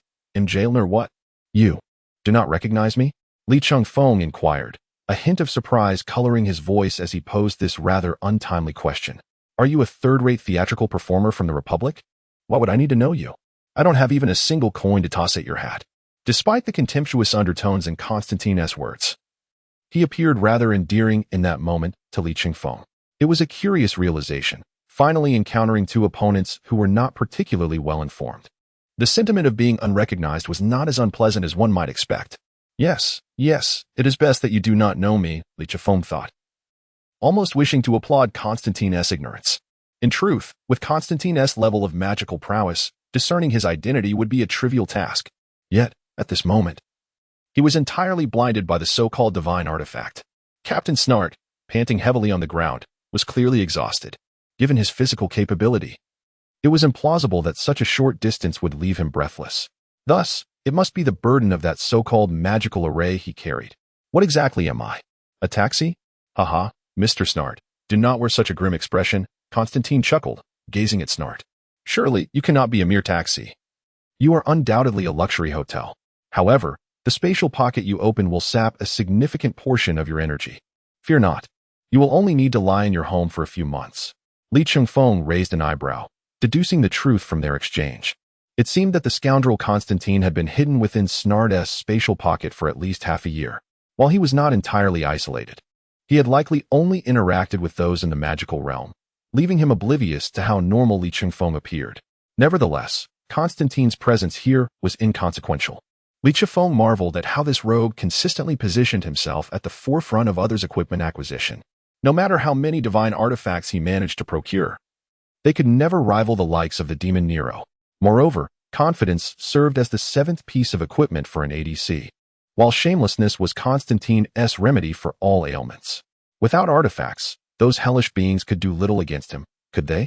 At that moment, McClory, who had been left behind by Snart and Lee Chung-fong, stumbled forward, calling out to Snart, "Snart, are you still alive?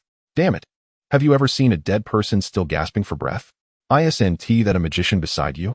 Who knows if he is allowing the dead you to continue speaking? I've seen that in novels and animations. Do not take artistic creations as reality. Our current situation is far more absurd than any work of fiction.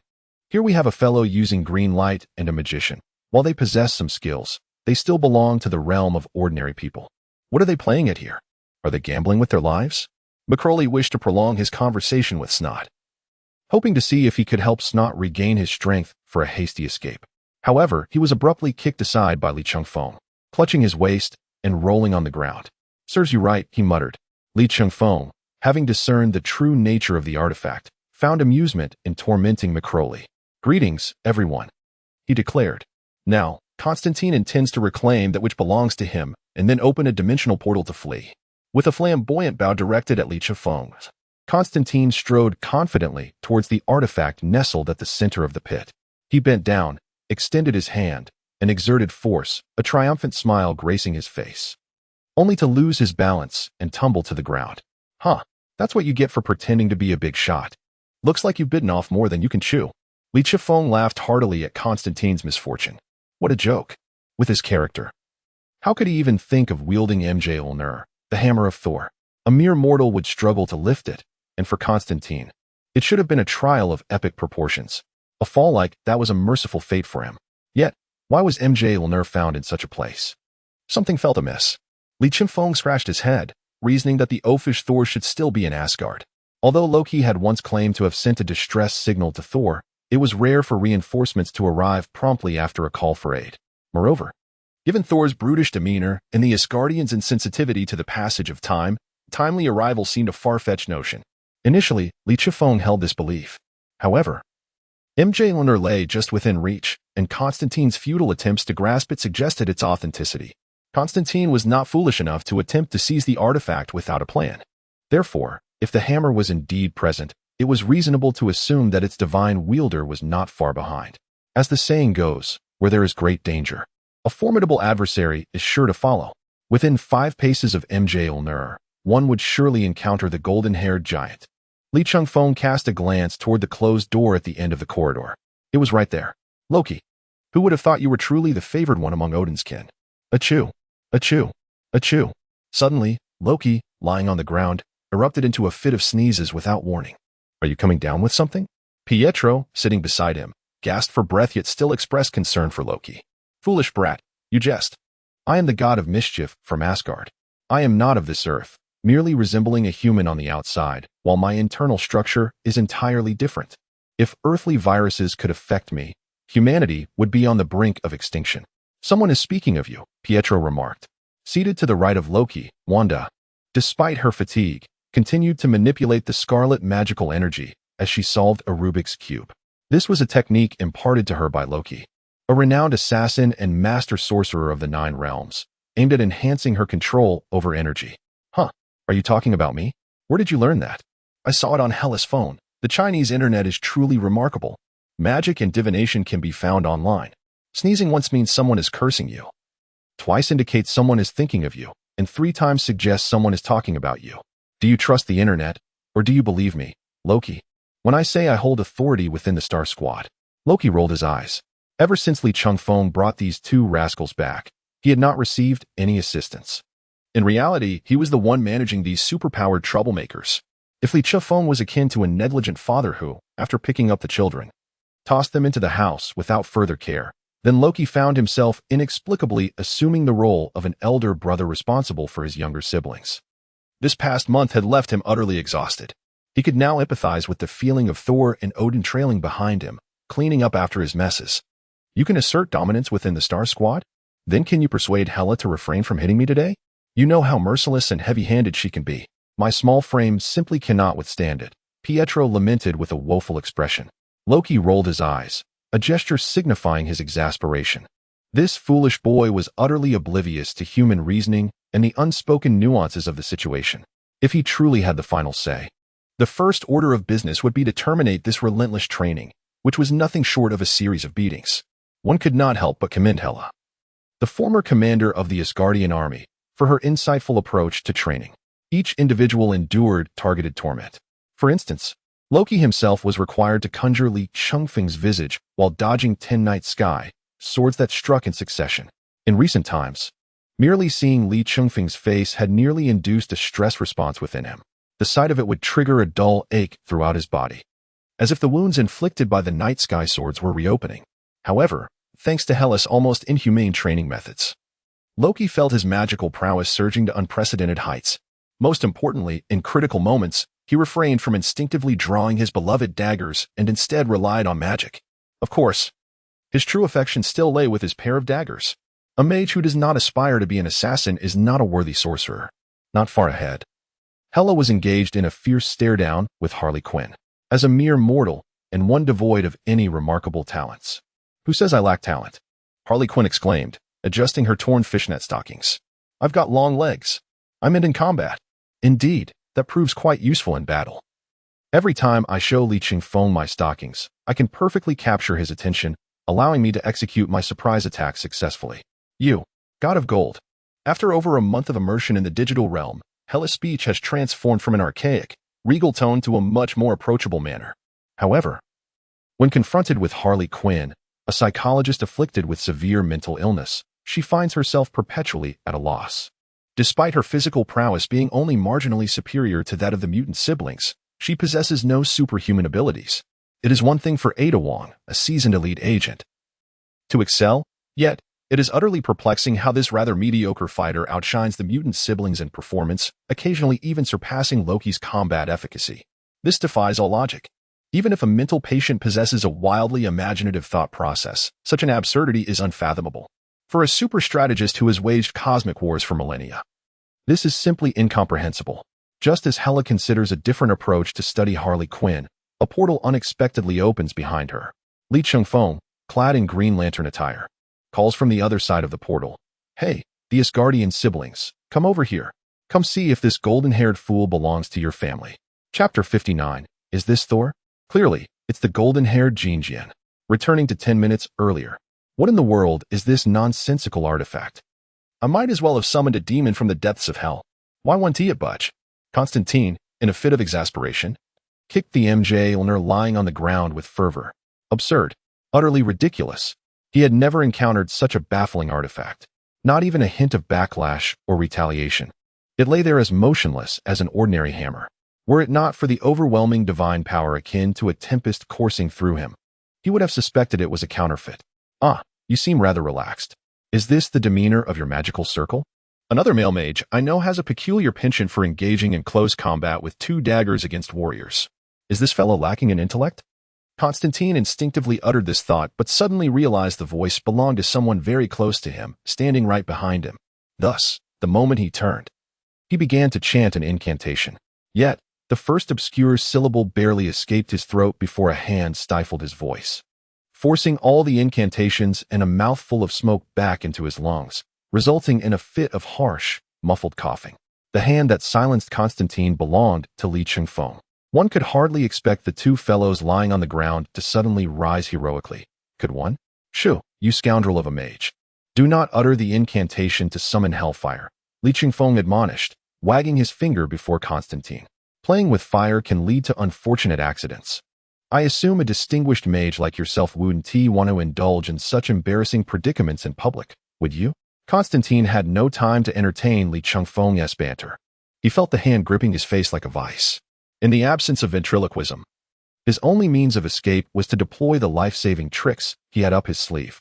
However, the superpowered individual before him offered no opportunity whatsoever, instead conjuring a straitjacket of green light, reminiscent of those used in psychiatric hospitals. If the unknown mutant leader, known as Old One Two, could witness this scene, he would undoubtedly be moved to tears. Indeed, this is precisely the sensation. The thrill of shared suffering is what makes the pain gradually fade. Constantine was utterly bewildered by the sight before him. What an enigmatic ability. This green energy belonged neither to the realm of technology nor any form of magic. Even the master of manipulating the lords of hell, Constantine, found himself incapable of deciphering this energy in such a short span of time to mount a countermeasure. For the first time in many years, he felt a tinge of despair, especially as his hands were completely restrained, rendering him unable to cast even the simplest spells that required no incantation. Constantine, the notorious mage, whose instances of betrayal could rival his infidelities, found himself in dire straits. Li Qingfeng released his grip on the other man's mouth. So, how did you come to know about the artifact's presence here? If I answer you, will you let me go? I have an 80-year-old mother and a weaned child. Do you truly believe I would trust you? You, Constantine, an elderly mother and a recently weaned child? That could be turned around as well. Even while under Li Qingfeng's control, Constantine still managed to exchange a few jibes. I have a recently weaned mother and an 80-year-old child. Li Qingfeng felt no fondness for such a morally bankrupt individual. Although he had once admired Constantine as a character from comics, it was challenging to maintain that affection when faced with the despicable man in the flesh. However, he acknowledged that Constantine was a skilled sorcerer capable of resolving significant crises, and he might indeed require his assistance in the future.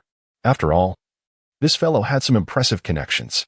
While Li Chifeng had no intention of killing him, delivering a few punches seemed justifiable. Surely, even Constantine's extensive interests would not be gratified by such a scenario, would they? Noticing the increasingly ferocious glint in Li Chongfeng's eyes, the self-preserving Constantine quickly chose to capitulate. Brother, we've had no grievances in the past, and none presently. How about you let me go, considering the artifact? I no longer desire it. Consider it a parting gift to you? Li Chifeng was somewhat taken aback, for Constantine had spoken in remarkably fluent Republic dialect. You can still speak the Republic language? Not at all. I spent a considerable amount of time on an island called Purgatory in the southern seas of the Republic. Constantine seemed to smile shyly as he continued. In Purgatory, I made a dear friend. He is now an elite agent of the Joint Investigation Bureau. We share a strong bond, and if I were to vanish, he would undoubtedly turn the entire America upside down to find me. Such eloquent rhetoric served to lower defenses, simultaneously pleading for mercy while veering toward a subtle threat. Had Li Chifeng been an ordinary superpowered individual lacking any substantial background, he might have felt intimidated. But what a peculiar coincidence. The friend you speak of wouldn't happen to be an archer named Oliver Queen, would he? You've heard of my brother's reputation? If that's the case, then we can negotiate. After you release me, the artifact will still belong to you. What are you doing? Li Chifeng interrupted, removing the communicator and switching it to speaker mode. Sky. Is Oliver there? Yes. Sky's voice came through from the other end of the communicator. Not just Oliver. Our entire team is observing your mission. Unfortunately, there are no cameras in your location. What a pity. Don't lament just yet. Let Oliver say a few words.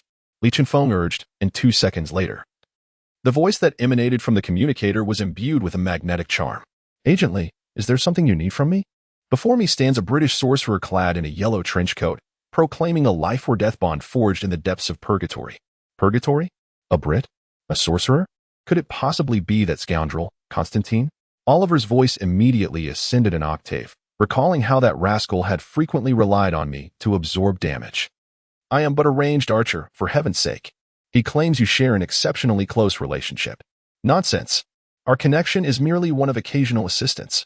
He further asserts that you would upend the entirety of America in search of him. Setting aside whether I possess such capability, even if I did, it would only be due to him provoking me to the brink of no return. Constantine's countenance darkened as Oliver Queen's voice echoed through the communicator. The lies unraveled, compelling his mind to race in turmoil. The identity of the individual before him became clear. He was an agent of the Bureau, and undoubtedly a senior one. For even someone as proud as Oliver exhibited a hint of deference toward him. Ahem, so you are an agent of the Bureau. Constantine suddenly exclaimed with an air of regret and sincerity, akin to a flood sweeping through the Dragon King's temple. I am also an agent of the Bureau. You speak nonsense. Li Chifeng had little faith in this babbler. Yet Constantine, shifting his posture, ingratiatingly remarked, Please, ease up a bit. My Bureau credentials are in my pocket. Just be cautious when you reach in. Avoid touching anything unusual. Observing the other's expression, Li Chifeng harbored doubts about his claim, but nonetheless released a portion of the green light to retrieve the credentials he mentioned. Upon glancing at the cover, it undeniably belonged to the Bureau, albeit not that of the American headquarters. The Bureau, while a unified entity, established its branches in various major nations. Thus the credentials varied accordingly. The American headquarters credentials bore the emblem of a bald eagle, while those of the British headquarters showcased a lion and shield. As for Constantine's credentials, they prominently displayed a familiar, divine dragon. Indeed, this rascal Constantine possesses a Bureau credential from the Republic's headquarters. Who does he think he is fooling? A counterfeit credential from the Republic's headquarters? Li Chifeng chuckled silently before revealing his own credentials. The identical emblem caused Constantine's smile to freeze upon his face. How could he possibly be affiliated with the Republic's headquarters? An agent from the Republic apprehending a Brit? What audacity! To forge Bureau credentials? This time, even if I wished to let you go, it would be impossible. After this matter concludes, you shall find yourself imprisoned for a decade or more. Upon finishing his statement, Li Chifeng denied Constantine any further opportunity for mischief, skillfully sealing his mouth with the will's green light before casting him aside. At that moment, Mike Louis had just recovered from Li Chifeng's earlier strike and descended into the pit. He intended to assist Chernat, only to find a bound Constantine hurled before him. Ensnared in green radiance, Li Chifeng also noticed Mike Roll and shrugged at him. You and Snart are not allowed to escape. Your matters have not been fully clarified. Li Chengfeng first threatened the two, then pointed at Constantine on the ground, adding, "But you can take your frustrations out on him. Consider it an early adaptation to prison life." Snart exclaimed, "Hurry, don't help me. Hit him. First, distort that annoying British nose of his." Li Chengfeng paid no heed to Microl's furious shouts, Snart's cheers, or Constantine's faintly gleeful cries of distress. He stepped forward, attempting to lift the mighty Mjolnir, and failed. This hammer's recognition system must be flawed. How can my integrity be insufficient? He huffed. Though I do enjoy gazing at Sister Wang and Hallie's thighs, my character is undeniably noble. Yes, it's all the hammer's fault. Li Chengfeng grumbled in dissatisfaction but did not linger on the matter. Instead, he approached the cell at the end. The door was an ordinary iron barrier, yet it bore a plethora of intricate magical formations. Upon attempting to dismantle them, he discovered they were designed specifically to counter divine beings. They had no effect on ordinary mortals, but for an extraterrestrial like Loki, who possessed divinity, entering would render him powerless, suppressing his divine abilities to an almost non-existent state. To illustrate, it was akin to a devil fruit user being controlled by sea stone. This indicated there was indeed a god trapped inside. Coupled with Mjolnir in the pit, the identity of this god was becoming increasingly evident. Thor. Without hesitation, Li Chengfeng tore open the iron door and stepped inside. As expected, at the very center of the magical array stood a tall figure, golden-haired and resembling a celestial being. Goodness! A weary and weakened Thor bore an uncanny resemblance to Su Jinjian. After erasing the magical formations, Li Chengfeng promptly activated a portal, preparing to deliver Thor to his team and subsequently rally the entire group. He could sense that the moment the magical formations were erased, a strange red streak cut across the sky in the direction of the warden's office. Chapter 60. Are the Asgardians lacking in intelligence? After Li Chengfeng activated the portal, the first to rush through to the interior of the Fox River prison was not the goddess of death, Hela, or the god of mischief, Loki, but rather Ada Wong. She even utilized a grappling hook to make her entrance. How astonishing! The portal could be grasped by a grappling hook? It turns out it possesses a physical form. Is your teleportation magic directed at me? Ada performed a graceful backflip, landing effortlessly. I must admit, I was rather surprised. But what astonished me more is your evident eagerness to see me. Honestly, I truly wish to see you. Ada's eyes shimmered with a tender glimmer, and then she stepped harshly on Li Chengfeng's foot, grinding it for good measure. Although it caused him no pain, just a slight tickle, it was essential to address the matter clearly. Why did she come in with a kick? Fortunately, Li Chengfeng was shoeless at that moment, as the prison-issued clothing and shoes had long since turned to ashes at the hands of the cold captain and the scorching wave. Had he been wearing the signed sneakers he purchased last month, he would have surely been in agony. Though he had little knowledge of football, he acknowledged that the collaborative sneakers were indeed quite appealing. Indeed, the only virtue of inexpensive items is their affordability, while the sole flaw of expensive ones is their cost. Upon hearing Li Chengfeng's long-overdue banter, Ada's anger inexplicably diminished. However, a decrease in rage did not equate to its absence. Pointing angrily at the other side of the portal, she exclaimed, "How can you even say that? Here I am, a mentally stable mortal, being trained for an entire month by a cosmic war maniac who has conquered numerous planets. Do you understand what it means to be mortal? Living in the ambiguous abode of a colleague, casually changing outfits to hint at him, yet he remains oblivious. Then managing a team that he normally disregards and finally tackling the tedious and abundant paperwork. Damn it. There isn't even a single competent individual in this team to assist me with the paperwork. I am so utterly wretched, yet I still have to endure training. And it's at the hands of a true Asgardian goddess. Earning a 5-figure salary each month and needing to engage in world-saving activities is one thing. But how did I end up sacrificing myself as well? With such meager earnings, I have to save for ages to buy a grappling hook. What am I risking my life for?" Ada Wong's furious tirade finally jolted Li Chengfeng into realization. It seemed that this was indeed the situation at hand. When Hela proposed the idea of training a grand army from Midgard, he had agreed without a second thought. He had naively considered that training this group of superhumans would be beneficial, neglecting to remember Ada, who was relatively an ordinary person. He had never regarded Harley Quinn as an ordinary individual, primarily because her physical limitations seemed to have been completely lifted due to her psychological issues. Although true limits of the human body may never be surpassed, the exhibited strength, speed, and flexibility of this individual far exceed that of an ordinary agent. Furthermore, it is evident that this woman is undoubtedly a harbinger of fortune within this universe. Were this realm to be the creation of an eccentric fanfiction author, then Harley Quinn would surely stand as one of the principal protagonists. The highest authority of the American Bureau regards her as the closest being to a daughter in his life. She is one of the rare genuine female friends certified by Bruce Wayne, also known as Batman. Additionally, she shares an academic bond with the formidable Kansas native, Lois Lane. And it appears that during their conversations, Harley has even played matchmaker between him and Lois. Anyone who becomes aware of this history cannot help but express admiration.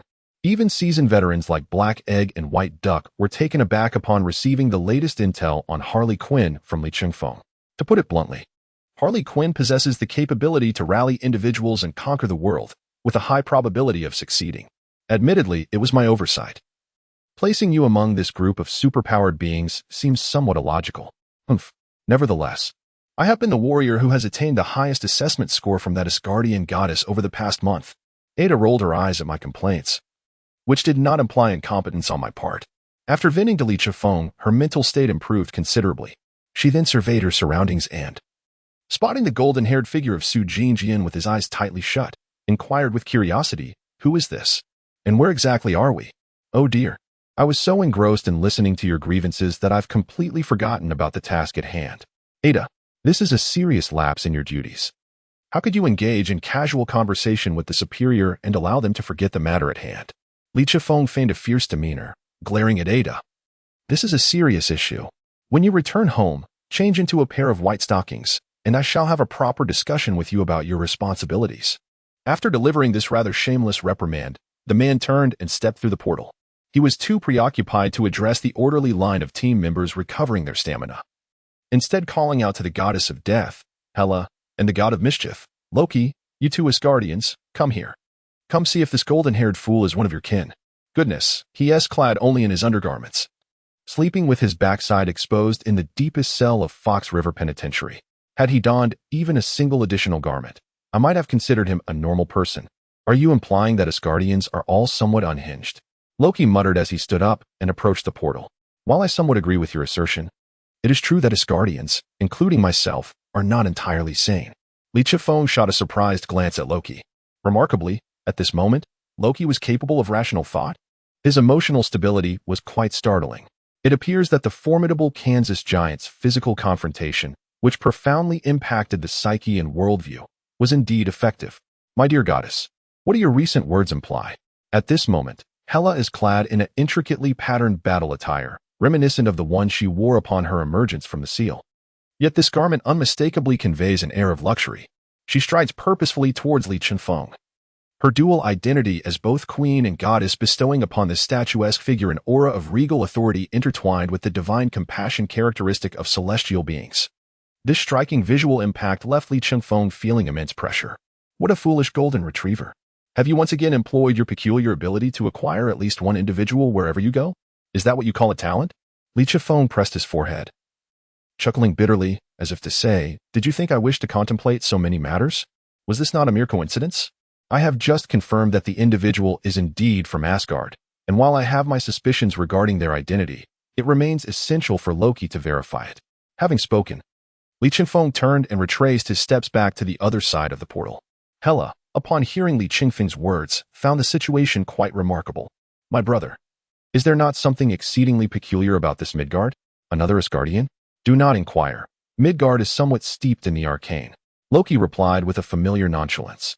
"Let us not forget that even you, dear sister, were inexplicably sealed away in Midgard by our father.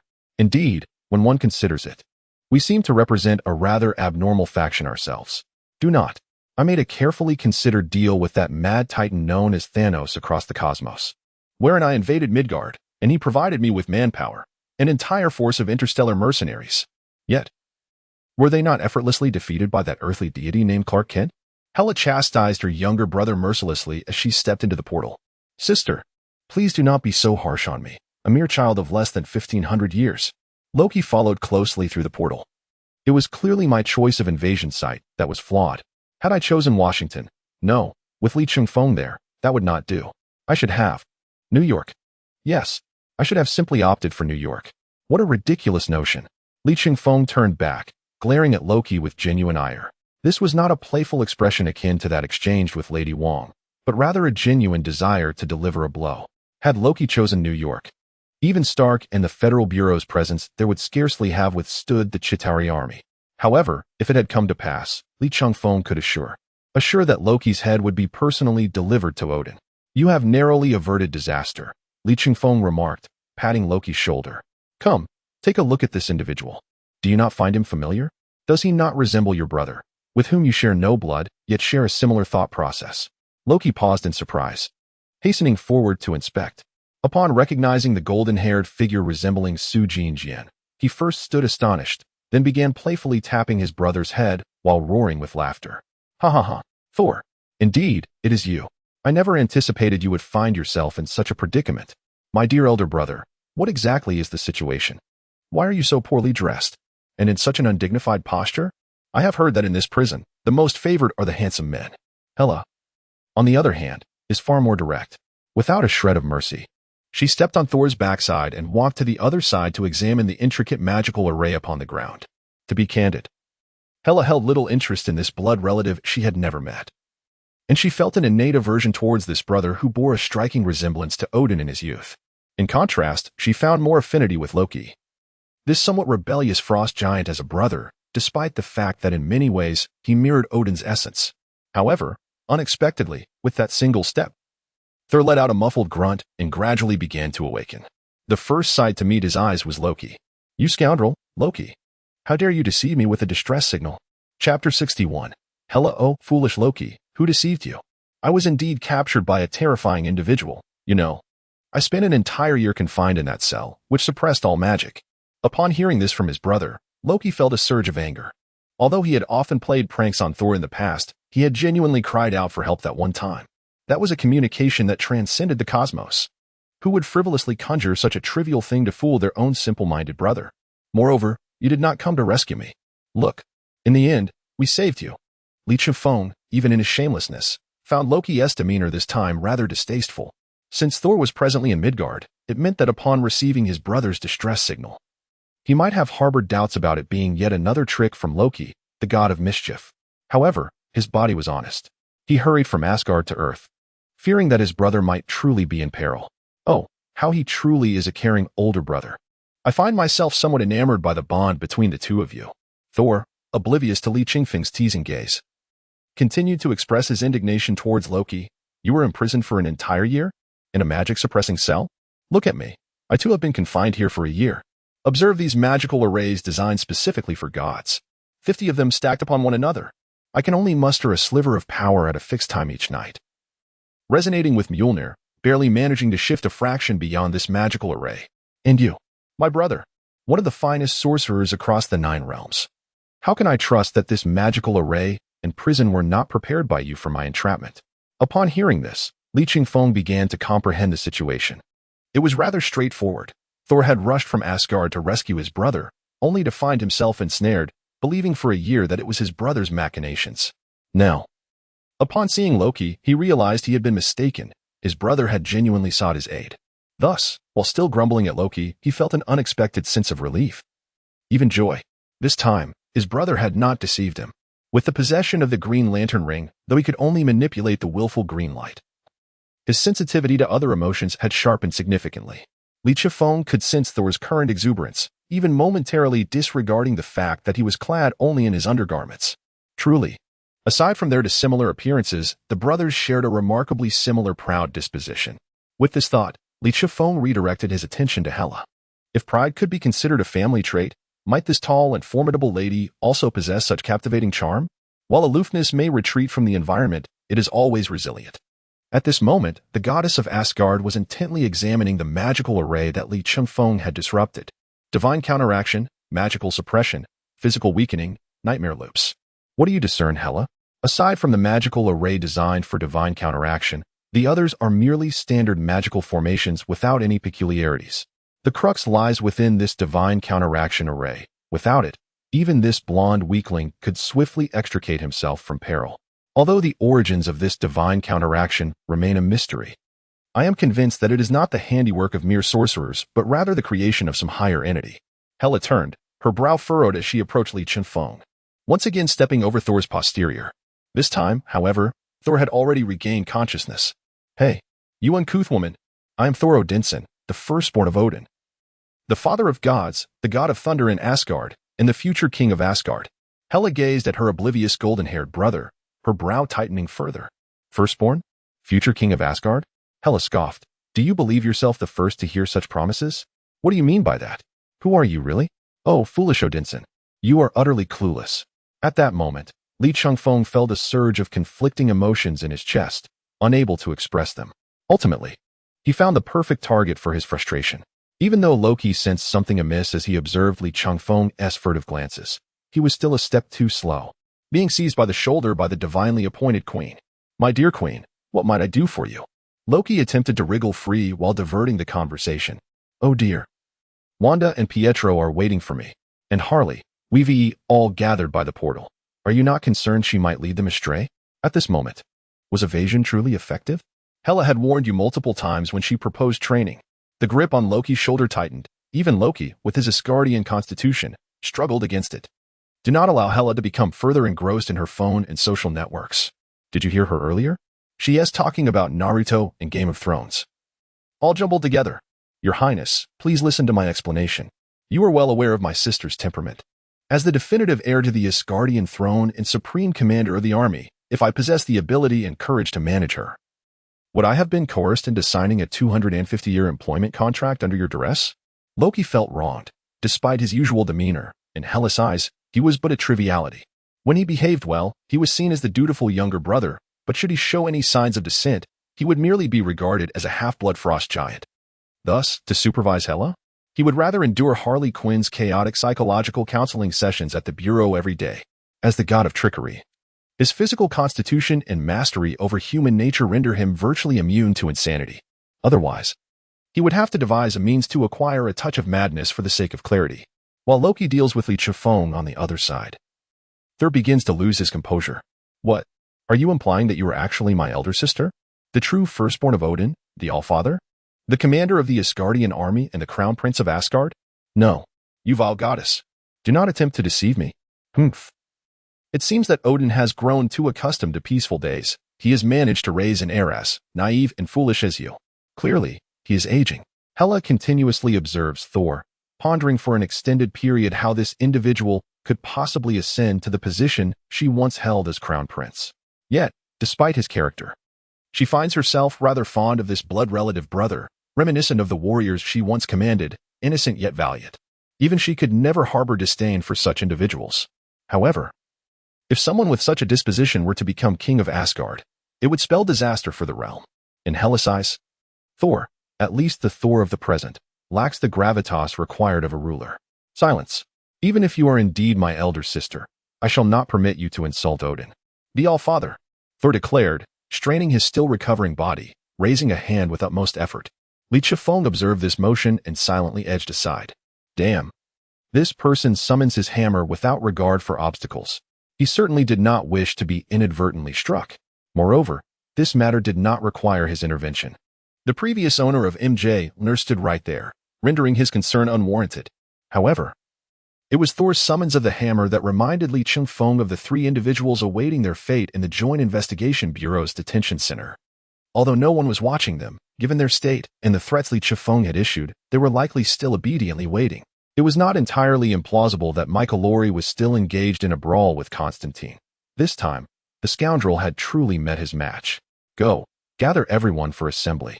This armed training session has concluded. Li Changfeng gestured to Loki, instructing him to bring the three criminals under control. Huh? What criminals? Do you still have time to catch thieves?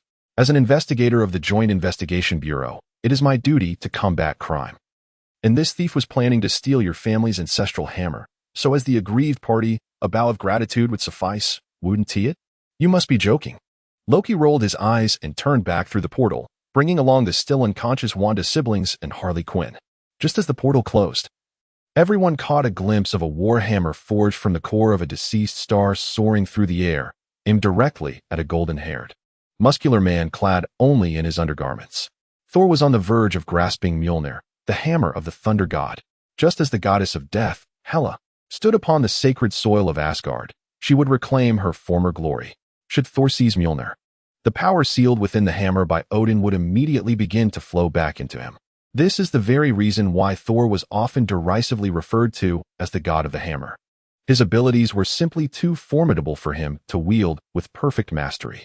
Thus, Mjolnir represented not only a weapon for Thor, but also a constraint, as well as an instant healing elixir. Yet, a slender, knotted hand swiftly and firmly clasped the head of Mjolnir before him. The corners of Thor's mouth, which had been poised to rise in a smile, froze in disbelief. Years later, as the All-Father Thor Odinson reflected upon this fateful day, he would often bury his face in his hands and howl towards the heavens. Just 2 inches. He was a mere 2 inches away. Chapter 62. The dual assault on Asgard. Loki, if given the chance now, would you truly strike Thor down? Li Chun-Fong sighed deeply, his eyes filled with melancholy. In the past, perhaps I would have, but now, let us just forget about it. Why? Are you truly asking me why? Loki, exasperated, pointed at Thor, who was being mercilessly beaten by Hela. Look at him. He has been reduced to this state. My mother would even recognize him without using her soul to identify him. Li Chun-Fong turned his gaze toward Thor's once chiseled, quintessentially handsome face, now so altered that it seemed to belong to an entirely different species. There is nothing to be done. His sister is far too ruthless. She is swinging that hammer right at his face. Thankfully, Thor possesses extraordinary physical resilience, and Hela, it seems, has refrained from employing her powers as the goddess of death, merely using her physical prowess to assault him. This could be considered a show of mercy, as Li Chun-Fong realized that, beyond being a war maniac, Hela harbored a surprising lack of disdain for her family, even for her father, the ruler of all Asgard, who later sealed her away on Earth. She did not entirely despise.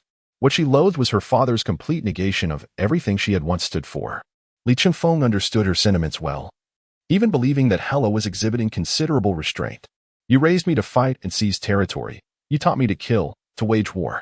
Yet, when I believed I could inherit your will, you preach about peaceful governance, deeming me too brutal and bloodthirsty to ascend the throne. What is the difference from telling a sickly prince to strive for encouragement? Is this some kind of jest? There is no prince in the world so resentful of his fate. Thus, to take out her frustrations on her younger brother can be seen as a way to reclaim some measure of satisfaction from Odin. Li Chun-Fong and Loki opted to stand by and enjoy the spectacle. After all, sibling squabbles are a form of love, right? Initially, Thor remained defiant, gritting his teeth even as he endured the blows, attempting to fight back. However, once his face was thoroughly battered and unrecognizable, even someone as dim-witted as Thor began to realize that his elder sister was not merely beating him for the sake of it. She aimed to strike a blow at someone else through him, and striking the prince was tantamount to striking the king. This was undeniably an undeserved calamity. Feeling a wave of grievance wash over him, Thor lamented, "Oh, my elder sister, I was wrong." Upon uttering these words, Loki's previously stern facade finally cracked. "Ha! This is utterly hilarious. This golden-haired giant has a day of recognizing his errors and begging for mercy? Based on my analysis, if faced with a mortal enemy, someone like Thor would never plead for mercy, even if it meant death." Li Chun-Fong sighed, but now he was being beaten by his own blood, his elder sister. Isn't it entirely normal to plead for mercy in such a scenario? Humph. I will not grant him that opportunity. Enduring punishment is inevitable. How could one possibly beg for mercy? Just wait. I shall incite a little discord. Loki's eyes twinkled with mischief as he devised a plan. Grinning slyly as he approached the scene of domestic turmoil in Asgard, Li Chun-Fong extended his hand, but alas, it was a moment too late to prevent Loki's advance. He certainly did not intend to let Loki go. He was not eager for even greater chaos to unfold. "Sister, do not let him escape. He is undoubtedly in cahoots with father. Only you and I are truly aligned. We are the finest duo in existence." Meanwhile, Hela, who was administering a lesson to her younger brother with a hammer, instinctively turned at the sound of Loki's voice. Upon seeing him, her latent fury ignited further. Indeed, Thor bore a striking resemblance to the youthful All-Father Odin in appearance and demeanor, yet Loki, the adopted son, mirrored Odin's essence far more closely. "Sister, what do you mean by looking at me like that?" Loki keenly sensed that Hela's gaze was laden with ominous intent. And then the next blow came crashing down upon him. "Li Chun-Fong, help me. I'm afraid I cannot be of assistance. You old fool. If I could elevate you to the status of goddess, I would take your surname. When did I ever express a desire to become a goddess? I clearly aspire to be the executive vice-god king." Li Chun-Fong, in a state of exasperation, urged Hela to consider how their father allowed these two bumbling fools to wreak havoc across the 9 realms, while he confined you, who sought to strengthen Asgard, to earth. Are you not furious? Are you not saddened? Then unleash your wrath upon him. A brother who is not disciplined will amount to nothing. Although the sight of Hela thrashing her 2 brothers was indeed spectacular, Li Chunfeng, being the most dedicated agent of the Federal Bureau of Investigations, led his colleagues away from the cell, granting the siblings some much-needed privacy. The crowd was simply too large. Hela might struggle to unleash her full potential. By now, she likely had summoned the Sword of Night Sky. Li Chunfeng cast one last glance into the cell, made a cross over his heart with one hand, performed a hand gesture resembling a sacred seal, and then proclaimed Umaba before striding out. Harley Quinn remarked, "Did he just do a multitude of things?" King Ida replied, "Be cautious when using religion as a jest. You might attract unwanted attention." After leaving the cell, Li Chunfeng lost interest in frivolities. His earlier antics were merely a means to unwind before proceeding with the next phase of their operation. Below, there were 3 individuals. 2 were notorious criminals, merely engaged in the pursuit of wealth, posing minimal danger. As for the third, Li Chunfeng glanced at Wanda, who stood behind him. She was a sorceress, a remarkably skilled one at that, but presently under the complete control of my will, unable to cast spells or perform hand seals. However, you must treat her with utmost caution during transport. She is a remorseless scoundrel. Understood, Captain. Wanda hurriedly nodded. At this moment, she was still unaccustomed to Li Chunfeng's demeanor while executing tasks. With a hint of timidity, she remarked, "Sister Hela has taught me how to wield my own magical energy over the past month. If I encounter a defenseless sorceress, I should be able to temporarily seal her powers." "Very well, then Constantine shall be entrusted to your care." As they spoke, several individuals descended from the pit. Microlori persistently pummeled Constantine with unwavering resolve. Li Chunfeng rubbed his eyes. "Wait, didn't I just witness this scene in the cell? They are pounding him into a pulp. Is this what they call DJVU?" However, the disparity between Microlori's rear and the Asgardian goddess is quite pronounced. Why focus on Microlori's backside when Hela is so much more alluring? Enough. Microlori, cease this at once. I believe turning him into a mess is punishment enough. Yet, being the brash individual he was, Microlori was beyond reason at this moment, disregarding all words spoken to him. Li Chunfeng, feeling increasingly vexed, massaged his temples. "Pietro. Snap him out of it." "Understood, Captain." Pietro flashed a radiant smile, one that would have been unimaginable a month ago, and then vanished in an instant. To the average observer, it would seem that Quicksilver had transformed into a streak of lightning, but Li Chunfeng could perceive every movement with clarity. Ever since Pietro's mutant abilities had stabilized, his top speed had steadily increased. However, having only recently awakened, his capabilities remain limited. Currently hovering around 600 miles per hour, still a considerable distance from achieving supersonic speed. Nevertheless, it was sufficient for the task at hand. In an instant, Pietro subdued Microlori. Although Quicksilver was renowned for his speed, his physical form had also adapted due to the X gene, resulting in cardiovascular and respiratory systems operating at several times the efficiency of an average human. His muscle tissue did not produce fatigue toxins, allowing him to easily move several hundred kilograms as if it were child's play. With the enhancement of his speed, his body continued to evolve. This train of thought reminded Li Chunfeng of Barry Allen. If circumstances permitted, given Barry's character and life experiences, he would likely become fast friends with Pietro, both having fathers who were virtually absent and mothers who were truly gone. How tragic. Of course, this was all relative. While it was lamentable compared to families with both parents, it paled in comparison to the situation of his grandfather, making it seem rather fortunate. Meanwhile, far away in Gotham, Bruce Wayne was engaged in his daily training. Suddenly, he sneezed, leaving him somewhat perplexed. "Master Bruce, have you been overexerting yourself lately?" Alfred, who was tidying up the Batcave, glanced back at Bruce Wayne. "You haven't sneezed like this in years." "It was merely a sneeze, Alfred," Bruce Wayne replied before returning to his rigorous training. Yet, in the depths of his intuition, he sensed an ominous presence. Someone was lurking behind him.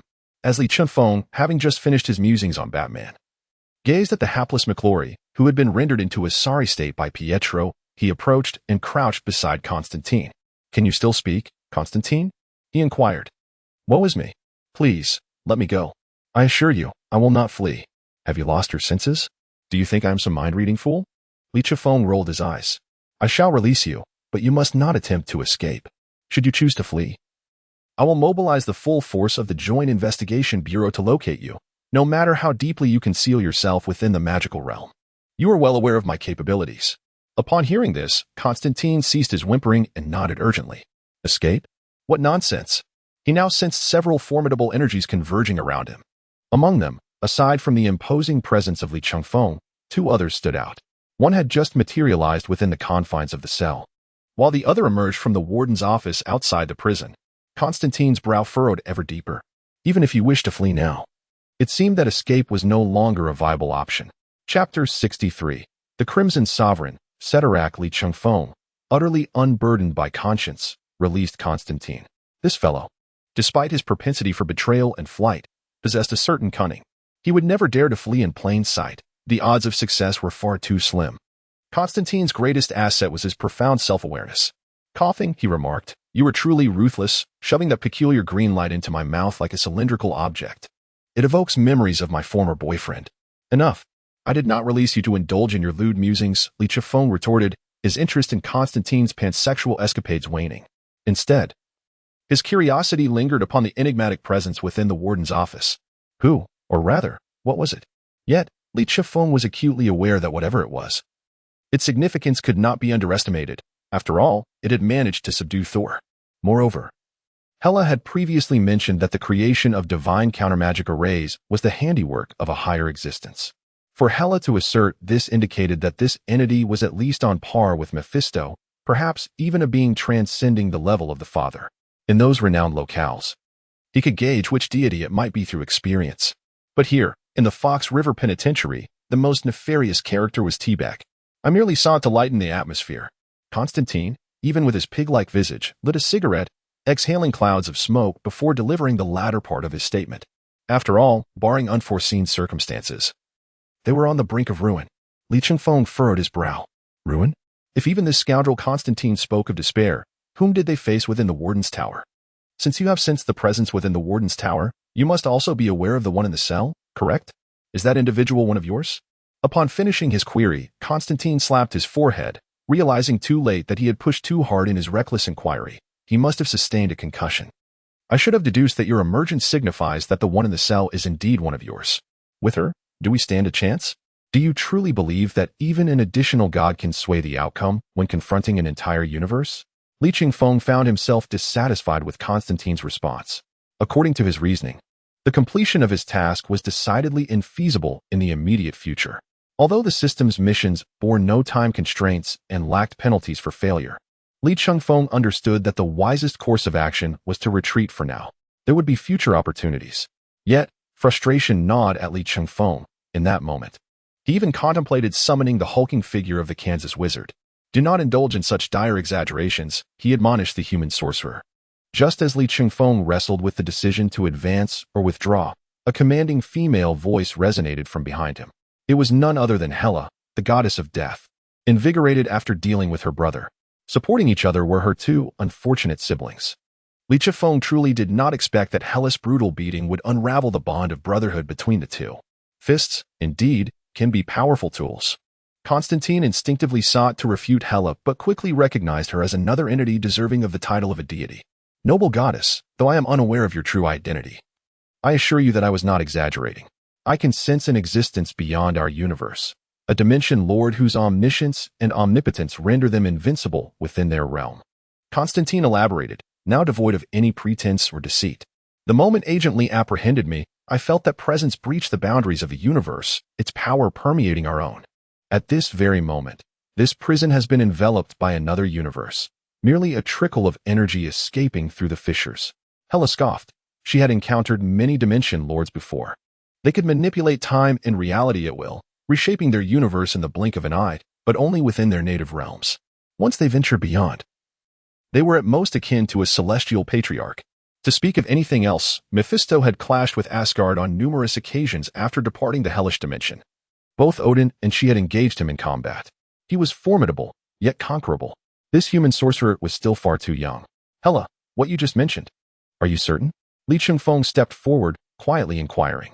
Hela's response would determine the success of his mission. At most, they are like a celestial patriarch, Hela affirmed confidently. No matter how powerful a dimension lord or planar deity may be, they must pay a price for their omnipotence in their homeland. Upon hearing this, Li Chifeng let out a sigh of relief. It seemed Hella's thoughts aligned with his own, given Hella's restored strength and Li Qingfeng's current abilities. Facing an ordinary celestial patriarch should pose no significant challenge. How can you be so certain that it is merely a dissipated power? Constantine furrowed his brow, directing a questioning tone towards the goddess of death. Even a man of his audacity would choose to argue when confronted in his most esteemed domain. For if a Dimension Lord had indeed employed some means to overlap and cover this region, we would have been rendered to nothingness before we even had the chance to speak. At that moment, Hella had stepped beside Li Qingfeng. Exuding an unparalleled aura, she drew him closer. My divine consort, you need not worry. Beyond my theoretical assertions, the most evident proof lies in the fact that you were still able to activate the teleportation magic just now. Li Qifeng was taken aback. It seemed she had a point. He was no longer the novice who had just grasped teleportation magic, unable to distinguish between dimensional and ordinary teleportation. The ordinary portal can only connect two locations within the same dimension. This indicates that this prison undoubtedly still belongs to the current dimension. However, do not rejoice too soon. Although this human sorcerer has misjudged, there is a reason for it. Hella lowered her head and whispered to Li Qingfeng that someone within this prison has gathered artifacts or items related to the Lord of this dimension. By harnessing the power of their shared origin, it could potentially empower the descending Dimension Lord even further. Why do you seem to be out of breath while speaking? Li Qifeng remarked with a mix of amusement and exasperation. In other words, the enemy may not merely be of the ordinary celestial father level, but rather at the pinnacle of that tier. After a moment's hesitation, he heard the voice of Carlson re-emerging from the communicator. Li, are you all right? Just now, Sky and Ingrid discovered a rapidly expanding energy entity at Fox River Prison. Have you detected it as well? Li Qingfeng paused. What is the intensity? It's too far. The monitoring equipment cannot conduct a detailed assessment. However, the indices are even higher than when the Death Goddess Hella entered the headquarters of the Joint Commission. Carlson's timely information confirmed that there was a being in the current prison's director's building who was a stronger celestial father than Hella herself. Glancing at his teammates behind him, Li Qingfeng sighed. It would be unwise to drag his still-developing allies into a battle of such magnitude prematurely, just as he was about to issue a retreat command. The Green Lantern Core unexpectedly materialized in his hand, causing him to swallow his words. He hadn't summoned the Green Lantern Core to charge the ring, had he? Guardian. It's related to the power of the emotional spectrum. A youthful voice emanated from the Green Lantern Core. Li Qingfeng was genuinely stunned. What was happening? His Green Lantern Core was speaking? Had it gained sentience? Moreover, it was in a childlike tone. He grasped the Green Lantern Core tightly. Yet there were no signs of it transforming to repay a favor. Please refrain from conjuring any unsavory images in your mind. I am still a child. What did that mean? Were they somehow attuned to one another? Li Qingfeng peered through the small window of the Green Lantern Core and indeed saw the little ion shark excitedly circling around. The tiny, delicate head bore an unexpectedly human expression. If Li Qingfeng was not mistaken, that expression could only be described as exasperation. You are the ion shark? Yes, dear Guardian. It is I. You just mentioned that this so-called Dimension Lord is related to the emotional spectrum? Indeed. Then I absolutely cannot go. A being of the pinnacle celestial father level wielding the power of the emotional spectrum, are my teammates merely to serve as fodder? I can assist you. But I am currently too young, and can only merge with you for a minute at most. Merge? With the ion shark? Li Qifeng suddenly smacked his forehead. Of course. He possessed the Lantern Beast, a hidden ace. Even if it were only for a minute. Li Qifeng resolved immediately. Ada, you, along with Harley and Wanda, are to escort these three criminals back to the Federal Bureau and remain on standby. Hella, Loki, accompany me to confront that insufferable lord. Upon finishing his words, Li Qingfeng activated the portal. Although Ada Wong and Harley Quinn exchanged glances filled with concern, they understood that such a level of conflict was beyond their mortal involvement. Thus, they chose to obey Li Qingfeng's command. After sending off the team, Li Qifeng turned to Thor and inquired, Do you not wish to confront the one who imprisoned you here? Upon seeing him, may I strike him? Of course, came the reply. Then let us proceed. After witnessing her brother endure a beating, Hella seemed somewhat reassured and promptly returned Mjolnir to Thor. Instantly revitalized, Thor unleashed a powerful blow, smashing a gaping hole through the prison's outer wall. What lay before them was the towering structure of the prison. However, at this moment, the once Victorian edifice had transformed entirely into a vivid crimson hue. A colossal figure stood before the entrance, equally drenched in blood red. I have awaited your arrival for quite some time, mere insects. You shall despairingly call upon my true name in your final moments, for I am the Sovereign of Deep Crimson, Cyttorak. Chapter 64, The Crimson Universe and the Wrathful Red Cyttorak. The very Cyttorak responsible for the creation of the Red Tank? Li Chifeng furrowed his brow as he gazed upon the towering figure before him, whose armor, skin, and the energy enveloping him were all a vivid shade of crimson. Amongst the renowned lords of dimensions and the deities of various realms, Cyttorak stood as the most formidable. His dominion over the Crimson Universe could be deemed unparalleled among the lords of dimensions. However, unlike Mephisto, that notorious scoundrel who revels in intervening in monumental events, Cyttorak remains largely detached. It was Mephisto who sowed discord among the celestial beings, who tempted Adam and even to consuming the fruit of knowledge, who conjured the Ghost Rider upon Earth, and who incited the young Thanos to invade ancient Earth. One could assert that Mephisto's influence weaves through the entire tapestry of human history. In stark contrast, Cyttorak embodies an opposing extreme. While he exhibits a modicum of curiosity towards matters beyond the Crimson Universe, such intrigue does not compel him to abandon his Crimson Throne. Thus, his influence upon the realm of reality manifests through the materialization of his power into tangible objects, which he then casts into the universe. A prime example of this is the infamous Red Tank, Cain Marko, who, despite lacking any blood relation, gained immense strength by coming into contact with Cyttorak's Crimson Gem, a gift from this dimensional deity. Theoretically, the Red Tank possesses sufficient strength to rival the Savage Hulk, with some even suggesting he could contend with the ordinary state of the Green Goblin. Yet, in practice, the Red Tank seldom qualifies as a top-tier antagonist.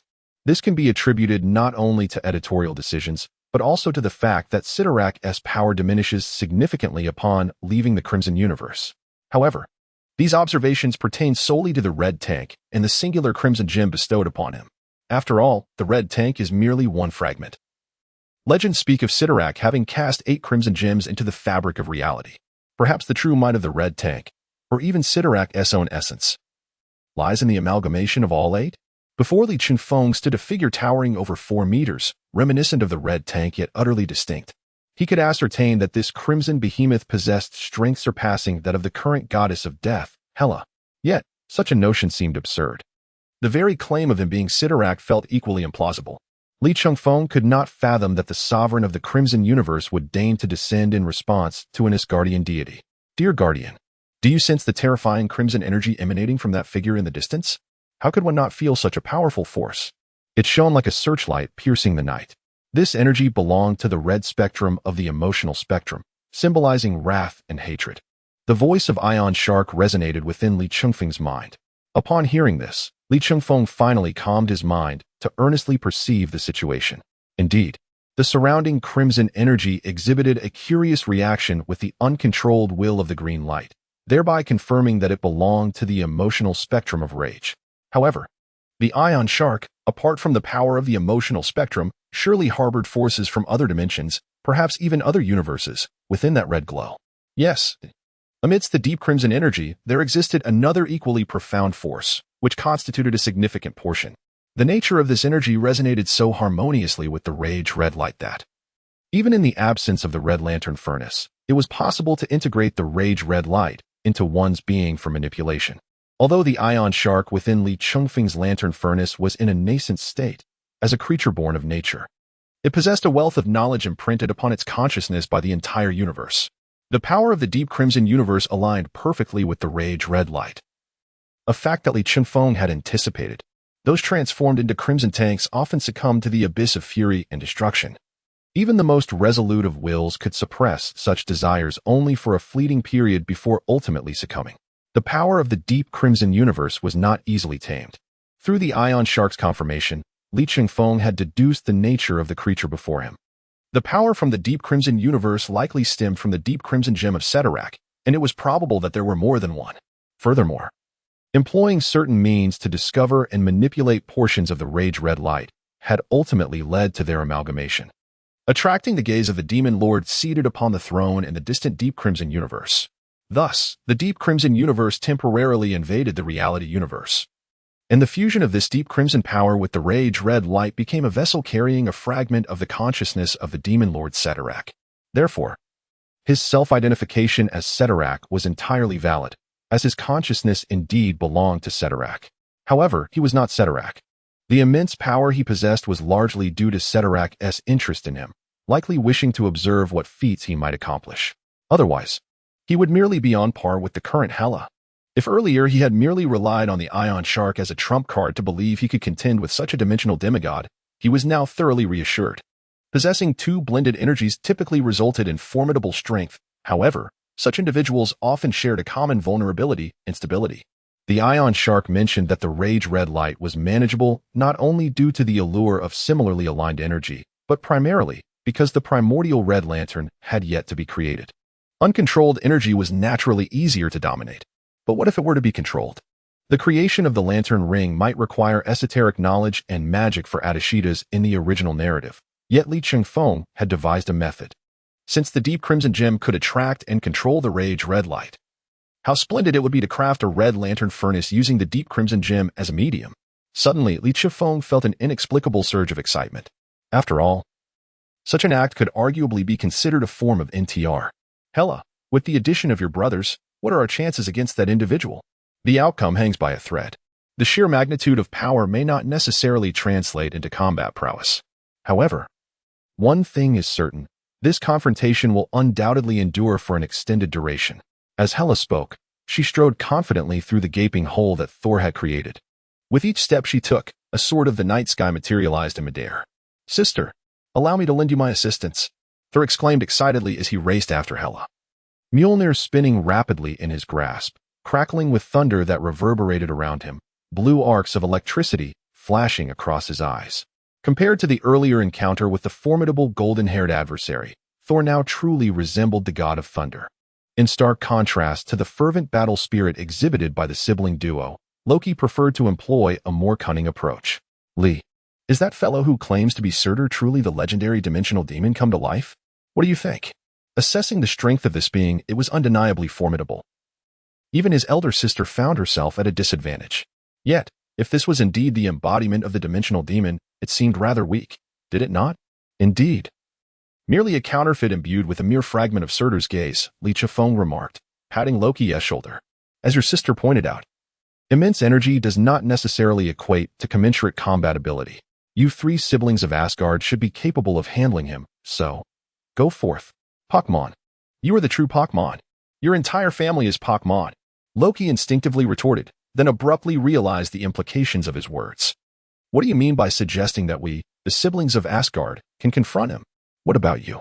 I am a senior agent of the Joint Investigation Bureau, your superior. Naturally, I must engage in tasks that align with my expertise and leadership, Li Chengfeng replied. Loki was brimming with expletives that he had yet to unleash when a golden-haired giant came crashing down beside him. For the name of Odinson, truly a formidable foe, Thor exclaimed as he rose, shaking off the stiffness in his limbs. Li Chengfeng silently admired the scene. It was no wonder that this golden-haired giant harbored the potential to surpass Odin in the future. His physique was incredibly robust. Despite not yet reaching the level of a celestial father, he had been hurled away by a being of such caliber and emerged with only minor disarray. Loki, what are you still lingering here for? Thor inquired, spotting Loki and instinctively seizing him by the collar, propelling them both into the fray. Thor, you. Watching his brothers soar away, Li Chengfeng pretended to wipe away non-existent tears. Ah, how enviable is the bond of brotherhood. He then exited through the gaping hole. Yet, rather than rushing towards the battlefield where Surtur was engaged, Li Chengfeng opted to circumvent and enter the similarly crimson-stained building from the side. Combat? Li Chengfeng chuckled. Dear friends, our esteemed agent is not a gladiator, tasked with engaging personally in every battle. Moreover, the beloved team has just endured a rigorous training session under the tutelage of the goddess of death. It is only fitting to assess the fruits of their labor. This is by no means an attempt to exploit the laborers of Asgard. For an agent of the Joint Investigation Bureau, the primary objective is to resolve issues and complete missions with utmost efficiency. At this moment, Li Chengfeng intends to penetrate the heart of this crimson stronghold while the Asgardian siblings are entangled in combat with Surtur. Li Chengfeng is convinced that the building behind Surtur holds the key to fundamentally addressing the situation. As he stepped into the red edifice from an alternate direction, Surtur's attention abruptly shifted towards him, heedless of the ongoing skirmish with the Asgardian trio, charging recklessly in his direction. But alas, he was timely intercepted by Hela. Hela, indeed, he is guarding something precious. You keep him occupied. and I shall take care of everything within, though embroiled in a celestial conflict. Hellas' voice still reached Li Chengfeng's ears. Be cautious, my goddess. As it should be, my king. Chapter 65. Dr. Liang Liang upon officially stepping into the building. A vivid crimson greeted Dr. Liang Liang's gaze. Goodness, one could scarcely fathom who orchestrated such an aesthetic disaster. This individual's taste is utterly beyond redemption. Apart from shades of crimson and deep red, it seems no other hues were considered. Just look at those scarlet walls. Who on earth would decorate in such a manner? As he spoke, Li Chengfeng manifested an oversized sword, its design far too fantastical for practicality, through the embodiment of willful green light. With a swift motion, the sword pierced the wall with the ease of cutting through tofu. He effortlessly traced a circle, removing a section from the wall. Observing the red energy in his hand, he noticed a portion of it reacting vigorously upon contacting the willful green light, as if it were boiling. Shouldn't the ion shark, in stark contrast to the furious red light, be aligned with the hopeful blue light? Why would it react so violently when encountering the most neutral of energies? The willful green light? This observation stemmed from the properties of emotional spectra, which suggest that extreme emotions often yield extreme reactions. Indeed, the furious red light tends to elicit opposition when interacting with any form of energy from the emotional spectrum. The more peripheral the emotional spectrum, the more extreme its power. Li Chengfeng nodded in agreement. The behaviors exhibited by the various light factions in the original narrative were telling. The Red Light Legion is utterly deranged. The Star Blue Stone Legion, synonymous with the Purple Light Legion, is hopelessly infatuated. Rage and love are the two emotions most likely to lead one to extremes. Is this an exploration of the emotional spectrum or a philosophy textbook? Muttering to himself, Li Chengfeng discarded the severed wall section and ventured deeper into the building. Towering high, the structure consists of only 4 floors, each adorned with lofty ceilings. Contrary to expectations, the first 3 levels lacked any internal defenses, they were merely empty. Echoing with an eerie silence amid the overwhelming crimson, the sound of his footsteps reverberated throughout the building, occasionally punctuated by the distant exchanges between Thor and Loki as they battled. With each ascending floor, Li Chengfeng conducted meticulous searches, yet consistently found nothing amiss apart from the crimson energy. Now on the 3rd floor, he repeated his search with the same lack of results. Frustrated, he sank into an office chair, fixating intently on the door at the top of the staircase leading to the 4th floor. There, an intensely concentrated crimson energy obstructed the passage, its potency rivaling that of the entity claiming to be Sadarak outside. Such formidable defenses indicated that a true mastermind lurked beyond this veil of energy. Exhaling deeply, Li Chengfeng activated his communicator in an attempt to reach Sky and Ingrid, only to discover that it had malfunctioned. Even when activated, it emitted nothing but static. This was supposed to be the most advanced communicator of the Joint Investigation Bureau, capable of maintaining long, clear communications with the space station. Moments ago, the sounds of the Asgardian siblings battling Sadarak echoed through the air, yet now, it feels as though that event never transpired. In other words, the reality here has been, in some sense, distorted. Strictly speaking, the region where Li Chengfeng resides is no longer part of the original universe. However, this is merely a wall, a barrier. It pales in comparison to the truly conscious entity outside. Li Chengfeng stretched his neck, and with a series of cracking sounds, he finally rose from his chair. Engaging in such perilous tasks daily, being a high-ranking agent is certainly no ordinary job. Upon his return, he must ensure that the duo known as the Black and White Eggs reward him generously with gold coins. Li Chengfeng muttered to himself, and then activated his abilities fully. In terms of sheer power, the original Green Lantern is not fundamentally different from a god-level being. It simply lacks those mysterious capabilities. Even under the relentless bombardment of the original Green Lantern, the Crimson Barrier was not diminished swiftly. Yet, at that moment, no better alternatives existed. Thus, 5 minutes, 10 minutes, a full half-hour passed, and Li Chengfeng finally excavated a hole in the barrier just large enough for him to squeeze through. This material was remarkably tough, truly befitting its origin from the deep Crimson universe. It is no wonder that the Red Tank's abilities manifest in imperviousness and eternal resilience. Li Chengfeng murmured as he gradually wriggled through the opening. At last, he arrived at the 4th level, a space long concealed behind the energy barrier. Initially, the staircase appeared unchanged, still a deep crimson, still eerie and silent. However, upon ascending the staircase and entering the 4th level's expanse, the scene opened up magnificently. It was a vast office, bright and warm. Most importantly, The walls were not the familiar crimson he had grown weary of, but rather adorned with ordinary beige wallpaper. Li Chifeng gazed toward the farthest desk, where a white male with a fierce and ominous visage sat. Strangely, he was not clad in the uniform that signified the authority and status of a warden. Instead, he wore a lab coat over his shirt, with muscles straining beneath the fabric. He seemed like a character who could seamlessly fit into a work such as Berserk, yet he chose to present himself as a researcher. Li Chifeng realized that the tales of Water Margin held truth. This was indeed a scholar's guise. However, when the man lifted his gaze, revealing his eyes to Li Chifeng, he overturned all prior conclusions. In those eyes flickered intelligence, madness, and self-destruction, prompting Li Chifeng to nod in silent acknowledgement. Indeed, those eyes exuded the essence of a mad scientist, albeit mismatched with this physical form. You are quite intriguing. Having managed to defeat my subordinates and breach the barriers I set to present yourself before me, I hope you can bring me much delight. Li Chifeng felt a twitch at the corner of his eye. Then he stepped forward and, with a swift motion, struck down the individual who was reciting villainous lines, sending him sprawling to the ground. Ouch! How can you be so unprincipled? Nonsense. I am not a part of your bizarre game. So why would I adhere to any principles of combat? Moreover, with your incessant, pretentious lines reminiscent of a second-rate antagonist, how old are you, my friend? Cough, cough.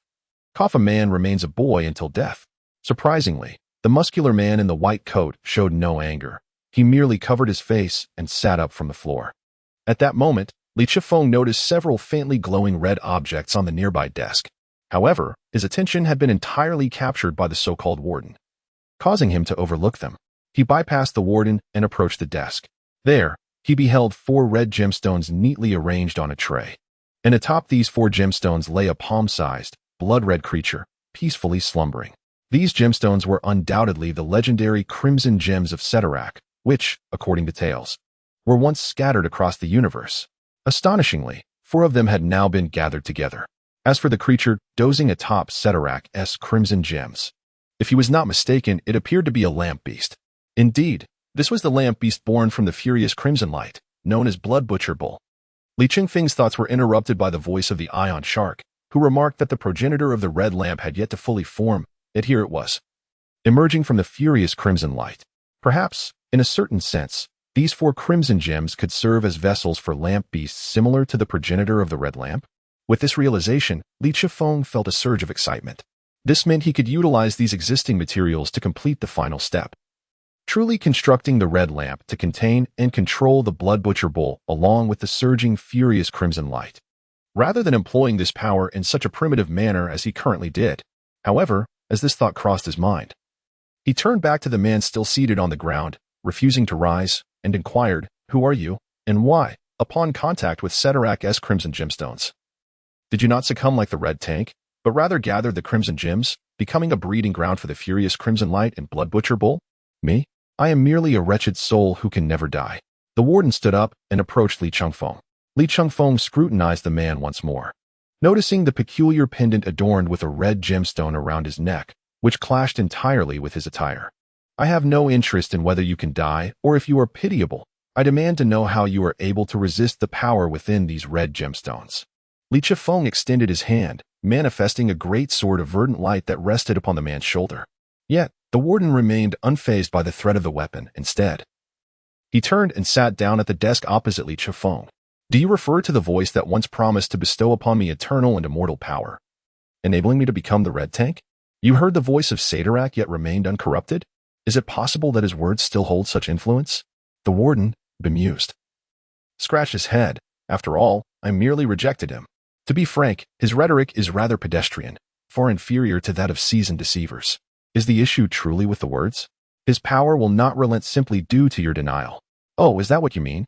The warden seemed to recall something, pointing towards the door with a foolish grin, saying, "The entity outside is the previous version of myself." What on earth? Li Chifeng was utterly perplexed by this statement. What does it mean, the previous version of myself? I must admit, the peculiarities of your universe are far more abundant than I had anticipated. Ah, by the way, I neglected to introduce myself earlier, didn't I? It has been quite some time since I engaged in normal conversation with another person, and I find myself a bit out of practice. My name is Jacob Bright. If you find it unsatisfactory, someone from another universe once gave me a nickname, which is Dr. Liang Liang. Chapter 66. You shall become the Red Tank. Dr. Bright? Li Chengfeng felt a surge of blood rise to his throat. Goodness, how is it that this universe also harbors such troublemakers? Are you Dr. Bright, one of the so-called Four Horsemen of the Foundation? Oh, you actually know about the Foundation? It seems you two are a traveler from another universe. Another universe? So, does that mean this world lacks the Foundation's existence? That depends on your temporal perspective. Dr. Bright, hands clasped behind his back, exuded an air of mystery. In the past, there was no Foundation. Of course, there isn't one now. But in the future, there certainly will be. Li Chengfeng, with no hesitation, struck Dr. Bright on the forehead. Speak plainly. Do not speak in riddles. Riddlers must perish. The impact sent Dr. Bright's forehead crashing onto the table, blood gushing forth instantly. Cough, cough, cough. What a temperamental fellow. Yet, Dr. Bright appeared unfazed, showing little concern for the state of this body. Indeed, for he now resembled a lich from a Western fantasy realm. As long as SCP-963, his life box remains intact, he is an immortal being. But can such a condition truly be deemed living?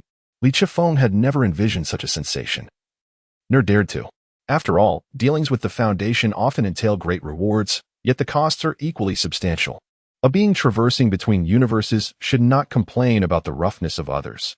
Who knows if your origin universe might trace your whereabouts, bringing forth those damned anomalies? Li Chengfeng gazed at Dr. Bright. While most of the artifacts from the SCP Foundation are not particularly formidable, those with divine supremacy hold some merit. Of course, the shame of divine supremacy is just that. They cannot be deemed weak, but their performance is akin to that of a celestial father. Yet, some possess exceptional prowess, rivaling true monsters. Given the current developmental state of this universe, encountering one with high performance could indeed be insurmountable, unless a superhero were to suddenly attain the silver-like power. Nearly idealistic in nature, it would be challenging to contend. After all, those with divine supremacy often employ methods such as time manipulation and rewriting reality. Anomalies? No, no, no. I have studied the universe we inhabit, and there exists no so-called anomaly. Rather, you all are the anomalies. Dr. Bright spread his arms, aware of Li Chengfeng's apprehensions. You see, those so-called dimension lords and planar deities bear striking resemblance to the divine beings recorded by the Foundation, do they not? And what distinguishes you superhumans from anomalies? Merely that the vast majority of you can adhere to universal values. This is why I assert that a Foundation-like organization will inevitably emerge in the future, for as human society evolves, no one can guarantee that every superhuman will possess a sound moral compass. Li Chengfeng fell into silence. In a certain sense, Dr. Yangliang's assessment of this universe is entirely valid. The strength of those frontline heroes and villains far surpasses the anomalies that the Foundation can merely graze. Indeed, only those time-worn and oft-repeated classic anomalous entities can be touched upon.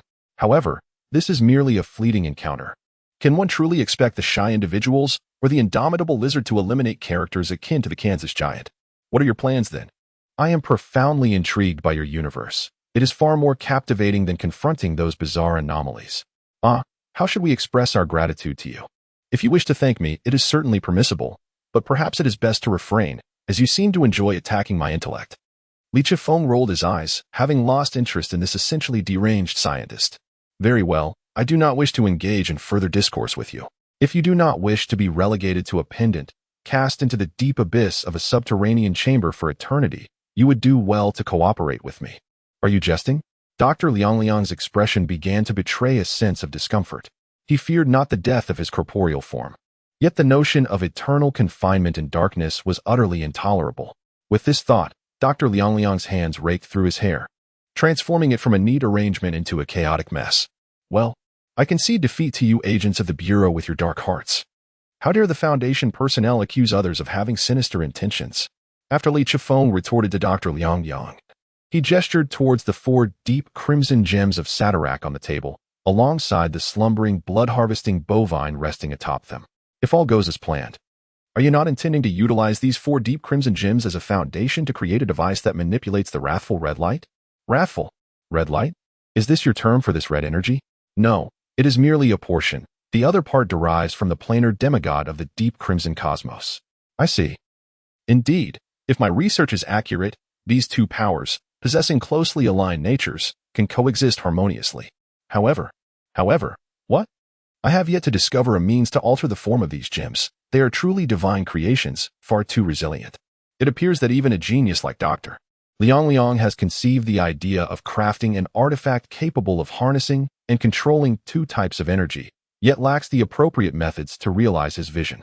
Li Chengfeng glanced at the deep crimson gems, contemplated for a moment, and then reached for one. Dr. Liang attempted to intervene, but alas, Li Chengfeng's hand was far too swift. So rapid was his motion that the blood-harvesting bovine remained oblivious, continuing its slumber atop the other three gems. Though one of its drooping hooves presented a rather comical sight.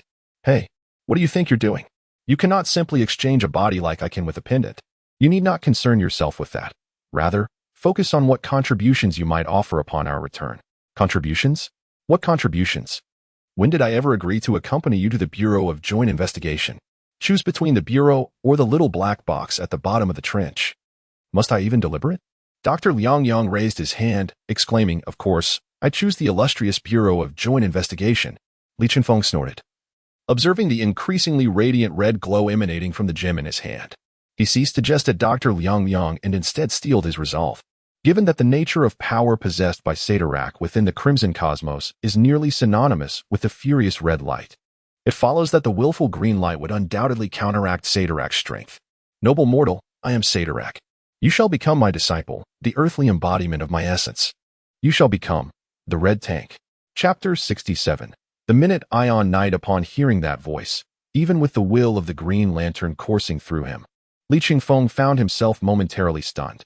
Upon regaining his composure, he discovered that he had been transported to a profoundly crimson temple.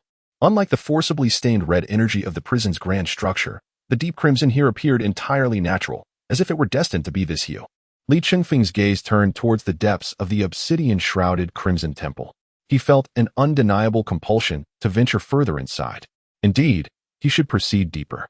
This thought inexplicably manifested in his mind, and he quickly realized that even with the willpower of Batman, potent enough to awaken and command the Green Lantern's ring, he was still susceptible to the influence of Sidorak's consciousness. One must admit, this is the mark of the most formidable planar demon.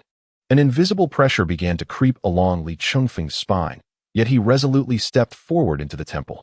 After all, it was merely a fleeting challenge.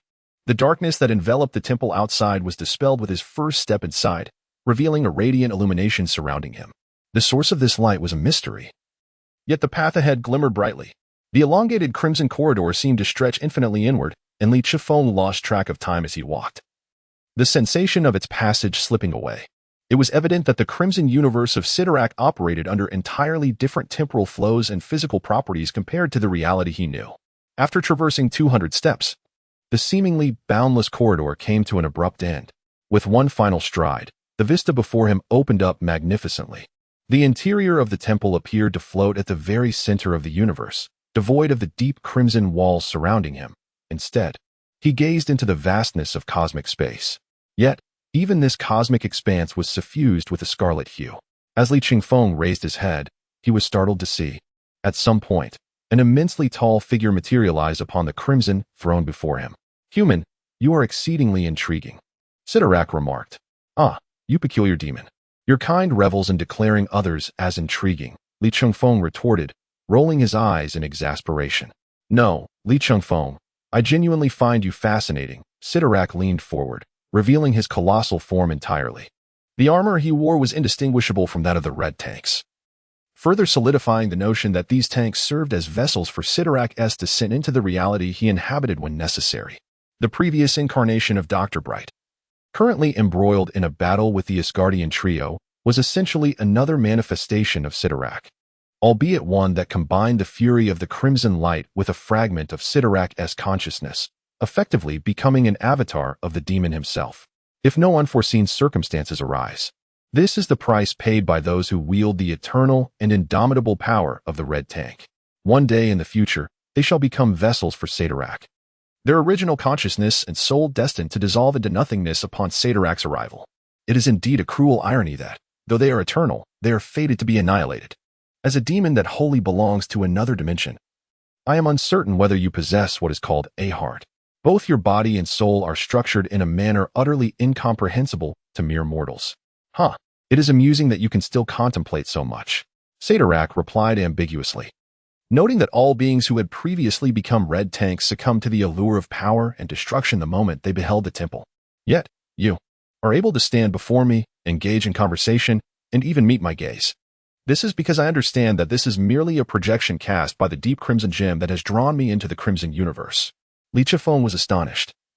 Aside from the whispers belonging to Sadarak, the demon's power had not adversely affected him at all. The will of the green light, the essence of the wine god, and a fragment of Kryptonian traits. You surpass any red tank that has come before you. Nay, you excel beyond all red tanks combined.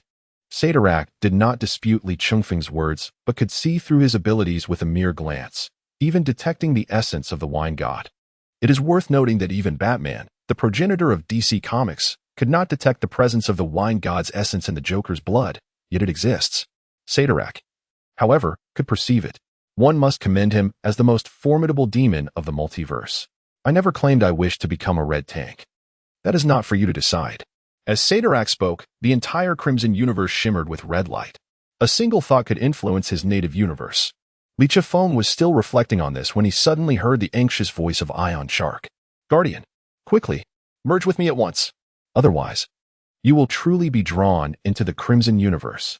Upon hearing Ion Shark's words, Li Chifeng was taken aback. Why could Dr. Liang escape with such resolute refusal while he himself was to be dragged into the Crimson Universe? He could hardly believe that Dr. Liang could evade capture. It was simply that Sadarak's interest in him was insufficient to warrant such action. Is he truly so eager for his body? Li Chifeng soon began to sense something amiss. As everything around him gradually became more tangible, he was on the verge of leaving the realm of reality. Damn, this bastard is serious. Li Chifeng immediately summoned the primordial Green Lantern's power. Ion Shark no longer lingered within the lantern, but leaped forth, diving into Li Chifeng's lantern ring. Guardian, as I am merely a newly born lantern creature, our merged state cannot be sustained for long. As I mentioned before, it will last only a minute. Is a minute sufficient? That will suffice. In the next moment, the Green Lantern suit of Li Chifeng underwent a subtle transformation, as a mask of emerald light enveloped his remarkably handsome visage. In the ensuing minute, Li Chifeng would ascend to the pinnacle of the Green Lantern's might, the Ion Knight. The formidable power of the Ion Shark was unreservedly bestowed upon him, and in an instant, he fully grasped the essence of the Ion Knight's prowess. Despite the Ion Shark being merely in its nascent stage, it bore limitations in terms of time and was not at the zenith of its capabilities, rendering it incapable of directly manipulating time or rewriting reality. Nevertheless, it was sufficiently potent to withstand the will and force emanating from Sadarak, spreading from the Crimson Cosmos. In just 30 seconds, Li Chifeng severed all ties with Sadarak, and in the blink of an eye, the space around him transformed into the imposing structure of the prison warden's office. I underestimated you. Even a newborn lantern beast has emerged from your lantern furnace. I am curious to see what kind of tumult you will stir in the realm of reality. I shall be watching you closely. The voice of Sadarak gradually faded, ultimately dissolving into the void. Chapter 68. The Eternal Fury Deep Within the Soul. Have you been watching me all along? Goodness. Just reading that line makes one think of a deranged stalker emerging from some obscure corner. The kind who tracks you down from the vastness of the internet to the CAF around the corner from your home. Ugh. The thought is indeed quite repulsive. TSK. These dimensional demons certainly possess a touch of perversion. Li Chifeng muttered to himself when, right beside him, the frail voice of the Ion Shark echoed in exasperation. Damn it. You cursed Guardian. Do you still have the leisure to daydream? Have you forgotten that my tender body can only endure for a minute? Hurry up and make use of the remaining time to deal with those gemstones. Upon hearing the Ion Shark's fragile, almost pathetic tone, Li Chifeng nearly burst into laughter. The juvenile luminescent beast's physique was indeed lacking, yet it was undeniably endearing, and he chuckled heartily. With a smirk, he reached for the 4 deep red gemstones and the Blood Butcher Bowl. Come on, little shark, get your act together. Just moments ago, the Blood Butcher Bowl, slumbering soundly, jolted awake as it sensed the unique power of the Ion Shark approaching. It stirred in a daze, its voice surprisingly soft and youthful, though its words were anything but innocent. Moo. Snacks? Where are the snacks? Is there anything edible for a luminescent beast? Wait, Ion Shark. Easy there. Little bull. Li Chifeng grinned, his smile exuding an air of innocence. Of course, this self-assured demeanor was merely a reflection of his own perception. But to the Blood Butcher Bull, it appeared that the Ion Shark had summoned a merciless human to capture their carefree kind. Ion Shark, I Haven T provoked your willful green light. Why are you targeting me first? Help, I'm being slaughtered. Alright, enough with the theatrics. Li Chifeng flicked the Blood Butcher Bull on the forehead, and in his current state as Ion Hero, the action rendered the bull momentarily dazed. The innate power of the luminescent beast was formidable, but to unleash it, one must merge with the bearer of the luminescent ring. Li Chifeng was preparing to shape the primordial red lantern, which meant that, for now, the Blood Butcher Bull resembled nothing more than an intimidating little figurine. 15 seconds left. Time to hurry. Fine, no need to rush. Perhaps I should rename you to Haste Shark instead. After acknowledging, Li Chifeng began to mold the primordial red lantern using the deep red gemstones as a foundation, utilizing the limits of his abilities as Ion Hero. He analyzed the 4 gemstones and condensed them into the form of a lantern furnace. As the shape transformed, he also employed certain reality-altering powers to change the properties of the deep red gemstones. How many steps are required to create the primordial red lantern? Answer: 3 steps. The first step is to sever its connection to the deep red universe. The second step involves rewriting the energy filtering mechanism, allowing it to serve as a conduit for both deep red energy and furious red light. The third step is to toss the little figurine of the Blood Butcher Bull into the mix. And voila! Although it was Li Chifeng's inaugural experience wielding the powers of the Ion Knight, he deftly mastered the abilities, successfully completing the shaping of the primordial red lantern furnace at the very last moment. He even managed to gather the crimson mixed energy that enveloped the entire Fox River prison, effortlessly packing it into the furnace. Outside the warden's building, the Asgardian siblings were engaged in a tug-of-war with Sidorak. While their energy levels surpassed that of the current Hela and they possessed an awareness bestowed by Sidorak's piercing gaze, a mere imitation is still just an imitation. Initially, Hela and her brothers were exceedingly cautious as they grappled with Sidorak's tactics. However, as the battle progressed, they discerned that this towering red giant, despite its formidable strength, was burdened by its own unwieldiness. Had Li Chifeng been present, he would have readily identified the underlying flaw. For this so-called Sidorak was fundamentally based on a red tank. Although its energy level had increased, its combat methodology and the essence of its strength had not significantly changed. At most, it could unleash a horrifying torrent of blood flames from its maw, akin to a parasite's gnawing. Yet, the wind-up was excessively prolonged. Among the Asgardian siblings, Hela and Loki were not only adept in magic, but also possessed agile physiques. Even the brutish Thor was sufficiently nimble to handle the situation. However, the opponent's significant flaw was compensated for by an exceptionally thick defense and an extensive health pool. By the end of the skirmish, Hela began to doubt whether, even at her peak, she could deal with this colossal punching bag. However, upon faintly hearing a delicate, high-pitched voice, the once menacing crimson energy suddenly receded from Sidorak like a receding tide, rushing into the warden's building. Sidorak clenched his fists, appearing somewhat unfulfilled. I must say, dear deities of Asgard, I was quite pleased with this massage. I shall keep a watchful eye on you. Nevertheless, the departure of power signified to Sidorak that this bout of entertainment had come to an end. As the 15th second elapsed, the Ion Knight's state concluded, and a fragile, ethereal creature emerged from Li Chifeng's heart. The red lantern furnace appeared as though ignited by divine fire, burning brightly, manifesting a version of the furnace distinctly different from the original tale. Crafted from 4 deep red gems of Sidorak, the entire furnace was a translucent crimson material. Without hesitation, Li Chifeng lifted the red lantern furnace. Inside, the Blood Butcher Bull spun wildly as if reveling in its newfound freedom. Goodness! I awakened to find a grand estate in place of the communal sleeping quarters. You, human, possess quite the discerning eye. Aware of my brother's generosity, are you? Shouldn't you hastily offer the primordial red lantern ring as a token of gratitude? Though your willpower is unparalleled, it seems to fall short of the standards set by the red lantern. Have another think about it. The Bloodslaughter Bull wished to express further thoughts, but was taken aback as the crimson lamp began to pulsate with fervor.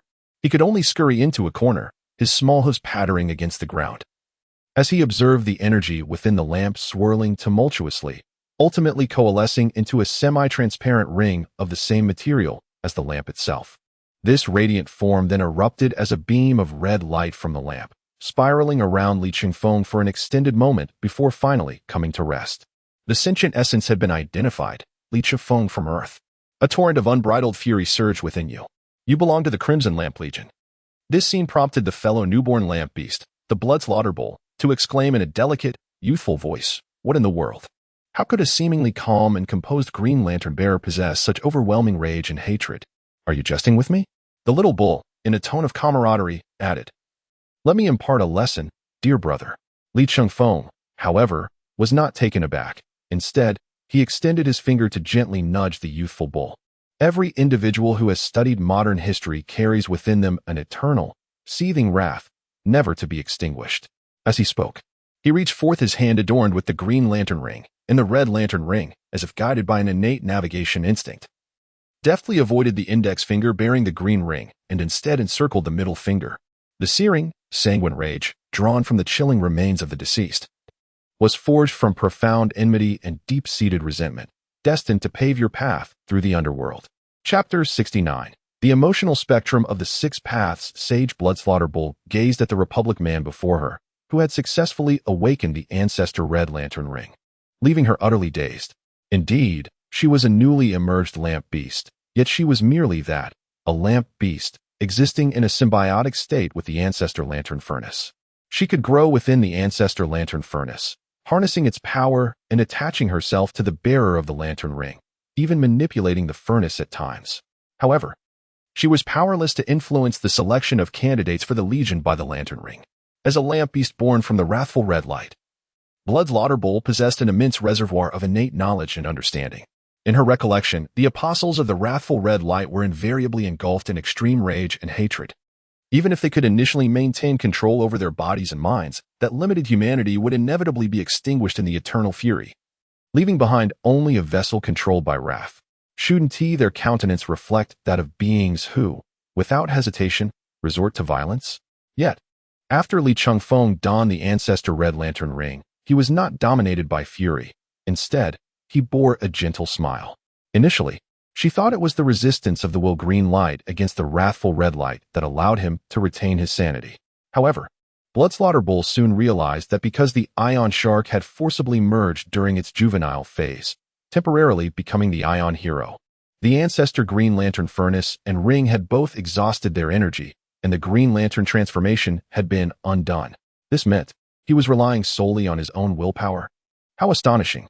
No wonder the memories of the lamp beasts cautioned against provoking the solitary Green Lantern. The advantage of the will green light when facing the other colors of the emotional spectrum was indeed remarkable. "What are you muttering about, little bull?" "Ah, I truly have gained insight this time." Bloodslaughter Bull stared with her large, curious eyes at the man who had just transformed from the Ion Hero into the Red Lantern Demon, simultaneously possessing both the Green Lantern Ring and the Red Lantern Ring. How should I describe this? A paradoxical amalgamation? Li Changfeng observed the innocent and somewhat naive little Bloodslaughter Bull and suddenly wondered if fate intended for him to gather all the newly born lamp beasts. Damn, what an emotional spectrum version of the Six Paths Sage. Speaking of lamp beasts, the Crunchy Shark returned to the Green Lantern Furnace to slumber after shedding the Ion Hero's possession. Li Changfeng understood that invoking the Ion Hero's extraordinary abilities was an excessive burden for the newly emerged Crunchy Shark and the ancestor Lantern Furnace. For now, it seemed he had to bid a temporary farewell to the power of the Green Lantern. It appeared that the power of the Ion Hero would remain a card to be played only in emergencies. After all, one couldn't always think of exhausting the little shark's resources. Just the thought of it made him feel a phantom ache in his loins. However, the ancestor Red Lantern could entirely compensate for the current void.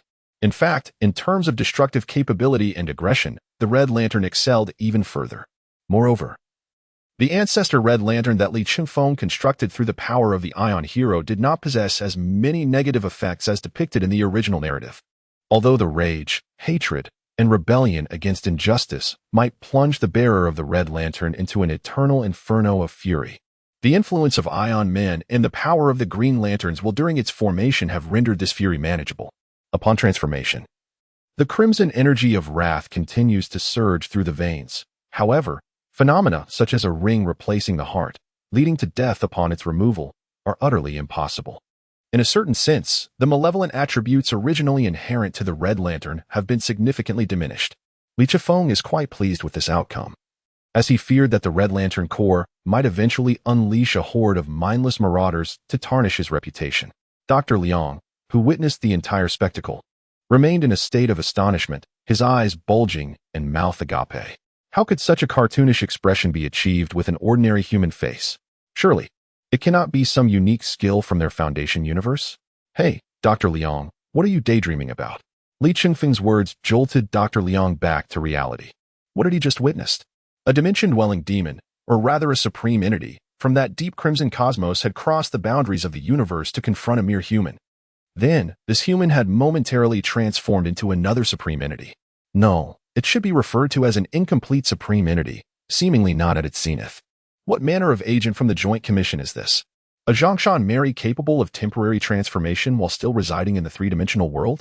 He had always considered the Foundation universe the most peculiar among all universes. Yet now, he must concede that there are many oddities. The Foundation can no longer claim to be the sole oddity, merely one of many. Did you, just now, briefly rewrite reality? Whether severing the link between the supreme entity and the realm of reality, or altering the nature of the deep crimson gemstone, it is evidently permanent. This is beyond what mere reality distorters can accomplish. Furthermore, since his soul entered SCP-963, he has been recognized as one of the constants in any universe he inhabits. This implies that any degree of reality alteration occurring in his vicinity will be perceived by him. Perhaps. Li Chengfeng scratched his head, noting that Ion Man, as one of the pinnacles of the Lantern Corps, exhibits remarkably exaggerated traits. Manipulating time and rewriting reality, he even battled the notorious bug character, Supreme Superboy, leading to the destruction of multiple universes. In terms of sheer performance, Blood Butcher still falls short of the two apex lantern beasts, Ion Shark and Inspector Monster. Yet it far surpasses the performance of other lantern beasts. She embodied an ordinary father whose daughter was brutally raped and murdered, subsequently avenging her by ruthlessly slaying the perpetrator before unleashing her fury upon the arriving specter. Fueled by paternal love, her wrath was potent enough to scorch the vengeful spirit of a deity. However, all these displays were predicated upon the long-standing existence and growth of the Lantern Corps and the Lantern Beasts. With the two kindergarten-level light beasts in Li Chengfeng's possession, their combined form has rendered them utterly exhausted in no time. Goodness. It would be more fitting to rename them from the Green Lantern Corps or the Red Lantern Corps to the Ion Shark Daycare and the Blood Butchery Nursery. What distinguishes you from a deity now? Have you ever encountered such a diminutive god? Dr. Liang Yang rolled his eyes in exasperation. Of course. Who knows if you're merely putting on a show? Now that the issue has been resolved, have you made your decision? Li Chengfeng manifested a blazing, furious red light into a scorching cane, lifting the ruby pendant around Dr. Liang Liang's neck. Will you obediently return with me to the Joint Investigation Bureau? Or will you futilely resist and find yourself buried in an abyss where sunlight never penetrates? Chapter 70. Only Thor truly escaped. As Li Chengfeng and Dr. Liang Yang emerged from the prison warden's building, they encountered no signs of battle. Instead, they found the three siblings from Asgard engrossed in studying the colossal figure sprawled on the ground. Odin above. Is this creature truly human?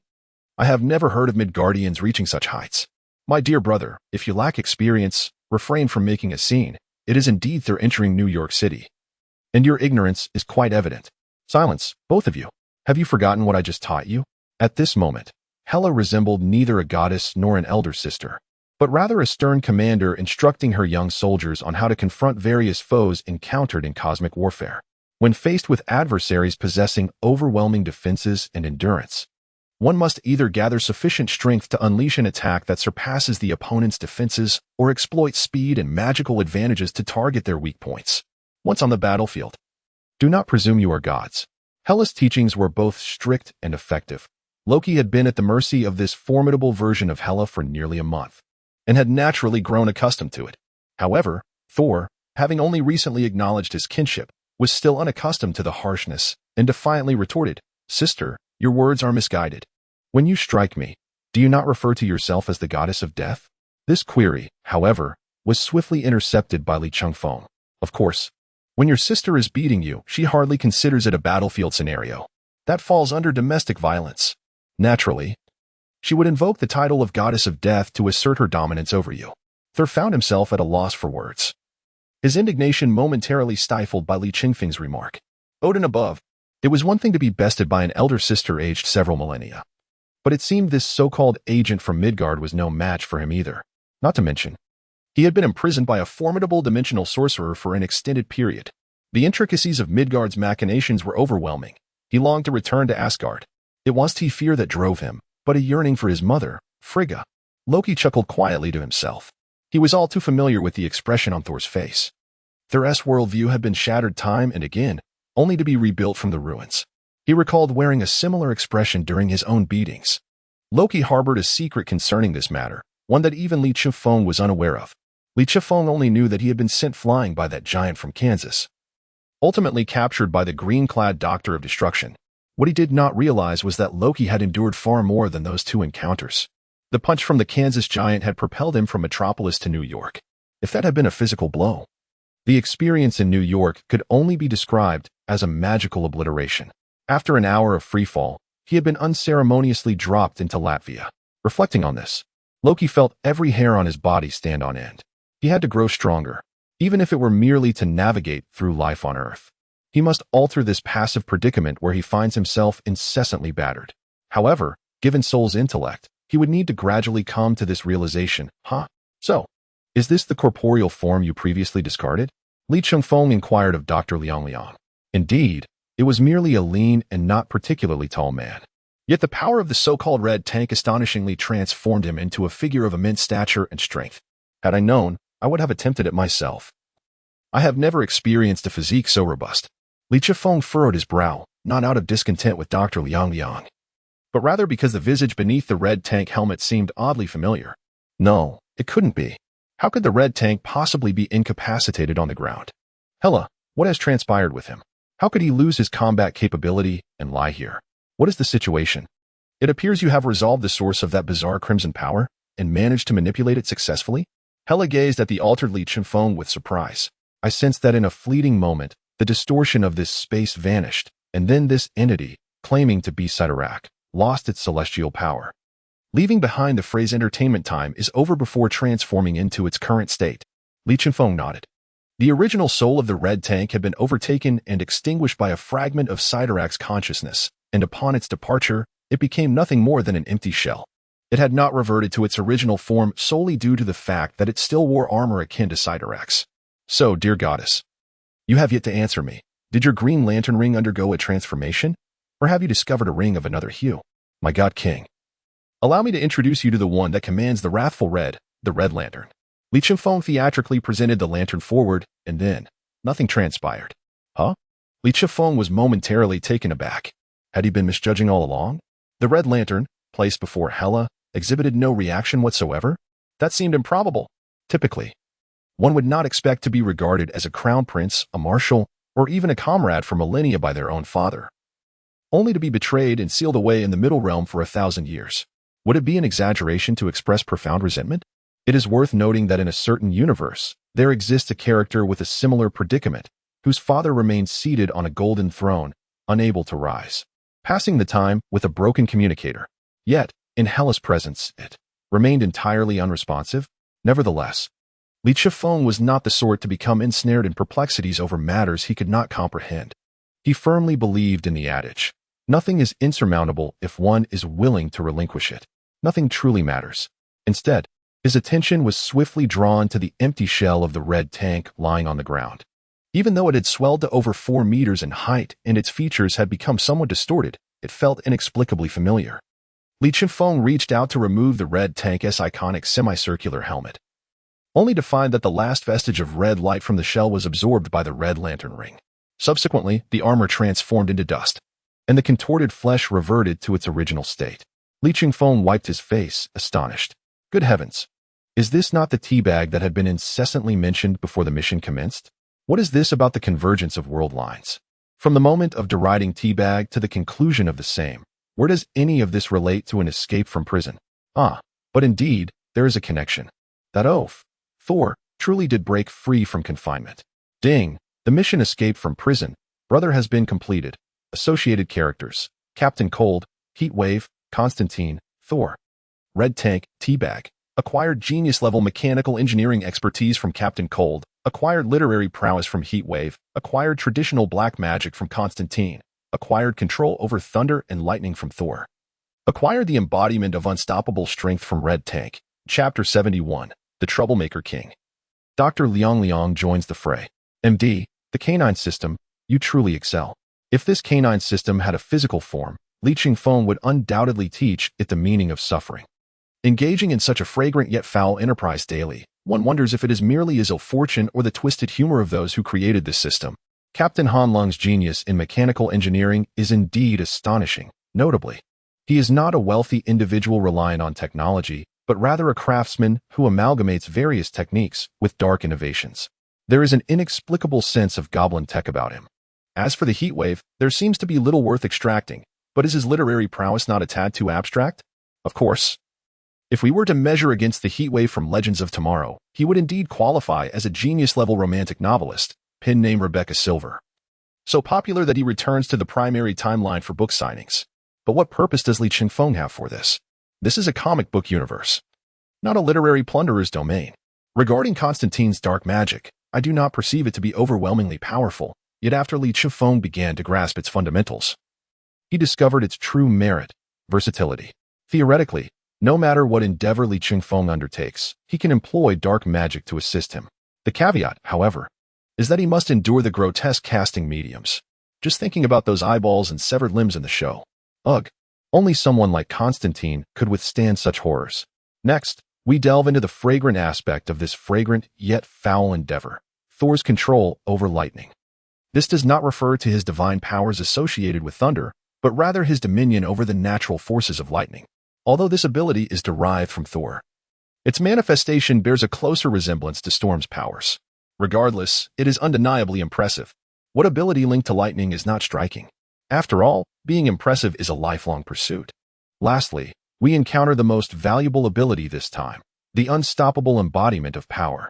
This ability, sourced from Red Tank, neither enhances strength nor energy. It is described as Red Tank progressing in a particular direction, rendering it nearly impossible to halt its momentum. Does this seem abstract? Allow me to clarify. Once the motion commences, it is virtually uncontrollable. Familiar with BKB?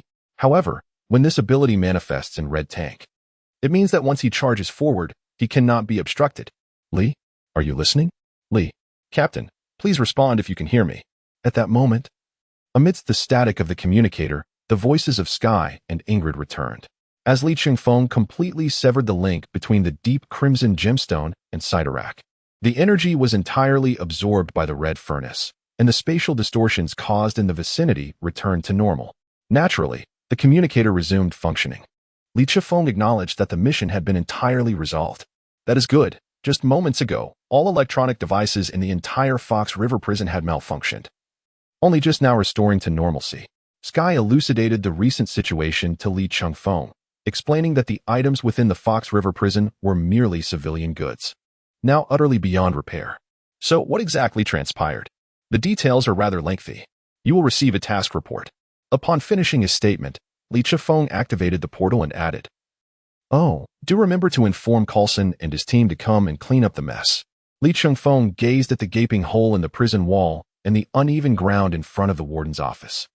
He now deemed it imperative to recruit a scientific task force dedicated to managing the cleanup and deceiving those who ought not to be informed. Upon returning to the headquarters of the Joint Investigation Bureau, the waiting agents approached him.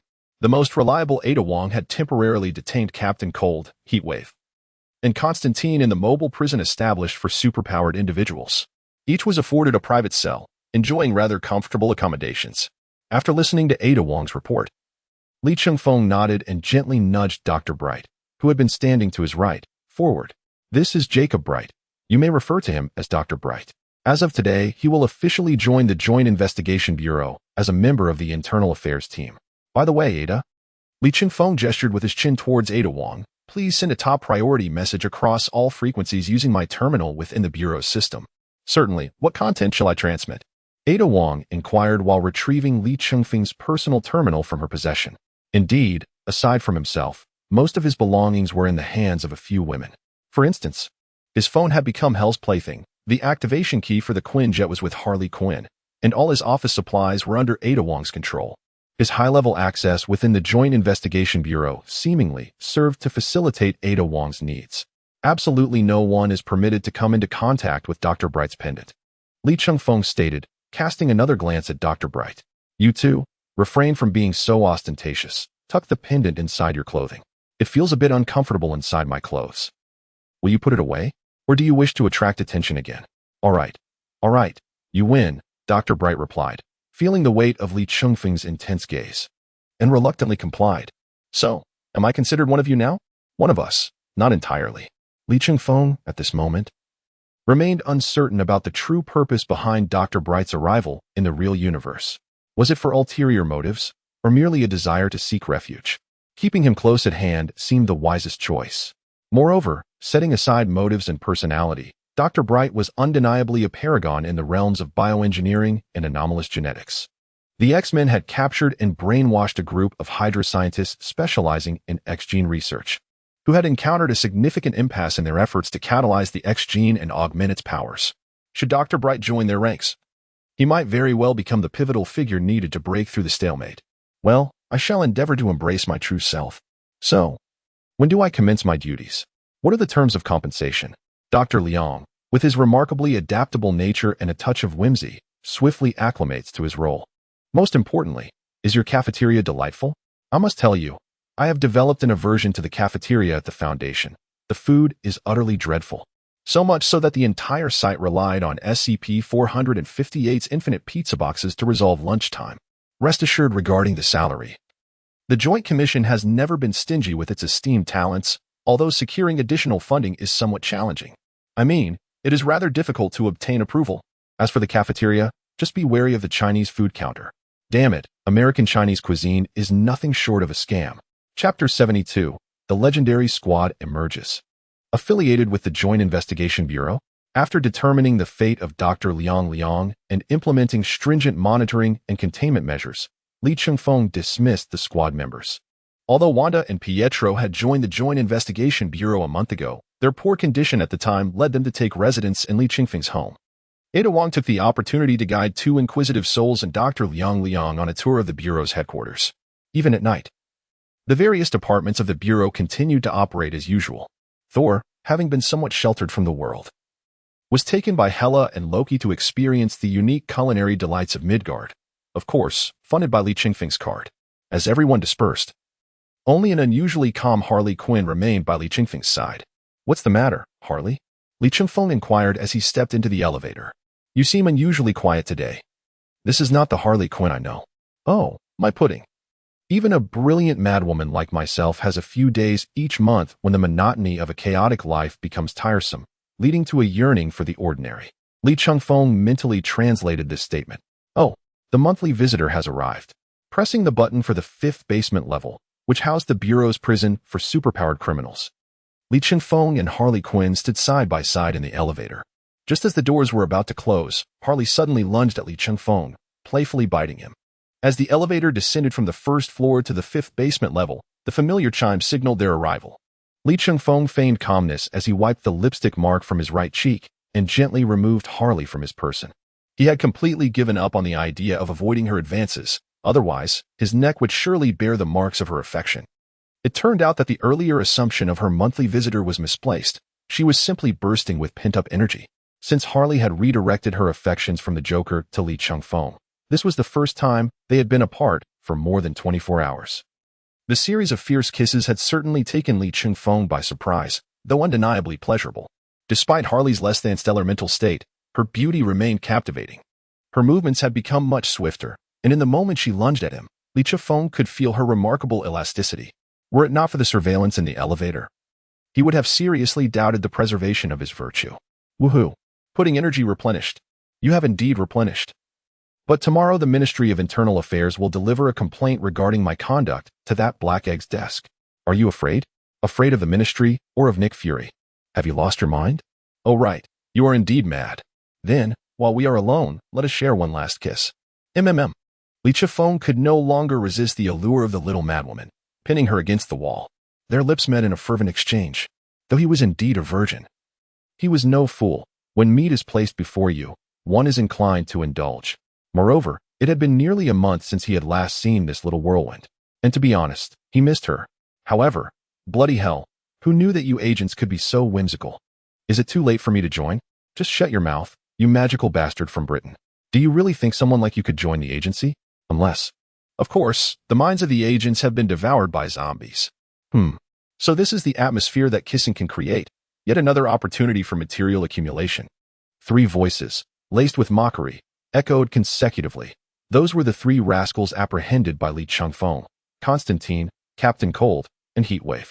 As Li Changfeng and Harley Quinn exited the elevator, their attention was entirely consumed by one another, completely oblivious to the mobile prison housing their captives nearby, listening to their sporadic jests directed at them.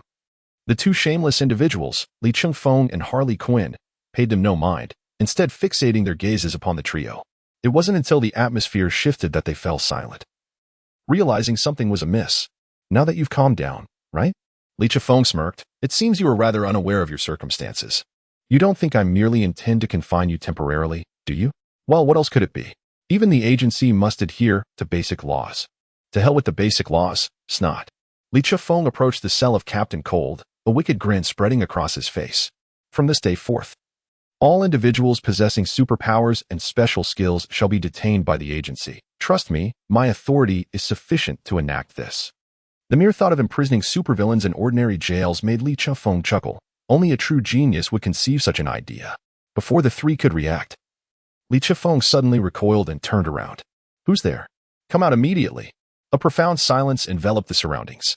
Not only were Constantine and his companions bewildered by Li Changfeng's behavior, but even the ever-erratic Harley Quinn found herself at a loss. Yet, Li Changfeng paid them no heed, instead pointing toward a corner and threatening. I will only count to 3. Those 6 individuals in the corner better come out, or I won't repeat myself. Suddenly, voices emerged from the seemingly empty corner. He. Li, don't turn into White Lantern, and don't banish us to the dark dimension. Damn it. Stark, at this moment. Li is neither White Lantern nor has he become the Supreme Sorcerer. Oh no, will my saying this affect the timeline? The timeline isn't that fragile. But you better watch your big mouth. Alright, I concede, Professor Stein. After a distortion of light and shadow, a motley crew appeared from the corner, led by a stunning blonde beauty clad in a sleek, form-fitting white battle suit. Long time no see, Li. Who are you? And how did you all infiltrate the agency's headquarters? My apologies, we often forget that you are not the person we once knew. The golden-haired beauty nodded apologetically. I am Sarah Lance, a Level 5 agent of the Joint Investigation Bureau, codenamed Platinum Canary, belonging to the Special Team Legend. The Legend Team? Li Changfeng's eyes widened in disbelief. What on earth? How did the Legend Team become a special unit of the Joint Investigation Bureau? Isn't that utterly absurd? There is no such team within the Bureau. Harley Quinn furrowed her brow and inquired, though I may be mad, that does not justify your deception. Sarah Lance shook her head and replied, the current Joint Investigation Bureau does not possess such a team, for we hail from the future. The reason we have traversed time to meet you in the present Bureau is entirely due to the mission you entrusted to us in the future, Agent Li Changfeng. Acting Director of the America General Bureau. Chapter 73, Captain Carter Li Changfeng candidly admitted that he was initially quite bewildered. However, this confusion did not stem from the identities of those before him. Despite the presence of several unfamiliar faces, he instantly recognized Sarah Lance. Consequently, he deduced the affiliation with the legendary team. His astonishment lay in the origins of this legendary squad. As Sarah Lance elaborated, Li Changfeng gradually began to comprehend the entire situation. Firstly, he learned that in the future, he would establish the legendary team, selecting talents from various points along the timeline to join. Sarah Lance, the sister of Oliver Queen's former girlfriend, was believed to have perished in a maritime disaster. Yet she had been rescued and trained by the League of Assassins. Martin Stein, a premier nuclear scientist and physicist, was the inventor of the Firestorm Matrix. Jefferson Jackson was responsible for spacecraft maintenance, and the two could merge to become Firestorm. Additionally, there was the Atom, Ray Palmer. Apart from the members who were originally meant to be part of the legendary team, there were 2 individuals Li Changfeng truly did not recognize, only realizing their identities through Sarah Lance's introductions. Firstly, there was the exuberant individual referred to as Stark, whose full name was Howard Stark. Yes, indeed. He was the father of Tony Stark, taken by the legendary team while fleeing from the Winter Soldier. The optical cloaking device was his creation. When Sarah Lance began to introduce the silent woman, she interjected, speaking in the language of the Republic. Li Changfeng, I am Wu Fingji. Are you a citizen of the Republic? Wu Fingji. Initially, Li Changfeng was taken aback. Was Wu Fingji the White Phoenix? The White Phoenix. Even more formidable than the chaotic Dark Phoenix, Jean Grey. Moreover, she was historically the most powerful Iron Fist. However, The shock was fleeting. The Wu Fingji before him evidently possessed only the dragon power associated with the Iron Fist. Indeed, if she had ascended to become the White Phoenix, she would likely have departed from Earth. Let me summarize. Am I the acting director in your timeline? Where is Nick Fury? I cannot disclose too much. I can only say that Director Fury is alive and well.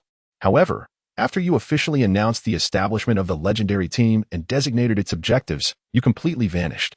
Li Chengfeng nodded, recognizing the necessity of maintaining due respect for the timeline. Those who tamper with time ultimately find themselves ensnared by it, unless they wield the power of the Ion Man to manipulate time directly. So, it was I who summoned you to this time to recruit members, correct? Precisely. You mentioned that there are only 3 individuals in the Joint Bureau's capsule prison, all of whom are suitable candidates for the Wave Rider. Li Chengfeng turned to glance at the utterly bewildered trio within the prison. To be fair, these 3 individuals were indeed the original members of the legendary team.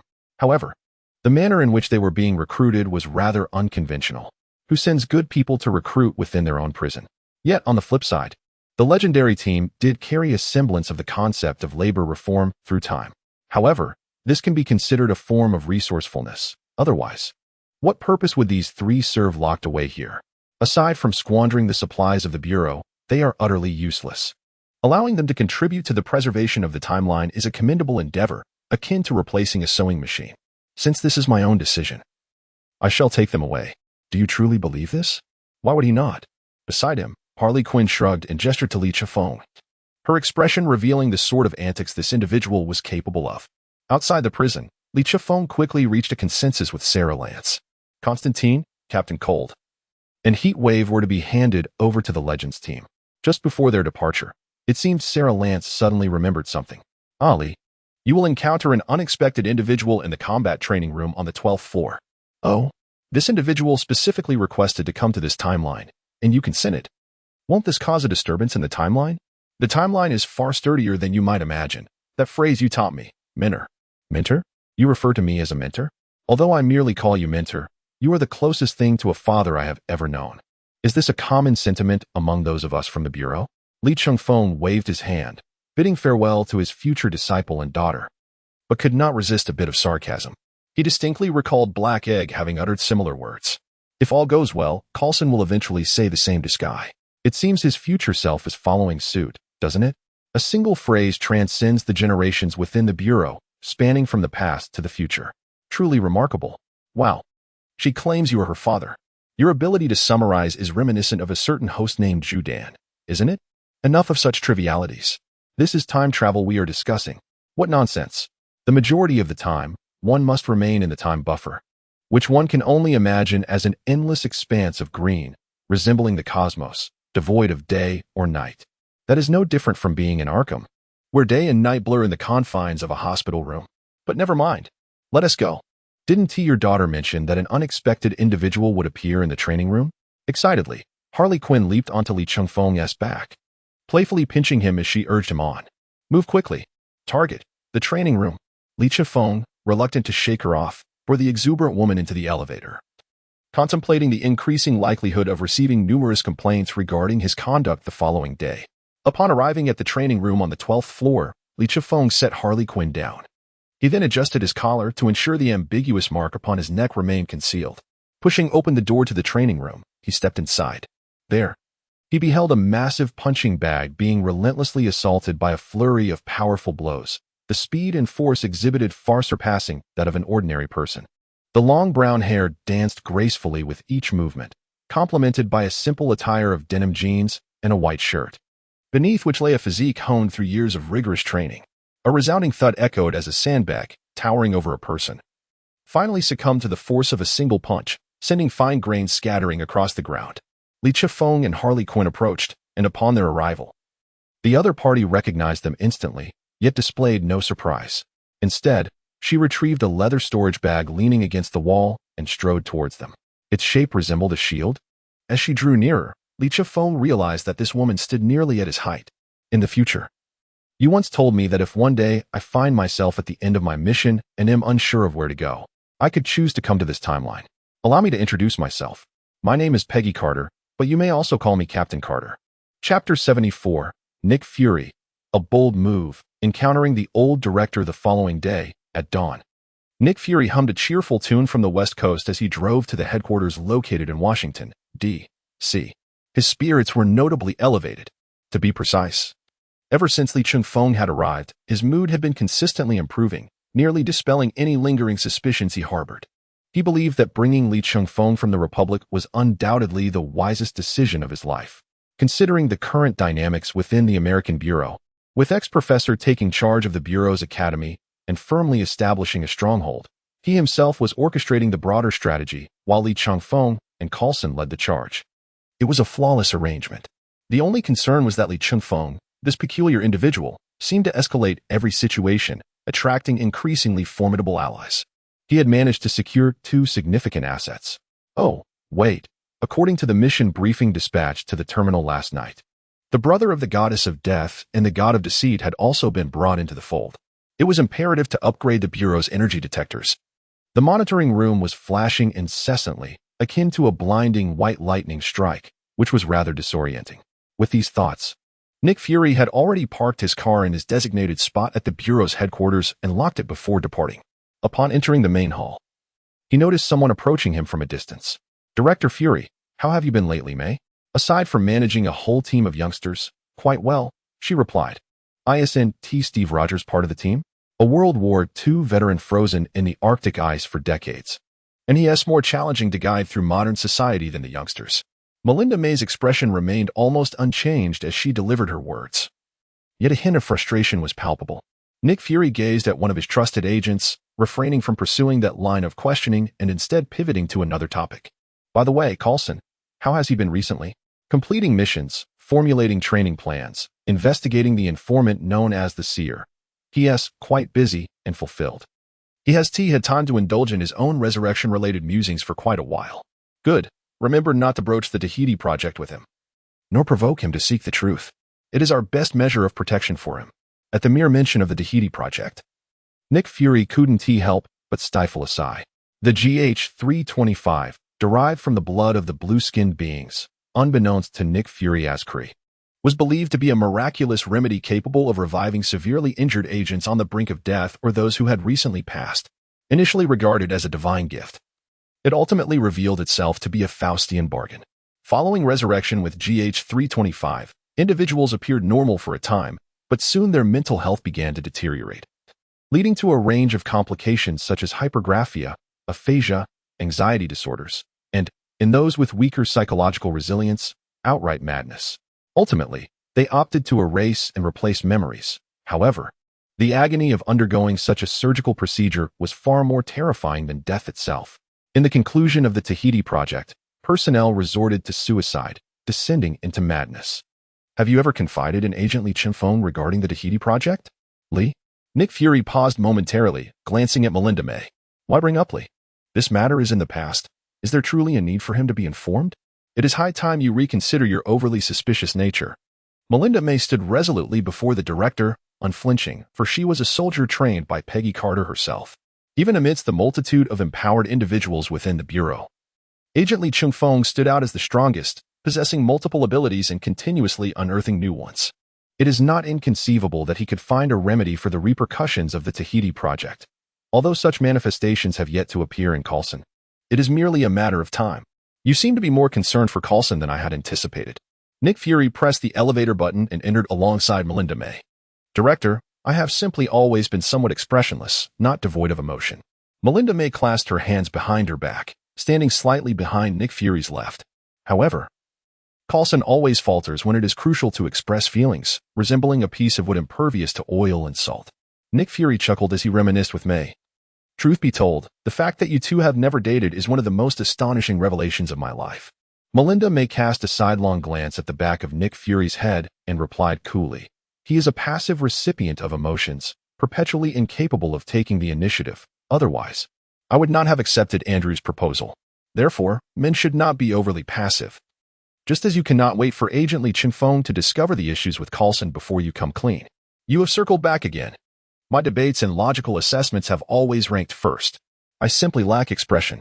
Nick Fury rolled his single eye, but fortunately, the elevator had reached the floor of the office. Ding! As the elevator chimed, the door slid open. Nick Fury and Melinda May exited in succession, only to find a man and a woman seated in the office, engrossed in conversation. Nick Fury pushed the door open and irritably addressed the individual seated at his desk. Li Chengfeng, why do you choose to sit at my desk instead of the sofa or chair? The audacious figure at Nick Fury's desk was indeed Li Chengfeng. Who else would dare? Hella might, but she had no interest. Oh, Fury, you've arrived. Li Chengfeng lightly leaped up, performing a somersault before landing gracefully. And Mel? Perfect timing. I would like to introduce you to a new friend. As Li Chengfeng spoke, he gestured towards the brown-haired woman seated on the sofa. At that moment, the woman leaning against the door stood up, turning to face Nick Fury and Melinda May. Both of their expressions froze in disbelief. Hello, Nick Fury and Melinda May? In this timeline, Melinda May astonishingly becomes an agent of the FBI rather than a Supreme Court justice? You are. Nick Fury rubbed his lone eye, peering ahead once more. Was he hallucinating? Even Nick Fury, the king of FBI agents, a master strategist capable of orchestrating from afar, found himself so flabbergasted that he could not utter a single coherent sentence. Oh, how foolish of me. Seeing a familiar face has caused me to become somewhat overly excited. And I completely forgot to introduce myself. I am Peggy Carter, though to be precise, not your Peggy Carter. You may refer to me as Captain Carter. Li Chengfeng, observing the utterly bewildered Nick Fury and Melinda May, erupted into hearty laughter as he slapped the table. Aren't you the leader? I brought your superior here. Let us see if you dare to deny me the funding. Chapter 75. 3 text messages. Good brother Stark, you truly are a bane in my life. Heh. Thank you for the compliment. Humph. But what of Peggy Carter? After all, she is not the Director Carter of my timeline. What do I have to fear? Your words carry a certain bravado. Li Chengfeng nudged the waist of the black egg with his elbow. Then why do you hesitate to sit? What's the matter? Feeling guilty? You are the one who feels guilty. Your entire family feels guilty. I am merely expressing my respect and admiration for a World War II hero and super soldier from another timeline. Damn, no wonder you're the leader. You have no hesitation in flattering your superiors. Why weren't you like this in front of Pierce? Need I say? Alexander Pierce cannot compare to a single hair on Peggy Carter's head. Li Chengfeng gave a thumbs up to the black egg. That's why he deserves to be a leader. With such a flexible moral compass and virtual integrity, he is fit for the position of director. Peggy Carter sat nearby, composed and unruffled. The Captain America of the real universe had been frozen in the Arctic ice for half a century, though aged. His psychological age remained that of a youthful man. However, Captain Carter was different. She had genuinely survived from World War II to the present, having endured a series of adventures spanning from Earth to the cosmos and across various timelines. She was a true elder, a sage. Li Chengfeng sincerely wished to express his gratitude to his future self for providing such a stabilizing anchor. By the way, Captain Carter, we discussed the matter of joining the Joint Strategic Command yesterday. Haven't we already talked about this? True. But what I envision is your appointment as the Commander-in-Chief, while I would merely serve as the captain of a special team. This position is not one I can assign. Li Chengfeng chuckled, his face radiating sincerity. Yet, upon hearing his words, Captain Carter immediately retorted. What are you even talking about regarding the Commander-in-Chief? I have never held such a position. As she spoke, she spread her hands. I have always been the one leading the charge. I have no issue commanding localized battles, but the Commander-in-Chief of the Joint Strategic Command must oversee the broader picture. Conversely, I find your proposed special team quite intriguing. Ah well. Li Chengfeng was momentarily taken aback. Who could have anticipated that she still yearned for the front lines, risking life and limb? He cast a few glances at Nick Fury, signaling him to speak up, as he was the one with the final say. Right? Although there are no other suitable candidates for Commander-in-Chief besides Captain Carter, we are a free nation, after all. And personal willingness should prevail. We can discuss the commander position later. Agent Li Chengfeng, let us proceed to include Captain Carter in the start team. And do not forget to visit the internal affairs to obtain your credentials. Nick Fury, noticing the mournful look in Li Chengfeng's eyes, couldn't help but chuckle awkwardly.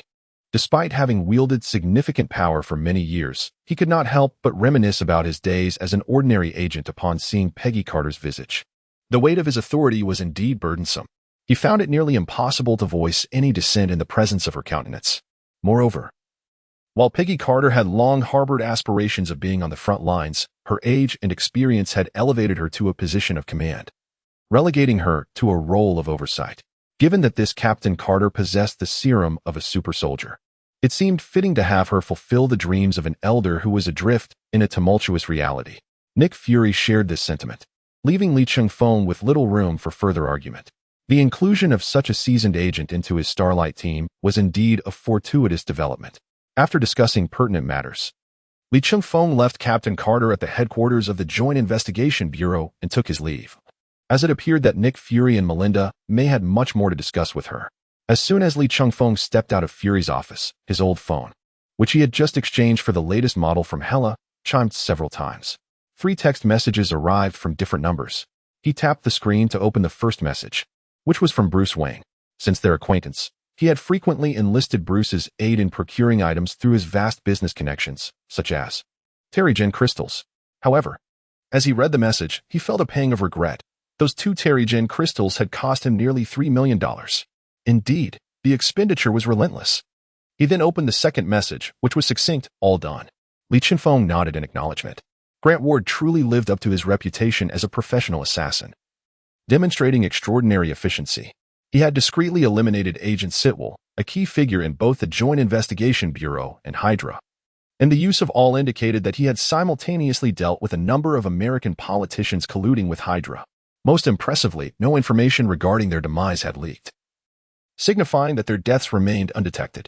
At least in the realm of assassination techniques, this scoundrel surpassed Bucky Barnes, whose near-invincible infiltration skills seemed confined to the realm of fiction. However, this was not sufficient to grant him clemency. Lee Chung-fong had indeed promised Grant Ward a reprieve, but that assurance did not extend to others. In a buoyant mood, buoyed by the progress of his plans, Lee Chung-fong opened the third message, which was from the narcissistic Tony Stark. Given the tone, it appeared to be a rather trivial communication. Yet, as he scrolled down, his eyes widened in astonishment. Good heavens, Tony Stark, you are truly my good brother. Arriving with a timely gift, Lee Chung-fong had not anticipated that Tony Stark would present him with such a remarkable boon at this juncture. The message also conveyed a desire to meet and gather. Lee Chung-fong's Coin-style fighter jet had been sent for routine maintenance, and it was hardly worthwhile for just him to take the Airbus out. Thus, Lee Chung-fong returned to Nick Fury's office, where he was met with the gaze of 5 pairs of eyes, and boldly approached Nick Fury, deftly securing the car keys before making his swift exit. Could you not simply purchase a car yourself? He thought, but I lack a driver's license. Lee Chung-fong flashed a confident and resolute expression at Nick Fury before darting away from headquarters. Even the seasoned Peggy Carter found this peculiar dynamic of their superior-subordinate relationship rather outrageous. The middle-aged Lee Chung-fong she encountered in other timelines was known for his composure and seriousness, rarely smiling, and conducting himself with utmost gravity. How could this younger version of him exhibit such flamboyance? Chapter 76, The Insight Plan. Hydra's exclusive bait at noon. Under the blazing sun, Lee Chung-fong inquired, Miss Potts, where is my best friend Tony Stark? I have tried calling him over 20 times, yet he has not answered.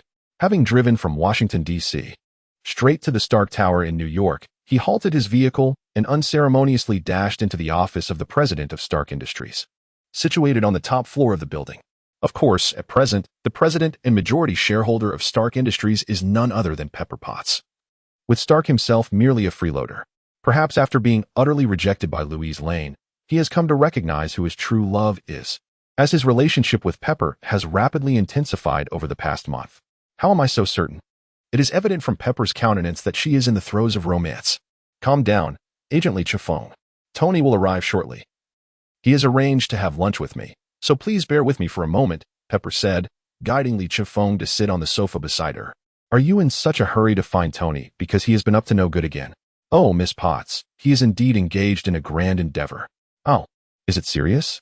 What seriousness? I mean, it is indeed a good deed he is undertaking. I am not being sarcastic. Lee Chung-fong's realization brought forth a bemused expression. What on earth is Tony Stark doing on a daily basis? Given his girlfriend's demeanor, it seems he has stirred up quite a bit of trouble at home. Rest assured, Miss Potts, although Tony can be rather frivolous and has his fair share of flaws, he would never stoop to committing heinous acts. Let us hope so, Pepper replied, extending her hand to shake with Lee Chung-fong. You may call me Pepper from now on. At that moment, Tony Stark entered, carrying a large paper bag. As he removed his flamboyant sunglasses, he exclaimed, Oh, Pepper, I have brought some exquisite cheeseburgers. I swear on my father's mustache. There is nothing more delectable in all of Queens. What? Lee Chung-fong, what are you doing here? And why are you holding my girlfriend's hand? Tony's expression shifted to one of jealousy, causing his little mustache to quiver. Seeing his reaction, Pepper felt a mix of pride and bashfulness. Come now. It was merely a polite handshake. Not everyone is as overzealous as you are, thinking that a handshake is an opportunity to peel off someone's skin. Li Chifeng made a quip about Tony's past indiscretions, but he seemed unfazed. After placing the paper bag on the table, Tony swiftly maneuvered himself to sit between Pepper and Li Chifeng, effectively separating them. Hey, are you acting like a jealous schoolboy? Li Chifeng teased, trying to push Tony away. Pepper is like an older sister to me. Even if I were a cad, I wouldn't dare to act inappropriately. Don't be absurd. The entire FBI knows you have a penchant for older women, especially with those 3 mature ladies from the Guardians team. Cough, cough, cough. Sisterhood is distinct from mere sibling relationships. Pepper, do not heed his nonsensical chatter. Li Chifeng felt compelled to clarify, for despite his introverted demeanor, he wished to maintain a semblance of decorum in front of his friends. Well, speak up. What brings such a busy person as yourself to seek me out at noon? Surely, it is not merely to mooch a meal? Have you not heard the saying that those who disrupt a couple's world shall be kicked by a donkey? I only purchased 2 burgers. Although Tony Stark continued to jest, he refrained from engaging in their usual banter. Huh? Kicked by a donkey? Even if I were to be kicked by Hela today, I would still come. Li Chifeng chuckled, draping an arm around Tony Stark's shoulders. After all, my dear brother Tony Stark has accomplished a monumental deed. Did you not text me this morning, informing me of your recent enhancements to Nick Fury's latest flying aircraft carrier? You've established a new collaboration with the Joint Coordination Bureau and Stark Industries, significantly reducing the construction time of the carrier, which is expected to be completed in the near future. Upon hearing this, Tony Stark immediately reciprocated the embrace, embodying a camaraderie. What is ours is entwined. Your endeavors are my endeavors. Moreover, I possess a keen interest in the technology of your Joint Coordination Bureau. You see, ever since that little girl Skye became a part of your organization, the difficulty of infiltrating your database has soared to new heights. Initially, Nick Fury had approached him, seeking assistance with the engine issues of your satellite launches. After reviewing the schematics, he determined that merely a few modifications would ensure the satellite could sustain suborbital flight without necessitating a landing. Subsequently, a few attractive agents accompanying Nick Fury showered him with compliments. As you know, I am not one to chase women, but I do take pleasure in showcasing my skills in the presence of beauty. Thus, I accompanied Nick Fury underground to address the existing issues with the flying aircraft carriers, which proved quite manageable and could likely be operational within 2 weeks, given that they are already 90 complete. Tony Stark, brimming with pride, pointed to himself. Of course, I contributed to that most crucial 10. Upon hearing this, Li Chifeng grasped the full context. The notion of not being fond of women while relishing the opportunity to display his prowess in their presence is akin to Elphinstone's assertion of not seeking conflict yet finding pleasure in resolving it. Stark had inadvertently rendered him a significant favor. Thus, Li Chifeng, with a glint in his eye, leaned closer to Tony Stark and laid bare the potential pitfalls of the Insight program. Tony Stark's expression shifted dramatically as he absorbed Li Chifeng's revelations. Does this mean I have inadvertently complicated matters? No. We are merely engaging in a game of strategy, like the man is stalking the cicada, while the yellow bird lies in wait. Li Chifeng chuckled. The Insight program? Nearly the largest bait upon the hook. I had originally planned to seize the opportunity to eradicate the entire Hydra organization in one fell swoop. However, the assassination of Grant Ward conveniently created a temporary intelligence blind spot within Hydra's purview, while Stark's perfected airborne aircraft carrier seamlessly integrated the most crucial element into the bait. There is no time like the present. Since there are no significant missions at hand, it would be prudent to prioritize the complete eradication of Hydra. By presenting them with an ostensibly superficial Insight program as bait, we offer Hydra an opportunity to seize global control. If they do not take the bait, it would indeed be surprising. Hold on. Lee, have you informed Nick Fury about this matter? It would not be too late to inform that black egg after I complete my arrangements, and besides, I do not intend to let that so-called Insight program come to fruition. Furthermore, Hydra will inevitably attempt to directly assault the American headquarters, presenting an excellent opportunity to capture them all at once. Capturing them all. Your words make it sound as easy as swatting flies. TSK, you sly fox. What sort of tale are you trying to weave with me? Li Chifeng jabbed Stark playfully in the back.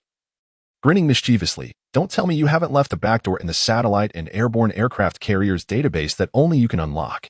Am I that kind of person? So, does it exist? Yes. Chapter 77, Item Number 084. After reaching a consensus with Tony Stark, Li Chifeng prepared to orchestrate the entire scene. As an exceptional agent, perhaps the most outstanding one, this was his inaugural experience with the ruse of luring someone into a trap only to ensnare them within.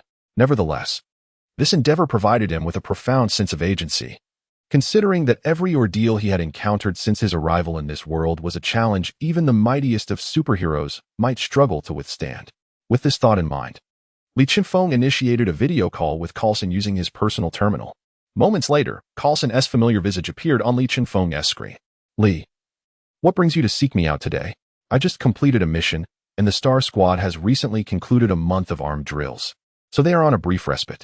I find myself somewhat restless and wondered if there were any troublesome matters on your end that I might assist with. Don't jest. I have no pressing issues that require your intervention. However, if you are inclined to come, I am currently en route to Peru. All right, I'll be there shortly. Li Chifeng nodded, activated the portal, and stepped through. What? Nick Fury's black vehicle? It can't possibly be abandoned beneath Stark Tower. He had even specifically borrowed two-wheel locks from Stark Industries' parking lot. Coulson suddenly felt a chill run down his spine as he realized Li Chifeng had materialized behind him. To be honest, the portal is quite the clever trick. I had always assumed such things existed only in films and comics. In my view, nothing can surpass the fantastical nature of the real world. Li Chifeng chuckled, patting Coulson on the shoulder. What about the team? They're in the operations briefing room. This marks their first encounter with Item 084. Item 084, a special designation by the Joint Investigation Bureau, signifies that everything about this object remains unknown. Generally, it is either a relic of an ancient super-civilization or an extraterrestrial artifact. For instance, in the original narrative, Thor's hammer was discovered. Possessing immense energy but inexplicably immovable, this is a quintessential example of an 084 item. This brings to mind the first object ever designated with the 084 classification, the Kree obelisk. This artifact is indeed a trap within a trap. The outer layer, a prophet, serves solely as a protective barrier against non-inhumans. The melting of the crystal enveloping the prophet by Jia Ying and her cohort resulted in a fusion of the two, leading to simultaneous release upon activation, which caused non-potential inhumans to carbonize and perish. In truth, pure Terrigen crystals pose no threat to ordinary individuals. Ultimately, it is the lack of cultural understanding among Jia Ying's group that led to this predicament. Yet, one cannot entirely blame them. In comparison to the celestial beings that birth mutants, the Kree Empire, merely a band of interstellar war profiteers, holds little prestige. They have been hammered by Odin and Hela more times than one can count. Li Chifeng and Coulson entered the Airbus operations conference room, where the team members, including the non-uniformed Steve Rogers, were captivated by Gemma Simmons from the scientific duo, as she animatedly expressed her yearning for the Peruvian ecosystem. It is noteworthy that within the jungles of Peru, there exist over 200 species of snakes, among which the South American bushmaster possesses a venom of formidable potency, featuring neurotoxins that not only affect the nervous system but also hydrolyze human proteins and exhibit hemolytic properties, making it a considerably troublesome serpent. Steve Rogers quietly inquired of the group, "Is this child always this enthusiastic?" Through their time spent with Steve Rogers, the members of Coulson's team had grown accustomed to conversing with him in a normal manner devoid of any idolization. This was largely facilitated by the fact that since his awakening from ice, Steve Rogers had not donned the old Captain America uniform. Coulson, an ardent admirer, had repeatedly offered to help Steve create a new Captain America uniform, but each time, Steve had graciously declined. After awakening, decades had swiftly passed, and his mindset had undergone a profound transformation. Perhaps the world no longer required Captain America. Steve Rogers could now forge his own path. Thus, he donned a standard operational uniform of the Joint Task Force, with only the familiar circular vibranium shield on his back reminding the team of his former identity. Yes, he was indeed Captain America. One might say it was merely a minor occupational hazard. Barry Allen responded somewhat sluggishly, just as Fitz becomes excited and pitchy upon seeing Mr. Stark's armor. I find myself instinctively analyzing every visible trace. That's good to hear. I thought Gemma might be the type to lose sleep the night before a spring outing. Steve replied, "Well, based on my observations of the dark circles under Gemma's eyes, she indeed spent last night too excited to sleep." Li Chifeng gazed at the now tranquil Steve Rogers, pondering silently. What would transpire if he were to meet Captain Carter? After all, one was on the verge of losing Peggy Carter, while the other had long since lost Steve Rogers. Good afternoon, dear team members. I, Li Chengfeng, have returned. Before Carlson could utter a word, Li Qinfeng's voice boomed. Instantly, the entire team, except for Steve Rogers, including the exhilarated Gemma Simmons, shuddered in unison. That voice. Begone, demon. Bring forth my cross. Oh no, this is bad.